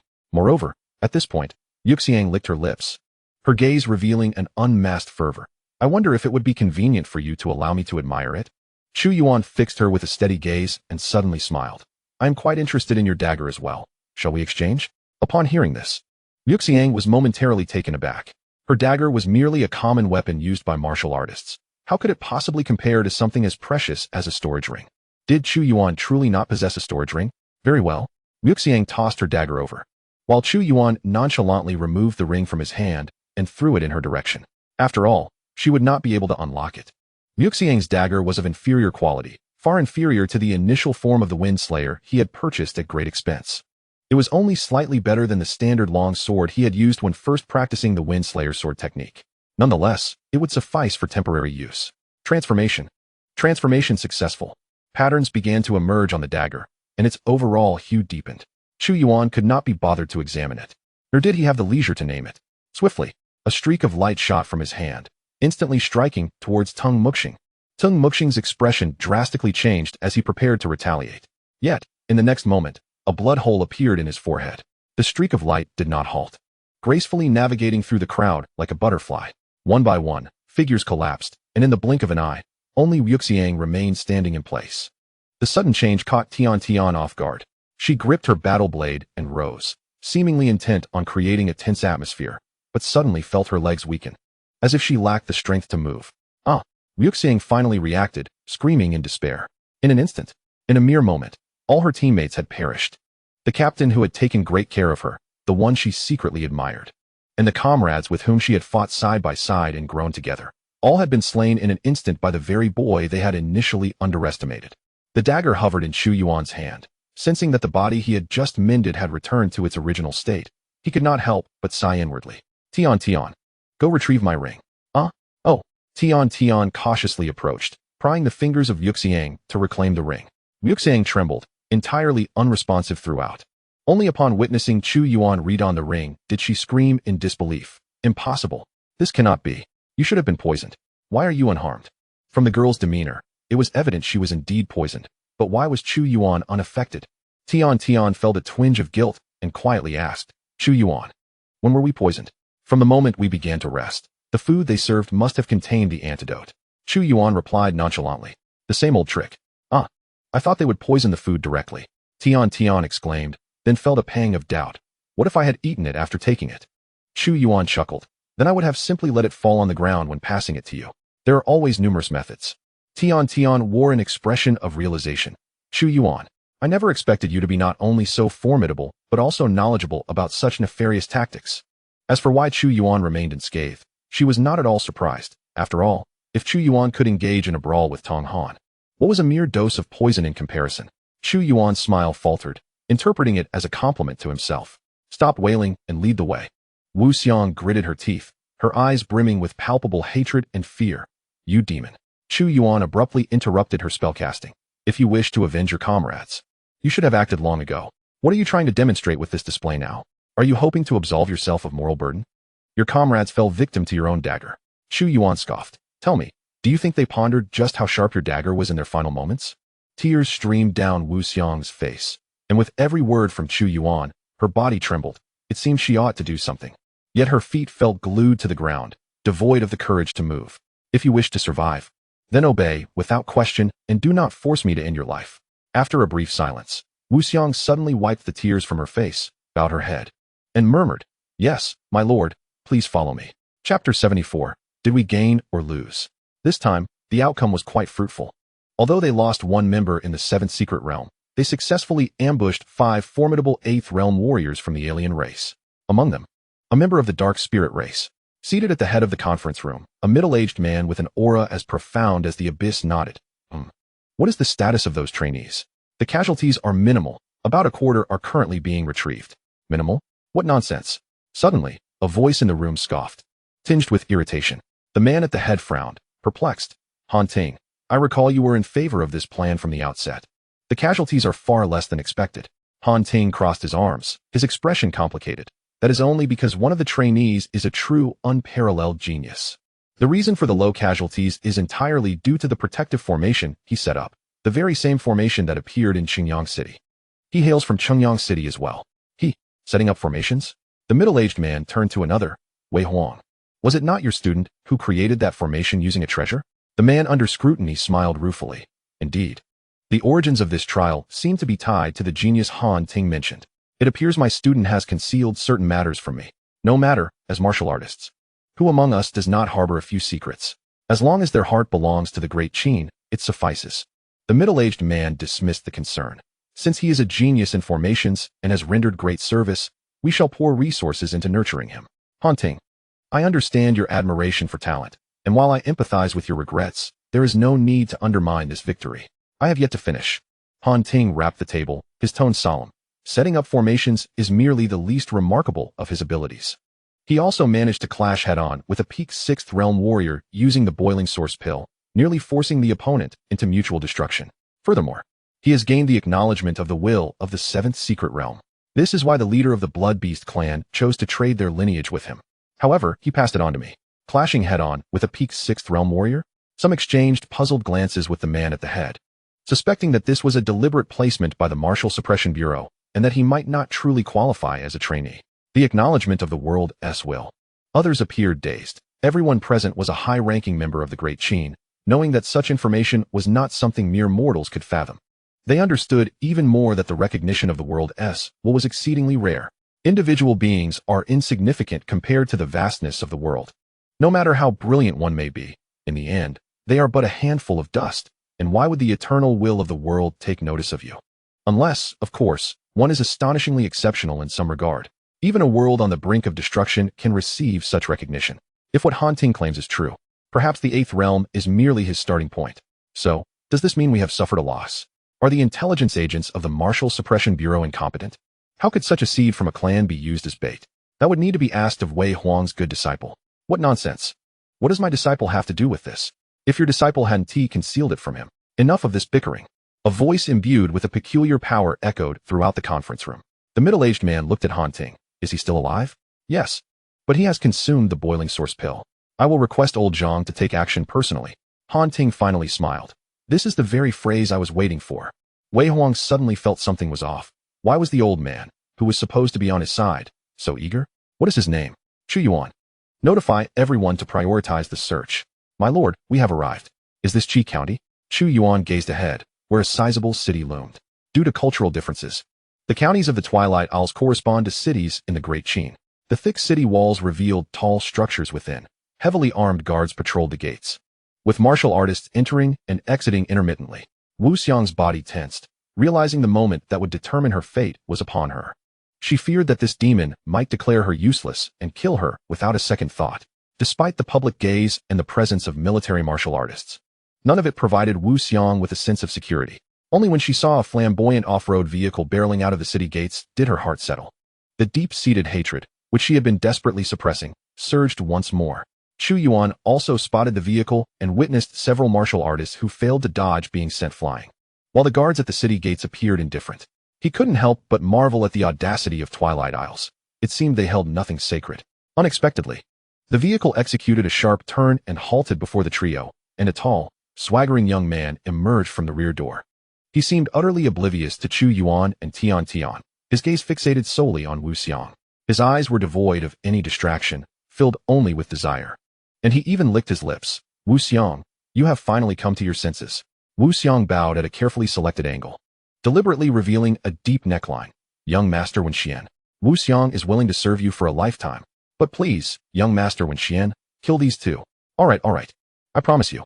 The youth eagerly blocked Wu Xiang's path and strode toward the vehicle, gesturing to the subordinates following behind him. Killing two individuals was as simple for him as eating or drinking. The sweet-looking girl was indeed attractive, but she was not his type. With the young man's status, he certainly lacked for women. Had he wished, he could have forcibly taken Wu Xiang long ago. But what would be the point? He had grown weary of such trivial games since he turned 18. The two conversed in the Twilight Isles language, which Chu Yuan and Tian Tian naturally could not comprehend. However, upon witnessing the martial artist beside the young man abruptly draw his sword, it was clear that Wu Xiang had said something. We are members of the Great Qin Martial Suppression Bureau. Do you dare to make a move? The Martial Suppression Bureau?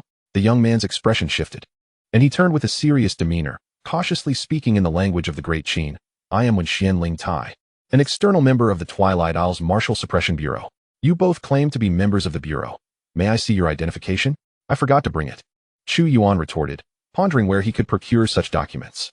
He wondered when the Martial Suppression Bureau had begun to acknowledge external members. Wenxian Ling Tai, on the other hand, was curious. Would the Martial Suppression Bureau really recruit such young members?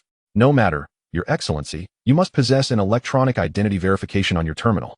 Correct? The battery is dead. So, you two who claim to be members of the Town Martial Bureau have no means to substantiate your identities? When Xianying's tone dripped with mockery, feeling as though she were being toyed with, Wu Xiang seized the opportunity to exclaim loudly, "Young Master One, they are imposters. They are not members of the Town Martial Bureau at all. When I encountered them, they were masquerading as people from the Great Qin and then ambushed my comrades." A smirk curled at the corner of Wen Xianying's mouth, and without inquiring why Wu Xiang had been spared, he jested, "Oh, so we are dealing with such nefarious scoundrels? It appears I must take legal action." Chapter 75, A Connection Established. Chu Yuan found himself in a rather difficult predicament. Even a formidable dragon cannot subdue a local snake. Impersonating esteemed members of the Town Martial Bureau is a heinous crime. I hereby sentence you to death, Wen Xianying declared. At this, the previously motionless Xiao Yi surged forward once more. He chose not to strike the seemingly fragile Chu Yuan first, but instead targeted Tian Tian. In Xiao Yi's instincts, the boy appeared as if he could be toppled with a light push, yet emanated an aura of profound danger. Conversely, this girl, while her aura was formidable, possessed a clear gaze. She likely lacked combat experience. Tian Tian's expression grew solemn as she raised her weapon. The moment their blades clashed, sparks flew. A tremendous recoil surged through her, causing her palms to tingle. She felt a sinking sensation within. Xiao Yi was indeed a martial artist of the internal breath realm. Moreover, he possessed a stronger inner force and greater combat experience. After just one exchange, Tian Tian realized she would not be a match for Xiao Yi. Should she flee? Out of the corner of her eye, she glanced at Chu Yuan, who stood calmly with his arms crossed, seemingly unfazed, as if nothing had transpired. If it were anyone else adopting such a demeanor, Tian Tian would have scorned them internally. Yet, with Chu Yuan, she felt an inexplicable sense of reassurance. If he could handle Tong Han, how could he falter in such a trivial matter? Resolving herself, she focused entirely on the battle. Useless. Wrap this up quickly. Do not waste my time. After observing for a moment, Wen Xianying grew impatient, urging them on.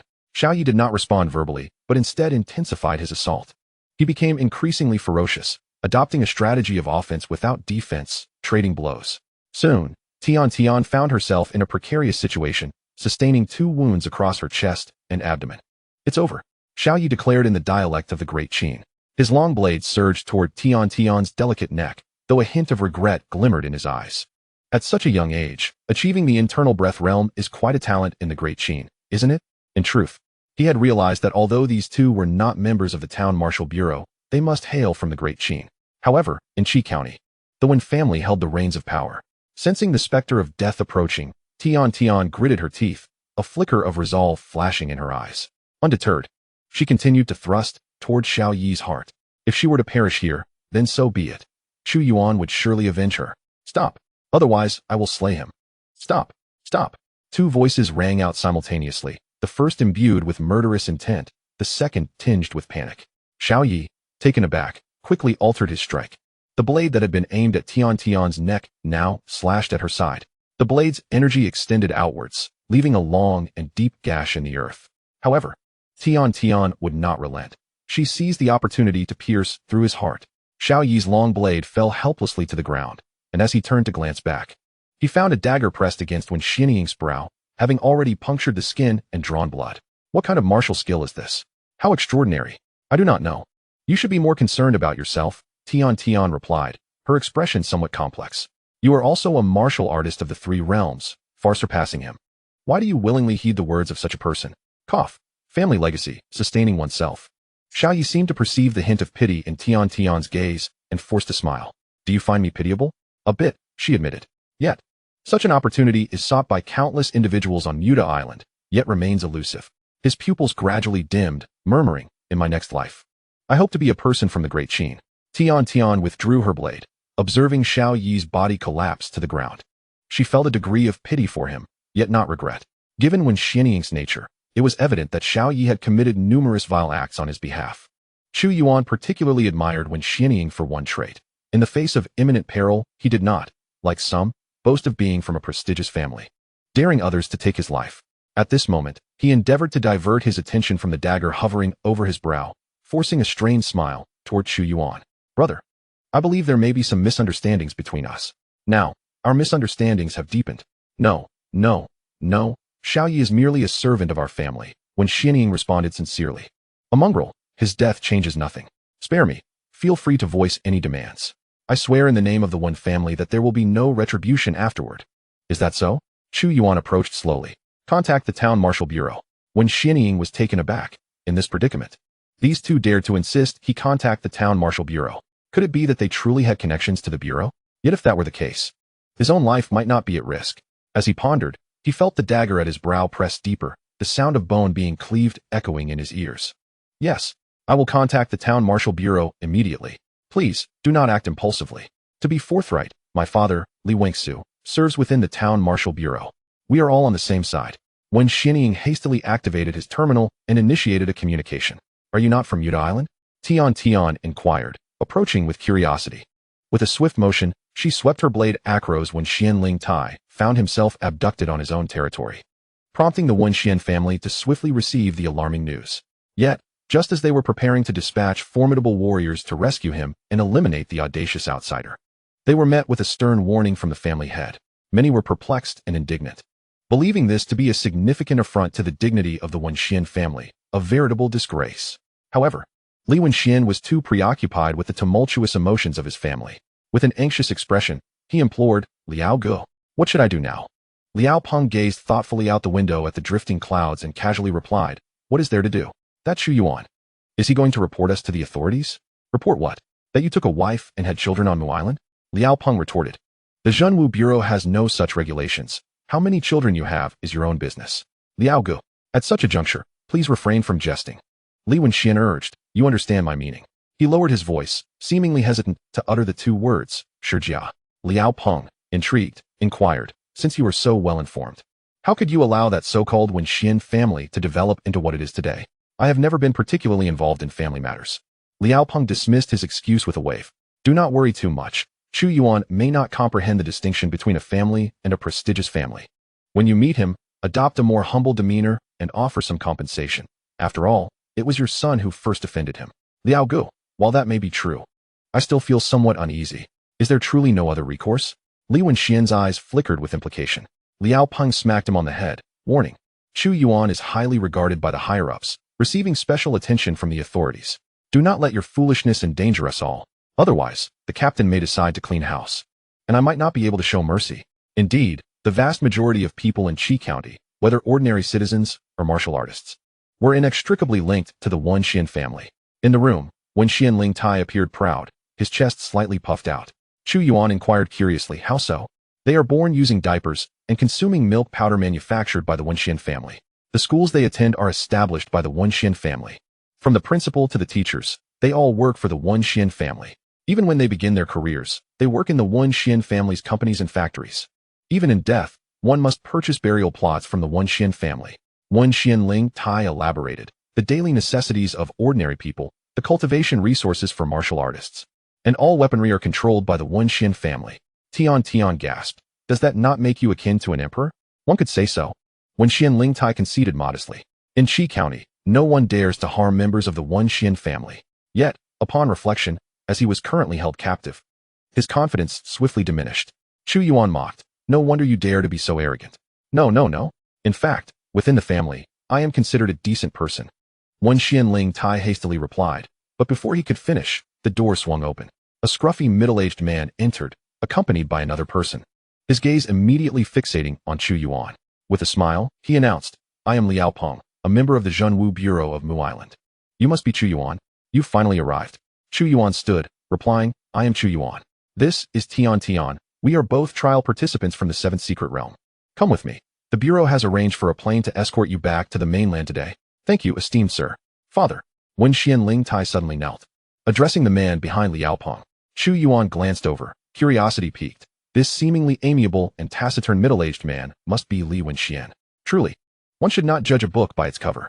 Li Wenxian met Chu Yuan's gaze, offering a somewhat awkward smile before chastising when Xianling Tai. No manners. Who gave you the right to speak here? Return to the family and reflect before the ancestral shrine. Do not rise without my command. When Xianling Tai felt as if he had been granted a reprieve, bolting from the room, Liao Peng's pupils constricted. Was Li Wenxian truly so dull from his prolonged stay on Mu Island that he had lost his wits? He already understood the situation en route. When Xianling Tai had nearly created an irreparable enmity with Chu Yuan and his companion. Were it not for their formidable strength, he might already be dead. In Liao Peng's estimation, Li Wenxian would have been better off sacrificing this worthless son in front of Chu Yuan as an act of contrition. At the very least, he should have severely injured him. Yet, he never anticipated that Li Wenxian would dare to defend him in such a manner. Did he believe that this was sufficient to demonstrate sincerity? Poor family education. I have caused trouble for both of you, Li Wenxian chuckled, seemingly oblivious to the gravity of the situation as he produced 2 jade vials from his pocket. Here are 2 bottles of condensation pills, specifically for inner breath realm martial artists, as a token of apology and compensation. Please, I urge you to accept them. Liao Peng's expression grew colder, yet he remained silent. Observing quietly, Tian, now fuming, thought, he believes he can absolve the matter of Wenxian Lingtai's attempted murder with these 2 common pills? Although the condensation pills are indeed valuable for inner breath realm practitioners, any martial artist who has reached that level can procure them with ease. To use such items as an apology is utterly laughable. She turned to Chu Yuan, only to see him calmly accepting the vials, smiling. It was merely a small misunderstanding. Thank you, esteemed sir. Li Wenxian sighed in relief. No need for thanks. As long as the misunderstanding is resolved. Liao Peng interjected. Shall we be on our way? Yes. Chu Yuan remained composed, following behind Liao Peng. Tian's anger dissipated as she gained a better understanding of Chu Yuan. She naturally realized he would not let this incident slide so easily. Otherwise, he would have raised objections on the spot and demanded more compensation. His apparent nonchalance was likely due to considerations beyond merely being on another's territory. Lin Haifeng and Liao Peng watched in silence as the aircraft ascended and departed. In less than an hour, Chu Yuan and his companion would return to Zhuxian. Although there were other trial participants to locate and transport, the primary concern of the higher-ups had already been addressed, which could be considered a small victory. Liao Peng suddenly spoke. Captain, I fear Li Wenxian is finished. Indeed. You think if the upper echelons truly investigate, you and I merely collecting martial arts resources would fall within the rules, and no one would hold us accountable? Let others fend for themselves. After all these years of camaraderie through battles and life-or-death situations, I have tolerated them for far too long and issued numerous warnings. Yet these rascals only respond with empty promises. Haven't they enjoyed themselves enough after all this time? Chapter 77, Complaints? Lin Haifeng's tone was calm, yet revealed a hint of cruelty, leaving Liao Peng somewhat despondent. However, he understood well that one must bear the consequences of their own actions. Li Wenxian originally had a chance. After all, Mu Island was remote from the mainland, with minimal oversight from above. If he had been willing to pay the price and reach an understanding with that reserved young man favored by the higher-ups. But perhaps he had been a self-proclaimed emperor on Mu Island for too long, or perhaps he was simply a short-sighted fool. Upon seeing his terminal finally acquire a signal, Chu Yuan logged into his account. The terminal had originally been in the hands of the 7th Secret Realm authorities, and he was uncertain if he would be able to retrieve it. However, there was little important information within, so if it could not be recovered, it was of little consequence. The terminal issued by the military is equally functional. Once one logs into their personal account, backups will be transferred. Jiang Fei? Are you all right? I meant, have you returned? Jiang Fei appeared somewhat weary, yet upon hearing Chu Yuan's voice, he was instantly filled with the joy of reuniting with an old friend. Yes, I am currently on my way back to Yunnan Prefecture. Your contacting me should not merely be for a simple report of safety, correct? Indeed, there is a matter at hand. Chu Yuan succinctly stated. I have just returned from Yuta Island and discovered that the members of the Martial Bureau in Yuta Town seem to be engaging in activities reminiscent of aristocratic families. I do not know anyone else at the Martial Bureau, so I can only bring this to your attention. Jiang Fei paused for a moment in silence before solemnly inquiring. Is it mere suspicion, or is it confirmed? Regardless, within a city, the everyday lives of ordinary people, as well as the cultivation of warriors, are all influenced by them. Does that not count? It involves a martial artist named Li Wenxian, who has established the Wenxian family. It certainly counts. How could it not? Truly audacious. Jiang Fei mocked. Understood. I will report this immediately. That is good to hear. Chu Yuan ended the communication and continued to rest with his eyes closed. The aircraft moved at a tremendous speed, producing a cacophonous noise, yet within, all were warriors, naturally not needing any headphones. Thus, Tian overheard the conversation, and the warrior piloting the aircraft also caught wind of it. However, the latter preferred to feign ignorance. Although he too worked for the Martial Bureau, he was a local of Muta Island and could not afford to offend a figure like Li Wenxian. No. Perhaps he could inform that esteemed individual. Tian, curious, asked, Chu Yuan, how will the Martial Bureau handle them? They will likely be executed. Chu Yuan expressed with a high degree of certainty. Aside from the prohibitions against aristocratic families, such conduct would undoubtedly displease many powerful individuals. Just as Xiangning mentioned, while their martial family may appear illustrious, most of it is merely for show, a facade. There are certainly some genuine merits, but they are few. Thus, the offspring of these martial families often must strive and fight for themselves. In such a context, upon suddenly discovering that in a place like Muta, someone has established an aristocratic family, one might adopt this mindset. If I, being so strong, do not dare, what right do you, a worthless individual, have? Tian silently clicked her tongue, yet within her heart, there was a sense of vengeful satisfaction. She even felt a desire to return to Muta Island to witness firsthand the punishment of those from the Wangsuan family. She wished to see if, when the blade was poised at his neck, Li Wangsuan would brandish a bottle of restorative pill to clarify any misunderstandings with the executioners. Chu Yuan, farewell. Tian was not from Yunnan Prefecture. At the airport, she bid farewell to Chu Yuan. After a moment of hesitation, Tian added, I should be heading to the Divine Capital Martial Academy. And you? Originally, her qualifications and abilities would not have allowed her entry into the Divine Capital Martial Academy, but after being enhanced by Chu Yuan, with her inner breath realm strength, admission to the academy was now a foregone conclusion. Many of the descendants of martial families, striving for the martial god codex, often reach their realms through temporary secret methods, thus harming their foundations. Once admitted to the academy, their initial progress might not even surpass hers. However, she was somewhat concerned whether Chu Yuan, having used the boiling source pill, would truly be unable to recover. Take care of your injuries. We shall see each other in the divine capital. We shall see. Next, the plan was to return to Qingyang City, a matter that the Yunnan Prefecture Martial Bureau had already considered. Before Chu Yuan had even left the airport, he boarded a special car. The journey seemed rather dull, and Chu Yuan silently circulated his techniques, absorbing the power within the blood pill to mend his body. He discovered that while the Zhengjin Yuan Dao technique was of a higher tier, it was still the Changchun Foundation establishment method that was more gentle and swift for healing injuries. The terminal vibrated, and Chu Yuan answered. Chu Yuan, where are you now? I am nearing Qingyang City. Why? On the other end, Jiang Fei chuckled. No matter, I am currently in Muta handling the matter you mentioned. I heard you have a grudge with that Wangsuan family. Would you like to witness the trial process? Muta? How did you manage to contact me from there? After I reported to the Martial Bureau's upper echelons, I was directly appointed as an envoy to investigate and rectify the situation. So, would you like to see? Chu Yuan contemplated for a moment. Since he had nothing better to do, he replied, then I shall take a look. Li Wangsuan had been executing a task, seeking any potential trial participants who might have drifted to Muta Island. Suddenly, he received a command from his captain to return to the Zhejiang Martial Bureau immediately for an urgent task. He did not think much of it, and promptly returned. Little did he know, upon entering the captain's office, Lin Haifeng merely cast a complex glance his way before directly incapacitating his limbs. Agonizing pain surged through him, and Li Wangsuan was utterly bewildered. Captain, what are you doing? Li Wangsuan, your actions have been exposed.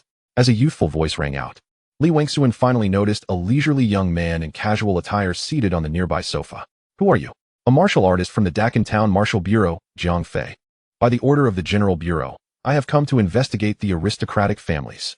Jiang Fei crossed his legs and smiled pleasantly. I have heard that you possess precious restorative pills. Would you care to attempt bribing me?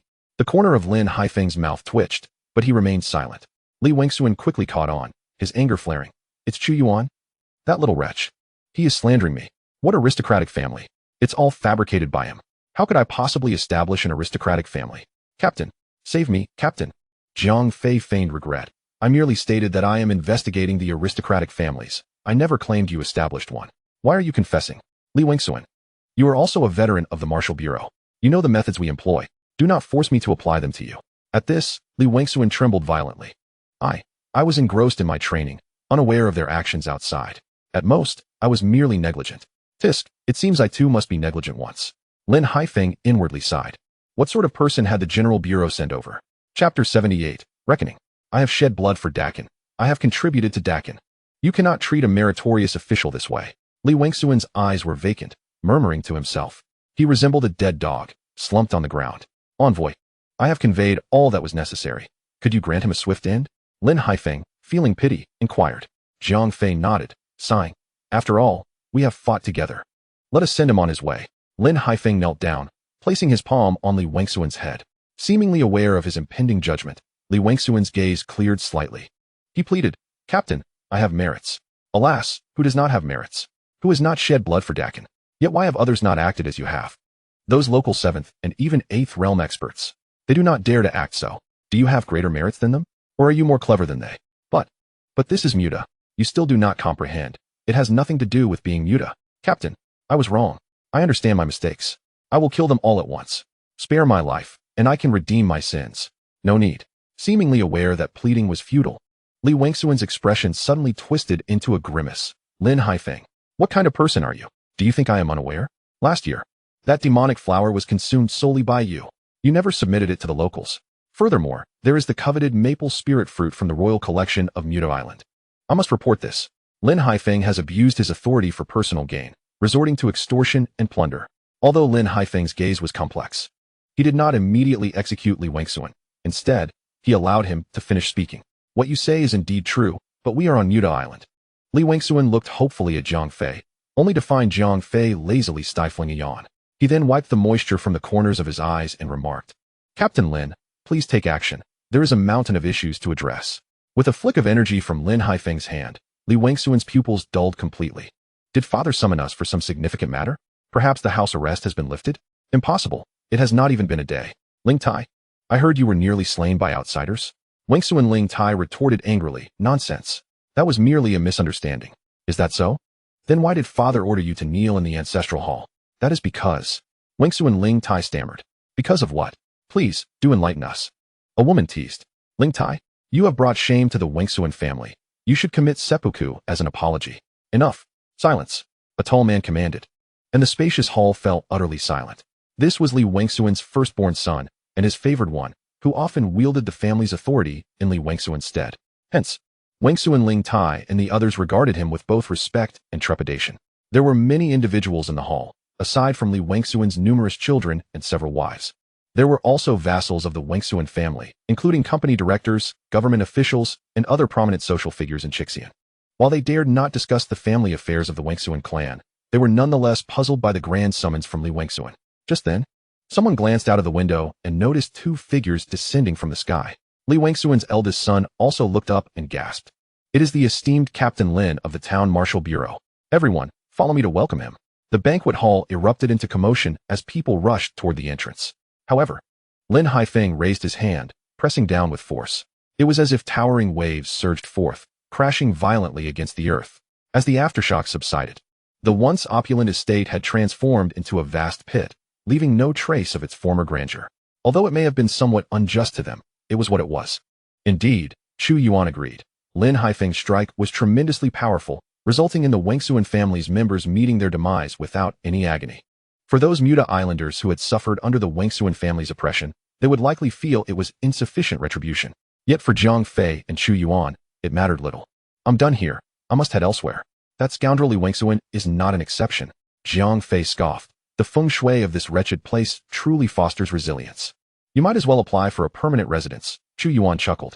You jest, but if I were to suffer a setback and lose hope in martial arts, I might indeed consider it. Chu Yuan fell silent, suspecting that Zhang Fei was alluding to something. However, he had no proof. Thus, he promptly ended the video call. Brother, you're back. Han Shui teased with a smile. You timed your arrival perfectly for dinner. You didn't even give us a heads up. So we didn't prepare anything for you. The atmosphere at home remained as it always was. Chu Yuan had only mentioned attending a special training at school when he left, so Han Shui and Chu Ying had no cause for concern. Although Han Shui felt that her eldest son's demeanor seemed somewhat different than before, she attributed it to the special training and did not dwell on it. No worries. Isn't your sister always complaining about her weight? It's just perfect for her to skip a meal. Chu Yuan swiftly maneuvered Chu Ying's bowl of rice to his own side, while chuckling. Finally home, a sense of tranquility washed over him. Chu Ying, holding her chopsticks, paused in surprise. Chu Yuan's movements had been too swift for her to notice how her bowl had vanished. Upon seeing Chu Yuan again, her momentary joy faded as she huffed. You insufferable Chu Yuan. Just because you're a martial artist, you think you can bully me. Mom, are you going to intervene or not? Han Shui replied unhurriedly. Your brother has a point. Aren't you always whining about wanting to lose weight? Chu Ying countered. How can I lose weight if I'm not full? Don't shout. I'll order takeout for you later. Chu Ying's face brightened again. Now that is more like it. Han Shui, uninterested in their squabbling, inquired. Was the special training smooth? Did you gain much? Chu Yuan paused for a moment. As for gains, naturally, There are immense spatial rings, the Jingjian Yuan Dao Sutra, the source of vengeance, as well as some blood pills and spirit-imbuing pills crafted from blood beasts, along with the life source of some trial participants. Of course, Tian alone cannot absorb all the life sources from 3 trial participants. The bulk of it still falls to me. There's also a vial of condensing breath pills. As for smoothness, I suffered a grievous setback, and my base was severely damaged, while I inexplicably attracted a host of hatred. So, it cannot be deemed entirely smooth. He chuckled. It was acceptable. Han Shui felt relieved. That's good. I don't understand the affairs of martial artists. But your father used to say that becoming stronger now would make future dangers easier to face. Chapter 79. Good news. Chu Yuan recalled that cheerful man, carefree and unrestrained. He seemed to find joy in every moment. He had perished during a call to arms in the 3rd Legion, fallen in a war against foreign tribes. Chu Yuan was unsure of his exact realm, but presumed it was likely no greater than the inner breath realm, or perhaps even lower. He had not left behind a substantial legacy.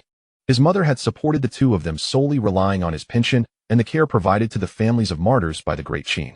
Mom, I know what I'm doing. As long as you know, let us eat. The following morning, Chu Yuan received a message from Cheetah. Chu Yuan, where are you now? At home. Come to school. There is something to discuss. All right. After hastily eating a couple of bites, he headed out, and upon arriving at school, Cheetah was already waiting for him in the office. Without any small talk, he got straight to the point. 2 matters. First, the results from this trial have been uploaded. The trial participants will be granted direct admission to various martial institutes based on their rankings, exempting them from the entrance examinations. I've checked your ranking. You're first, and will be granted admission to the Shindu Martial Institute. Of course, if you wish to choose another martial institute, that is also an option. Chu Yuan pondered. Could this be the Great Qin's official compensation for the trial participants? After all, those who entered the 7th secret realm were the nation's top talents. Even if they followed the conventional path of taking the entrance exams, they would still qualify for martial institutes. If this was considered compensation, it felt rather lacking. He was more concerned about another matter. Since I'm first, when will I receive the martial goddess talisman? Cheetah paused for a moment, then replied somewhat helplessly, I'm not sure. You'll likely have to wait 2 days, but it shouldn't take long. All right, and what is the second matter? I heard you used the boiling source pill during the trial? Chu Yuan didn't care where he had heard this and nodded in acknowledgement. Yes. Didn't anyone tell you that the boiling source pill is a last resort? There was no other option. Consider yourself fortunate. My teacher informed me that you distinguished yourself in this secret realm. Not only did he rescue a multitude of trial participants, but he also acquired the heritage of the Blood Beast clan. Hence, the higher-ups have decided to send a prominent figure to personally assist you in remedying the backlash. Chida's tone carried a hint of trepidation. He dared not contemplate what might have transpired had the higher-ups not made this decision. Would Chu Yuan have truly been rendered useless? A flicker of joy ignited within Chu Yuan's heart, followed by curiosity. Was it not said that the backlash from the boiling source pill was irreparable? That certainly depends on who is assessing the situation. For an ordinary martial artist, it is indeed beyond repair. However, for a true top-tier powerhouse, it merely presents a minor inconvenience. When will this happen? Chu Yuan inquired, pondering whether the backlash from the ephemeral blossom was far more formidable than that from the boiling source pill, uncertain if that illustrious figure would be capable. It should be within the next few days. Just exercise patience, Cheetah replied. Once the serious matters were addressed, they could discuss other topics. With a hint of complaint, Cheetah remarked, I heard you replicated that formation within the secret realm? Chu Yuan chuckled. Principal, how is it that you seem to know everything? My teacher instructed me not to digress. Do you realize the magnitude of trouble this may bring us? I might have kept it a secret, but my teacher cannot truly intervene. But do you believe that many are now questioning the origins of that formation? There's no helping it, Cheetah sighed. If it's unavoidable, then you should refrain from drawing attention to yourself. With so many martial families' heirs present, do they not possess their own trump cards? The opposition comprises 6th-tier martial artists, and those with substantial experience. Their trump cards are of no use. Chu Yuan paused, equally resigned. Moreover, they were indeed targeting me from the start. What? 6th tier? Cheetah nearly exclaimed in disbelief. Principal, were you not aware? Chu Yuan was taken aback. Cheetah fell silent. Indeed, his teacher had not informed him. Wait, even if you consumed the boiling source pill, how could you contend with a 6th-tier martial artist? Are you not merely at the inner breath realm? Chu Yuan reminded him. Principal, that formation cannot be resisted by 5th-tier martial artists at all. If the opponent is strong enough to render the formation ineffective, why would I consume the boiling source pill? Am I simply greedy? Cheetah recalled the moment when Xianxian was directly disintegrated by the formation, the memory vivid as if it had occurred yesterday. A martial artist of similar strength to him appeared laughably weak against the might of the formation. Chu Yuan was correct. Martial artists at 5th tier and below could not withstand that terrifying formation. Therefore, the formidable enemy Chu Yuan faced after consuming the boiling source pill must have been at 6th tier. What level of strength did he possess? 5th tier? Wasn't he that equivalent to his own? Cheetah felt a wave of confusion. As if all his years of cultivation had amounted to nothing. He had always considered himself a genius. Otherwise, he would not have been taken as a disciple by his teacher.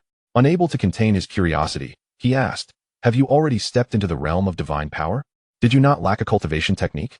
"I traded for the golden yuan technique in the secret realm. I should now be at the skyward realm," Chu Yuan replied uncertainly. The realms of cultivation and martial arts do not perfectly correspond. He merely classified his level based on personal intuition and conjecture. After consuming the ephemeral blossom, he could contend with Tong Han, but that did not necessarily equate to being at 6th tier. If their realms were equal, with his divine consciousness, the wind-riding sword technique, and the essence of spiritual energy overwhelming inner breath, he ought to have defeated Tong Han in an instant. If he had to battle for 300 rounds at the same level, what would have been the purpose of his cultivation? Cheetah remained perplexed. If Chu Yuan was indeed at the skyward realm, then even after consuming the boiling source pill, he should not be capable of facing a 6th tier opponent. Yet, if he were at the realm of divine power, such rapid progress in cultivation was difficult to accept. "Forget it, I shan't pry further," Cheetah remarked with a tinge of envy, yet also a hint of relief. "I wonder why the higher-ups are being so generous this time. It could be considered a form of compensation." Chu Yuan sighed. "I suspect this trial in the secret realm is merely a test orchestrated by the higher-ups." "How could that be?" Cheetah's smile faltered as he whispered, "Is that truly the case?" Chu Yuan vaguely responded, "Let us not dwell on this. Has Yang returned?" There has been no news of him or Li Hong, though some from the 2nd and 3rd high schools have returned. Li Hong won't be coming back. Has he perished? Not quite. He has defected. Chi Da's expression darkened. Although Li Hong could not be considered his student, he had participated in the trial under the banner of Morning Sun, 1st High. What a scoundrel. Chapter 80. The Fortune-Bearing Maiden. "Hello, I am Chu Yuan." At the entrance of the school, a girl in her 20s stood alone, clad in a black trench coat. Chu Yuan mused inwardly. Does she not feel warm? "We've met before," Chu Yuan smiled. "You have seen me, but I have yet to see you." "That is indeed true. You appeared considerably fairer last time. I have yet to express my gratitude for your life-saving grace." Chu Yuan shook his head. "Zhang Fei has repaid you on my behalf. One matter does not negate another." Suddenly, a long rectangular box appeared in Chu Yuan's hand. "I know you favor the sword. I wonder if this blade meets your expectations?" "Oh, a little heiress?" Chu Yuan was taken aback, glancing at the storage ring on her finger, which Zhang Fei lacked. However, it was not surprising. Chu Yuan was 2 years younger than Zhang Fei and already a martial artist at the Skyward Realm. She must either be a prodigy or possess an extraordinary background. It was not unusual for her to have a storage ring. While the Martial Force Bureau was formidable, its core strength predominantly consisted of older martial artists. For instance, those he encountered on Muti Island, such as Li Wangsuan and Liao Peng, were mostly at the 4th tier, with only a handful at 5th tier, progressing in their cultivation at a sluggish pace. Barring unforeseen circumstances, it could take decades for them to advance, if they could advance at all. Young martial artists like Chu Yuan and Zhang Fei were indeed rare. Chu Yuan accepted the box without hesitation. "Then I shall accept it with gratitude." After all, it was a life-saving grace. Accepting a sword from her was a trifling matter, though he had yet to open the box. His divine consciousness had already discerned the sword within with clarity. The blade was entirely black, of moderate weight. The edge appeared as deep as ink, seemingly flowing with a shadowy light. A prominent character was engraved on the blade's shoulder, likely the maker's mark. After a mere glance, Chu Yuan was certain this sword surpassed the original of the Wind Cutter by several tiers. Its value was undoubtedly high. It might even be priceless. Seeing him accept it, Chu Yuan appeared relieved and smiled. "No need for thanks. Additionally, our team leader asked me to deliver this to you." She handed over a double-sided medallion, crafted from a heavy, ancient bronze. One side bore the character Zhun, while the other displayed Wu. It seemed to be made from some exceptionally hard metal. When Chu Yuan grasped it, he found it significantly sturdier than ordinary steel, copper, or iron, showing no signs of deformation whatsoever. The materials used for weapon crafting must have been of the highest quality. "What is this?" "In simple terms, it serves as a talisman," Chu Yuan explained. "If you drip blood onto it, and your life force ceases, the Jinyu order will lock onto the presence of nearby powerful beings and transmit your coordinates back to the Martial Force Bureau. They will then seek retribution on your behalf. However, it must be kept on your person, not stored in a storage ring." "That sounds rather impractical," Chu Yuan chuckled. if one is already dead. Avenging them holds little significance. It has other functions, Chu Yuan hinted. It also symbolizes your identity and can assist in resolving various trivial matters in life. As a young martial arts prodigy like yourself, you will inevitably encounter unpleasant individuals or situations. Indeed, the distasteful individuals and events that Chu Yuan referred to are encounters that everyone inevitably faces. However, ordinary individuals tend to endure such situations with a semblance of tolerance. Does this imply that one is branded with the mark of the Jinyu Bureau? Although being labeled as such carries no inherent negativity, it does not necessarily equate to something advantageous. In the future, one retains the freedom to choose their own path, be it the Jinyu Bureau, the military, or even a life of independence. Chu Yuan nodded slightly. Then I shall take my leave for now. Wishing you a swift recovery. System, initiate transformation. Transforming. Transformation complete. A long sword, seemingly enveloped in dark mist, manifested in Chu Yuan's hand. It exuded an aura that appeared somewhat sinister, uncharacteristic of a weapon wielded by a virtuous individual. The blade was adorned with fleeting secret runes that vanished almost instantaneously. The engraving of the character Lu on the sword's shoulder remained unchanged. Chu Yuan couldn't help but quip inwardly. Does the system also recognize the importance of intellectual property rights?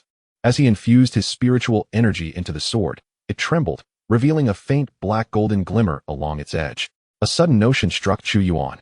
He experimentally touched the blade with his finger, and before he could react, it sliced through, causing blood to flow profusely. Ah, what a waste. Since I've already bled, I might as well make use of it. He wiped his blood across the Jinyu token, which displayed no sign of alteration. Yet the crimson stains swiftly vanished as if devoured by the token itself. This item could indeed undergo transformation, though it seemed unnecessary. Should its appearance change, the sole function it held for Chu Yuan might also dissipate. As he meandered aimlessly, Chu Yuan realized that he appeared to have nothing to occupy his time. With imminent assistance on the way to tend to his injuries, he was reluctant to squander the essence of his life in vengeance. This item was likely unique. Preserving it for cultivation would be far more beneficial. Speaking of which, he should check on Chu Yuan. It seemed a certain yellow-haired individual was pestering his sister. And there was also that drunken old man who sought to sabotage her future. Ying, I genuinely adore you. Please agree to be my girlfriend. I promise to take excellent care of you, ensuring you endure no grievances. At the school entrance, a boy leaning on a crutch exclaimed loudly. He indeed sported a head of yellow hair. Let us be together. Together. Sister, please give Kaiji a chance. Chu Yuan cast a disdainful glance at the raucous classmates surrounding her. Du Kai, can you cease your incessant pursuit? Step aside. The yellow-haired boy gazed at Chu Yuan with heartfelt sincerity. No, even if the seas dry up and the stars collapse, I will love you until my last breath. Oh, Kaiji is so romantic. Sister, just give Kaiji a chance. Chu Yuan, I believe Du Kai is sincere. A wave of nausea washed over Chu Yuan. What did his sincerity have to do with her? She had a sincere affection for money in the bank, yet alas, they would not grant her any. Get lost. Chu Yuan attempted to push through the throng to escape. Du Kai, despite his crutch, hopped after her with surprising speed. Ying, don't go. Listen to me, please. His entourage inadvertently obstructed Chu Yuan's path, forcing her to stop in exasperation. Speak, and then get lost, all right? Du Kai gazed at Chu Yuan with fervor once more. Ying, just as Chu Yuan was about to hear him out, she was startled to see a pig-like face inching toward her. Instinctively, she recoiled and kicked Du Kai in his injured leg. Chu Yuan had arrived just in time, witnessing the commotion involving his sister. Upon seeing Du Kai's pig-like countenance, his expression darkened, and his good mood dissipated considerably. He brazenly pushed through the crowd, parting those in his way. Chu Yuan quickly spotted him. Brother, what? Is my brother-in-law here? Hurry, help me up. Chu Yuan was taken aback as he observed Du Kai sprawled on the ground, his crutch having been kicked away, writhing in pain. An exceptional yellow-haired individual, indeed. Chapter 81. The Relentless Spirit. Chu Yuan pondered curiously about the whereabouts of that old man. Hadn't he been keeping a close watch on Chu Yuan? Why had he not made an appearance this time? Brother, what brings you here? Chu Yuan asked joyfully. I was just passing by. Brother-in-law, I am Du Kai. As Du Kai spoke halfway, he suddenly met Chu Yuan's piercing gaze, causing him to freeze. His arm hair, standing on end. The cold, indifferent stare directed at him felt as if he were an insignificant ant, easily crushed. Despite the surrounding clamor, Du Kai felt as if he were utterly alone in a profound silence, isolated and vulnerable. Upon noticing the tremor in Du Kai's eyes, Chu Yuan furrowed his brow, momentarily retracting some of his spiritual awareness. He had momentarily forgotten that Du Kai was merely a child. Inadvertently, he had exerted too much force.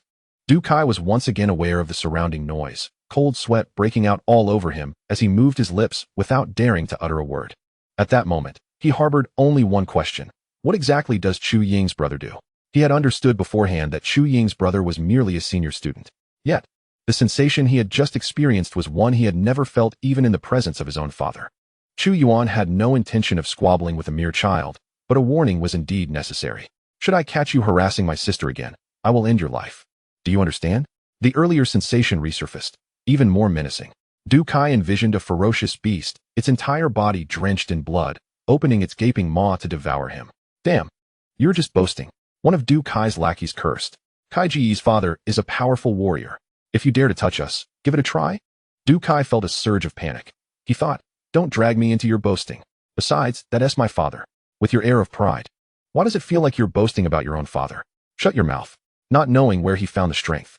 Du Kai swung his crutch at the back of his lackey, then turned to Chu Yuan. Stam Mary Du's son remarked softly, if I don't come. How would I know just how adept you are at causing trouble outside? What does that mean? Du Kai paused momentarily, then with a hint of grievance exclaimed, Dad. Someone is bullying your son. They even threatened to kill me. What should I do? You are my father. You must stand up for me. Du Sin's expression turned peculiar. Stand up for you? Yes. It's the brother of the girl I like. He terrified me just now. Dad, please help me teach him a lesson. But don't be too harsh. Du Kai seemed oblivious to Du Sin's odd demeanor, completely lost in his own fantasies, and fidgeted. After all, they might be family. So being too rough could complicate future interactions. That won't do. It has to be a bit rougher. Du Sin slowly withdrew his belt.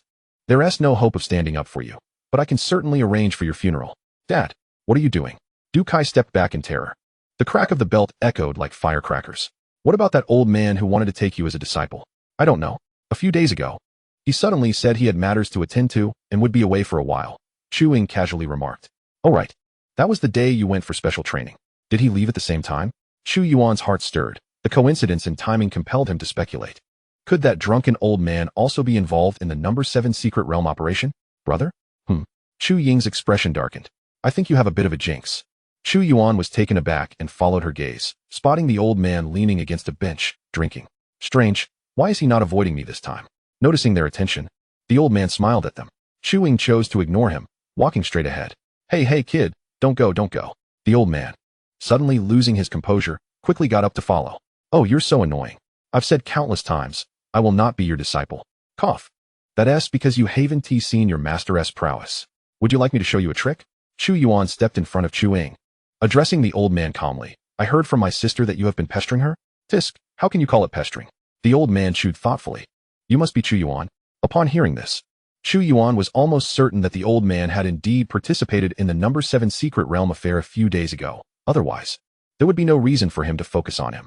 Of course, it could also be due to Chu Ying, who had prompted him to inquire about her family. But if that were the case, why had the old man not met him last time, but chose to do so now? You know me? Your performance in this trial was quite remarkable. I have heard that many people are paying attention to you, the old man said with a smile. A glimmer of admiration in his eyes. What trial? Chu Ying asked in confusion. Chu Yuan did not respond to her, but looked intently at the old man. Since you know who I am, could you do me a favor and stop pestering Chu Ying? Chapter 82. Truly a strong individual? Seeing a young lad earnestly requesting a favor from him, the old man nearly burst into laughter. Yet, he also felt a tinge of embarrassment. If his old friends were to know, they would surely find it amusing. However, the moment he caught sight of the ancient bronze token in Chu Yuan's hand, his demeanor shifted to one of seriousness. He spoke with a complex tone, You're quite swift with your actions. Although this token had not bestowed any significant power upon Chu Yuan, it represented the will of the Martial Control Bureau, compelling him to treat the young man with a measure of respect. Chu Yuan waited silently for his response. After a moment of contemplation, the old man regretfully shook his head. I cannot comply with your request. Chu Yuan nearly erupted in expletives, but managed to restrain himself. He retorted with a hint of sarcasm. It seems, since you were summoned to the number 7 secret realm, you must indeed be a formidable individual. Yet, I have never encountered a strong person quite as disheveled as yourself. Are you suggesting my sister should accompany you in begging for alms? The old man did not take offense, shaking his head. You do not understand. I truly do not comprehend what peculiarities you possess, senior. However, one thing I know for certain is that Chu Ying will never become your disciple, so you should give up on that hope. She will. She will not. She will. No way. My brother is right. I will never be your disciple. The old man sighed deeply, his gaze towards Chu Ying filled with compassion and pity. At that moment, A sudden, gentle voice interjected, "Zhou Yi? What brings you here?" Chu Yuan was startled. Who else had arrived? Turning around, he saw an elderly man with a youthful face. Leaning on a cane, approaching slowly. The face seemed somewhat familiar, as if he had seen it somewhere before. After a brief recollection, he realized he had indeed seen it. Though not in reality, but in the news. Old Zhang. The newcomer's real name was Zhang Chun, an ordinary name. Yet, hardly anyone referred to him by it, opting instead for the respectful title of Old Zhang. He had risen to prominence during the early stages of the martial arts revival, yet unlike other martial artists, he had neither captured territories nor earned fame from battles against foreign races. However, his contributions to the Qin dynasty were not inferior to any renowned warrior. To cite just one point, the majority of healing elixirs available for martial artists on the market were either developed by Old Zhang himself or by his disciples. Any martial artist who had participated in the war, regardless of their realm, had undoubtedly consumed those healing elixirs. Without those elixirs, many who could have survived would have perished midway, including many future strong individuals. Zhang Chen smiled and nodded at Chu Yuan. "You must have heard. I was entrusted to treat your injuries. I heard from our principal, but I didn't expect you to come in person. No trouble at all. Zhou Yi has also come to find you." Chu Yuan turned to look, but found the bench empty. The old man had vanished without him noticing. "Don't look for him. He has already left. He insisted on taking my sister as his disciple," Chu Yuan explained with a wry smile. Then, a thought crossed his mind, and he inquired, "Old Zhang, while this may be sudden, could you possibly persuade him to stop pestering my sister?" As Zhang Chen listened, he scrutinized Chu Yuan closely before finally responding with a smile. "Why not? That would be a good thing." "A good thing must also depend on the willingness of the individual," Chu Yuan retorted. "I don't understand. There are so many people in the Qin dynasty. He is at least a strong individual. If he wishes to take a disciple, there would be countless candidates lining up. Why is he so fixated on my sister?" After overhearing their conversation, Chu Yuan gradually realized that the drunken old man was indeed a powerful figure. Even someone like Old Zhang regarded him with a different perspective. Yet, after her astonishment, she felt no regret or similar emotions. After all, she was still young and did not comprehend the magnitude of this opportunity. She only knew that attending the college entrance examination step by step was the most prudent course of action. Zhang Chun's gaze remained fixed on Chu Yuan. Upon hearing Chu Yuan's words, he shook his head. "You do not understand. Zhou Yi's lineage does not easily accept disciples. Taking on a disciple is not determined by martial talent, but rather by other specific traits." Although he cannot discern any particular quality in Chu Yuan, Zhou Yi must have his reasons for choosing her. Chu Yuan was somewhat perplexed. Not by talent? Then what is it based on? Perhaps it is fate? How enigmatic. Zhang Chen chuckled. "You speak the truth. Their lineage has always been shrouded in mystery." After a moment's contemplation, he elaborated, "This lineage boasts a long-standing heritage, having once belonged to a temple known as the Zhuxian Monastery, which was reputed for its mastery in divination, fate analysis, and fortune-telling. Essentially, those arcane practices that were deemed superstitious in their time. It attracted numerous dignitaries seeking auspicious connections. However, as the martial arts began to revive, the path of the Zhuxian Monastery took an unusual turn into a distinctive martial avenue, yet it retained its previous esoteric demeanor." Chu Yuan paused, intrigued. Is there truly such a narrative? Although Zhou Yi was merely a 7th realm practitioner and not an official, his status was not insignificant, as he maintained connections with many 8th realm warriors. Often, the authorities sought his cooperation for their endeavors, while his combat prowess was commendable. He possessed the uncanny ability to foresee certain events. Thus, I maintain that if this young lady were to apprentice under Zhou Yi, it would not be an unfavorable circumstance. "Indeed, is that so?" Chu Yuan inquired, curiosity piqued. "Then why do you still refer to them as enigmatic?" "Because this matter fundamentally resides within the domain of martial arts," Zhang Chen explained. "Upon reaching the 5th realm, martial artists begin to engage with the principles of the universe through their martial techniques, which is why the skills exhibited by those in the divine ability realm possess such formidable power. As for the 7th realm practitioners, they commence their formal comprehension of these principles. Zhou Yi's foresight is likely an ability derived from his unique understanding of the laws. Much like the concept of big data, it is not particularly extraordinary. It simply attracts fewer practitioners who choose this path." Zhang Chen sighed. After all, certain matters remain unchanged regardless of prior knowledge if one lacks the requisite strength to alter the outcome. "Principles?" Chu Yuan was taken aback, astonished at the advanced nature of martial arts at such a stage. "Is it truly so sophisticated at the 7th realm?" Zhang Chun's brow furrowed in curiosity. "I sense an aura of the golden principle emanating from you." In an instant, Chu Yuan felt a sense of clarity and responded, "I have been cultivating the golden elemental technique.